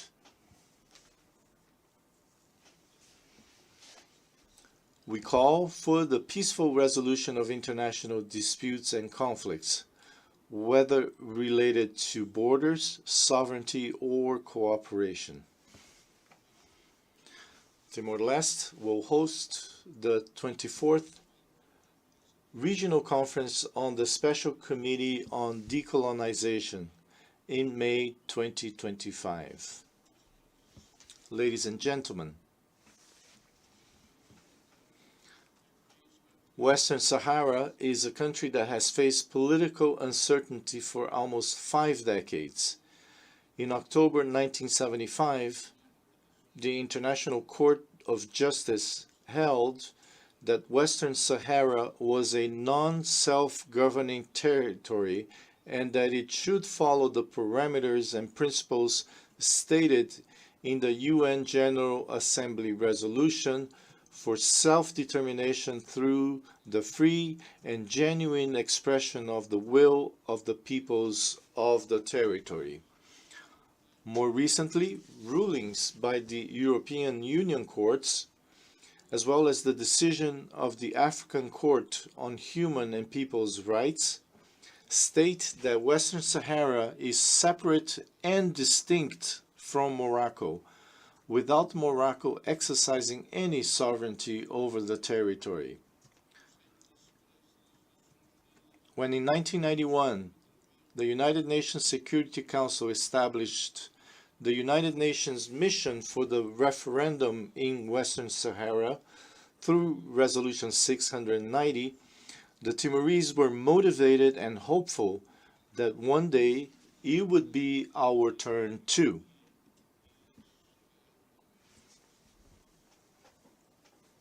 However, in 1992, the referendum in Western Sahara was postponed. I am now calling, after dozens of Security Council resolutions, for their implementation, leading to a referendum on self-determination for the Sahrawi people. I am pleased to see the presence of the Palestinian delegation as an observer member of the United Nations, and I hope that next year we will also have the presence of a Sahrawi delegation. I call for an immediate ceasefire between the Polisario Front and Morocco to pave the way for an exhaustive dialogue based on goodwill between the parties for a negotiated peaceful solution acceptable to both sides, but which respects the will of the Sahrawi people. I call on the United Nations Secretary General Antonio Guterres to embrace this just cause of the Sahrawi people, as Kofi Annan did for the Timorese cause. Your Excellencies, War cannot be an instrument of domination. It is a scourge that destroys lives, communities, and nations, and it must not, and indeed does not, remain confined within borders. We must ensure that international law is respected by all, not just by some.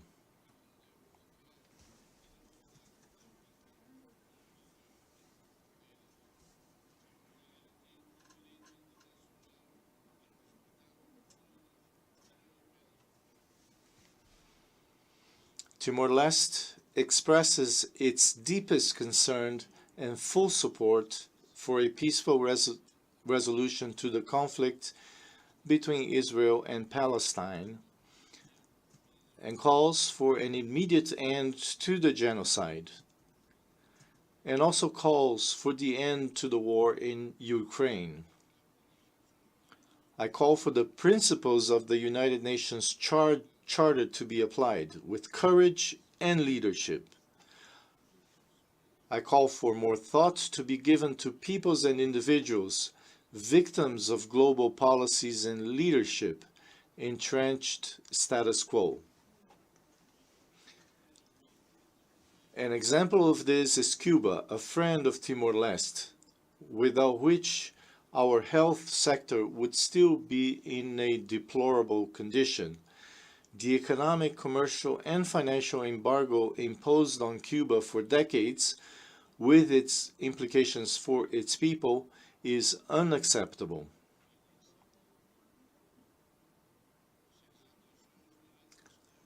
If the focus this year is on human dignity, let us not forget, please, the most forgotten people of the world.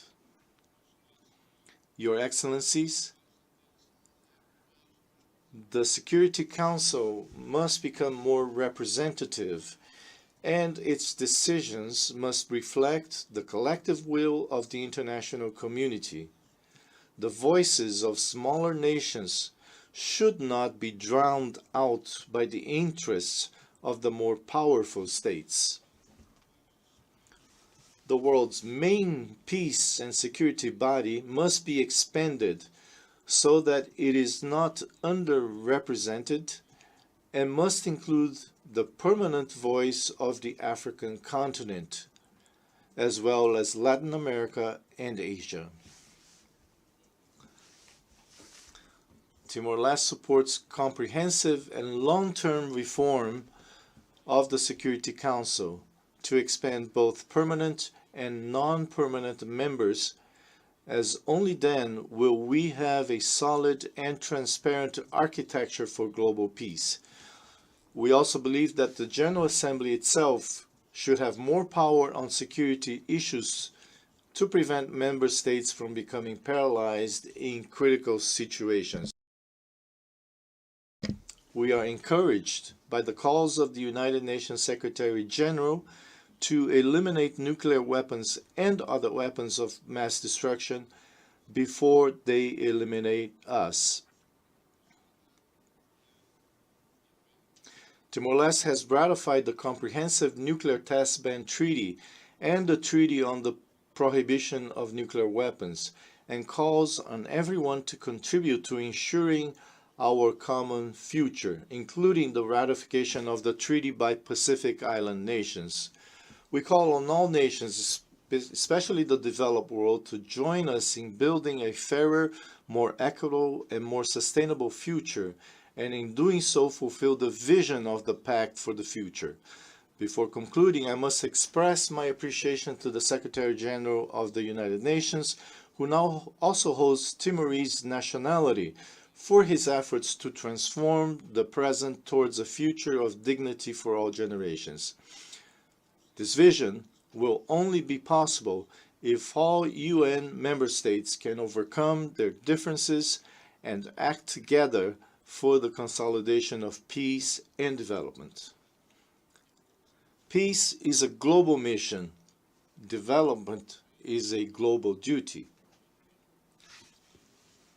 I would like to remind you that without the United Nations, our future would be even darker, Even with all its weaknesses and need for change, the United Nations is the most promising mechanism available to us to overcome the challenges of our time. Without this body, we would truly have no way out. With perseverance and the will to do good, no matter how inconvenient it may seem, no challenge is insurmountable. Thank you very much. On behalf of the Assembly, I wish to thank the Prime Minister of the Democratic Republic of Timor-Leste. The Assembly will hear an address by His Excellency Siausi Ofakifolau Sovaleni, Prime Minister of the Kingdom of Tonga. I request protocol to escort His Excellency and invite him to address the Assembly.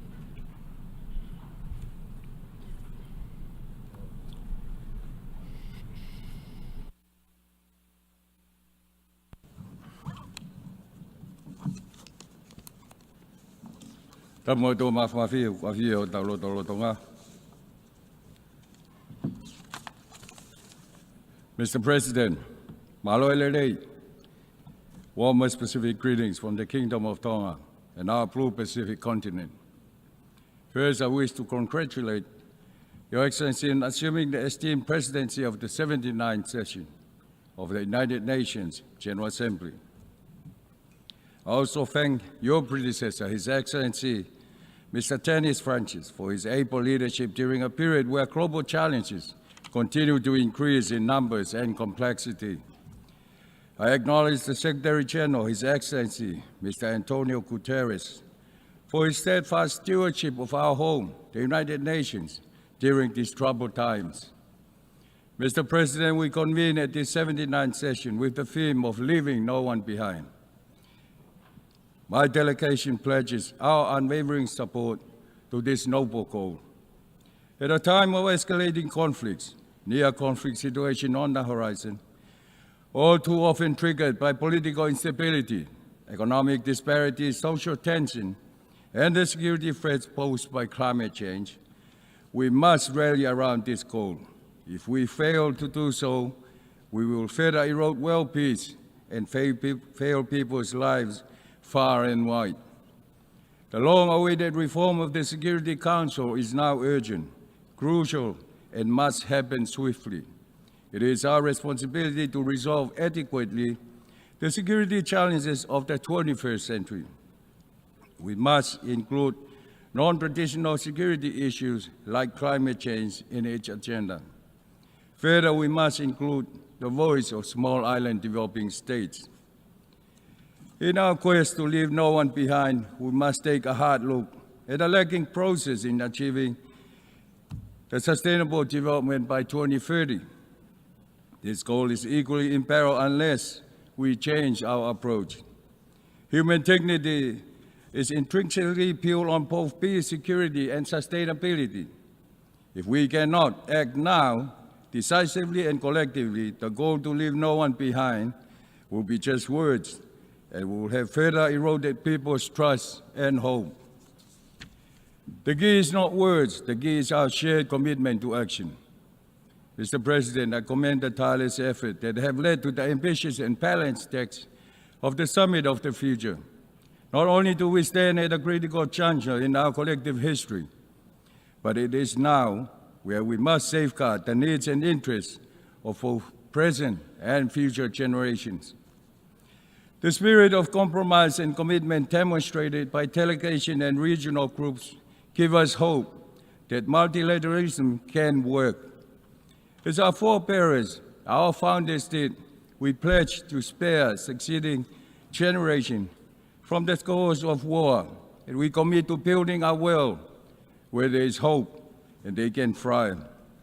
Our commitment must be to sustainable development, to the preservation of our planet's resources, and to the pursuit of a future that is inclusive, equitable, secure, and sustainable.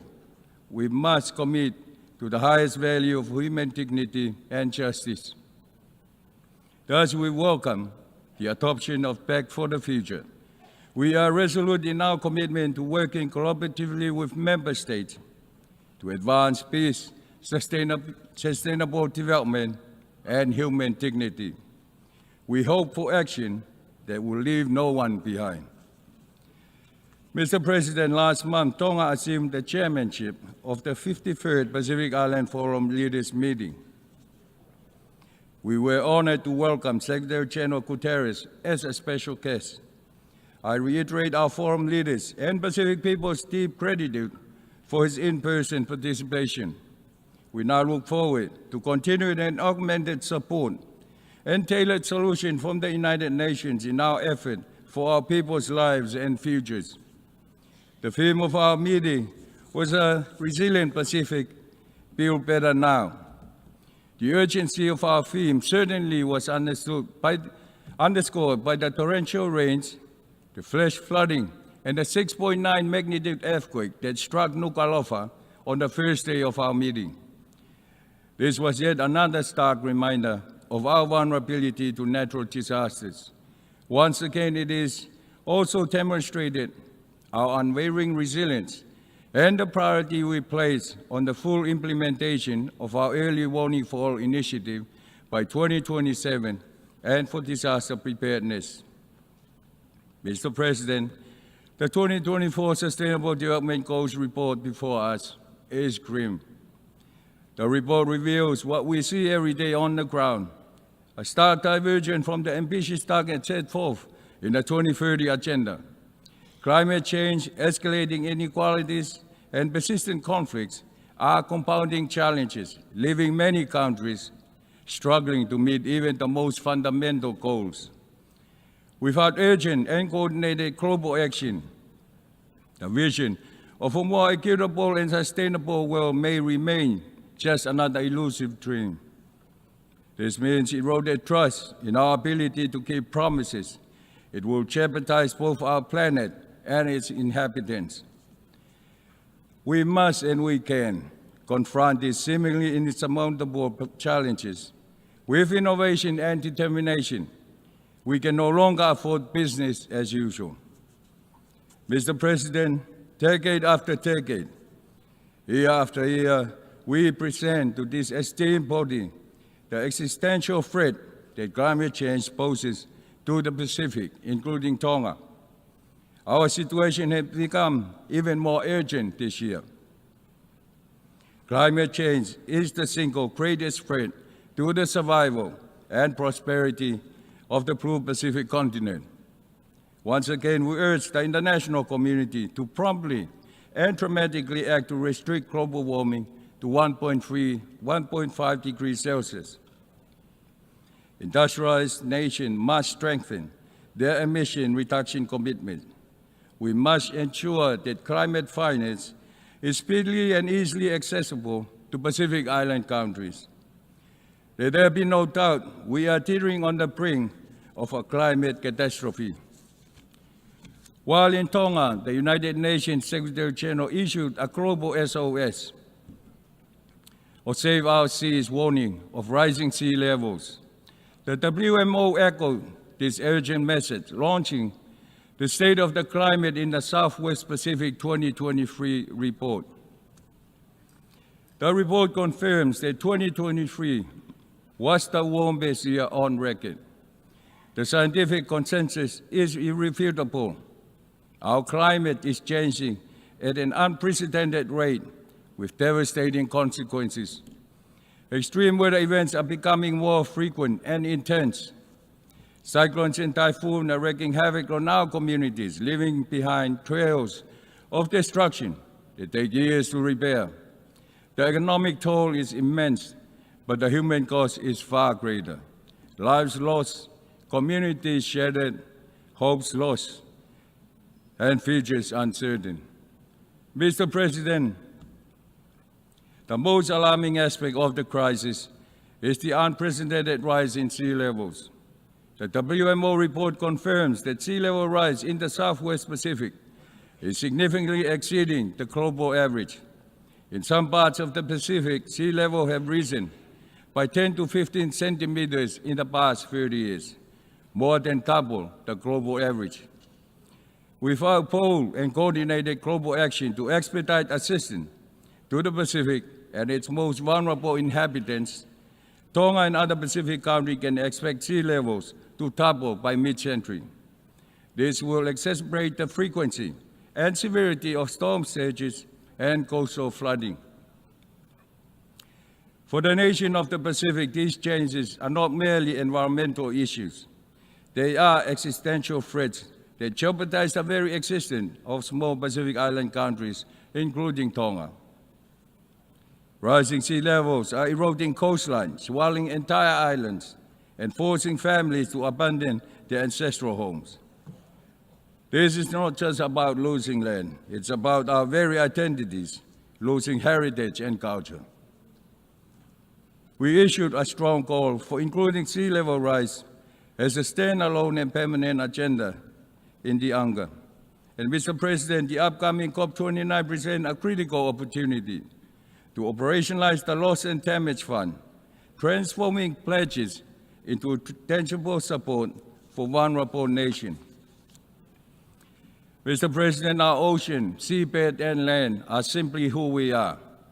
As I mentioned earlier, the severe and irreversible threats posed by climate change-related sea level rise will disproportionately impact the lives, livelihoods, food security, ecosystem, and the well-being of our people. We have established key declarations.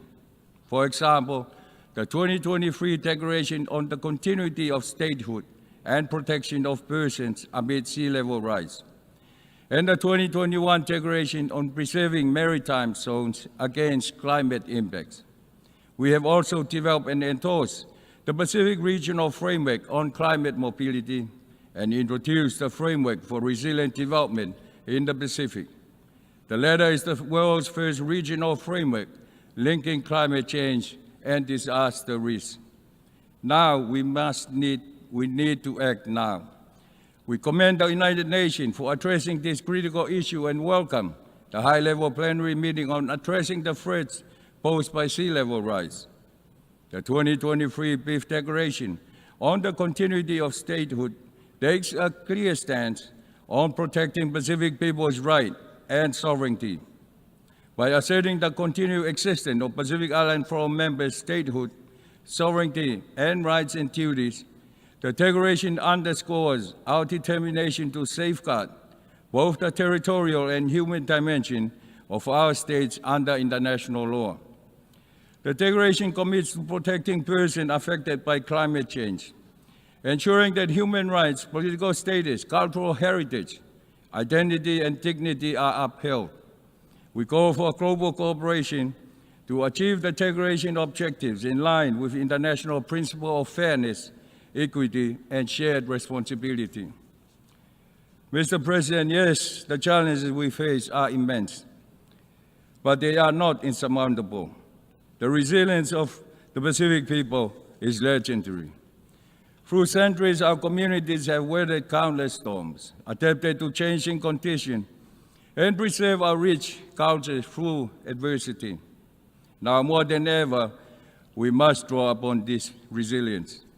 It is now that our Forum Islands countries urgently require timely, predictable, and scale-up access to climate finance to protect our communities.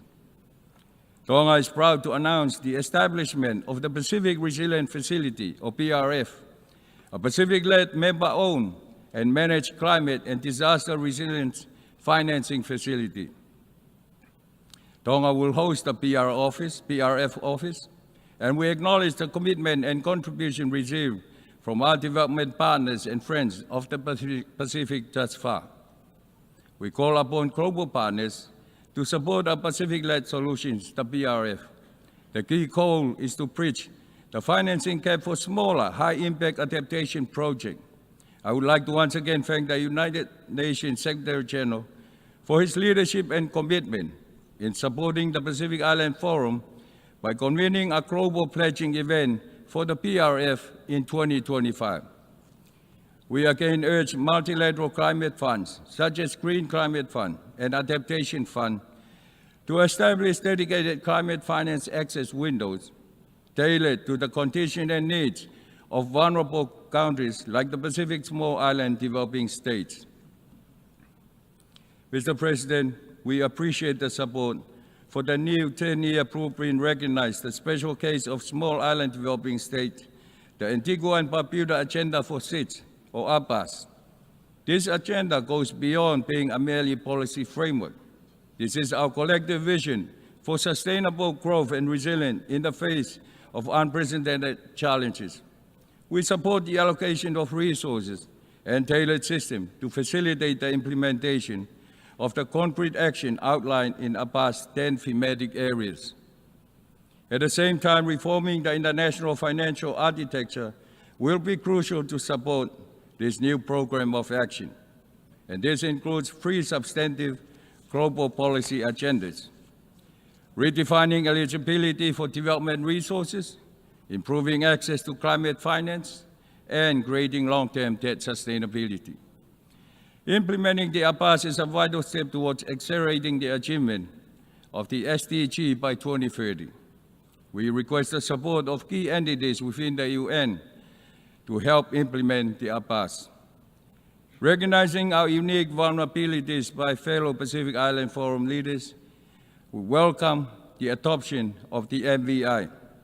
This practical instrument, advocated for over many years by SIDS, offers a more comprehensive understanding of the vulnerability, providing renewed hope and impetus to the 2030 agenda through a more context-responsive approach. We look forward to the operationalization of MVI in relevant MVI settings, UN setting, and urge international organizations and financial institutions to consider MVI ratings in their eligibility criteria for grant and concessional financing. Mr. President, the opinion may be that our Pacific communities are remote and small. Let there be no doubt our economies continue to suffer, like so many, from the effects of geopolitical tension and supply chain disruption. Our people suffer from rising inflation, and we go through increased hardship and deepening poverty, particularly for the most vulnerable in our blue Pacific continent. However, at such critical times, the Pacific Island Forum is steadfast in its commitment to building a resilient Pacific region, a region of hope and prosperity that ensures all Pacific people can lead productive lives. We invite all partners to support our development aspiration outlined in our 2050 strategy for the Blue Pacific continent and our forthcoming Pacific Roadmap for economic development. Resilient transformation demands for Pacific peoples to have access to quality, affordable, accessible, and inclusive health and education services. Our Blue Pacific region will focus on improving climate-resilient healthcare and education infrastructures and digital platforms to mitigate risks, manage climate-sensitive diseases and NCDs effectively, and ensure continuity and equity in learning across our Blue Pacific continent. We remain resolute in our commitment to the global fight against NCD. We reaffirm our commitment to building stronger partnerships between government sectors and other relevant sectors to address the root causes of NCDs through a holistic whole-of-government and whole-of-society approach. Addressing the global plastic pollution problem, especially in the marine environment, is a priority. This is a threat to our ecosystem and health, and the Pacific Ocean is our Pacific identity. It is a vital resource for food and livelihoods, and a healthy ocean will aid in our fight against climate change. Mr. President, the actions of the government of Tonga focus on three key thematic areas: national resilience, quality services and affordability, and progressive economic growth. Our goal is to enhance national resilience by creating stronger platforms to tackle natural disasters and address the persistent issues brought about by climate change. We aspire to alleviate related poverty and improve the quality of social protection measures. We will also mobilize national and international responses to reduce the supply and use of illicit drugs and address harm reduction processes. We aim to enhance education for everyone, prioritizing safer school, tackling dropout rates, advocating for gender equality, and expanding vocational training opportunities, all while ensuring quality services and affordability. Our efforts are also directed towards improving access to healthcare that is both affordable and of high quality, with a particular emphasis on addressing COVID-19, NCTs, and preventative measures. Our focus is on development governance services that are of exceptional quality and can be easily accessed by all. This entails enhancing access to high-speed broadband technology and ensuring that energy, communication, drinking water, and a clean environment are more affordable. Our main objective for fostering progressive economic growth include giving priority to trade and private sector development, enhancing the quality and accessibility of public infrastructure, and forging stronger partnerships to drive development. Mr. President, as I conclude, allow me to close the circle and come back to the critical element of this session's theme, leaving no one behind. This aspiration must be our guide for eradicating poverty, ending discrimination, and upholding the fundamental rights of individuals, reducing inequalities and vulnerabilities that not only undermine our shared humanity, but also leaves too many without hope. The advancement of one community or nation cannot occur in isolation from the well-being of others. By embracing a fair and equitable playing field, we foster a more resilient and harmonious global society, advancing peace, sustainable development, and human dignity. We must travel the path to ensuring peace and sustainable development with a sense of urgency, just as others have done before us. In this, let us be guided by shared values of justice and human dignity. Our collective endeavor to leave no one behind must ensure every person's potential is recognized, their rights upheld, and so we must bridge gaps, dismantle barriers, and amplify voices that have historically been marginalized. This is what we owe present and future generations. I thank you, Mr. President, and may God bless Tonga, and may God bless the United Nations.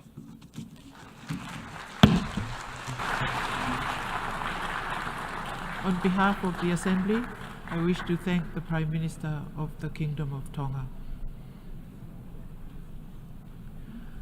The Assembly will hear an address by His Excellency Hamad Abdi Bare, Prime Minister of the Federal Republic of Somalia. I request protocol to escort His Excellency and invite him to address the Assembly.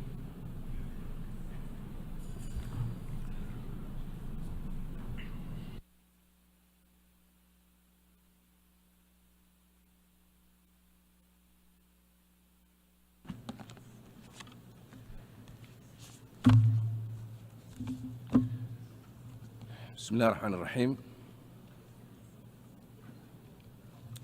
Your Excellency Philemon Yang, President of the 79th session of the United Nations General Assembly, Excellencies, Heads of State and Government, distinguished guests, distinguished representatives, ladies and gentlemen, Assalamu alaikum wa rahmatullahi wa barakatuh. Allow me to begin by congratulating you, Mr. President, on your election as President of the 79th session of the United Nations General Assembly. Please be assured of Somalia's full cooperation as you undertake the responsibilities entrusted upon you during your tenure. I would also like to take this opportunity to thank your predecessor, His Excellency Denis France, for the successful presidency of the last session. Mr. President, this session of the General Assembly convenes amid a rising number of global challenges, from escalating transnational conflicts and humanitarian crises to the existential threats of climate change and growing economic inequalities. This resonates profoundly for our theme of this year, leaving no one behind. Acting together for the advancement of peace, sustainable development, and human dignity for present and future generations. In the spirit of our unity and shared responsibility, we must confront the persistent and escalating conflicts that continue to cause immense human suffering and destabilize entire regions. Today, we are facing with crises that test our collective conscience and our commitment to peace. In Sudan, the conflict has escalated into a severe humanitarian crisis, displacing millions and ravaging communities. Civilians endure indiscriminate violence and widespread gender-based assaults. We urgently call for immediate cessation of hostilities, the protection of civilians, and adherence to the international humanitarian law. It is crucial to ensure safe, unrestricted access for humanitarian aid and to foster inclusive dialogue that respects the rights and aspirations of all Sudanese people. In Gaza, the situation has reached catastrophic levels, driven by the persistent blockade and relentless cycles of violence that have created one of the most severe humanitarian disasters of our time. Despite the senseless killing of tens of thousands of men, women, and children since last October, over 2 million Palestinians are trapped in open-air prison, where access to basic goods, services, and medical care is severely restricted. Children in Gaza have particularly suffered the most, with the many enduring unimaginable trauma, malnutrition, and lack of access to education and health care. They live under constant fear as their homes, schools, and hospitals are repeatedly targeted and destroyed.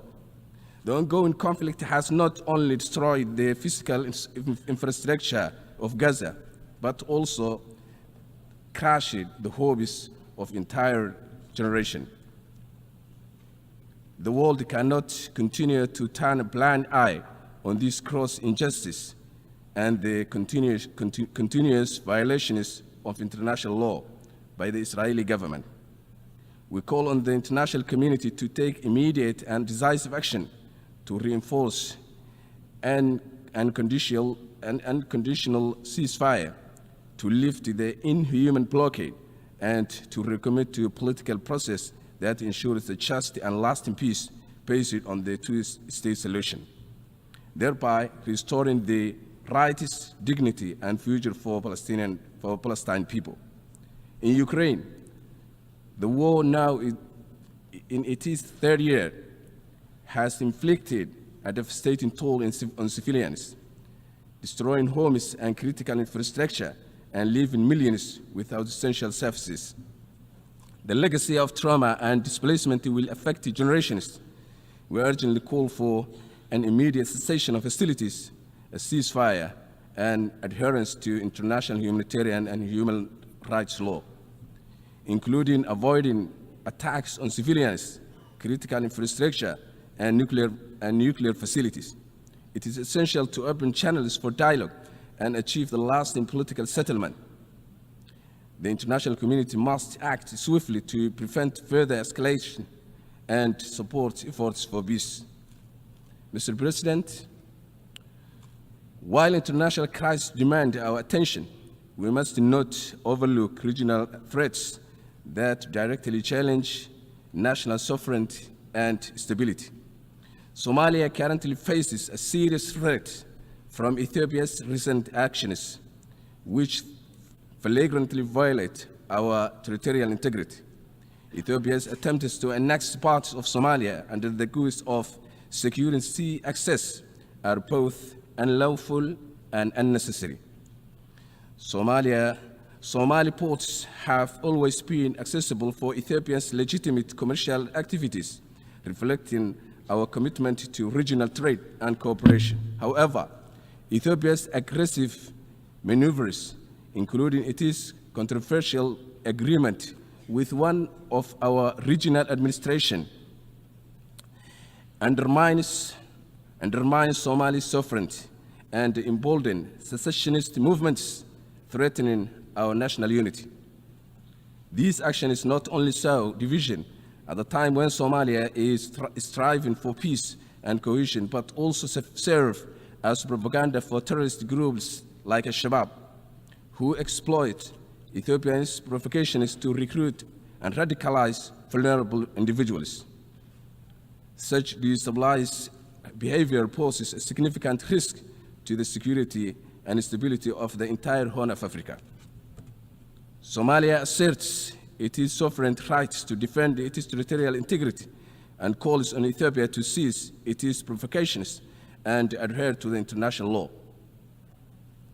We urge the international community to stand with Somalia in condemning these violations and upholding the principles of international sovereignty and territorial integrity, which are the cornerstones of international peace and security. Regional stability depends on mutual respect for these principles, and Ethiopia must be held accountable for actions that threaten to destabilize the Horn of Africa. Mr. President, while the conflict may capture the headlines, we must not lose sight of other pressing global challenges that demand our immediate attention and collective action. Somalia's experience underscores the importance of sustainable funding for peacekeeping. For over 15 years, we have hosted key African Union missions like AMISOM and ATMIS, which have been critical in countering Al-Shabaab and supporting state building. As a new mission, AUSM takes over with a focus of counterterrorism and capacity building. Its success depends on reliable funding. Peacekeeping is about creating lasting stability, not just maintaining peace, and we urge the international community to support innovative funding solutions to ensure these missions fulfill their vital roles. Mr. President, climate change is a global crisis that touches every life and every community, but nowhere is its impact more deeply felt than in vulnerable nations like Somalia. We endure relentless droughts, devastating floods, and rising temperatures that tear apart our communities and threatening our very survival. While the recent COP28 conference made important strides with the creation of a loss and damage fund and the commitment is to expand renewable energy, there remains a significant challenge accessing these funds. For many developing countries, the reality is that complex bureaucracy, rigid criteria, and lack of necessary resources often stand in the way they receive the help they so desperately need. It is not just about making promises, it is about ensuring that those promises can reach the people who need them most. We call on the global community to simplify access to these crucial funds so that countries like Somalia can build resilience, protect our people, and secure the future where everyone has the chance to thrive. Mr. President, reforming the United Nations Security Council is essential to ensure it reflects today's geopolitical realities.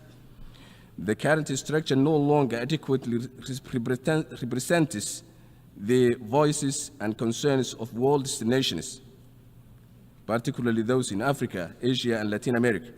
We support the Isilwini consensus, which calls for a more representative and inclusive council.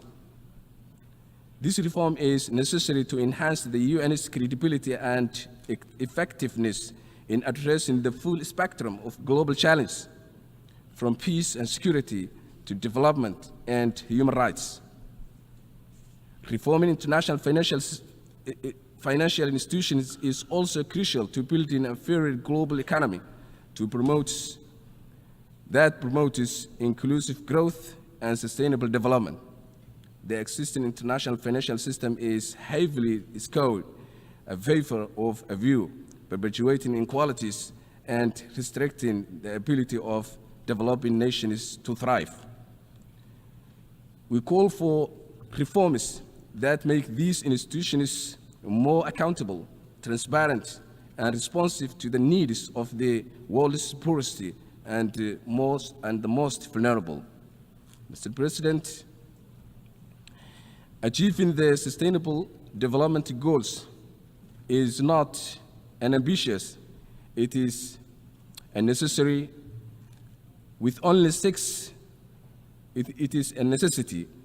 With only 6 years left, the world is far behind on our collective promise to end poverty, protect our planet, and ensure peace and prosperity for all by 2030. We must urgently renew our commitment by increasing funding, creating innovative partnerships, and focusing on reaching the most vulnerable. As Somalia takes its seat on the UN Security Council, we stand ready to work with all nations to address these challenges, strengthen cooperation, and promote multilateralism, and build a world where no one is left behind. Mr. President, Excellencies, ladies and gentlemen, Somalia has come a long way on its journey toward stability and development. This past year has been particularly significant, marked by critical milestones that signal Somalia's rising trajectory. We have successfully completed the debt relief process, allowing us to reclaim our economic sovereignty and integrate into a global financial system. Additionally, Somalia's accession to the East African community marks a new era of regional integration, trade, and cooperation. We have also made a historic stride in lifting a long-standing arms embargo, a step that will further enable us to safeguard our sovereignty and security. Security is fundamental to development, and Somalia has prioritized to prioritize the fight against terrorism with remarkable success. In the past 2 years, our national security forces have reclaimed more than 2/3 of the territory that was once under the control of a Shabab terrorist group, significantly diminishing their operational capability. Mr. President, with marked progress in governance, democratization, and political stability, Somalia stands on the brink of significant economic growth, with vast untapped resources and strategic location along major maritime trade routes. Our arable land offers great potential for agricultural protection, and our livestock sector is already among the strongest globally. We also have one of Africa's highest potentials for renewable energy, particularly on onshore wind power. And our extensive coastline provides rich opportunity for sustainable fishing and other sectors of blue economy. To capitalize on these assets, we are drafting a national transformation plan that outlines our vision for leveraging our resources to achieve stability, self-reliance, and prosperity.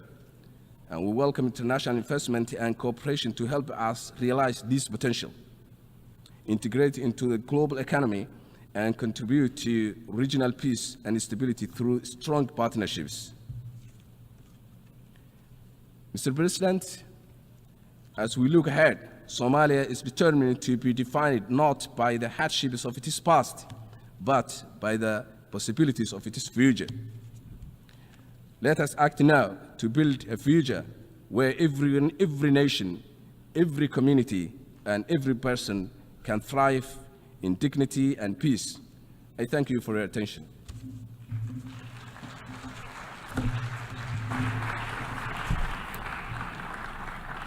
On behalf of the Assembly, I wish to thank the Prime Minister of the Federal Republic of Somalia.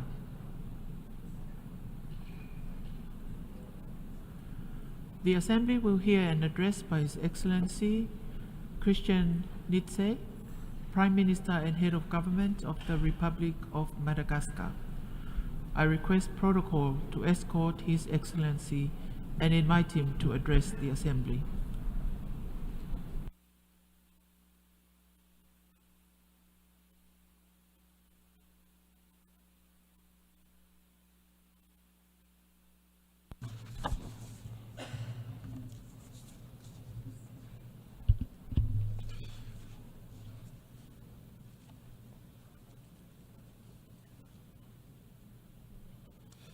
Excellence, Mr. President, Heads of State and Government,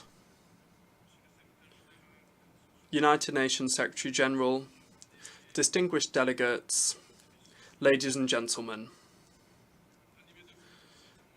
I have come here with a profound sense of honour and responsibility to address you today with the mission entrusted to me by His Excellency Mr. Andry Rajoelina, President of the Republic of Madagascar, and on behalf of the Malagasy people. I wish to applaud the election of Mr. Philemon Yang, His Excellency, to the presidency of the 79th session of the General Assembly. Your exemplary parcours and your wealth of knowledge in terms of global affairs are undeniable assets to guide our work. Rest assured, Your Excellency, of the support of Madagascar in the fulfilment of your noble mission.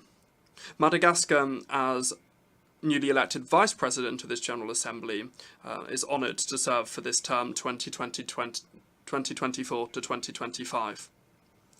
Excellencies, ladies and gentlemen, the theme of this session of the General Assembly, leaving no one behind, acting together for the advancement of peace, sustainable development and human dignity for present and future generations, particularly resonates today in this time of grave uncertainty in the world and for the world.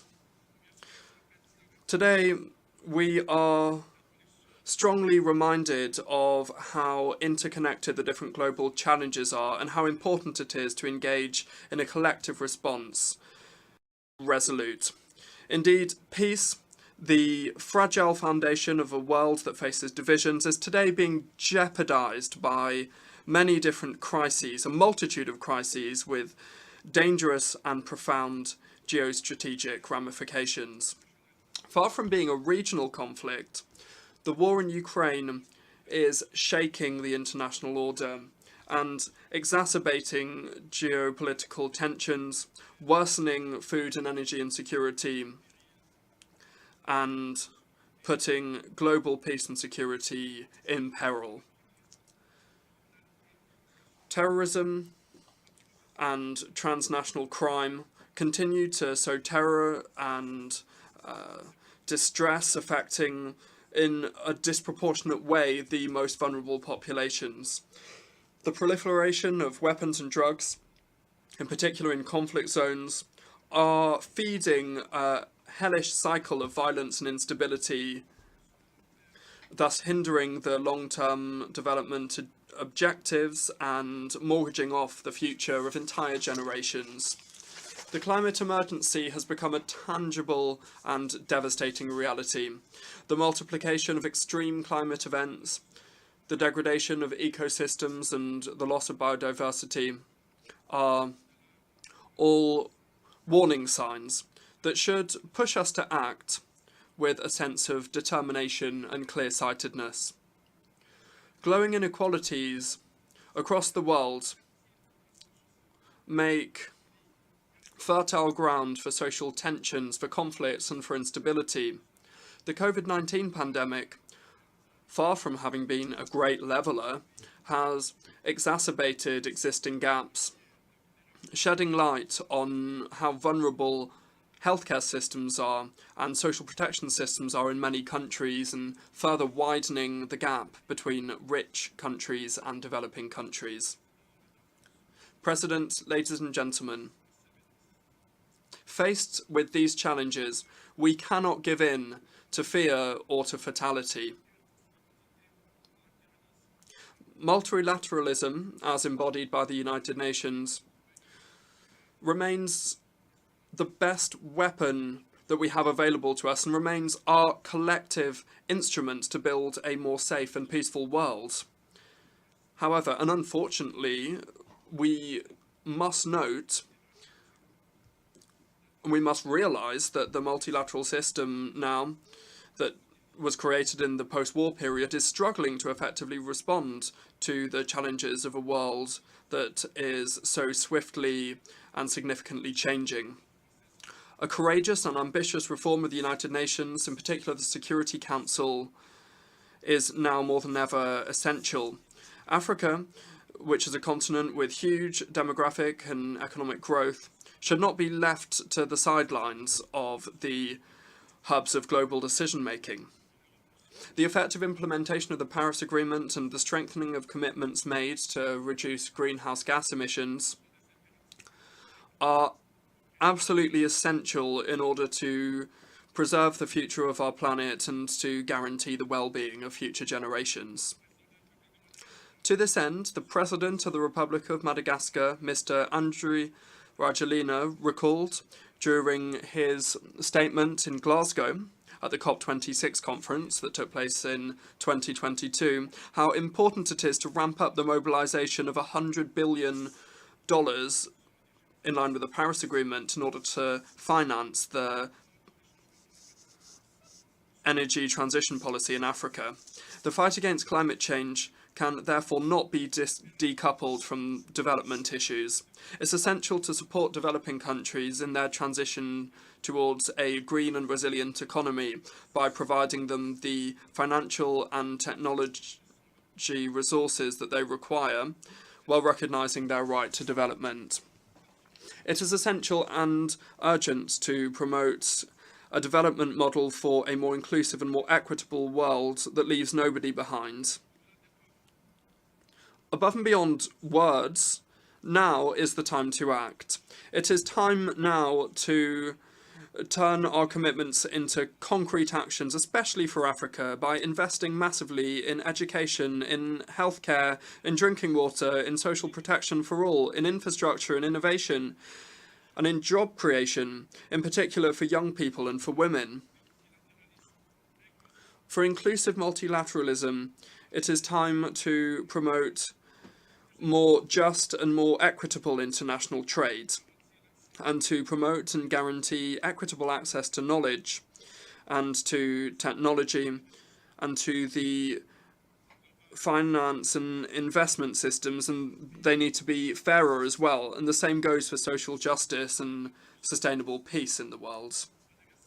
President, ladies and gentlemen, Madagascar, aware of these global challenges and of how urgent it is to bring concerted and lasting solutions, is committed with a sense of determination alongside the United Nations and its member states to build a more just and sustainable world with more solidarity. The Fihavanana, which is a national way of living together, is profoundly rooted in Malagasy culture and guides our action. It brings across our profound aspiration to live in harmony with mutual respect and solidarity, ensuring we leave nobody by the wayside and never forgetting the most vulnerable, working thus for a more fair society. The general policy of the state of Madagascar, implementing the vision of His Excellency Mr. Andry Rajoelina, President of the Republic, places human capital as the main key pillar for development. Over the last 5 years, we've invested enormously in education, in training, health, security, innovative and inclusive social programs, the fight against malnutrition, and in infrastructure in order to catch up with our development deficits and thus break the vicious cycle of poverty. The country continues to invest massively in these areas, which are the main foundation of our actions to foster human development. True to our country's tradition of being a peaceful and tolerant people, Madagascar has made democracy, the respect for the rule of law and good governance key tools to maintain stability, to strengthen peace and security, and to consolidate our path towards sustainable development. And of course, this is shown and very clearly proven explicitly in our classification in the Global Peace Index that has placed Madagascar in second place. So that's the second most peaceful country in sub-Saharan Africa in 2024. Of course, we do nevertheless have many challenges. However, the leadership of His Excellence, Mr. Andry Rajoelina, President of the Republic, is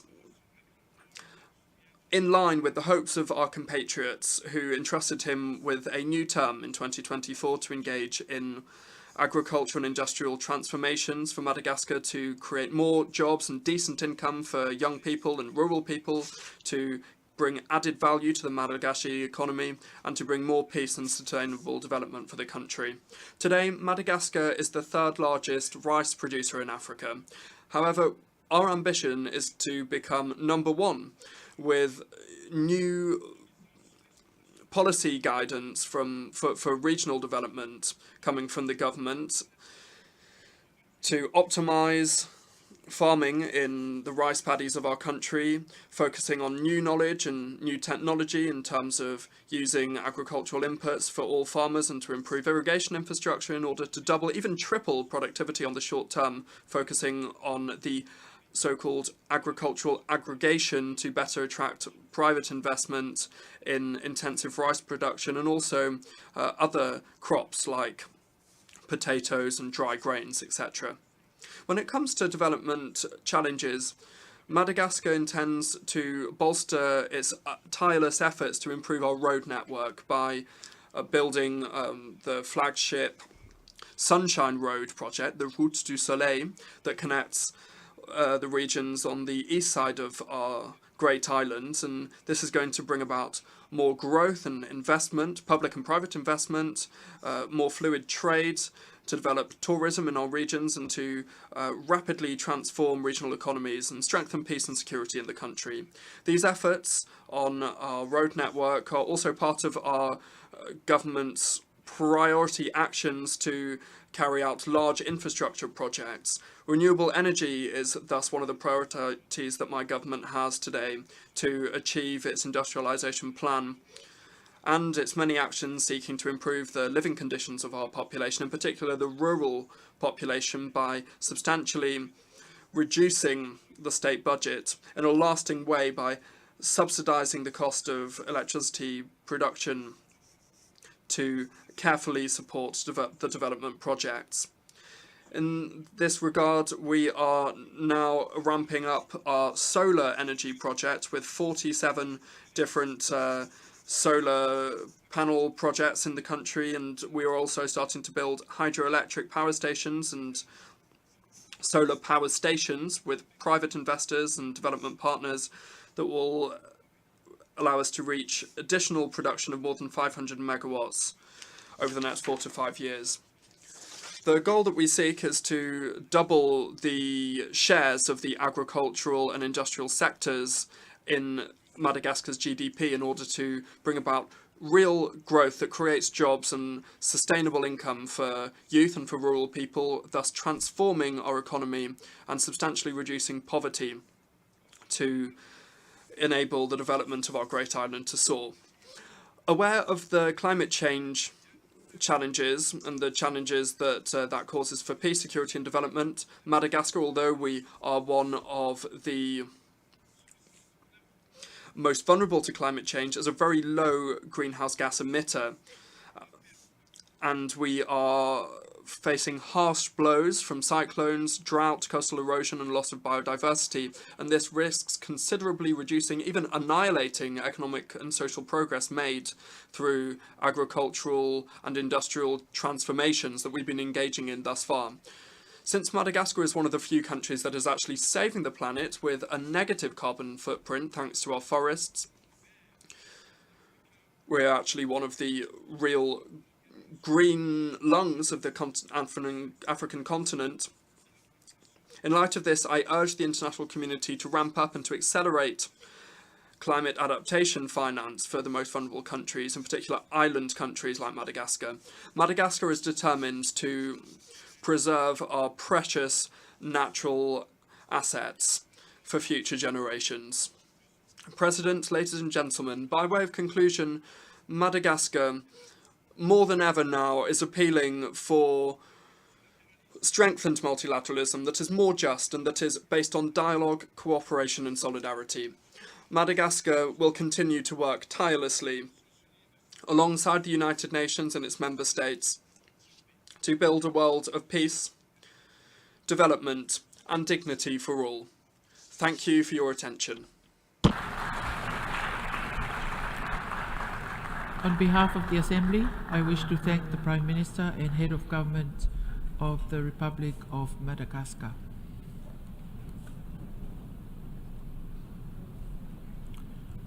I now give the floor to His Excellency Filip Ivanovic, Deputy Prime Minister for Foreign and European Affairs of Montenegro.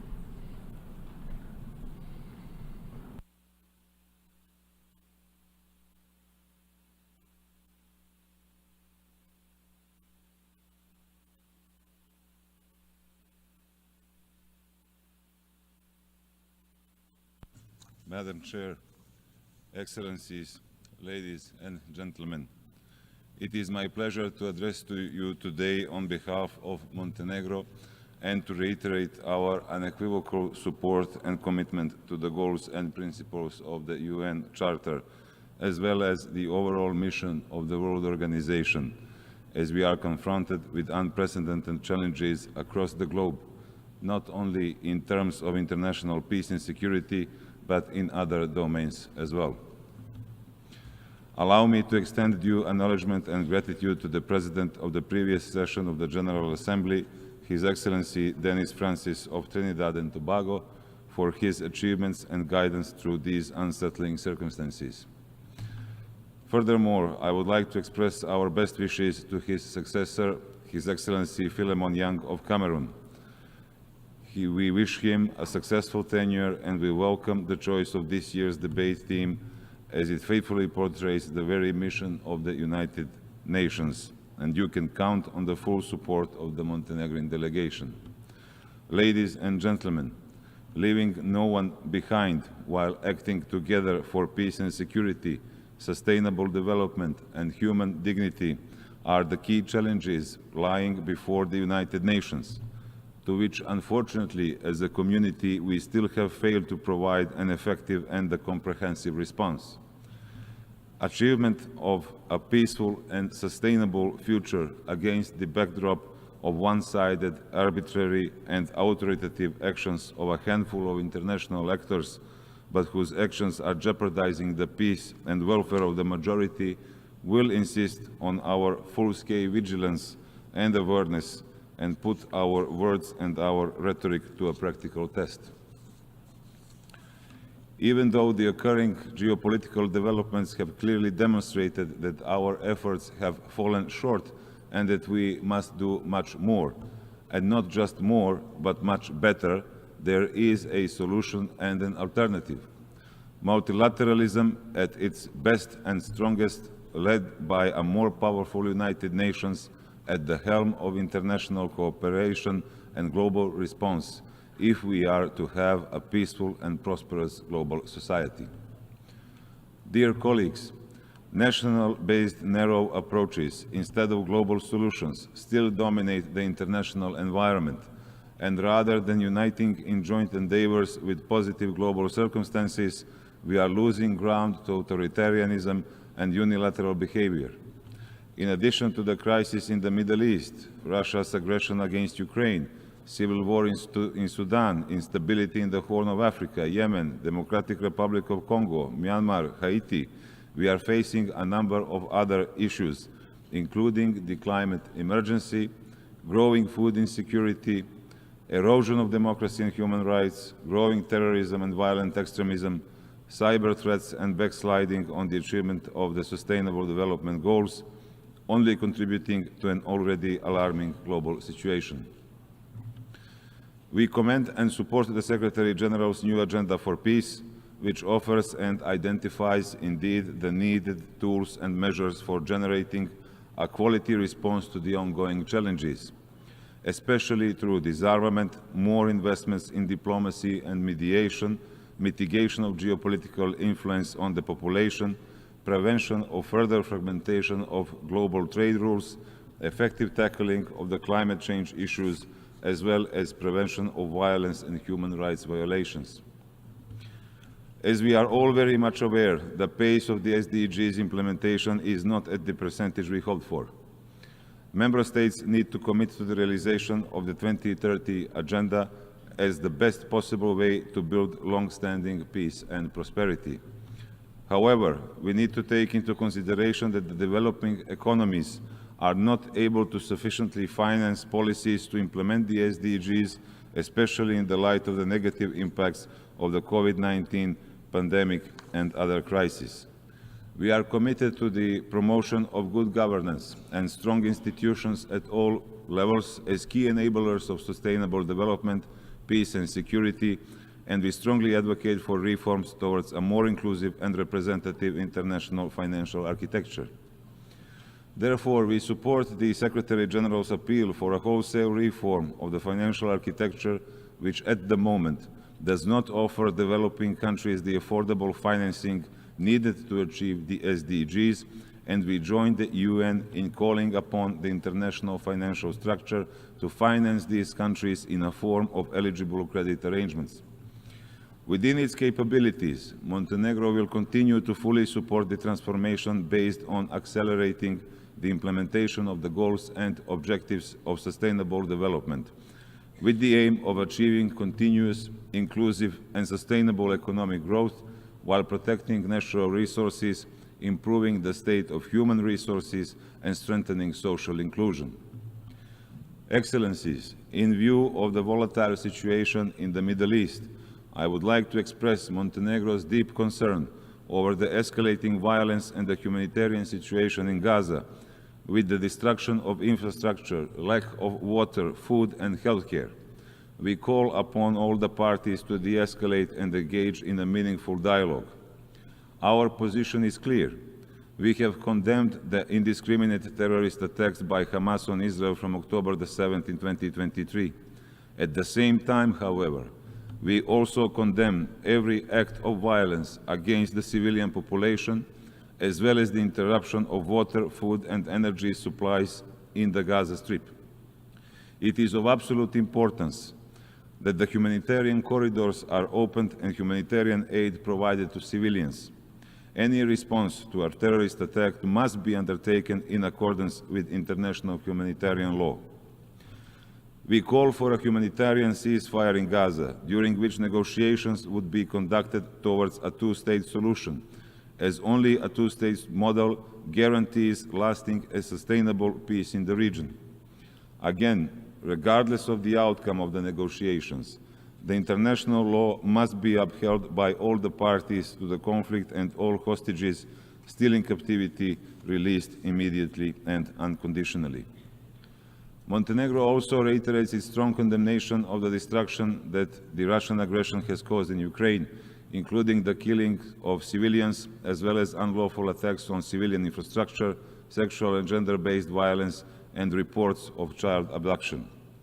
We emphasize yet again that there can be no impunity for war and other heinous crimes, and that we must ensure responsibility as a precondition for ensuring a durable peace. In this regard, we support all accountability initiatives to fight impunity and ensure justice. As the aggression has been particularly devastating for children, we call on the Russian Federation to fully respect the international humanitarian law and to immediately implement measures to protect children. In addition, we call on the Russian Federation to cease attacks on civilian infrastructure and allow aid to the affected civilian population, including areas under temporary Russian military control. I would like to reconfirm our support to Ukraine's territorial integrity and sovereignty. Montenegro will continue to support Ukraine and will continue to provide financial, humanitarian, military, and diplomatic aid. Like the entire international community, we want to see a comprehensive, just, and lasting peace in Ukraine in accordance with the UN Charter and the adopted resolutions of the UN General Assembly. Dear colleagues, I believe we can all agree that the ongoing global crisis represents one of the gravest challenges to international peace and security since the creation of the World Organization. The world ought to be united as ever before in defending democracy, human rights, the freedom of choice, rule of law, and ensuring peace and prosperity, but above all preserving human lives. The international community must also do significantly more in the fight against climate change, with decisive actions much needed, such as the full implementation of the Paris Agreement and the resolution of the interconnections between the triple planetary crisis of climate change, biodiversity loss, and pollution are needed while strengthening climate action. Sustainable development goals and the fight against climate change are fundamentally linked to peace and security and human rights.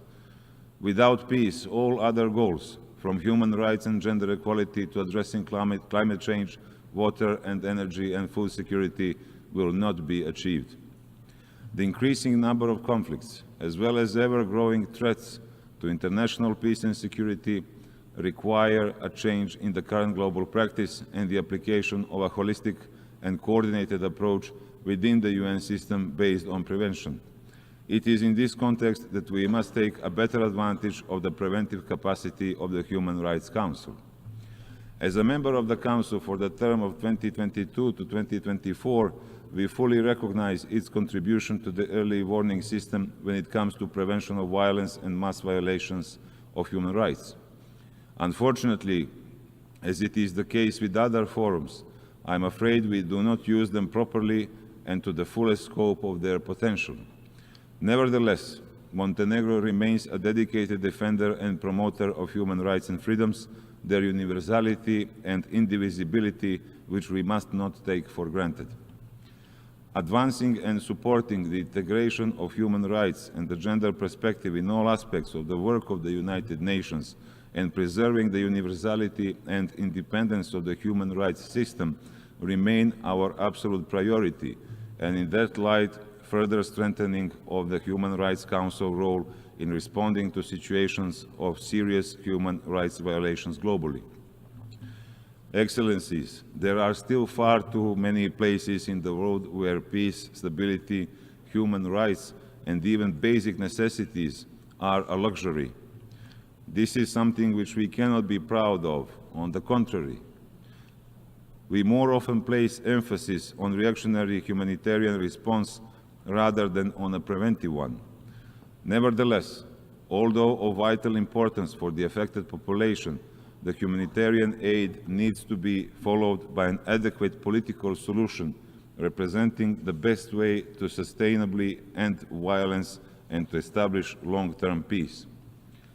Montenegro is firmly committed and determined to actively and constructively contribute and support collective efforts to preserve world peace and security, and in this line supports the new agenda for peace as an opportunity to shape new responses to old and emerging threats, including strengthening prevention, adapting UN peacekeeping forces to this new environment, and strengthening the peace-building architecture, including ensuring adequate, predictable, and sustainable financing for peace-building and implementation of Agenda Women, Peace and Security in all its dimensions, as well as the Agenda Youth, Peace and Security. At the same time, Montenegro continues to actively participate in peacekeeping missions aware that only a safe neighborhood can provide a guarantee of our own security and prosperity. Furthermore, we hope the new agenda for peace will contribute to the preservation, implementation, and further strengthening of the global architecture for arms control, disarmament, and non-proliferation, as well as multilateral export control regimes, strengthening at the same time multilateral capacities to address the challenges of terrorism and violent extremism, hybrid threats, as well as cyber risks.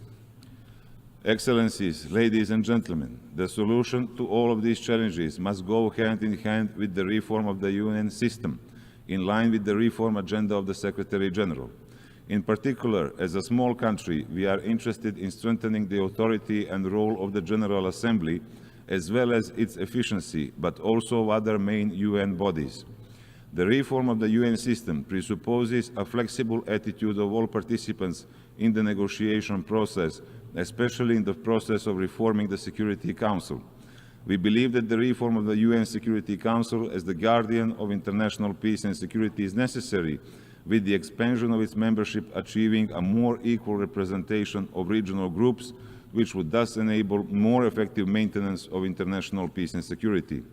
In order for the United Nations to maintain and strengthen its central position in the global governance system, it is vital that the organization is reformed and adapted to the geopolitical realities of the 21st century and modern democratic values.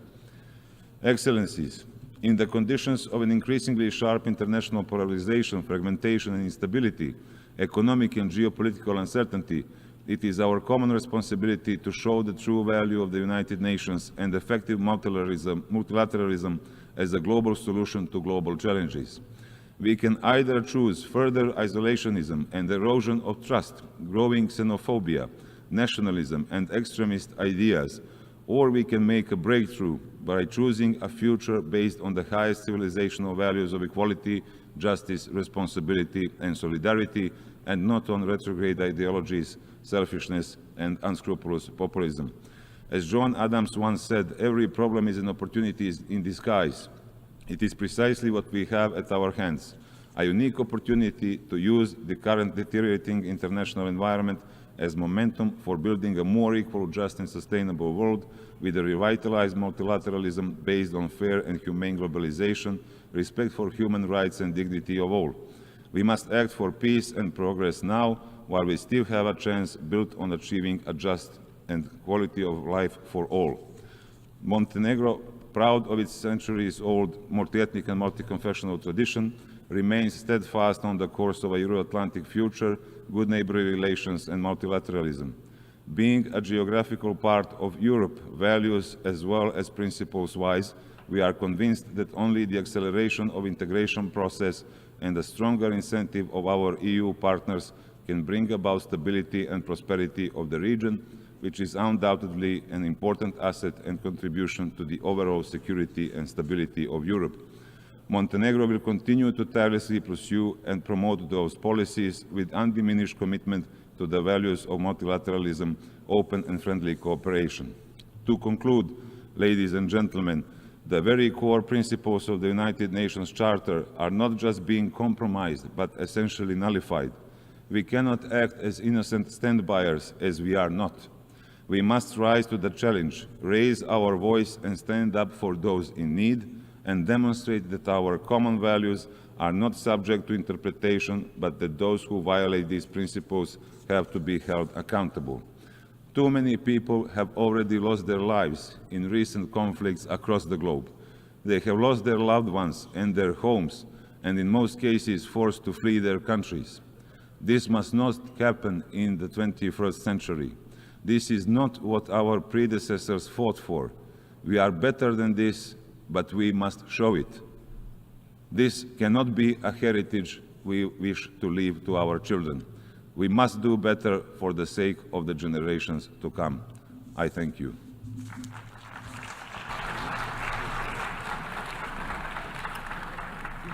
I thank the Deputy Prime Minister for Foreign and European Affairs of Montenegro. I now give the floor to His Excellency Rashid Meredov, Deputy Chairman, of the Cabinet of Ministers and Minister of Foreign Affairs of Turkmenistan.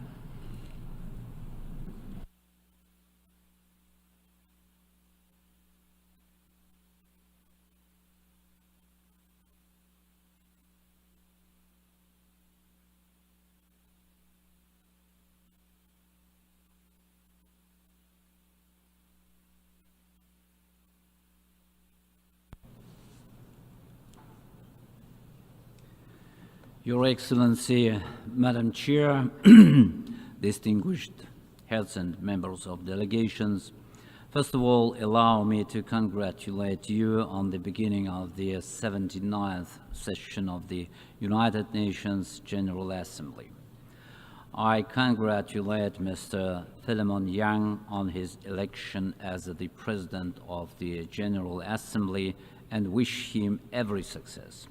I would also like to express my gratitude to Ambassador Denis Francis for his effective leadership of the General Assembly during the 78th session. Ladies and gentlemen, strategic partnership with the United Nations and cooperation with member states are the main approach of Turkmenistan in addressing the pressing global issues and challenges.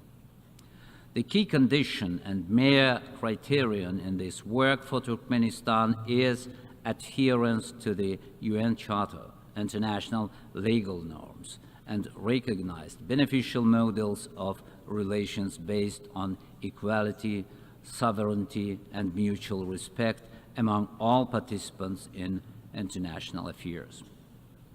In this logic, Turkmenistan supports the global mission of the United Nations as a conductor of the collective mandate and the balance of interests of member states.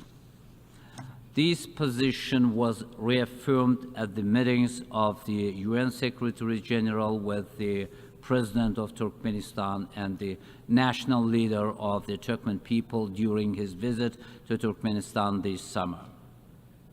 For the 79th session, Turkmenistan has decided to follow 4 priorities, which are peace and security, sustainable development, climate change, humanitarian issues. All of these areas are closely interconnected. It means that their implementation must be comprehensive, based on unified principles and approaches. In this context, Turkmenistan advocates for equal, fair, and balanced approach that would ensure the UN pays same attention to all key areas of the international agenda. In matters of ensuring peace and security, Turkmenistan's efforts at the current session will be aimed at strengthening peace and trust, enhancing the role of preventive diplomacy mechanisms, and furthering peace-building processes in line with the new agenda for peace. When it comes to global security, Turkmenistan is especially promoting model of neutrality within the United Nations, which capable to provide the world community with practical tools to resolve existing and prevent potential conflicts and contradictions. Next year, we will celebrate 30th anniversary of the UN General Assembly resolution on international recognition of neutral status of Turkmenistan.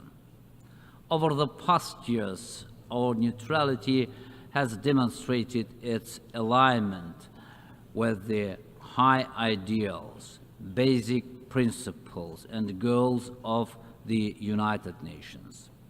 The unanimous adoption in 2015 of the corresponding resolution of the General Assembly has demonstrated that neutrality became a heritage of the entire world community.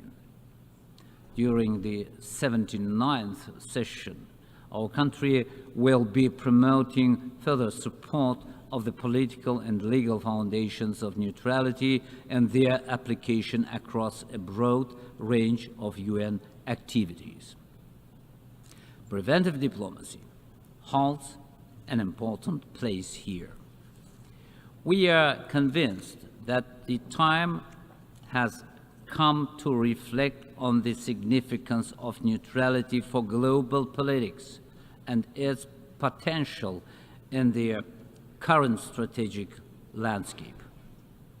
In this regard, Turkmenistan puts forward the initiative to provide neutral countries the status of priority partnership with the United Nations in its peacekeeping efforts. We are confident that this will serve as an effective impetus for the international community to more actively utilize the tools of neutrality and preventive diplomacy. One of the essential aspects of the United Nations Security Agenda is the practical implementation of the General Assembly resolution declaring 2025 as the International Year of Peace and Trust. Naturally, as the country that initiated the resolution, Turkmenistan will take on the leading role in organizing relevant events next year. At the same time, we rely on the support of all member states, the UN Secretariat, and its leadership to ensure that the International Year of Peace and Trust becomes a manifestation of the goodwill of the international community, its desire for peace and harmony, overcoming differences, conflicts, and rejection of dividing lines. In the regional dimension, the most important aspect of ensuring security is cooperation in the Afghan direction and support for the people of Afghanistan in their aspirations to begin peaceful, constructive work to rebuild the economy and social sphere and solve humanitarian problems. In this context, I would like to highlight major infrastructure projects in Afghanistan being implemented by our country together with international partners. Among them is the construction of the strategic Turkmenistan-Afghanistan-Pakistan-India gas pipeline.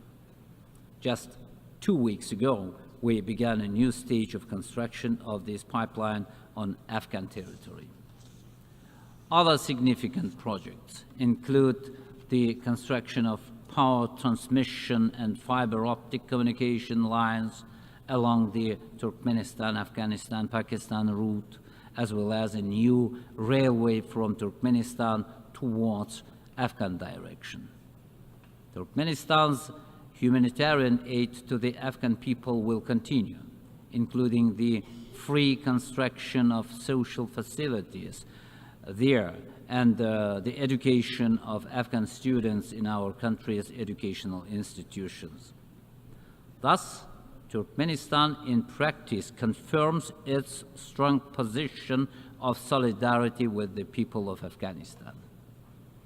In addressing the global climate agenda, Turkmenistan will be focusing on protection of the environment in Central Asia and Caspian Sea region. In this regard, our country advocates for more active and extensive UN involvement in saving the Aral Sea. Turkmenistan initiated the adoption of 2 recent UN General Assembly resolutions on cooperation between UN and the International Fund for Saving the Aral Sea.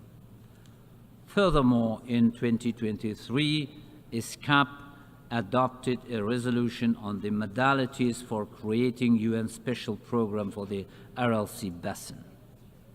Among other specific problems of Central Asia, which have much broader consequences and impact, we highlight desertification, and the reduction of water resources. All of this requires more active cooperation with the United Nations and presence of its resident offices in the region on a permanent basis. Turkmenistan is ready to work on this. As a concrete step, in cooperation with United Nations, our country is promoting the establishment of specialized structure, the Regional Center for Climate-Related Technologies. Another topic has gone far beyond regional borders is the Caspian issue.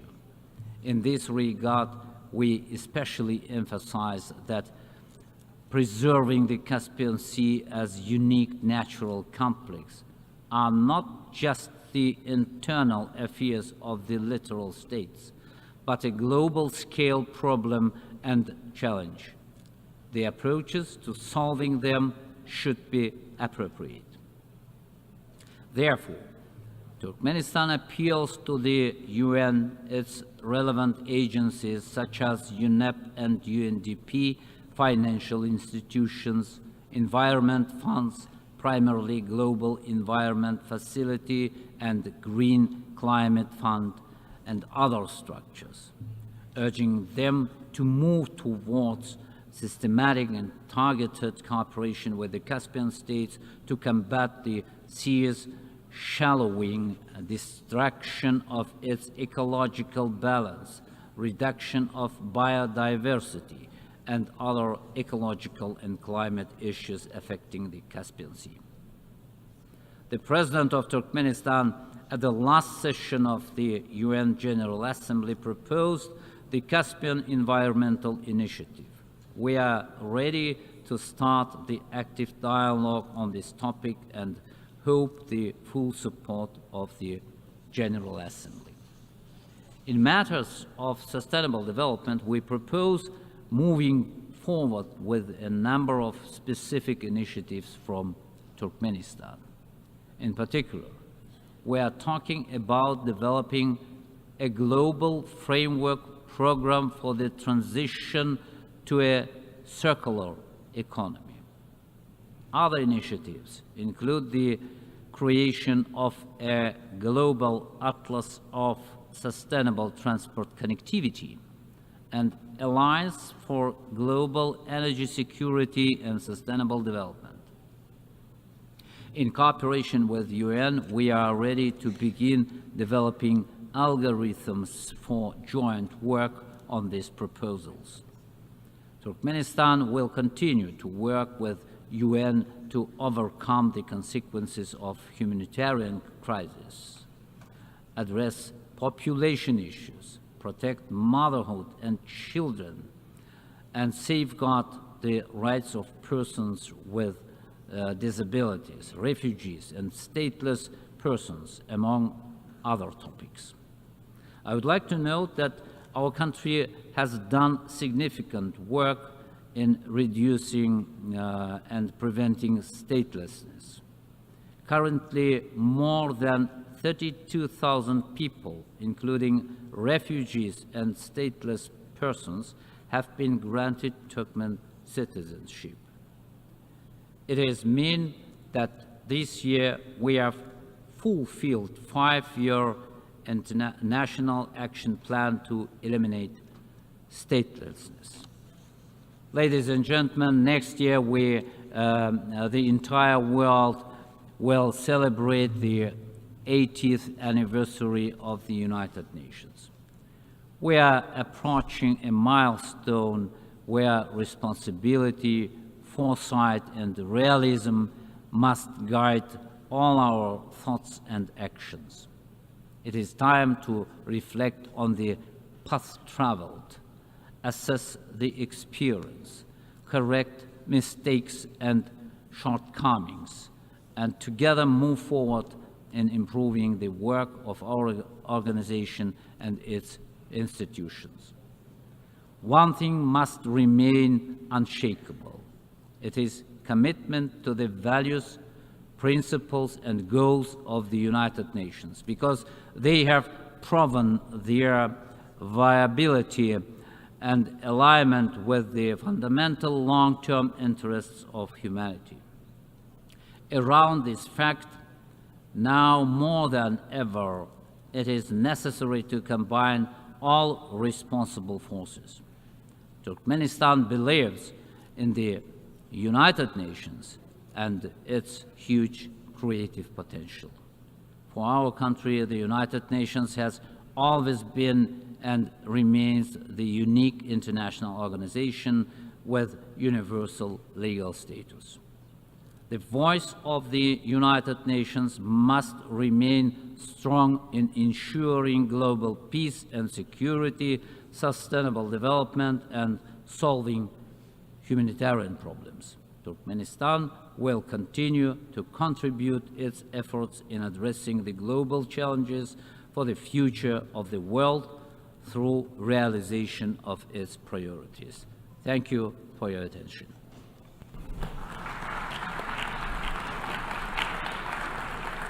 I thank the Deputy Chairman of the Cabinet of Ministers and Minister for Foreign Affairs of Turkmenistan.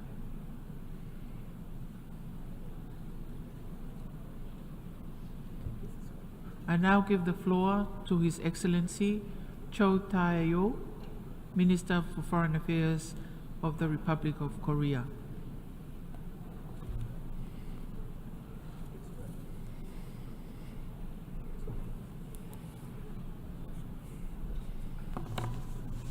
Madam President, distinguished delegates, I'd like to extend my congratulations to His Excellency Philemon Yang on assuming the presidency of the 79th session of the General Assembly. Let me also pay tribute to Secretary General Antonio Guterres for his dedication to global peace and prosperity. The year 2024 has sadly earned the distinction of being the most conflict-ridden year since World War II. Across the globe, from Ukraine to the Middle East, conflict and division have torn at the fabric of human dignity. 2 billion people, or roughly 1 in 4, reside in conflict zones. 310 million people require humanitarian assistance worldwide, and more than 120 million, or 1 in 70, are refugees. Meanwhile, records suggest that we are brushing dangerously close to the critical threshold of 1.5 Celsius degrees. Most worrying of all, the international community seems to be losing the sense of what these numbers really stand for.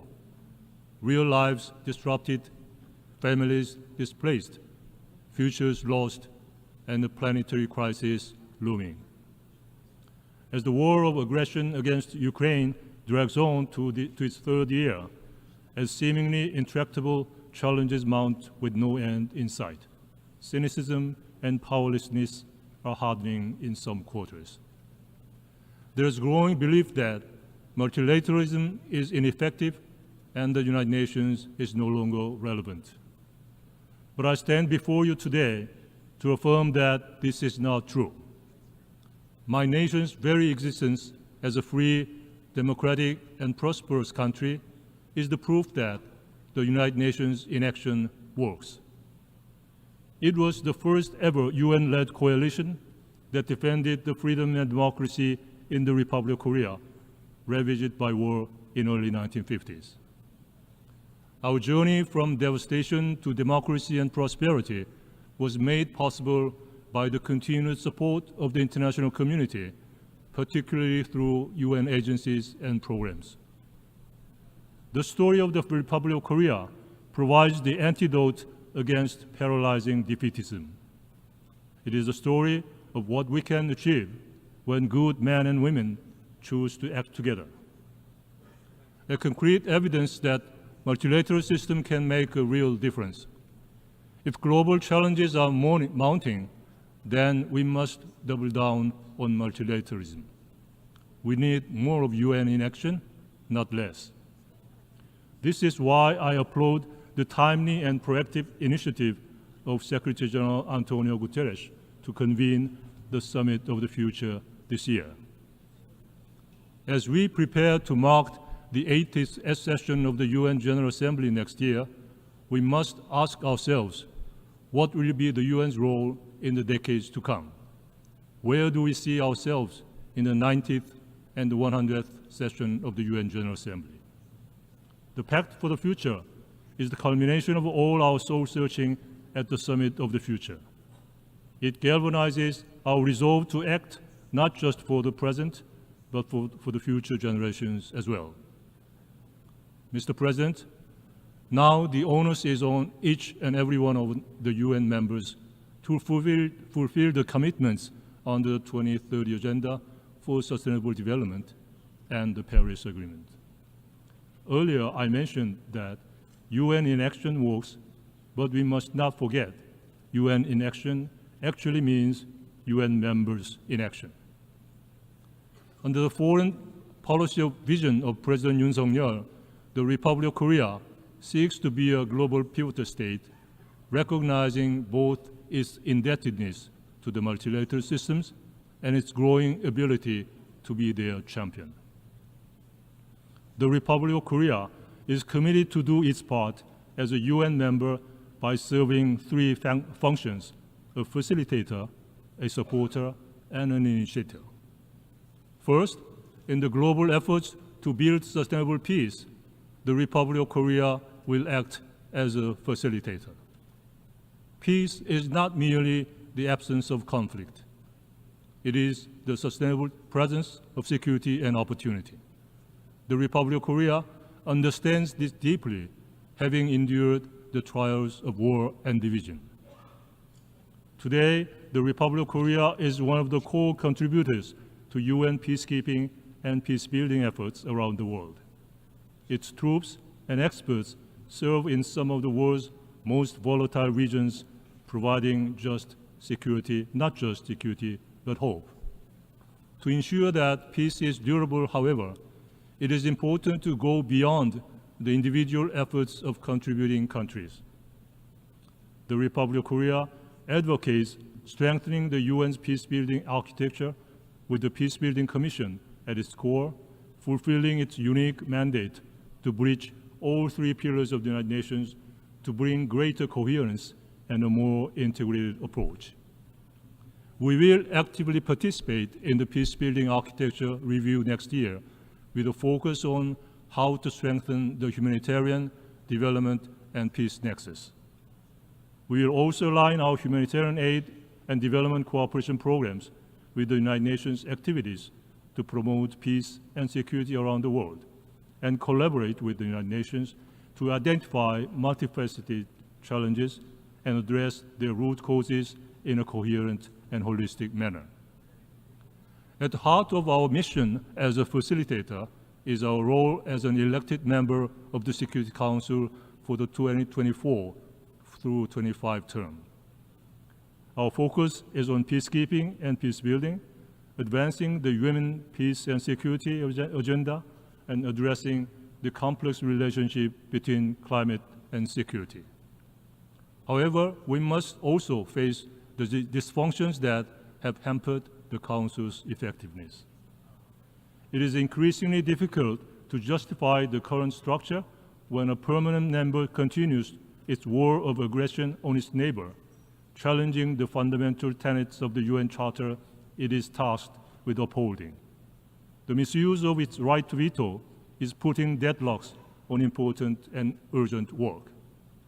As we seek to find practical solutions by actively building common ground amongst the diverging views of the Council members, we will also work with all UN member states to achieve a comprehensive Security Council reform in the international intergovernmental negotiations. Expanding elected membership on the equitable geographical distribution and through regular elections will contribute to a more democratic, effective, transparent, representative, and accountable Council. The compromise proposal of longer-term re-electable seats deserves due attention in this regard. The Republic of Korea will also actively address the surging demand for humanitarian aid in the midst of ongoing conflicts. This year, the Republic of Korea has committed $200 million in humanitarian aid to Ukraine. And we also plan to provide $100 million to tackle humanitarian crisis by this year's end, including $30 million for civilians affected by the ongoing Israel-Hamas conflict. Sadly, conflict in the Middle East is now being further escalated, especially in the Israel-Lebanon border. The Republic of Korea joins the United States, France, and many others in urging the parties to pause their fighting and instead give diplomacy a chance to succeed. Second, the Republic of Korea will play a role as a supporter for the Global South in their efforts to achieve the Sustainable Development Goals and take climate actions. As the first country to transition from an aid recipient to a donor nation, we firmly believe that we can and should be the tide that lifts other boats. This philosophy underpins our approach to official development assistance, which has grown by 30% this year from last year and quadrupled since 2010. With only 6 years left to meet the SDGs and only 17% of these goals on track, we also wish to be smart about how our ODAs is put to use, however fast-growing it is. Our initiative to serve as a green ladder through our Green ODA demonstrates the commitment to tackle the nexus of climate change and the SDGs. Recently, the Republic of Korea has committed an additional $300 million to the Green Climate Fund, $7 million to the Fund for Responding to Loss and Damage, and has plans to continue expanding its Green ODA. But financial support is only part of the equation. We are buttressing our funding with intangible support by sharing our unique developmental know-how and by building wider and more sustained partnerships. The inaugural Korea-Pacific Islands Summit held last year, as well as the first ever Korea-Africa Summit held in June this year, were landmark events which highlighted our commitment to deepening mutually enriching partnerships with these regions. At the June Korea-Africa Summit, we pledged to increase our ODA to Africa up to $10 billion by 2030 and to collaboratively address global challenges such as climate change, food insecurity, and supply chain disruptions. We put a particular focus on empowering the youth of Africa, the youngest continent in the world, to drive sustainable development through initiatives like Tech for Africa. Next year, we plan to organize the inaugural Korea Central Asia Summit, where sustainable development will again take center stage. All of this would only be a half measure without Korea's own green transition. We will remain fully committed to carbon-free energy initiative. Third, the Republic of Korea will act as an initiator in the global efforts to install new norms and governance for human dignity and well-being. The exponential growth of technology, particularly in the field of artificial intelligence, has not only opened new frontiers, but also poses potential risks to human rights and dignity. Meeting such a new challenge requires new norms and governance fit for our time. To that end, my president, standing in this very hall last year, pledged to lead the global discussions on AI governance, and we have since spearheaded efforts to establish frameworks that ensure AI is developed and used in service of humanity. The Seoul Declaration for Safe, Innovative, and Inclusive AI, adopted during the AI Seoul Summit in May, marked a significant milestone in building the norms for civilian AI. The adoption of Blueprint for Action during the second summit on responsible AI in the military domain earlier this month in Seoul further laid the groundwork for norms for military use of AI. We are also dedicated to addressing cyber threats and promoting an open, free, and safe cyberspace that respects human rights. Leveraging its expertise in cybersecurity, the Republic of Korea has actively participated in global efforts to establish comprehensive norms, including the UN Convention Against Cybercrime. Our work extends to the UN Security Council, where, as an elected member, the Republic of Korea is helping to lay a solid foundation for the Council's effective and agile response to cybersecurity issues. Another area of concern is plastic pollution, a global crisis that threatens both ecosystems and human health.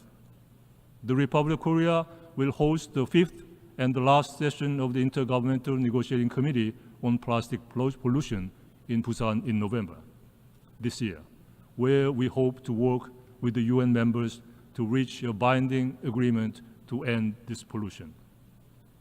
Mr. President and Madam President, the heartbreaking tragedy is that just miles from Seoul, we find cynicism at its bleakest. North Korea continues to pose threats to peace and security on the Korean Peninsula and beyond, with its ongoing development of nuclear and missile capabilities, as shown by the recent disclosure of uranium enrichment facilities, as well as provocations that have stooped down to despicable levels, such as sending trash balloons into the south. Moreover, North Korea has been engaged in military cooperation with Russia, providing it with missiles and millions of ammunition.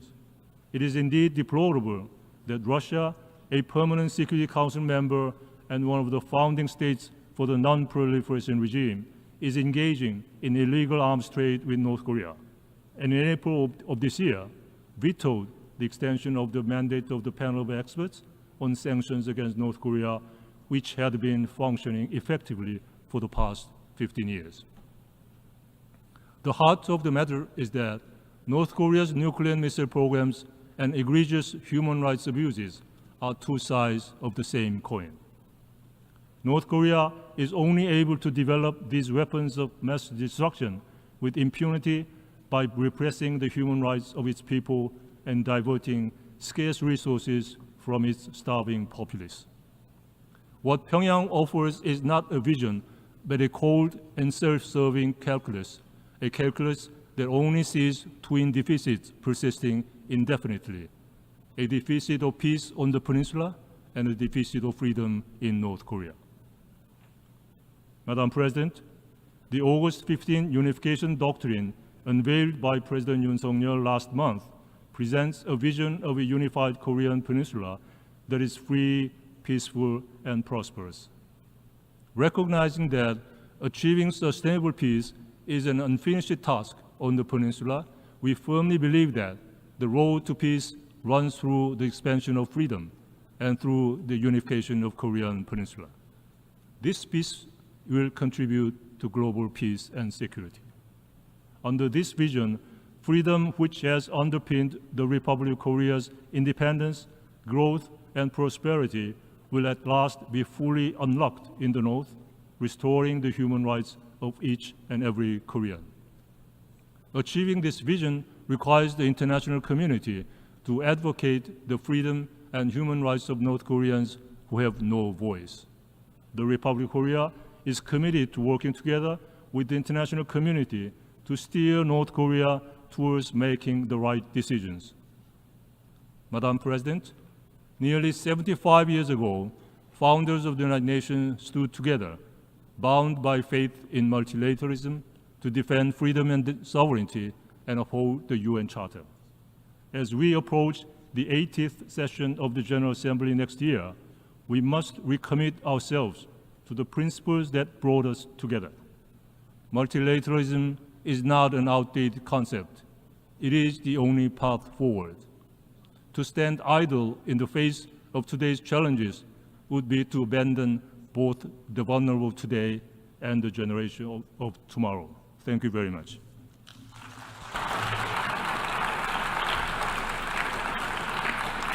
I thank the Minister for Foreign Affairs of the Republic of Korea. I now give the floor to Her Excellency Penny Wong, Minister for Foreign Affairs of Australia.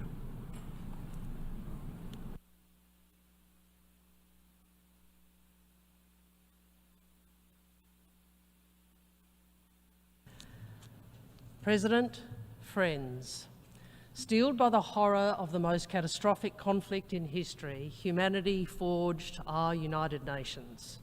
Its purpose often defined not as taking us to heaven, but saving us from hell. Yet we convene this week with so much of the human family enshrouded in darkness. More conflict than any time since World War II.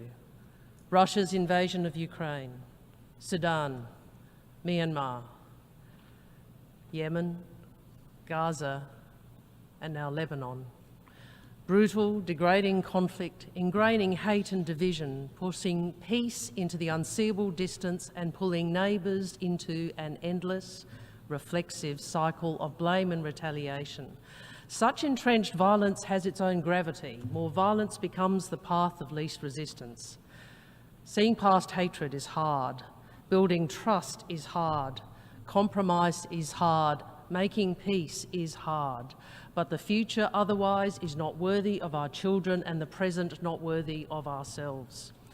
We must remember why we built this institution.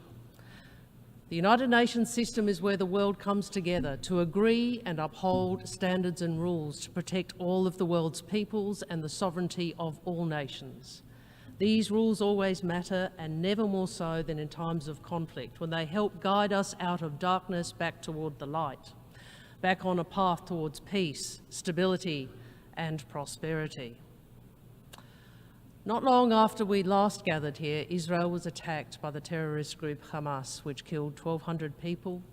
This was the greatest loss of Jewish life in a single day since the Holocaust, and Hamas continues to hold hostages. It was an attack that cannot and should not be justified. Like many countries, Australia has imposed sanctions on Hamas, its leaders and financial facilitators.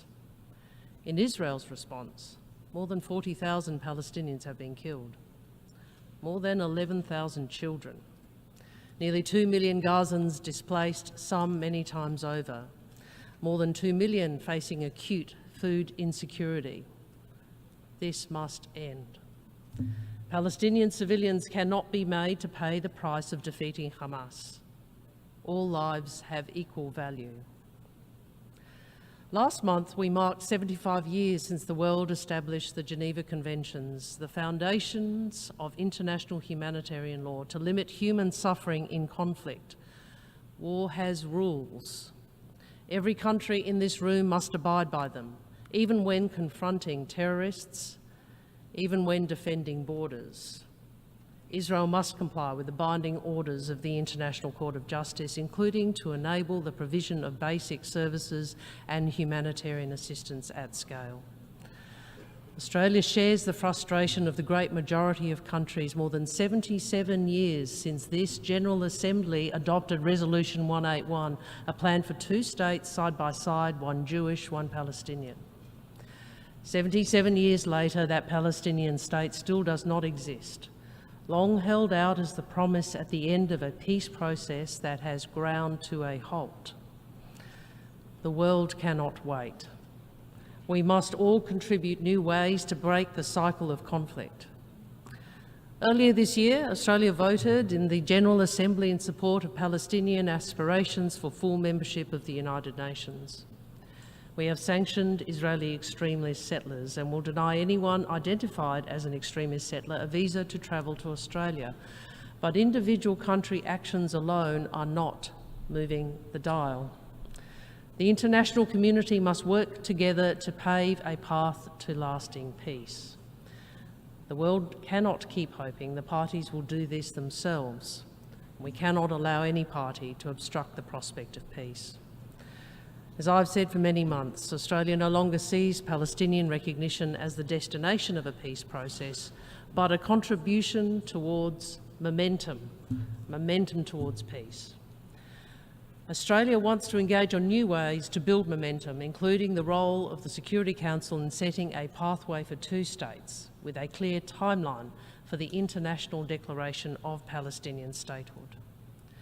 because a two-state solution is the only hope of breaking the endless cycle of violence, the only hope to see a secure and prosperous future for both peoples, to give the Palestinian people the opportunity to realise their aspirations through self-determination, to strengthen the forces for peace across the region and undermine extremism. A two-state solution, Israel and Palestine, is the opposite of what Hamas wants. Hamas does not want peace, and it does not want security for the State of Israel. Any future Palestinian state must not be in a position to threaten Israel's security, and there can be no role for terrorists, and it will need a reformed Palestinian Authority. Right now, the suffering across the region must end. Hostages must be released, aid must flow. Australia has provided more than $80 million in humanitarian aid to support civilians who have been devastated by this conflict. But humanitarian aid is not a long-term answer. It is now nearly 300 days since Australia and 152 other countries voted for a ceasefire, and today I repeat that call. Just as I repeat Australia's call for a ceasefire in Lebanon and for parties to fully implement Resolution 1701, Lebanon cannot become the next Gaza. We know Australia is not a central player in the Middle East, but we seek to be a constructive voice for peace and the upholding of international law, including the protection of civilians. In order to protect civilians, we must also protect aid workers who deliver the food, water and medicine civilians need to survive. Aid workers are the best of humanity. Their selfless devotion to improving the lives of others should not cost them their own. Yet 2023 was the deadliest year on record for aid workers, and 2024 is on track to be even worse. Gaza is the most dangerous place on earth to be an aid worker. Australia felt this deeply with the IDF's strike against World Central Kitchen vehicles, which killed Australian Zoe Francom and her colleagues. This was not a one-off incident. More than 300 aid workers have been killed since the start of the conflict.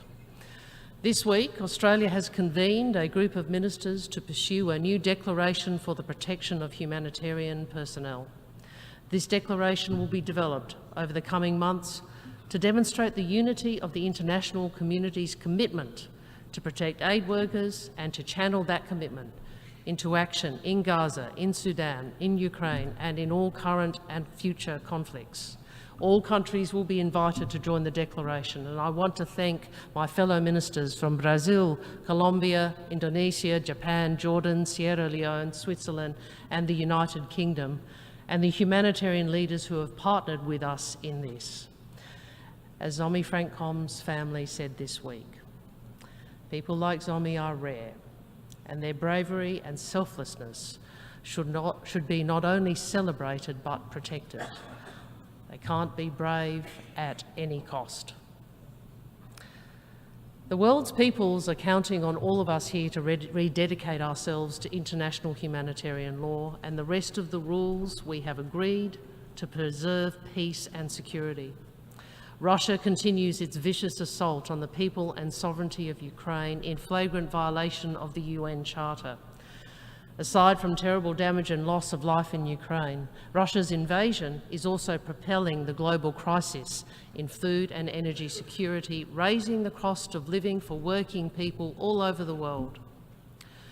This year, we saw Russia end the mandate of the Security Council's panel of experts on the DPRK after 14 years of unanimous support. The DPRK continues its unlawful activities with impunity, conducting illegal arms transfers to Russia and threatening our region, including the Republic of Korea and Japan.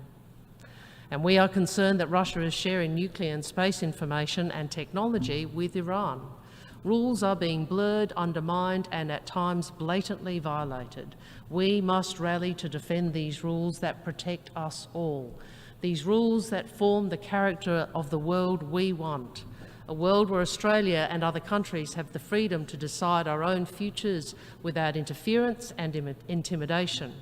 A world where we can find collective solutions to our toughest problems. These problems are evolving and changing, but the commitment of some states to the rules underpinning the international system has not evolved for the better. Whether cyber attacks, interference, disinformation or economic coercion, some states circumvent the rules, putting further out of reach collective approaches to counter new and emerging threats. Pressing challenges like climate change, technology, poverty, reform of financial architecture and increasingly necessary peace-building work. We need reform of the UN system to better serve us all. But reform cannot become a means for disruptors to dismantle protections for smaller countries. No state should pretend the rules don't apply to them. Ignoring international rulings, using might over multilateralism, ruling by power alone, not by law, favouring impunity rather than facing accountability, forcing outcomes by economic coercion or military muscle rather than on the level playing field we have established so carefully. We see some states trying to set us against each other when the challenges demand that we come together, that we stand together in support of the security, prosperity and sovereignty of all countries. Australia has a different vision for the world, one where no country dominates and no country is dominated. When disputes inevitably arise, we insist those differences are managed through dialogue and according to the rules, not simply by force or raw power. It's why we have consistently pressed China on peace and stability in the South China Sea and Taiwan Strait, and why we have welcomed the resumption of leader and military level dialogue between the United States and China. Some countries may dismiss the rules as a Western construct. Well, our Asia-Pacific region tells a different story. Take the agreement between Vietnam and Indonesia to delimit their exclusive economic zone after 12 years of negotiations, an example of how long-standing maritime disputes can be resolved in accordance with international law. Take Vanuatu's landmark International Court of Justice initiative on climate change, or Fiji and Solomon Islands maritime boundary agreements. Take the Bay of Bengal arbitration, where states peacefully resolved long-standing and sensitive claims under UNCLOS, the UN Convention on the Law of the Sea. Or Australia and Timor-Leste, initiating the first ever compulsory conciliation under UNCLOS, leading to the resolution of our maritime boundary dispute. We see it in the Philippines' decision to go to the arbitral tribunal constituted under the UNCLOS and its unanimous clear ruling in the South China Sea arbitration between the Philippines and China, which is final and binding on the parties. These cases in our region illustrate how international law has been built, defended, and promoted by small and medium countries from different traditions. The countries of our region have embedded the rules that serve us all, and we make an ongoing contribution to maintaining and promoting them. And together we want to pursue peaceful ways to resolve disputes. We know this doesn't happen on its own. All of us help make it happen. Australia is doing this by being active, by exercising agency, and by contributing our efforts to the balance of power in our region and in the world. Our candidacy for a non-permanent seat on the Security Council for the term 29 to 30 reflects our deep commitment to contributing to international peace and security. The Security Council is a foundation of our collective peace and security, but we must reform it. Australia wants greater permanent and non-permanent representation for Africa, Latin America, the Caribbean, and Asia Pacific. This body must represent the world as it is in the 21st century. We must also reform the peace-building and conflict prevention architecture. It's not working. That will be the focus of our coming term on the Peace-Building Commission. We will support national prevention strategies in our term, essential for local peace building, and we are providing additional resources and staff to the PBC's support and secretariat bodies. We will increase our voluntary contribution to the UN Peacebuilding Fund to $15 million a year, because we are committed to doing all we can to de-escalate and prevent conflict. We do this by responding when we or our neighbours are coerced or have sovereignty threatened. We do this by supporting our region's security, as we did at the Pacific Islands Forum this month when we stood side by side with Pacific leaders to announce a Pacific-led, Australia-backed Pacific policing initiative. We do this by backing the call of Fiji's president for a cessation of ballistic missile testing in the Pacific. We do this by combining reassurance and deterrence, by working with our friends and partners openly and transparently, so no potential aggressor thinks the pursuit of conflict is worth the risk. But there is so much more to do. Friends, for peace to be truly durable, it must be built by and for all of society, including women. Yet here in the world's premier peace forum, only about 1 in 10 speakers at this dais so far this week have been women. Gender equality is a primary predictor of peace, even more so than a state's wealth or political system. And that is why Australia champions the Women, Peace and Security agenda.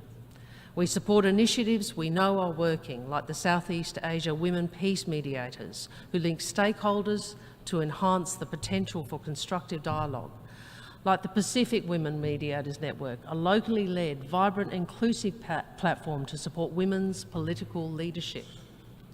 And earlier this week, with Germany, Canada and the Netherlands, Australia invoked Afghanistan's responsibility under international law for the violations of the rights of women and girls. The Taliban have erased women from Afghanistan's self-portrait, effectively imprisoning half their society's population immediately halves their country's potential, depleting the soul and the prospects of a nation. Any country that wants to develop fully must encourage the full participation of all its people. So we can't pursue only parts of the 2030 agenda. We must achieve all of the Sustainable Development Goals. And yet, with just over 5 years to 2030, over a third of the SDGs are stalled or regressing, and finance targets are not being met. In times of scarcity, we need every development dollar to count. And this is why we need to strengthen the global financial architecture. And this is why Australia is backing the multidimensional vulnerability index and the Bridgetown initiative. This is why Australia is championing reforms that make the MDBs more responsive to global shocks and build sustainability and resilience, particularly in the smallest and most vulnerable countries. This year, Australia committed 492 million Australian dollars to the Asian Development Fund, working with Japan to unlock a record $5 billion in new assistance to the region's most vulnerable countries over the next decade. Financial pressures are further strained by the trend of trade being used as a point of leverage rather than an opportunity, as economic interdependence is misused for political and strategic ends. Nearly every country in this room depends on open trade with transparent and predictable rules. So we must keep working together to uphold these trade rules that underpin our economic growth and the livelihoods of our peoples. Of course, it's not just finance and unfair trade arrangements that threaten development. Climate change is causing more disasters, reversing years of development gains overnight. Extreme weather threatens food and water security with grave implications for global stability. Australia is acting at home, enshrining our ambitious emissions reductions targets into legislation, 43% by 2030, net zero by 2050. We are transforming our economy. Within this decade, 82% of our electricity generation will be renewable, up from just 32% when I first addressed you 2 years ago. We are building new industries to accelerate our economic transition and to export reliable, renewable energy to the world. And we are acting internationally to respond to our partners. By the end of 2025, Australia will offer climate-resilient debt clauses in our sovereign loans. And the groundbreaking Australia-Tuvalu-Fallipili Union Treaty entered into force on the 28th of August. Friends, it is the first time two nations have recognised in a legally binding treaty continuing statehood and sovereignty notwithstanding the impacts of sea level rise. And this agreement supports Tuvaluans to live and thrive at home through land reclamation and investments in infrastructure, education and health. At the same time, Tuvaluans have the choice to live, study and work in Australia. Mobility with dignity means ensuring people have a genuine choice to stay. Pacific voices have demonstrated sustained, clear and innovative leadership as well as tremendous resilience. This is why we are bidding to host COP31 in partnership with the Pacific. We want to show the world the unique climate challenges facing our regions and amplify the voices of small island developing states, the custodians of the world's oceans. President, we know that along with climate change, technology will define the multilateral system and development goals for decades to come. We want safe, accessible technology that is used for the global good, not as a tool for censorship or surveillance or exclusion or division. From the start of negotiations for the Global Digital Compact, Australia has advocated that all states should boost access to digital technologies that offer benefits to our world. And we know that if countries don't have digital infrastructure, they'll miss out. That's why we're building sustainable South-South connectivity, including submarine cables across the Pacific. We also know not all knowledge is new. First Nations peoples' deep knowledge must be preserved and it must be protected. Australia's Aboriginal and Torres Strait Islander peoples have been innovators, inventors and knowledge holders for over 65,000 years. Whether it's fire stick farming used to sustainably manage country, or the engineering of great stone fish traps across rivers and seas, that unbroken line of innovation has continued to this day. Earlier this year, Australia's Ambassador for First Nations People helped bring countries together to finalise the World Intellectual Property Organisation Treaty on Intellectual Property, Genetic Resources and Associated Traditional Knowledge. It's a treaty that acknowledges the link between traditional knowledge and innovation and intellectual property. It helps First Nations communities identify and protect the use of their knowledge by others, which in turn will spur collaboration between researchers, innovators and communities, opening up new opportunities for First Nations entrepreneurship. But friends, this treaty is remarkable for another reason. You see, it serves as a source of optimism.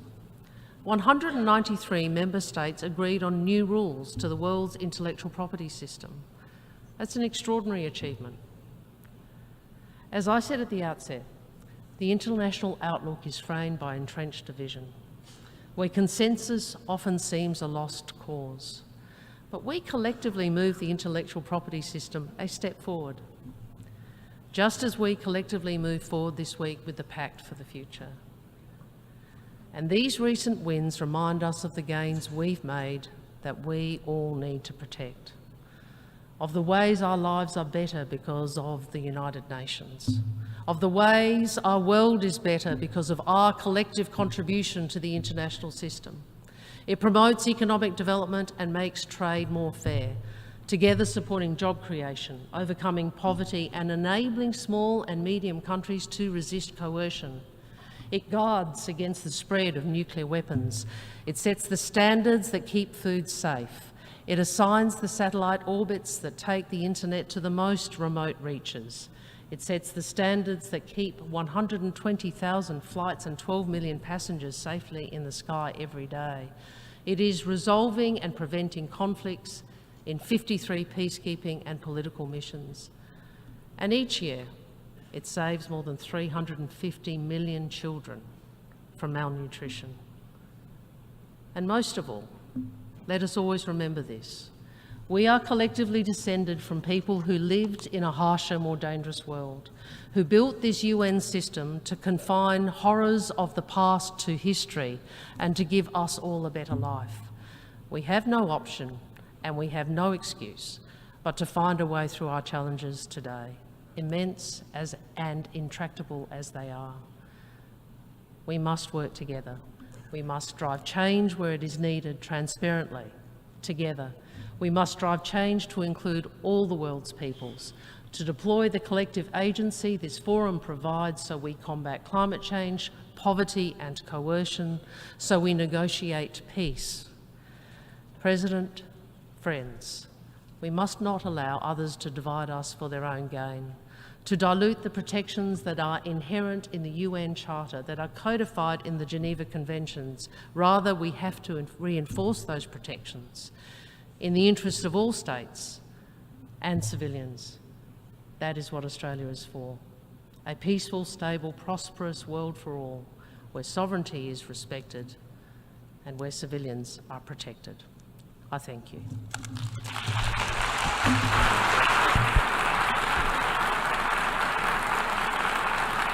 I thank the Minister for Foreign Affairs of Australia.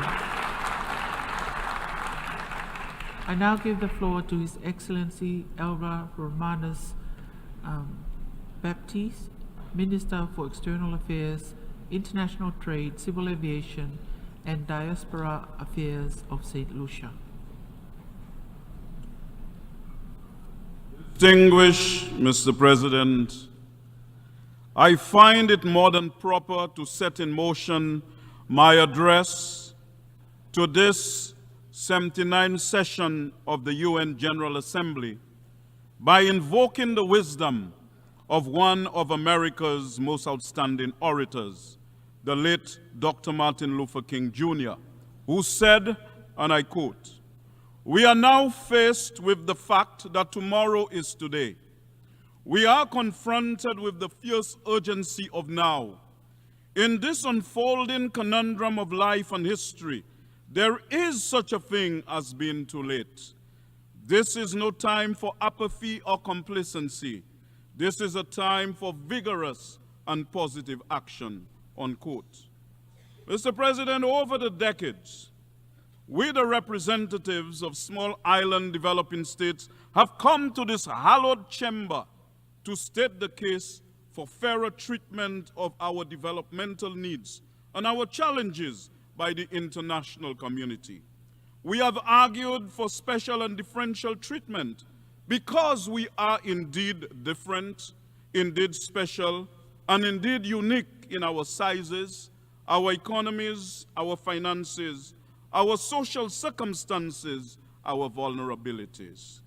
Mr. President, we are indeed severely disadvantaged by an unfair global financial system that has amplified inequities by the measurements and standards it has employed to assess our development.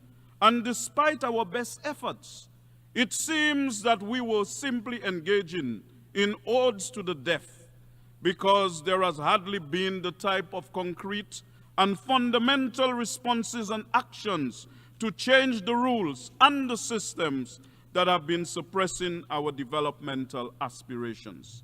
However, Mr. President, we have persisted in our advocacy. We have not abandoned our faith in the strength and advantages of multilateralism.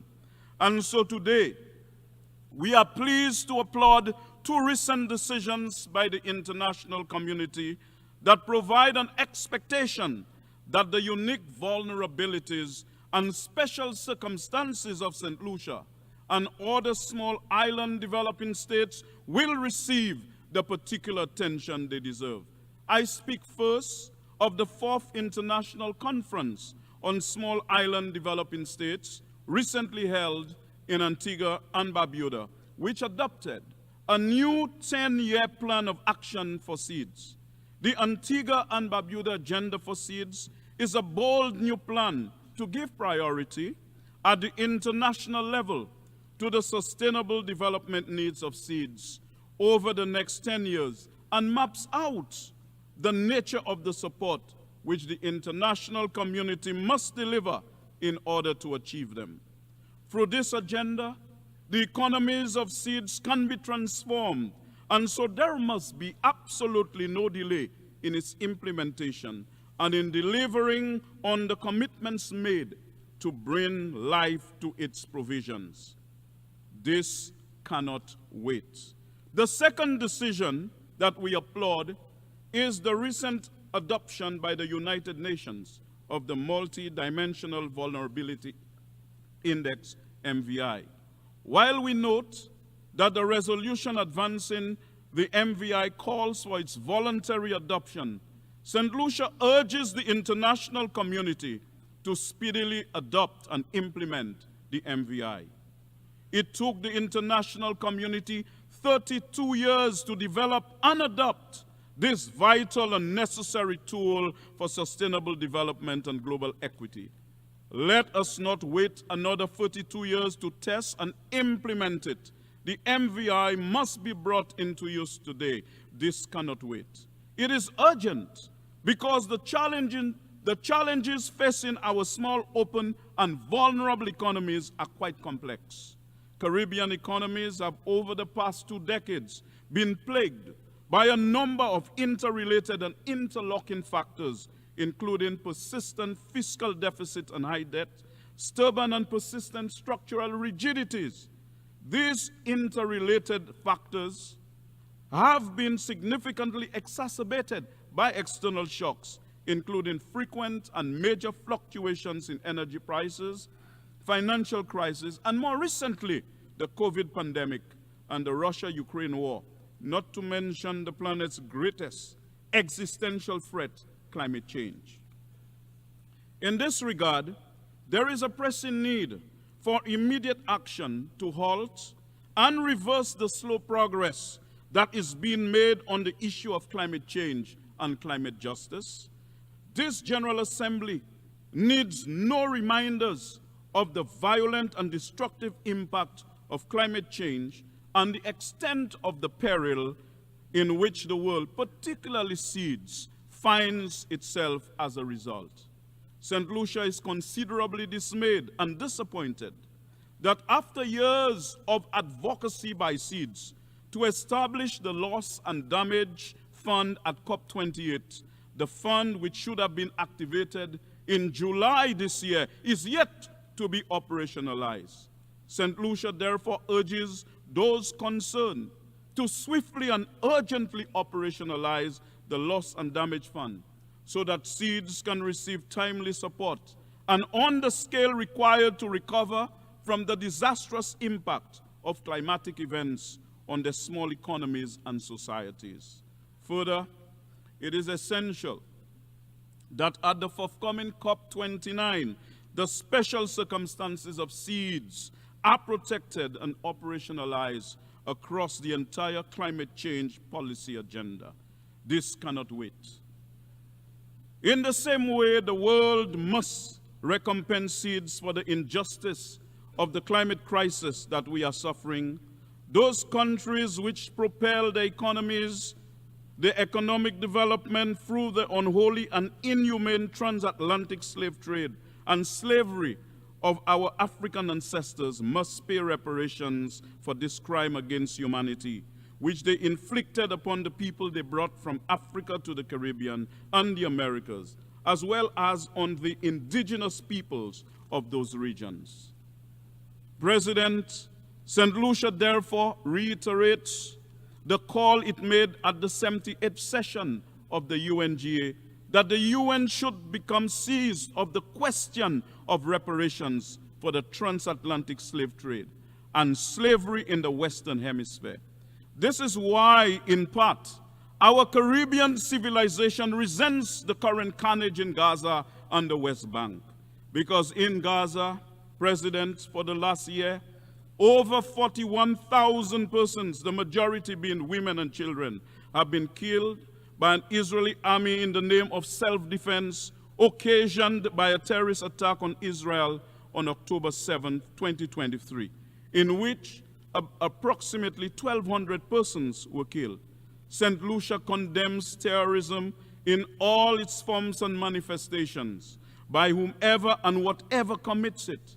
But humanitarianism has been lost in the carnage. Since October last year, 289 aid workers, including 207 UNRWA team members, have been killed in Gaza. In addition, more than 110 journalists have been killed. President, this war in Palestine, what some have referred to as genocide, whatever it is called, must be brought to an end today. For the world has no future with it and has no appetite for it. President, year in, year out, since its independence, St. Lucia has been calling for the recognition and establishment of a Palestinian state. However, to date, there continues to be needless impediments to this accomplishment. President, I respectfully submit that this unnecessary undermining of Palestinian statehood is, to a large extent, the root cause of the current Israeli-Palestinian conflict. President, Israelis and Palestinians deserve to live side by side in peace. However, peace for Israel must not come at the expense of the Palestinian people, nor can a permanent ceasefire be based on the whims and fancies of Israel. President, it must be predicated upon meaningful and honest negotiations utilizing the tools of diplomacy. Hence, no state should become material accomplices to aggression against the Israeli and Palestinian people. Because the solution is not far-fetched or unreachable. The Palestinians must be allowed to exercise their right to self-determination, to have their own state and full membership of the United Nations, alongside the state of Israel, in accordance with UN resolutions that go back to 181 of 1947 and include Resolution 3236 of 1974, which reaffirm the inherent rights of the Palestinian people to self-determination, national independence, and sovereignty, and the right of the Palestinians to return to their homes and property. President, the only way to secure a just and peaceful future in the Middle East and for Israel to have secured borders is for the Palestinian people to live in their own internationally recognized homeland. The right to self-determination is a universal right, and the Palestinians are no exception. The people of Palestine cannot wait. It is this same right which says that the people of Ukraine must be allowed to choose their own destiny, and that Russia must end this unwarranted war against Ukraine and restore and respect the territorial integrity of Ukraine. It is this same right of self-determination which dictates that the heroic people of Cuba have a right to determine their own path to political, economic, and social development, and that the economic embargo imposed on Cuba for over 6 decades by the United States is illegal, unjust, and inhumane. It must be ended forthwith, in accordance with the many resolutions of the UN General Assembly from 1992, which have rejected that embargo totally and overwhelmingly. The people of Cuba cannot wait. Further, Cuba's emphasis on medical internationalism as its central foreign policy objective, as well as its non-involvement in armed conflicts abroad, invalidate Cuba's inclusion on the US's list as a state sponsor of terrorism. Instead, President, given that it is well established that Cuba's alternative model of development has provided important social benefits to the Cuban people, coupled with its emphasis on medical internationalism, it should be on a list of countries acting together for the advancement of peace, sustainable development, and human dignity for present and future generations. No one must be left behind. It is the same right to self-determination that says that the 23.5 million people of the Republic of China and Taiwan have the right to be a member of the United Nations and other international organizations. And the UN Resolution 2758 of 1971 does not preclude Taiwan's inclusion and participation in the United Nations system. We believe that Taiwan, with the 20th largest economy in the world, and with its important role in technological development and world trade, has much to offer from which the international community can benefit. No one must be left behind. It is this same right to self-determination that says that the people and government of Venezuela must be allowed to conduct their internal affairs without sanctions imposed upon them by other states. In Haiti, the situation remains unstable and deeply concerning, although some political advances have been registered through the efforts of CARICOM's Eminent Persons Group of 3 former prime ministers. However, the international community has only provided 14% of the resources required for the multilateral security support mission for Haiti.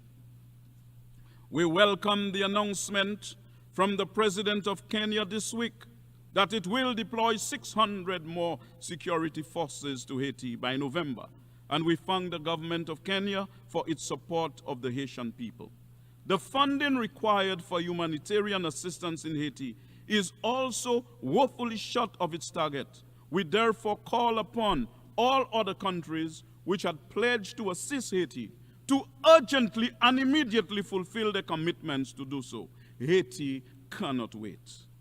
In view of the foregoing, to safeguard the future, we have to be prepared to take action now, this moment, this very minute, at this time, on certain issues that are essential for a peaceful and sustainable future, and we cannot and must not be selective about which declarations of the PAC or of the principles of the Charter of the UN that we will respect and when we will do so. In the convening of the Summit of the Future this week, and in the theme that is guiding the deliberations of this 79th session of the General Assembly, the international community has seemingly come to understand that it can no longer procrastinate, no longer delay the actions needed to secure a better future for mankind. Let us for once, therefore, turn our words into action. The time for action is now. The time to make multilateralism truly work, not just for SIDS, but for all of us, is now. The time for reform of the Security Council is now. The time for climate justice for SIDS is now. The time to end the conflicts and needless wars is now. The time to give the youth of this planet, who are the people of tomorrow, the hope and the opportunities to better themselves is now. The time to put humanity first is now. If we act together today for peace, for sustainable development, for justice, no one will be left behind, and there will be a better tomorrow. Consequently, President, if we do not act with the fierce urgency of now, our UN speeches and resolutions, in the words, again, if I may reach out for Dr. Martin Luther King Jr., and I quote, will end up as a meaningless drama on the stage of history, shrouded with the ugly garments of shame. President, I thank you, and I yield the floor.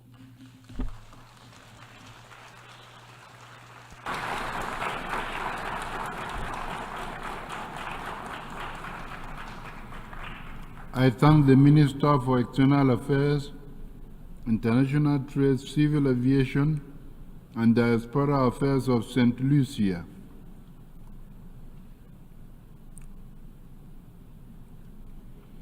I now give the floor to Her Excellency Kamina Johnson-Smith, Minister for Foreign Affairs and Foreign Trade of Jamaica.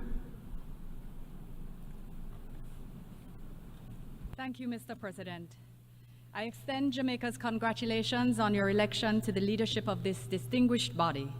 You can be assured of our full commitment to the successful execution of your mandate for the 79th session.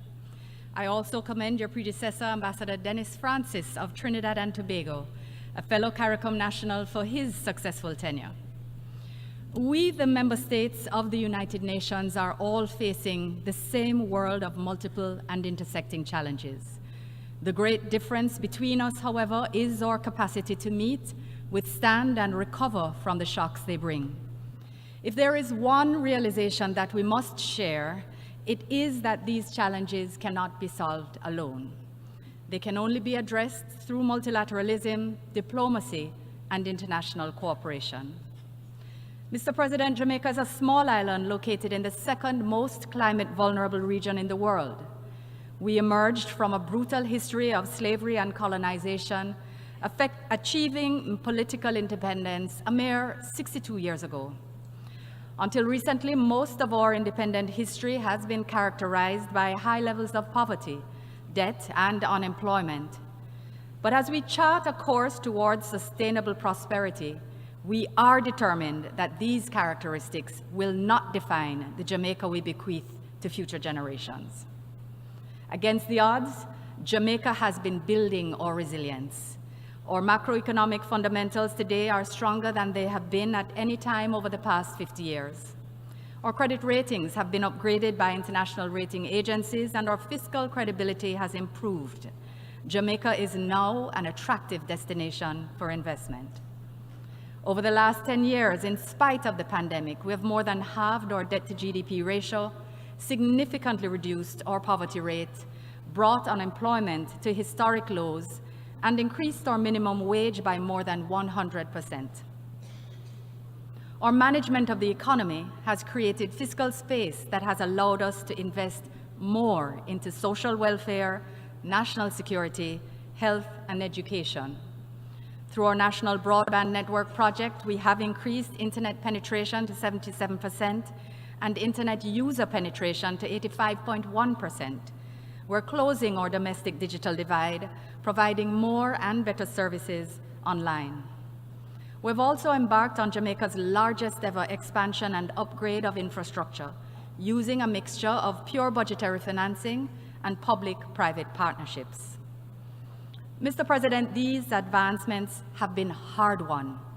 Our effort has required social, political, and international partnership, measured policy, and strategic management.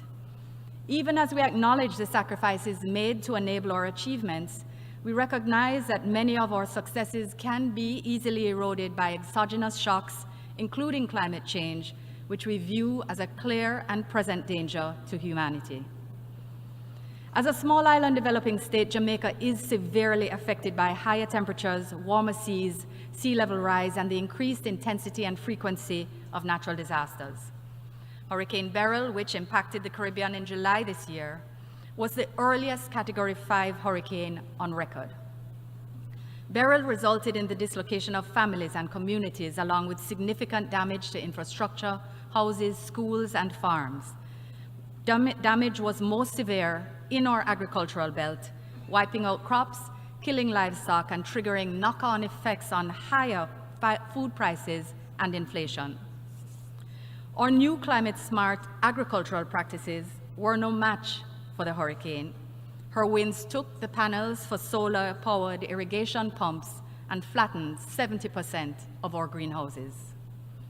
We experience almost a half of every year in the uncertainty of a hurricane season.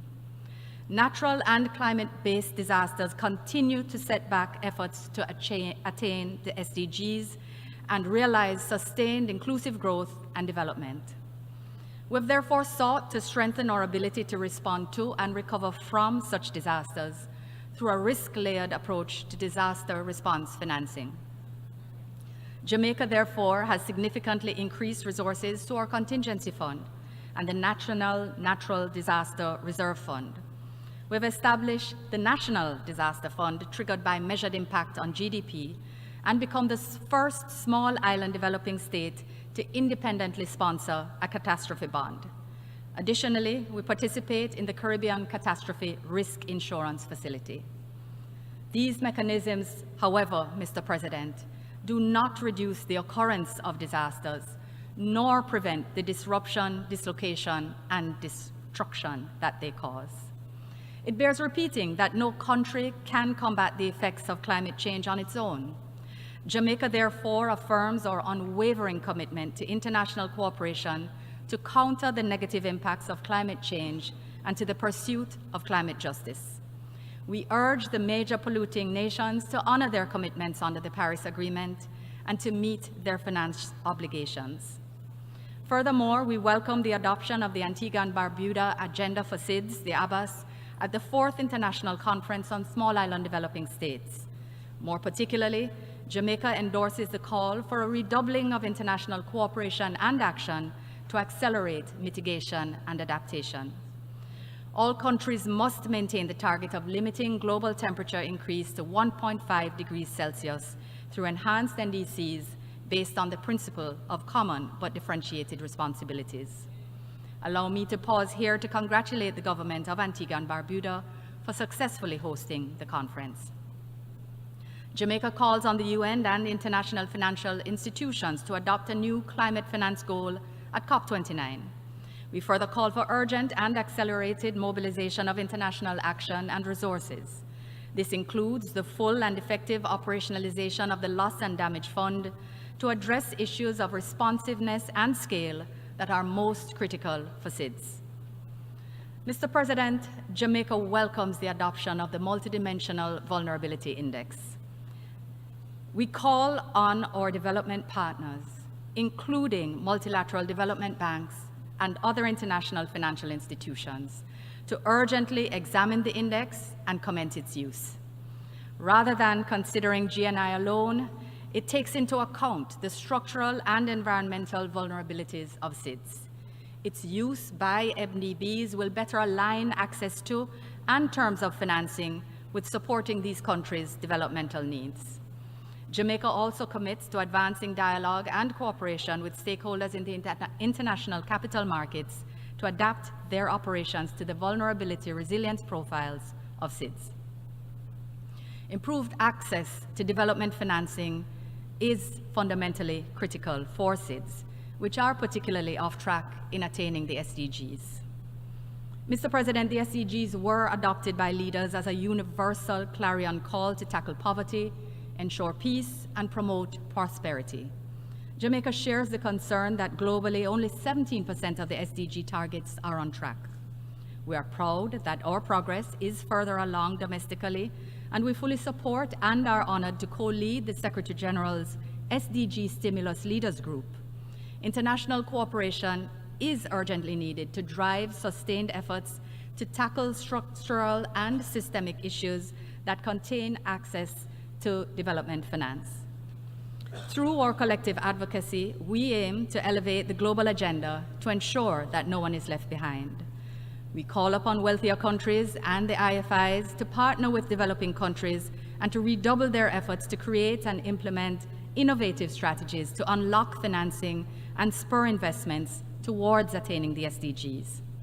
The upcoming 4th International Conference on Financing for Development presents an opportunity to commit to tangible deliverables to address the current financing challenges. These include impactful, practical, and meaningful reform of the international financial architecture, to strengthen the voice and representation of developing countries in international decision-making, and to substantially improve the quantity, accessibility, and affordability of financing for development. Mr. President, this brings me to the Summit of the Future. The adoption of the Pact for the Future, the Declaration on Future Generations, and the Global Digital Compact signaled renewed hope in multilateralism. The consensus demonstrated by our collective resolve to deliver inclusive and durable solutions to current and emerging global challenges brings new hope. With foresight, political will, and joint action, we can deliver a better world for future generations. Jamaica commends the work of Namibia and Germany in their facilitation of the pact, and we were honored to have co-facilitated, together with the Kingdom of the Netherlands, the Declaration on Future Generations. Mr. President, Jamaica believes that in leveraging multilateralism to advance sustainable development, human rights, and international peace and security to deliver results for all the peoples of the world. No country or region should be excluded from the opportunities to attain the SDGs. Jamaica therefore joins the call for the discontinuation of the crippling economic, commercial, and financial embargo against our closest Caribbean neighbor, Cuba. We further call for a cessation of the classification of Cuba as a state sponsor of terrorism. These measures continue to have a devastating impact on the economic and social well-being of the people of Cuba and preclude progress towards their attainment of the SDGs. Mr. President, Jamaica also once again condemns the brutal October 7 attacks in Israel and the devastating counterattacks in the Palestinian territories. The undeniable human crisis and instability compel all parties to resolve the conflict through dialogue and diplomacy. We commend the United States, Qatar, Jordan, Egypt, and others who are making concerted efforts towards a peaceful resolution. We continue to support the United Nations Security Council Resolution 242 and believe that a two-state solution is the best way to achieve lasting peace between Israel and Palestine. It is in this context that Jamaica has recognized the state of Palestine, and we call for an immediate ceasefire in Gaza and the release of hostages to bring an end to the protracted war and human suffering. Mr. President, much closer to home, Haiti continues to face one of the most challenging periods in its storied history. Rampant gangs are causing chronic instability and unspeakable violence, especially against women and children. Millions of Haitians are facing hunger and dislocation. They need and deserve the unwavering support of the international community to restore peace, security, and democracy, and to address the devastating humanitarian crisis. Jamaica will continue to play its part, including through CARICOM and the Eminent Persons Group, in supporting the political process in Haiti. Significant progress has already been made, particularly since the Kingston talks convened by CARICOM in Jamaica in March of this year. We welcome the installation of the Transitional Presidential Council, the appointment of an interim Prime Minister and ministerial cabinet, and the finalization of the Provisional Electoral Council. The Multinational Security Support Mission is critical to the restoration of peace and security in Haiti. We reiterate our gratitude to the government of Kenya for its leadership of and commitment to the MSS. We're pleased to confirm that on the 12th of September, Jamaica deployed its initial command contingent along with Belize as part of the MSS. We are committed to scaling up our numbers. But we also call on the international community to contribute more personnel and equipment. Restoration of peace and security is critical to the creation of an environment in which free and fair elections can be held. The establishment of democratic governance is critical for sustainable economic growth and development for Haiti. Mr. President, since the deployment of the MSS, we have seen improvements in the situation and have reason for cautious optimism. More is needed, however, and time is not on Haiti's side. It is critical that we preserve and advance gains made. It is critical that we maintain hope and stability. We therefore urge the Security Council to renew the mandate of the MSS and to consider future transition to a peacekeeping framework to guarantee funding. We also call for continued and increased support from member states, including financial contributions to the Trust Fund. This is needed for deployment of additional personnel to support the HNP as they recover communities from criminal gangs. Mr. President, we further call on the international community to significantly increase contributions to the humanitarian response plan for Haiti, which remains underfunded at 39% of target. Support to BNU must also be ramped up so that displaced families can be fed and provided with critical health care, and children can return to the classrooms to resume their education. Jamaica will continue to do what we are able. We will support our sister CARICOM nation in the effort to restore peace, security, and stability in Haiti and, by extension, the region.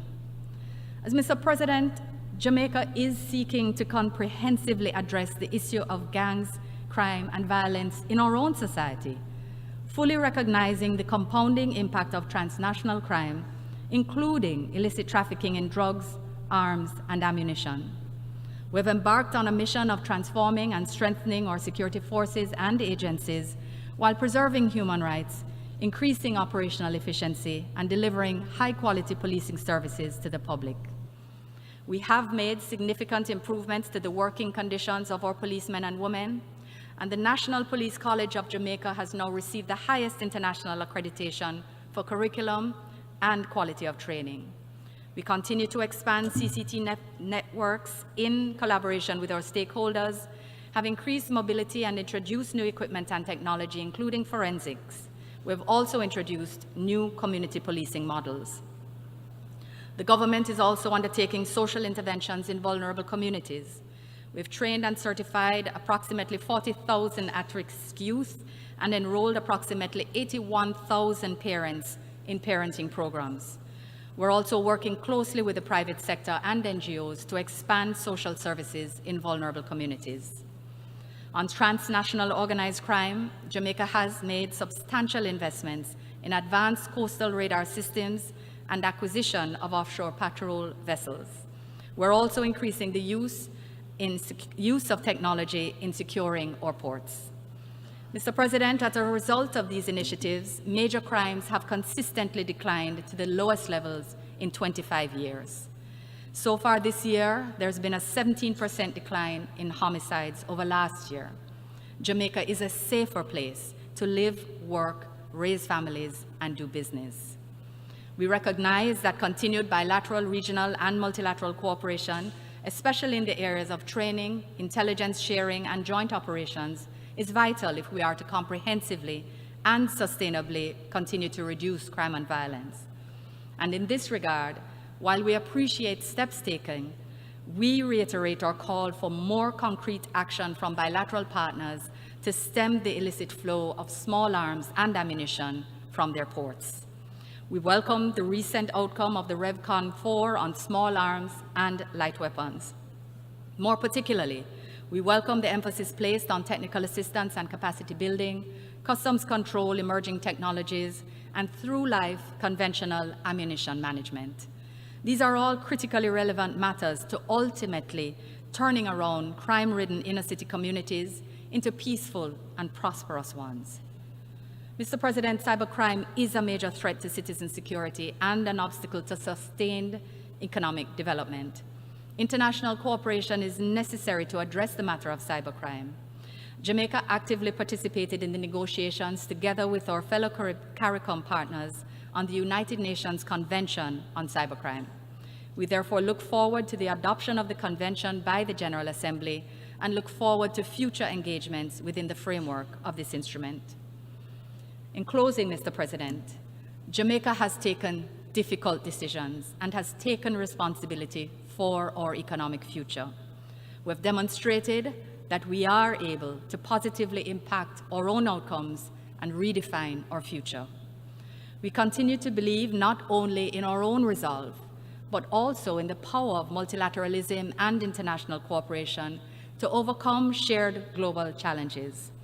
The people of the world are counting on these United Nations and the international community to deliver on climate, on human rights, on peace and security, and on development. With that support, Jamaica is committed to doing our part to meet the challenges of today while laying a solid foundation for future generations. I thank you.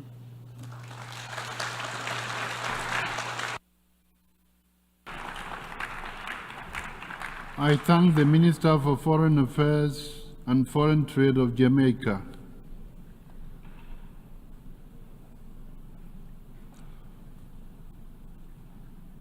I now give the floor to His Excellency Mohammed Ali Nafti, Minister for Foreign Affairs, Migration and Tunisians Abroad of Tunisia.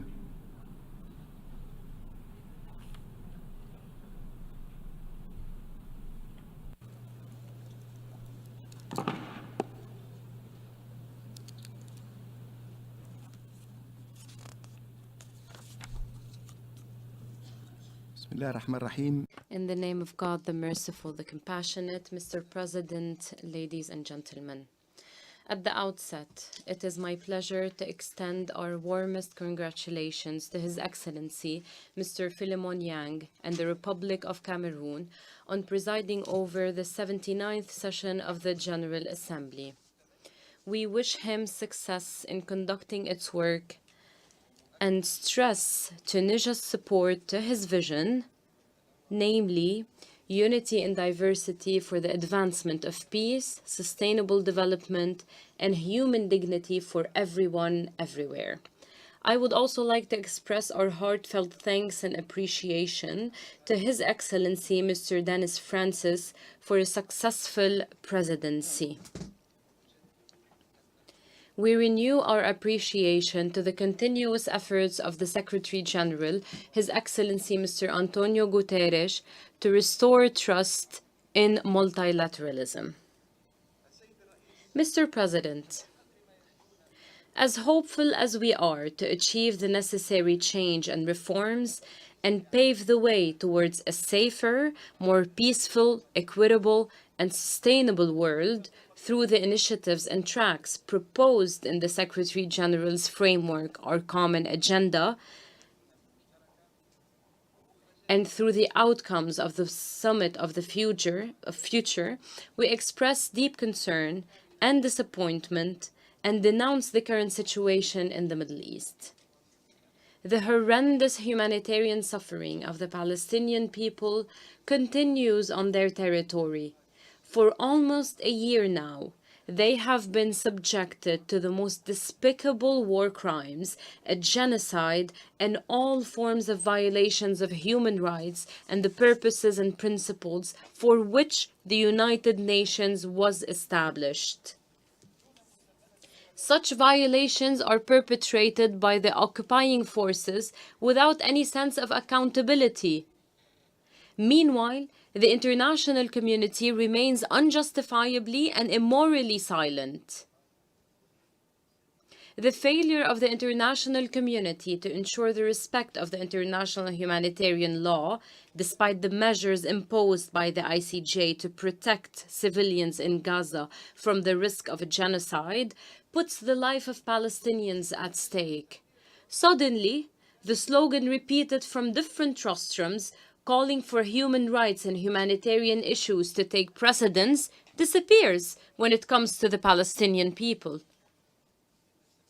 The only way towards a safe future for all peoples starts with a belief that all human beings are equal without any discrimination or selectivity, and away from double standards. We cannot start a new phase of multilateralism, international relations, and sustainable development based on the principle of leaving no one behind if we continue to ignore the tragedy of the Palestinian people. In this vein, we call upon the international community to take immediate, effective, and responsible steps to save what can still be saved, stop the bloodshed, and end the genocide and starvation of Gaza. This war has targeted schools, hospitals, and civilian infrastructure and facilities, killing more than 40,000 people. We also call upon the Security Council to break its stalemate and play its natural role, namely the maintenance of international peace and security, by holding the occupation authorities accountable for the humanitarian tragedy in Gaza, imposing an immediate ceasefire, stopping the blatant and abhorrent attacks on innocent Palestinians, and preventing forced displacement, settlements, and the violation of sacred places. The war on Gaza caused a deep rift in humanity and jeopardized people's trust in the UN system and main organs to implement their resolutions.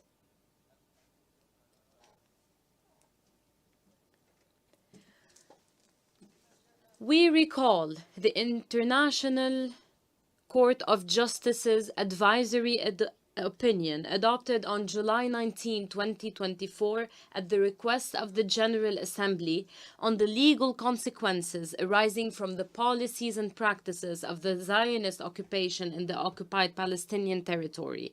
It found that the continued presence of Israel in the occupied Palestinian territory is illegal and that the State of Israel is under an obligation to cease immediately all new settlement activities and to evacuate all settlers from the occupied Palestinian territory.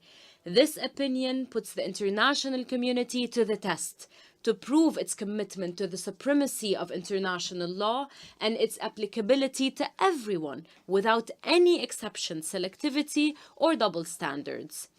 our country continues to firmly and unconditionally support the right of the Palestinian people to restore their imprescriptible, legitimate, and inalienable rights, mainly their right to self-determination and establishment of an independent, sovereign state on all the Palestinian territory with Al-Quds al-Sharif as a capital.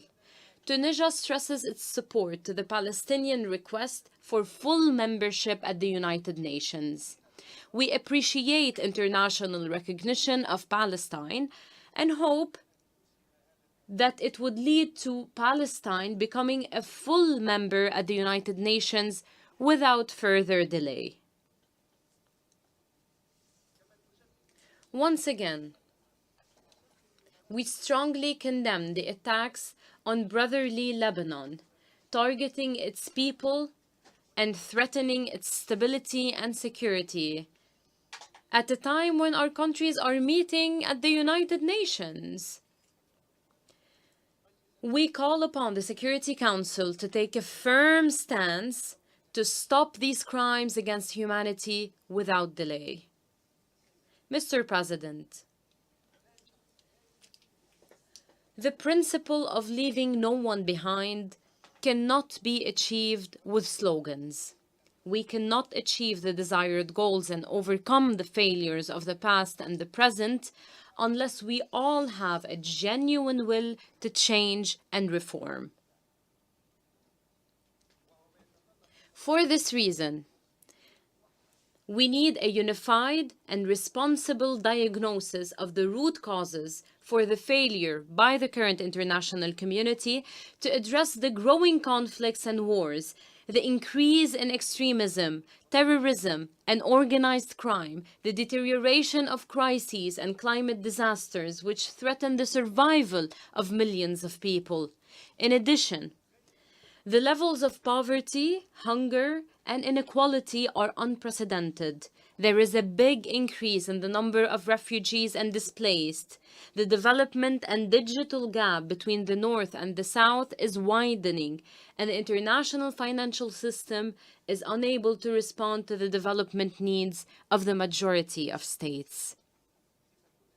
All these challenges represent dangerous indicators that the current international system is no longer on track, hence requiring us all to carry out the necessary reviews and reforms to address all the chaos, inequality, and turmoil.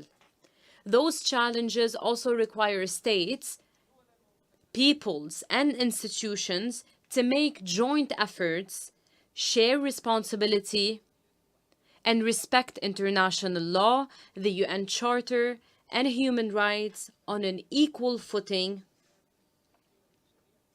without any discrimination or politicization.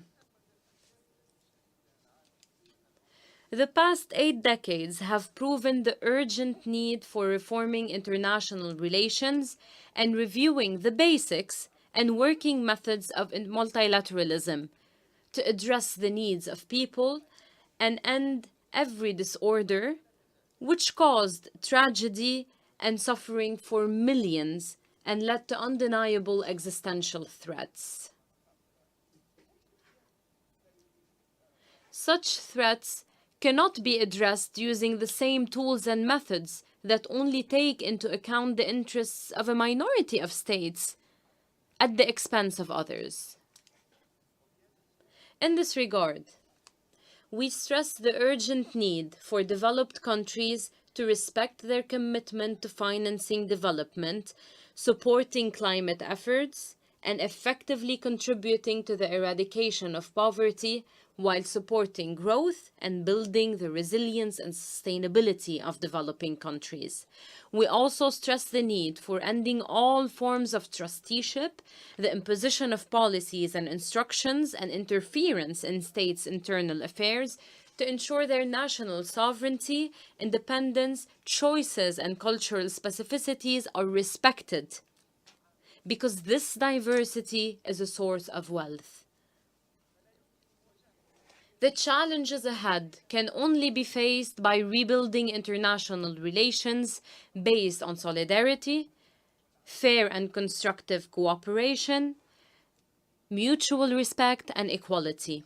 We also call for promoting the role of the United Nations and introducing the necessary reforms to its institutions and organs to improve their performance and promote their credibility, mainly the Security Council, which is now paralyzed by growing geostrategic conflicts.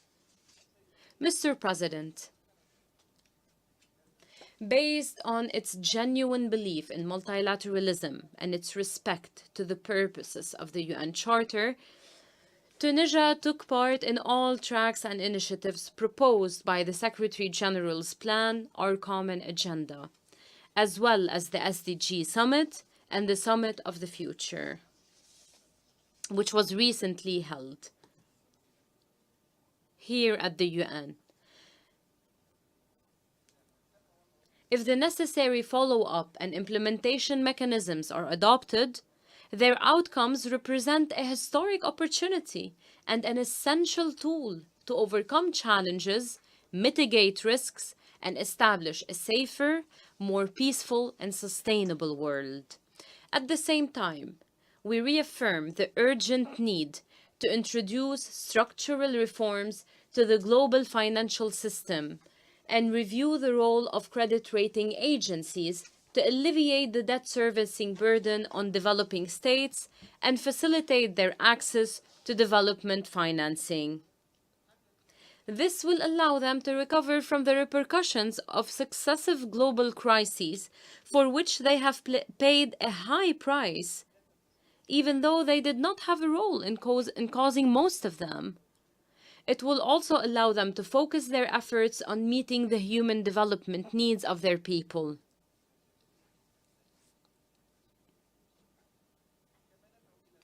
We also call for developing tools for bilateral and multilateral international cooperation to ensure the recovery of stolen assets moved abroad. This will accelerate economic recovery and promote development, given that it is the inherent right of people affected. Such violations should be prevented in the future because they deplete states' resources and represent the biggest form of corruption.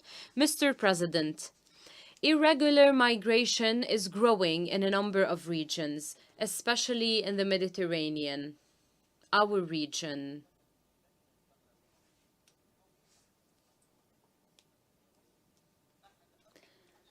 It is one of the main indicators of the weak global governance and the lack of political will to address the consequences of development crises, climate change, and conflicts.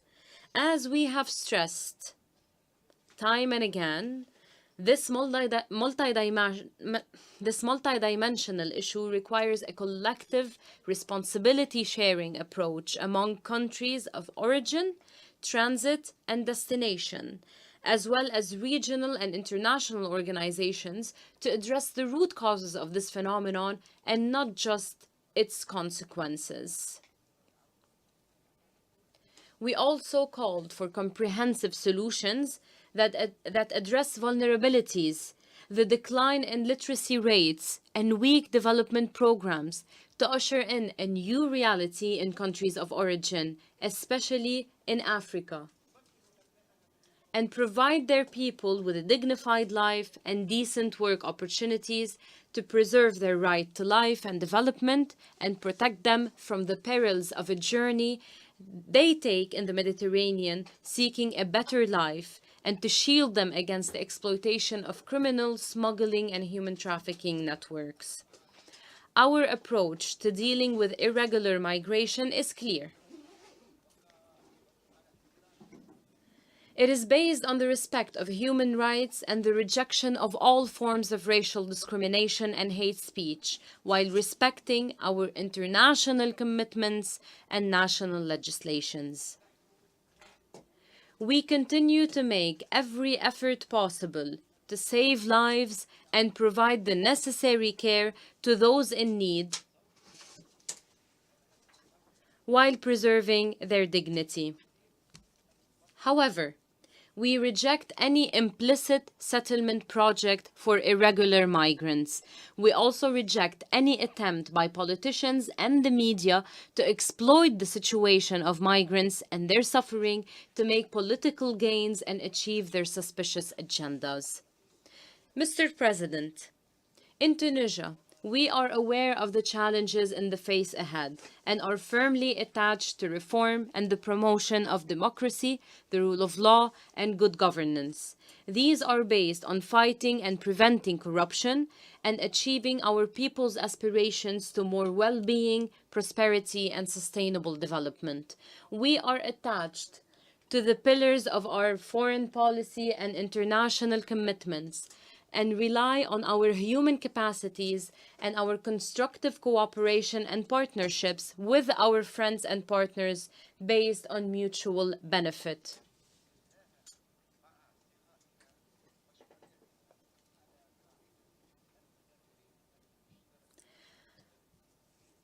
Our youth are a source of inspiration and the face of the future. So we ensure they play a leading role in transformative solutions and decision-making. We continue to promote our legal frameworks and strategic plans to ensure the inclusion and economic empowerment of women and promote their participation in public life at all levels, including peacekeeping in the world. With the same commitment and will, Tunisia continues to play an active role in international and UN efforts to promote regional and international peace and security, ensure the respect of international law and international humanitarian law, end all forms of injustice, occupation, and human rights violations, and achieve development for all. We stress our firm position in support of the efforts of our Libyan brothers and sisters to overcome their differences and reach a political settlement through constructive dialogue with the help of the United Nations to maintain Libya's security and stability and strengthen its unity. Once again, we reject all forms of foreign intervention in Libya's internal affairs.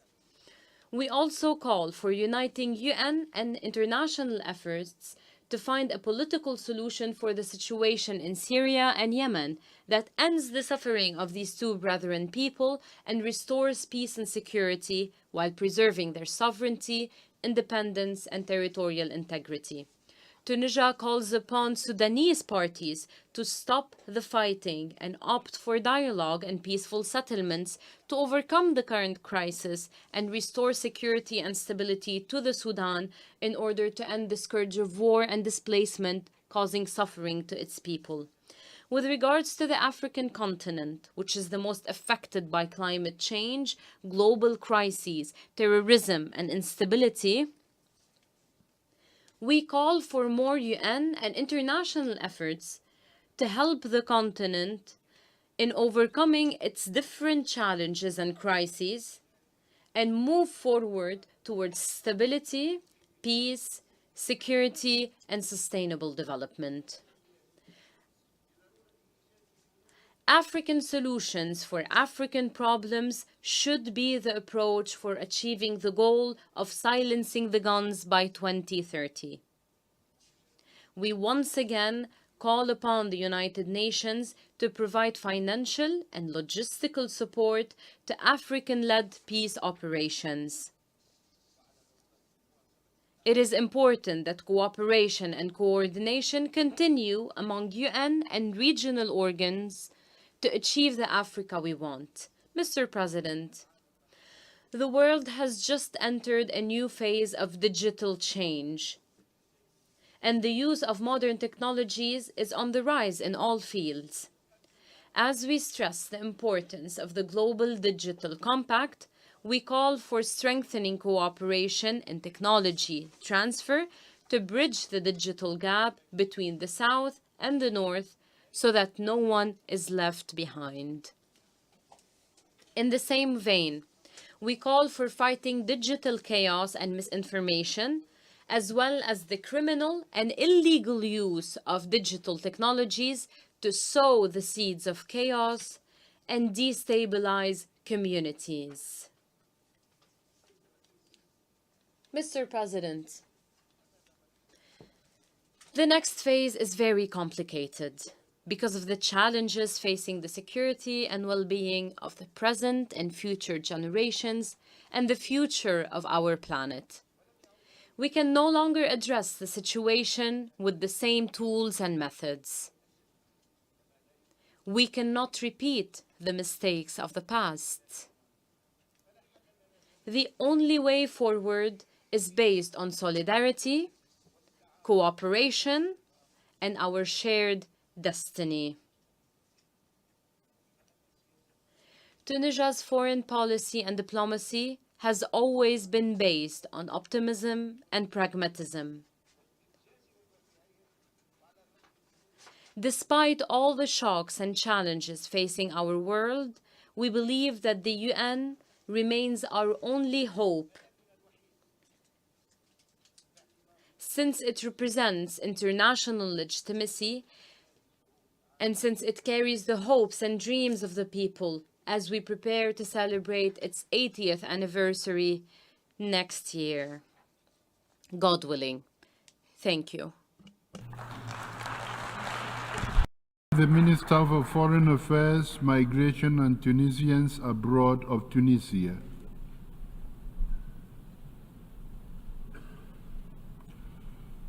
I now give the floor to His Excellency Peter Chanel Agovaka, Minister of Foreign Affairs and External Trade of Solomon Islands.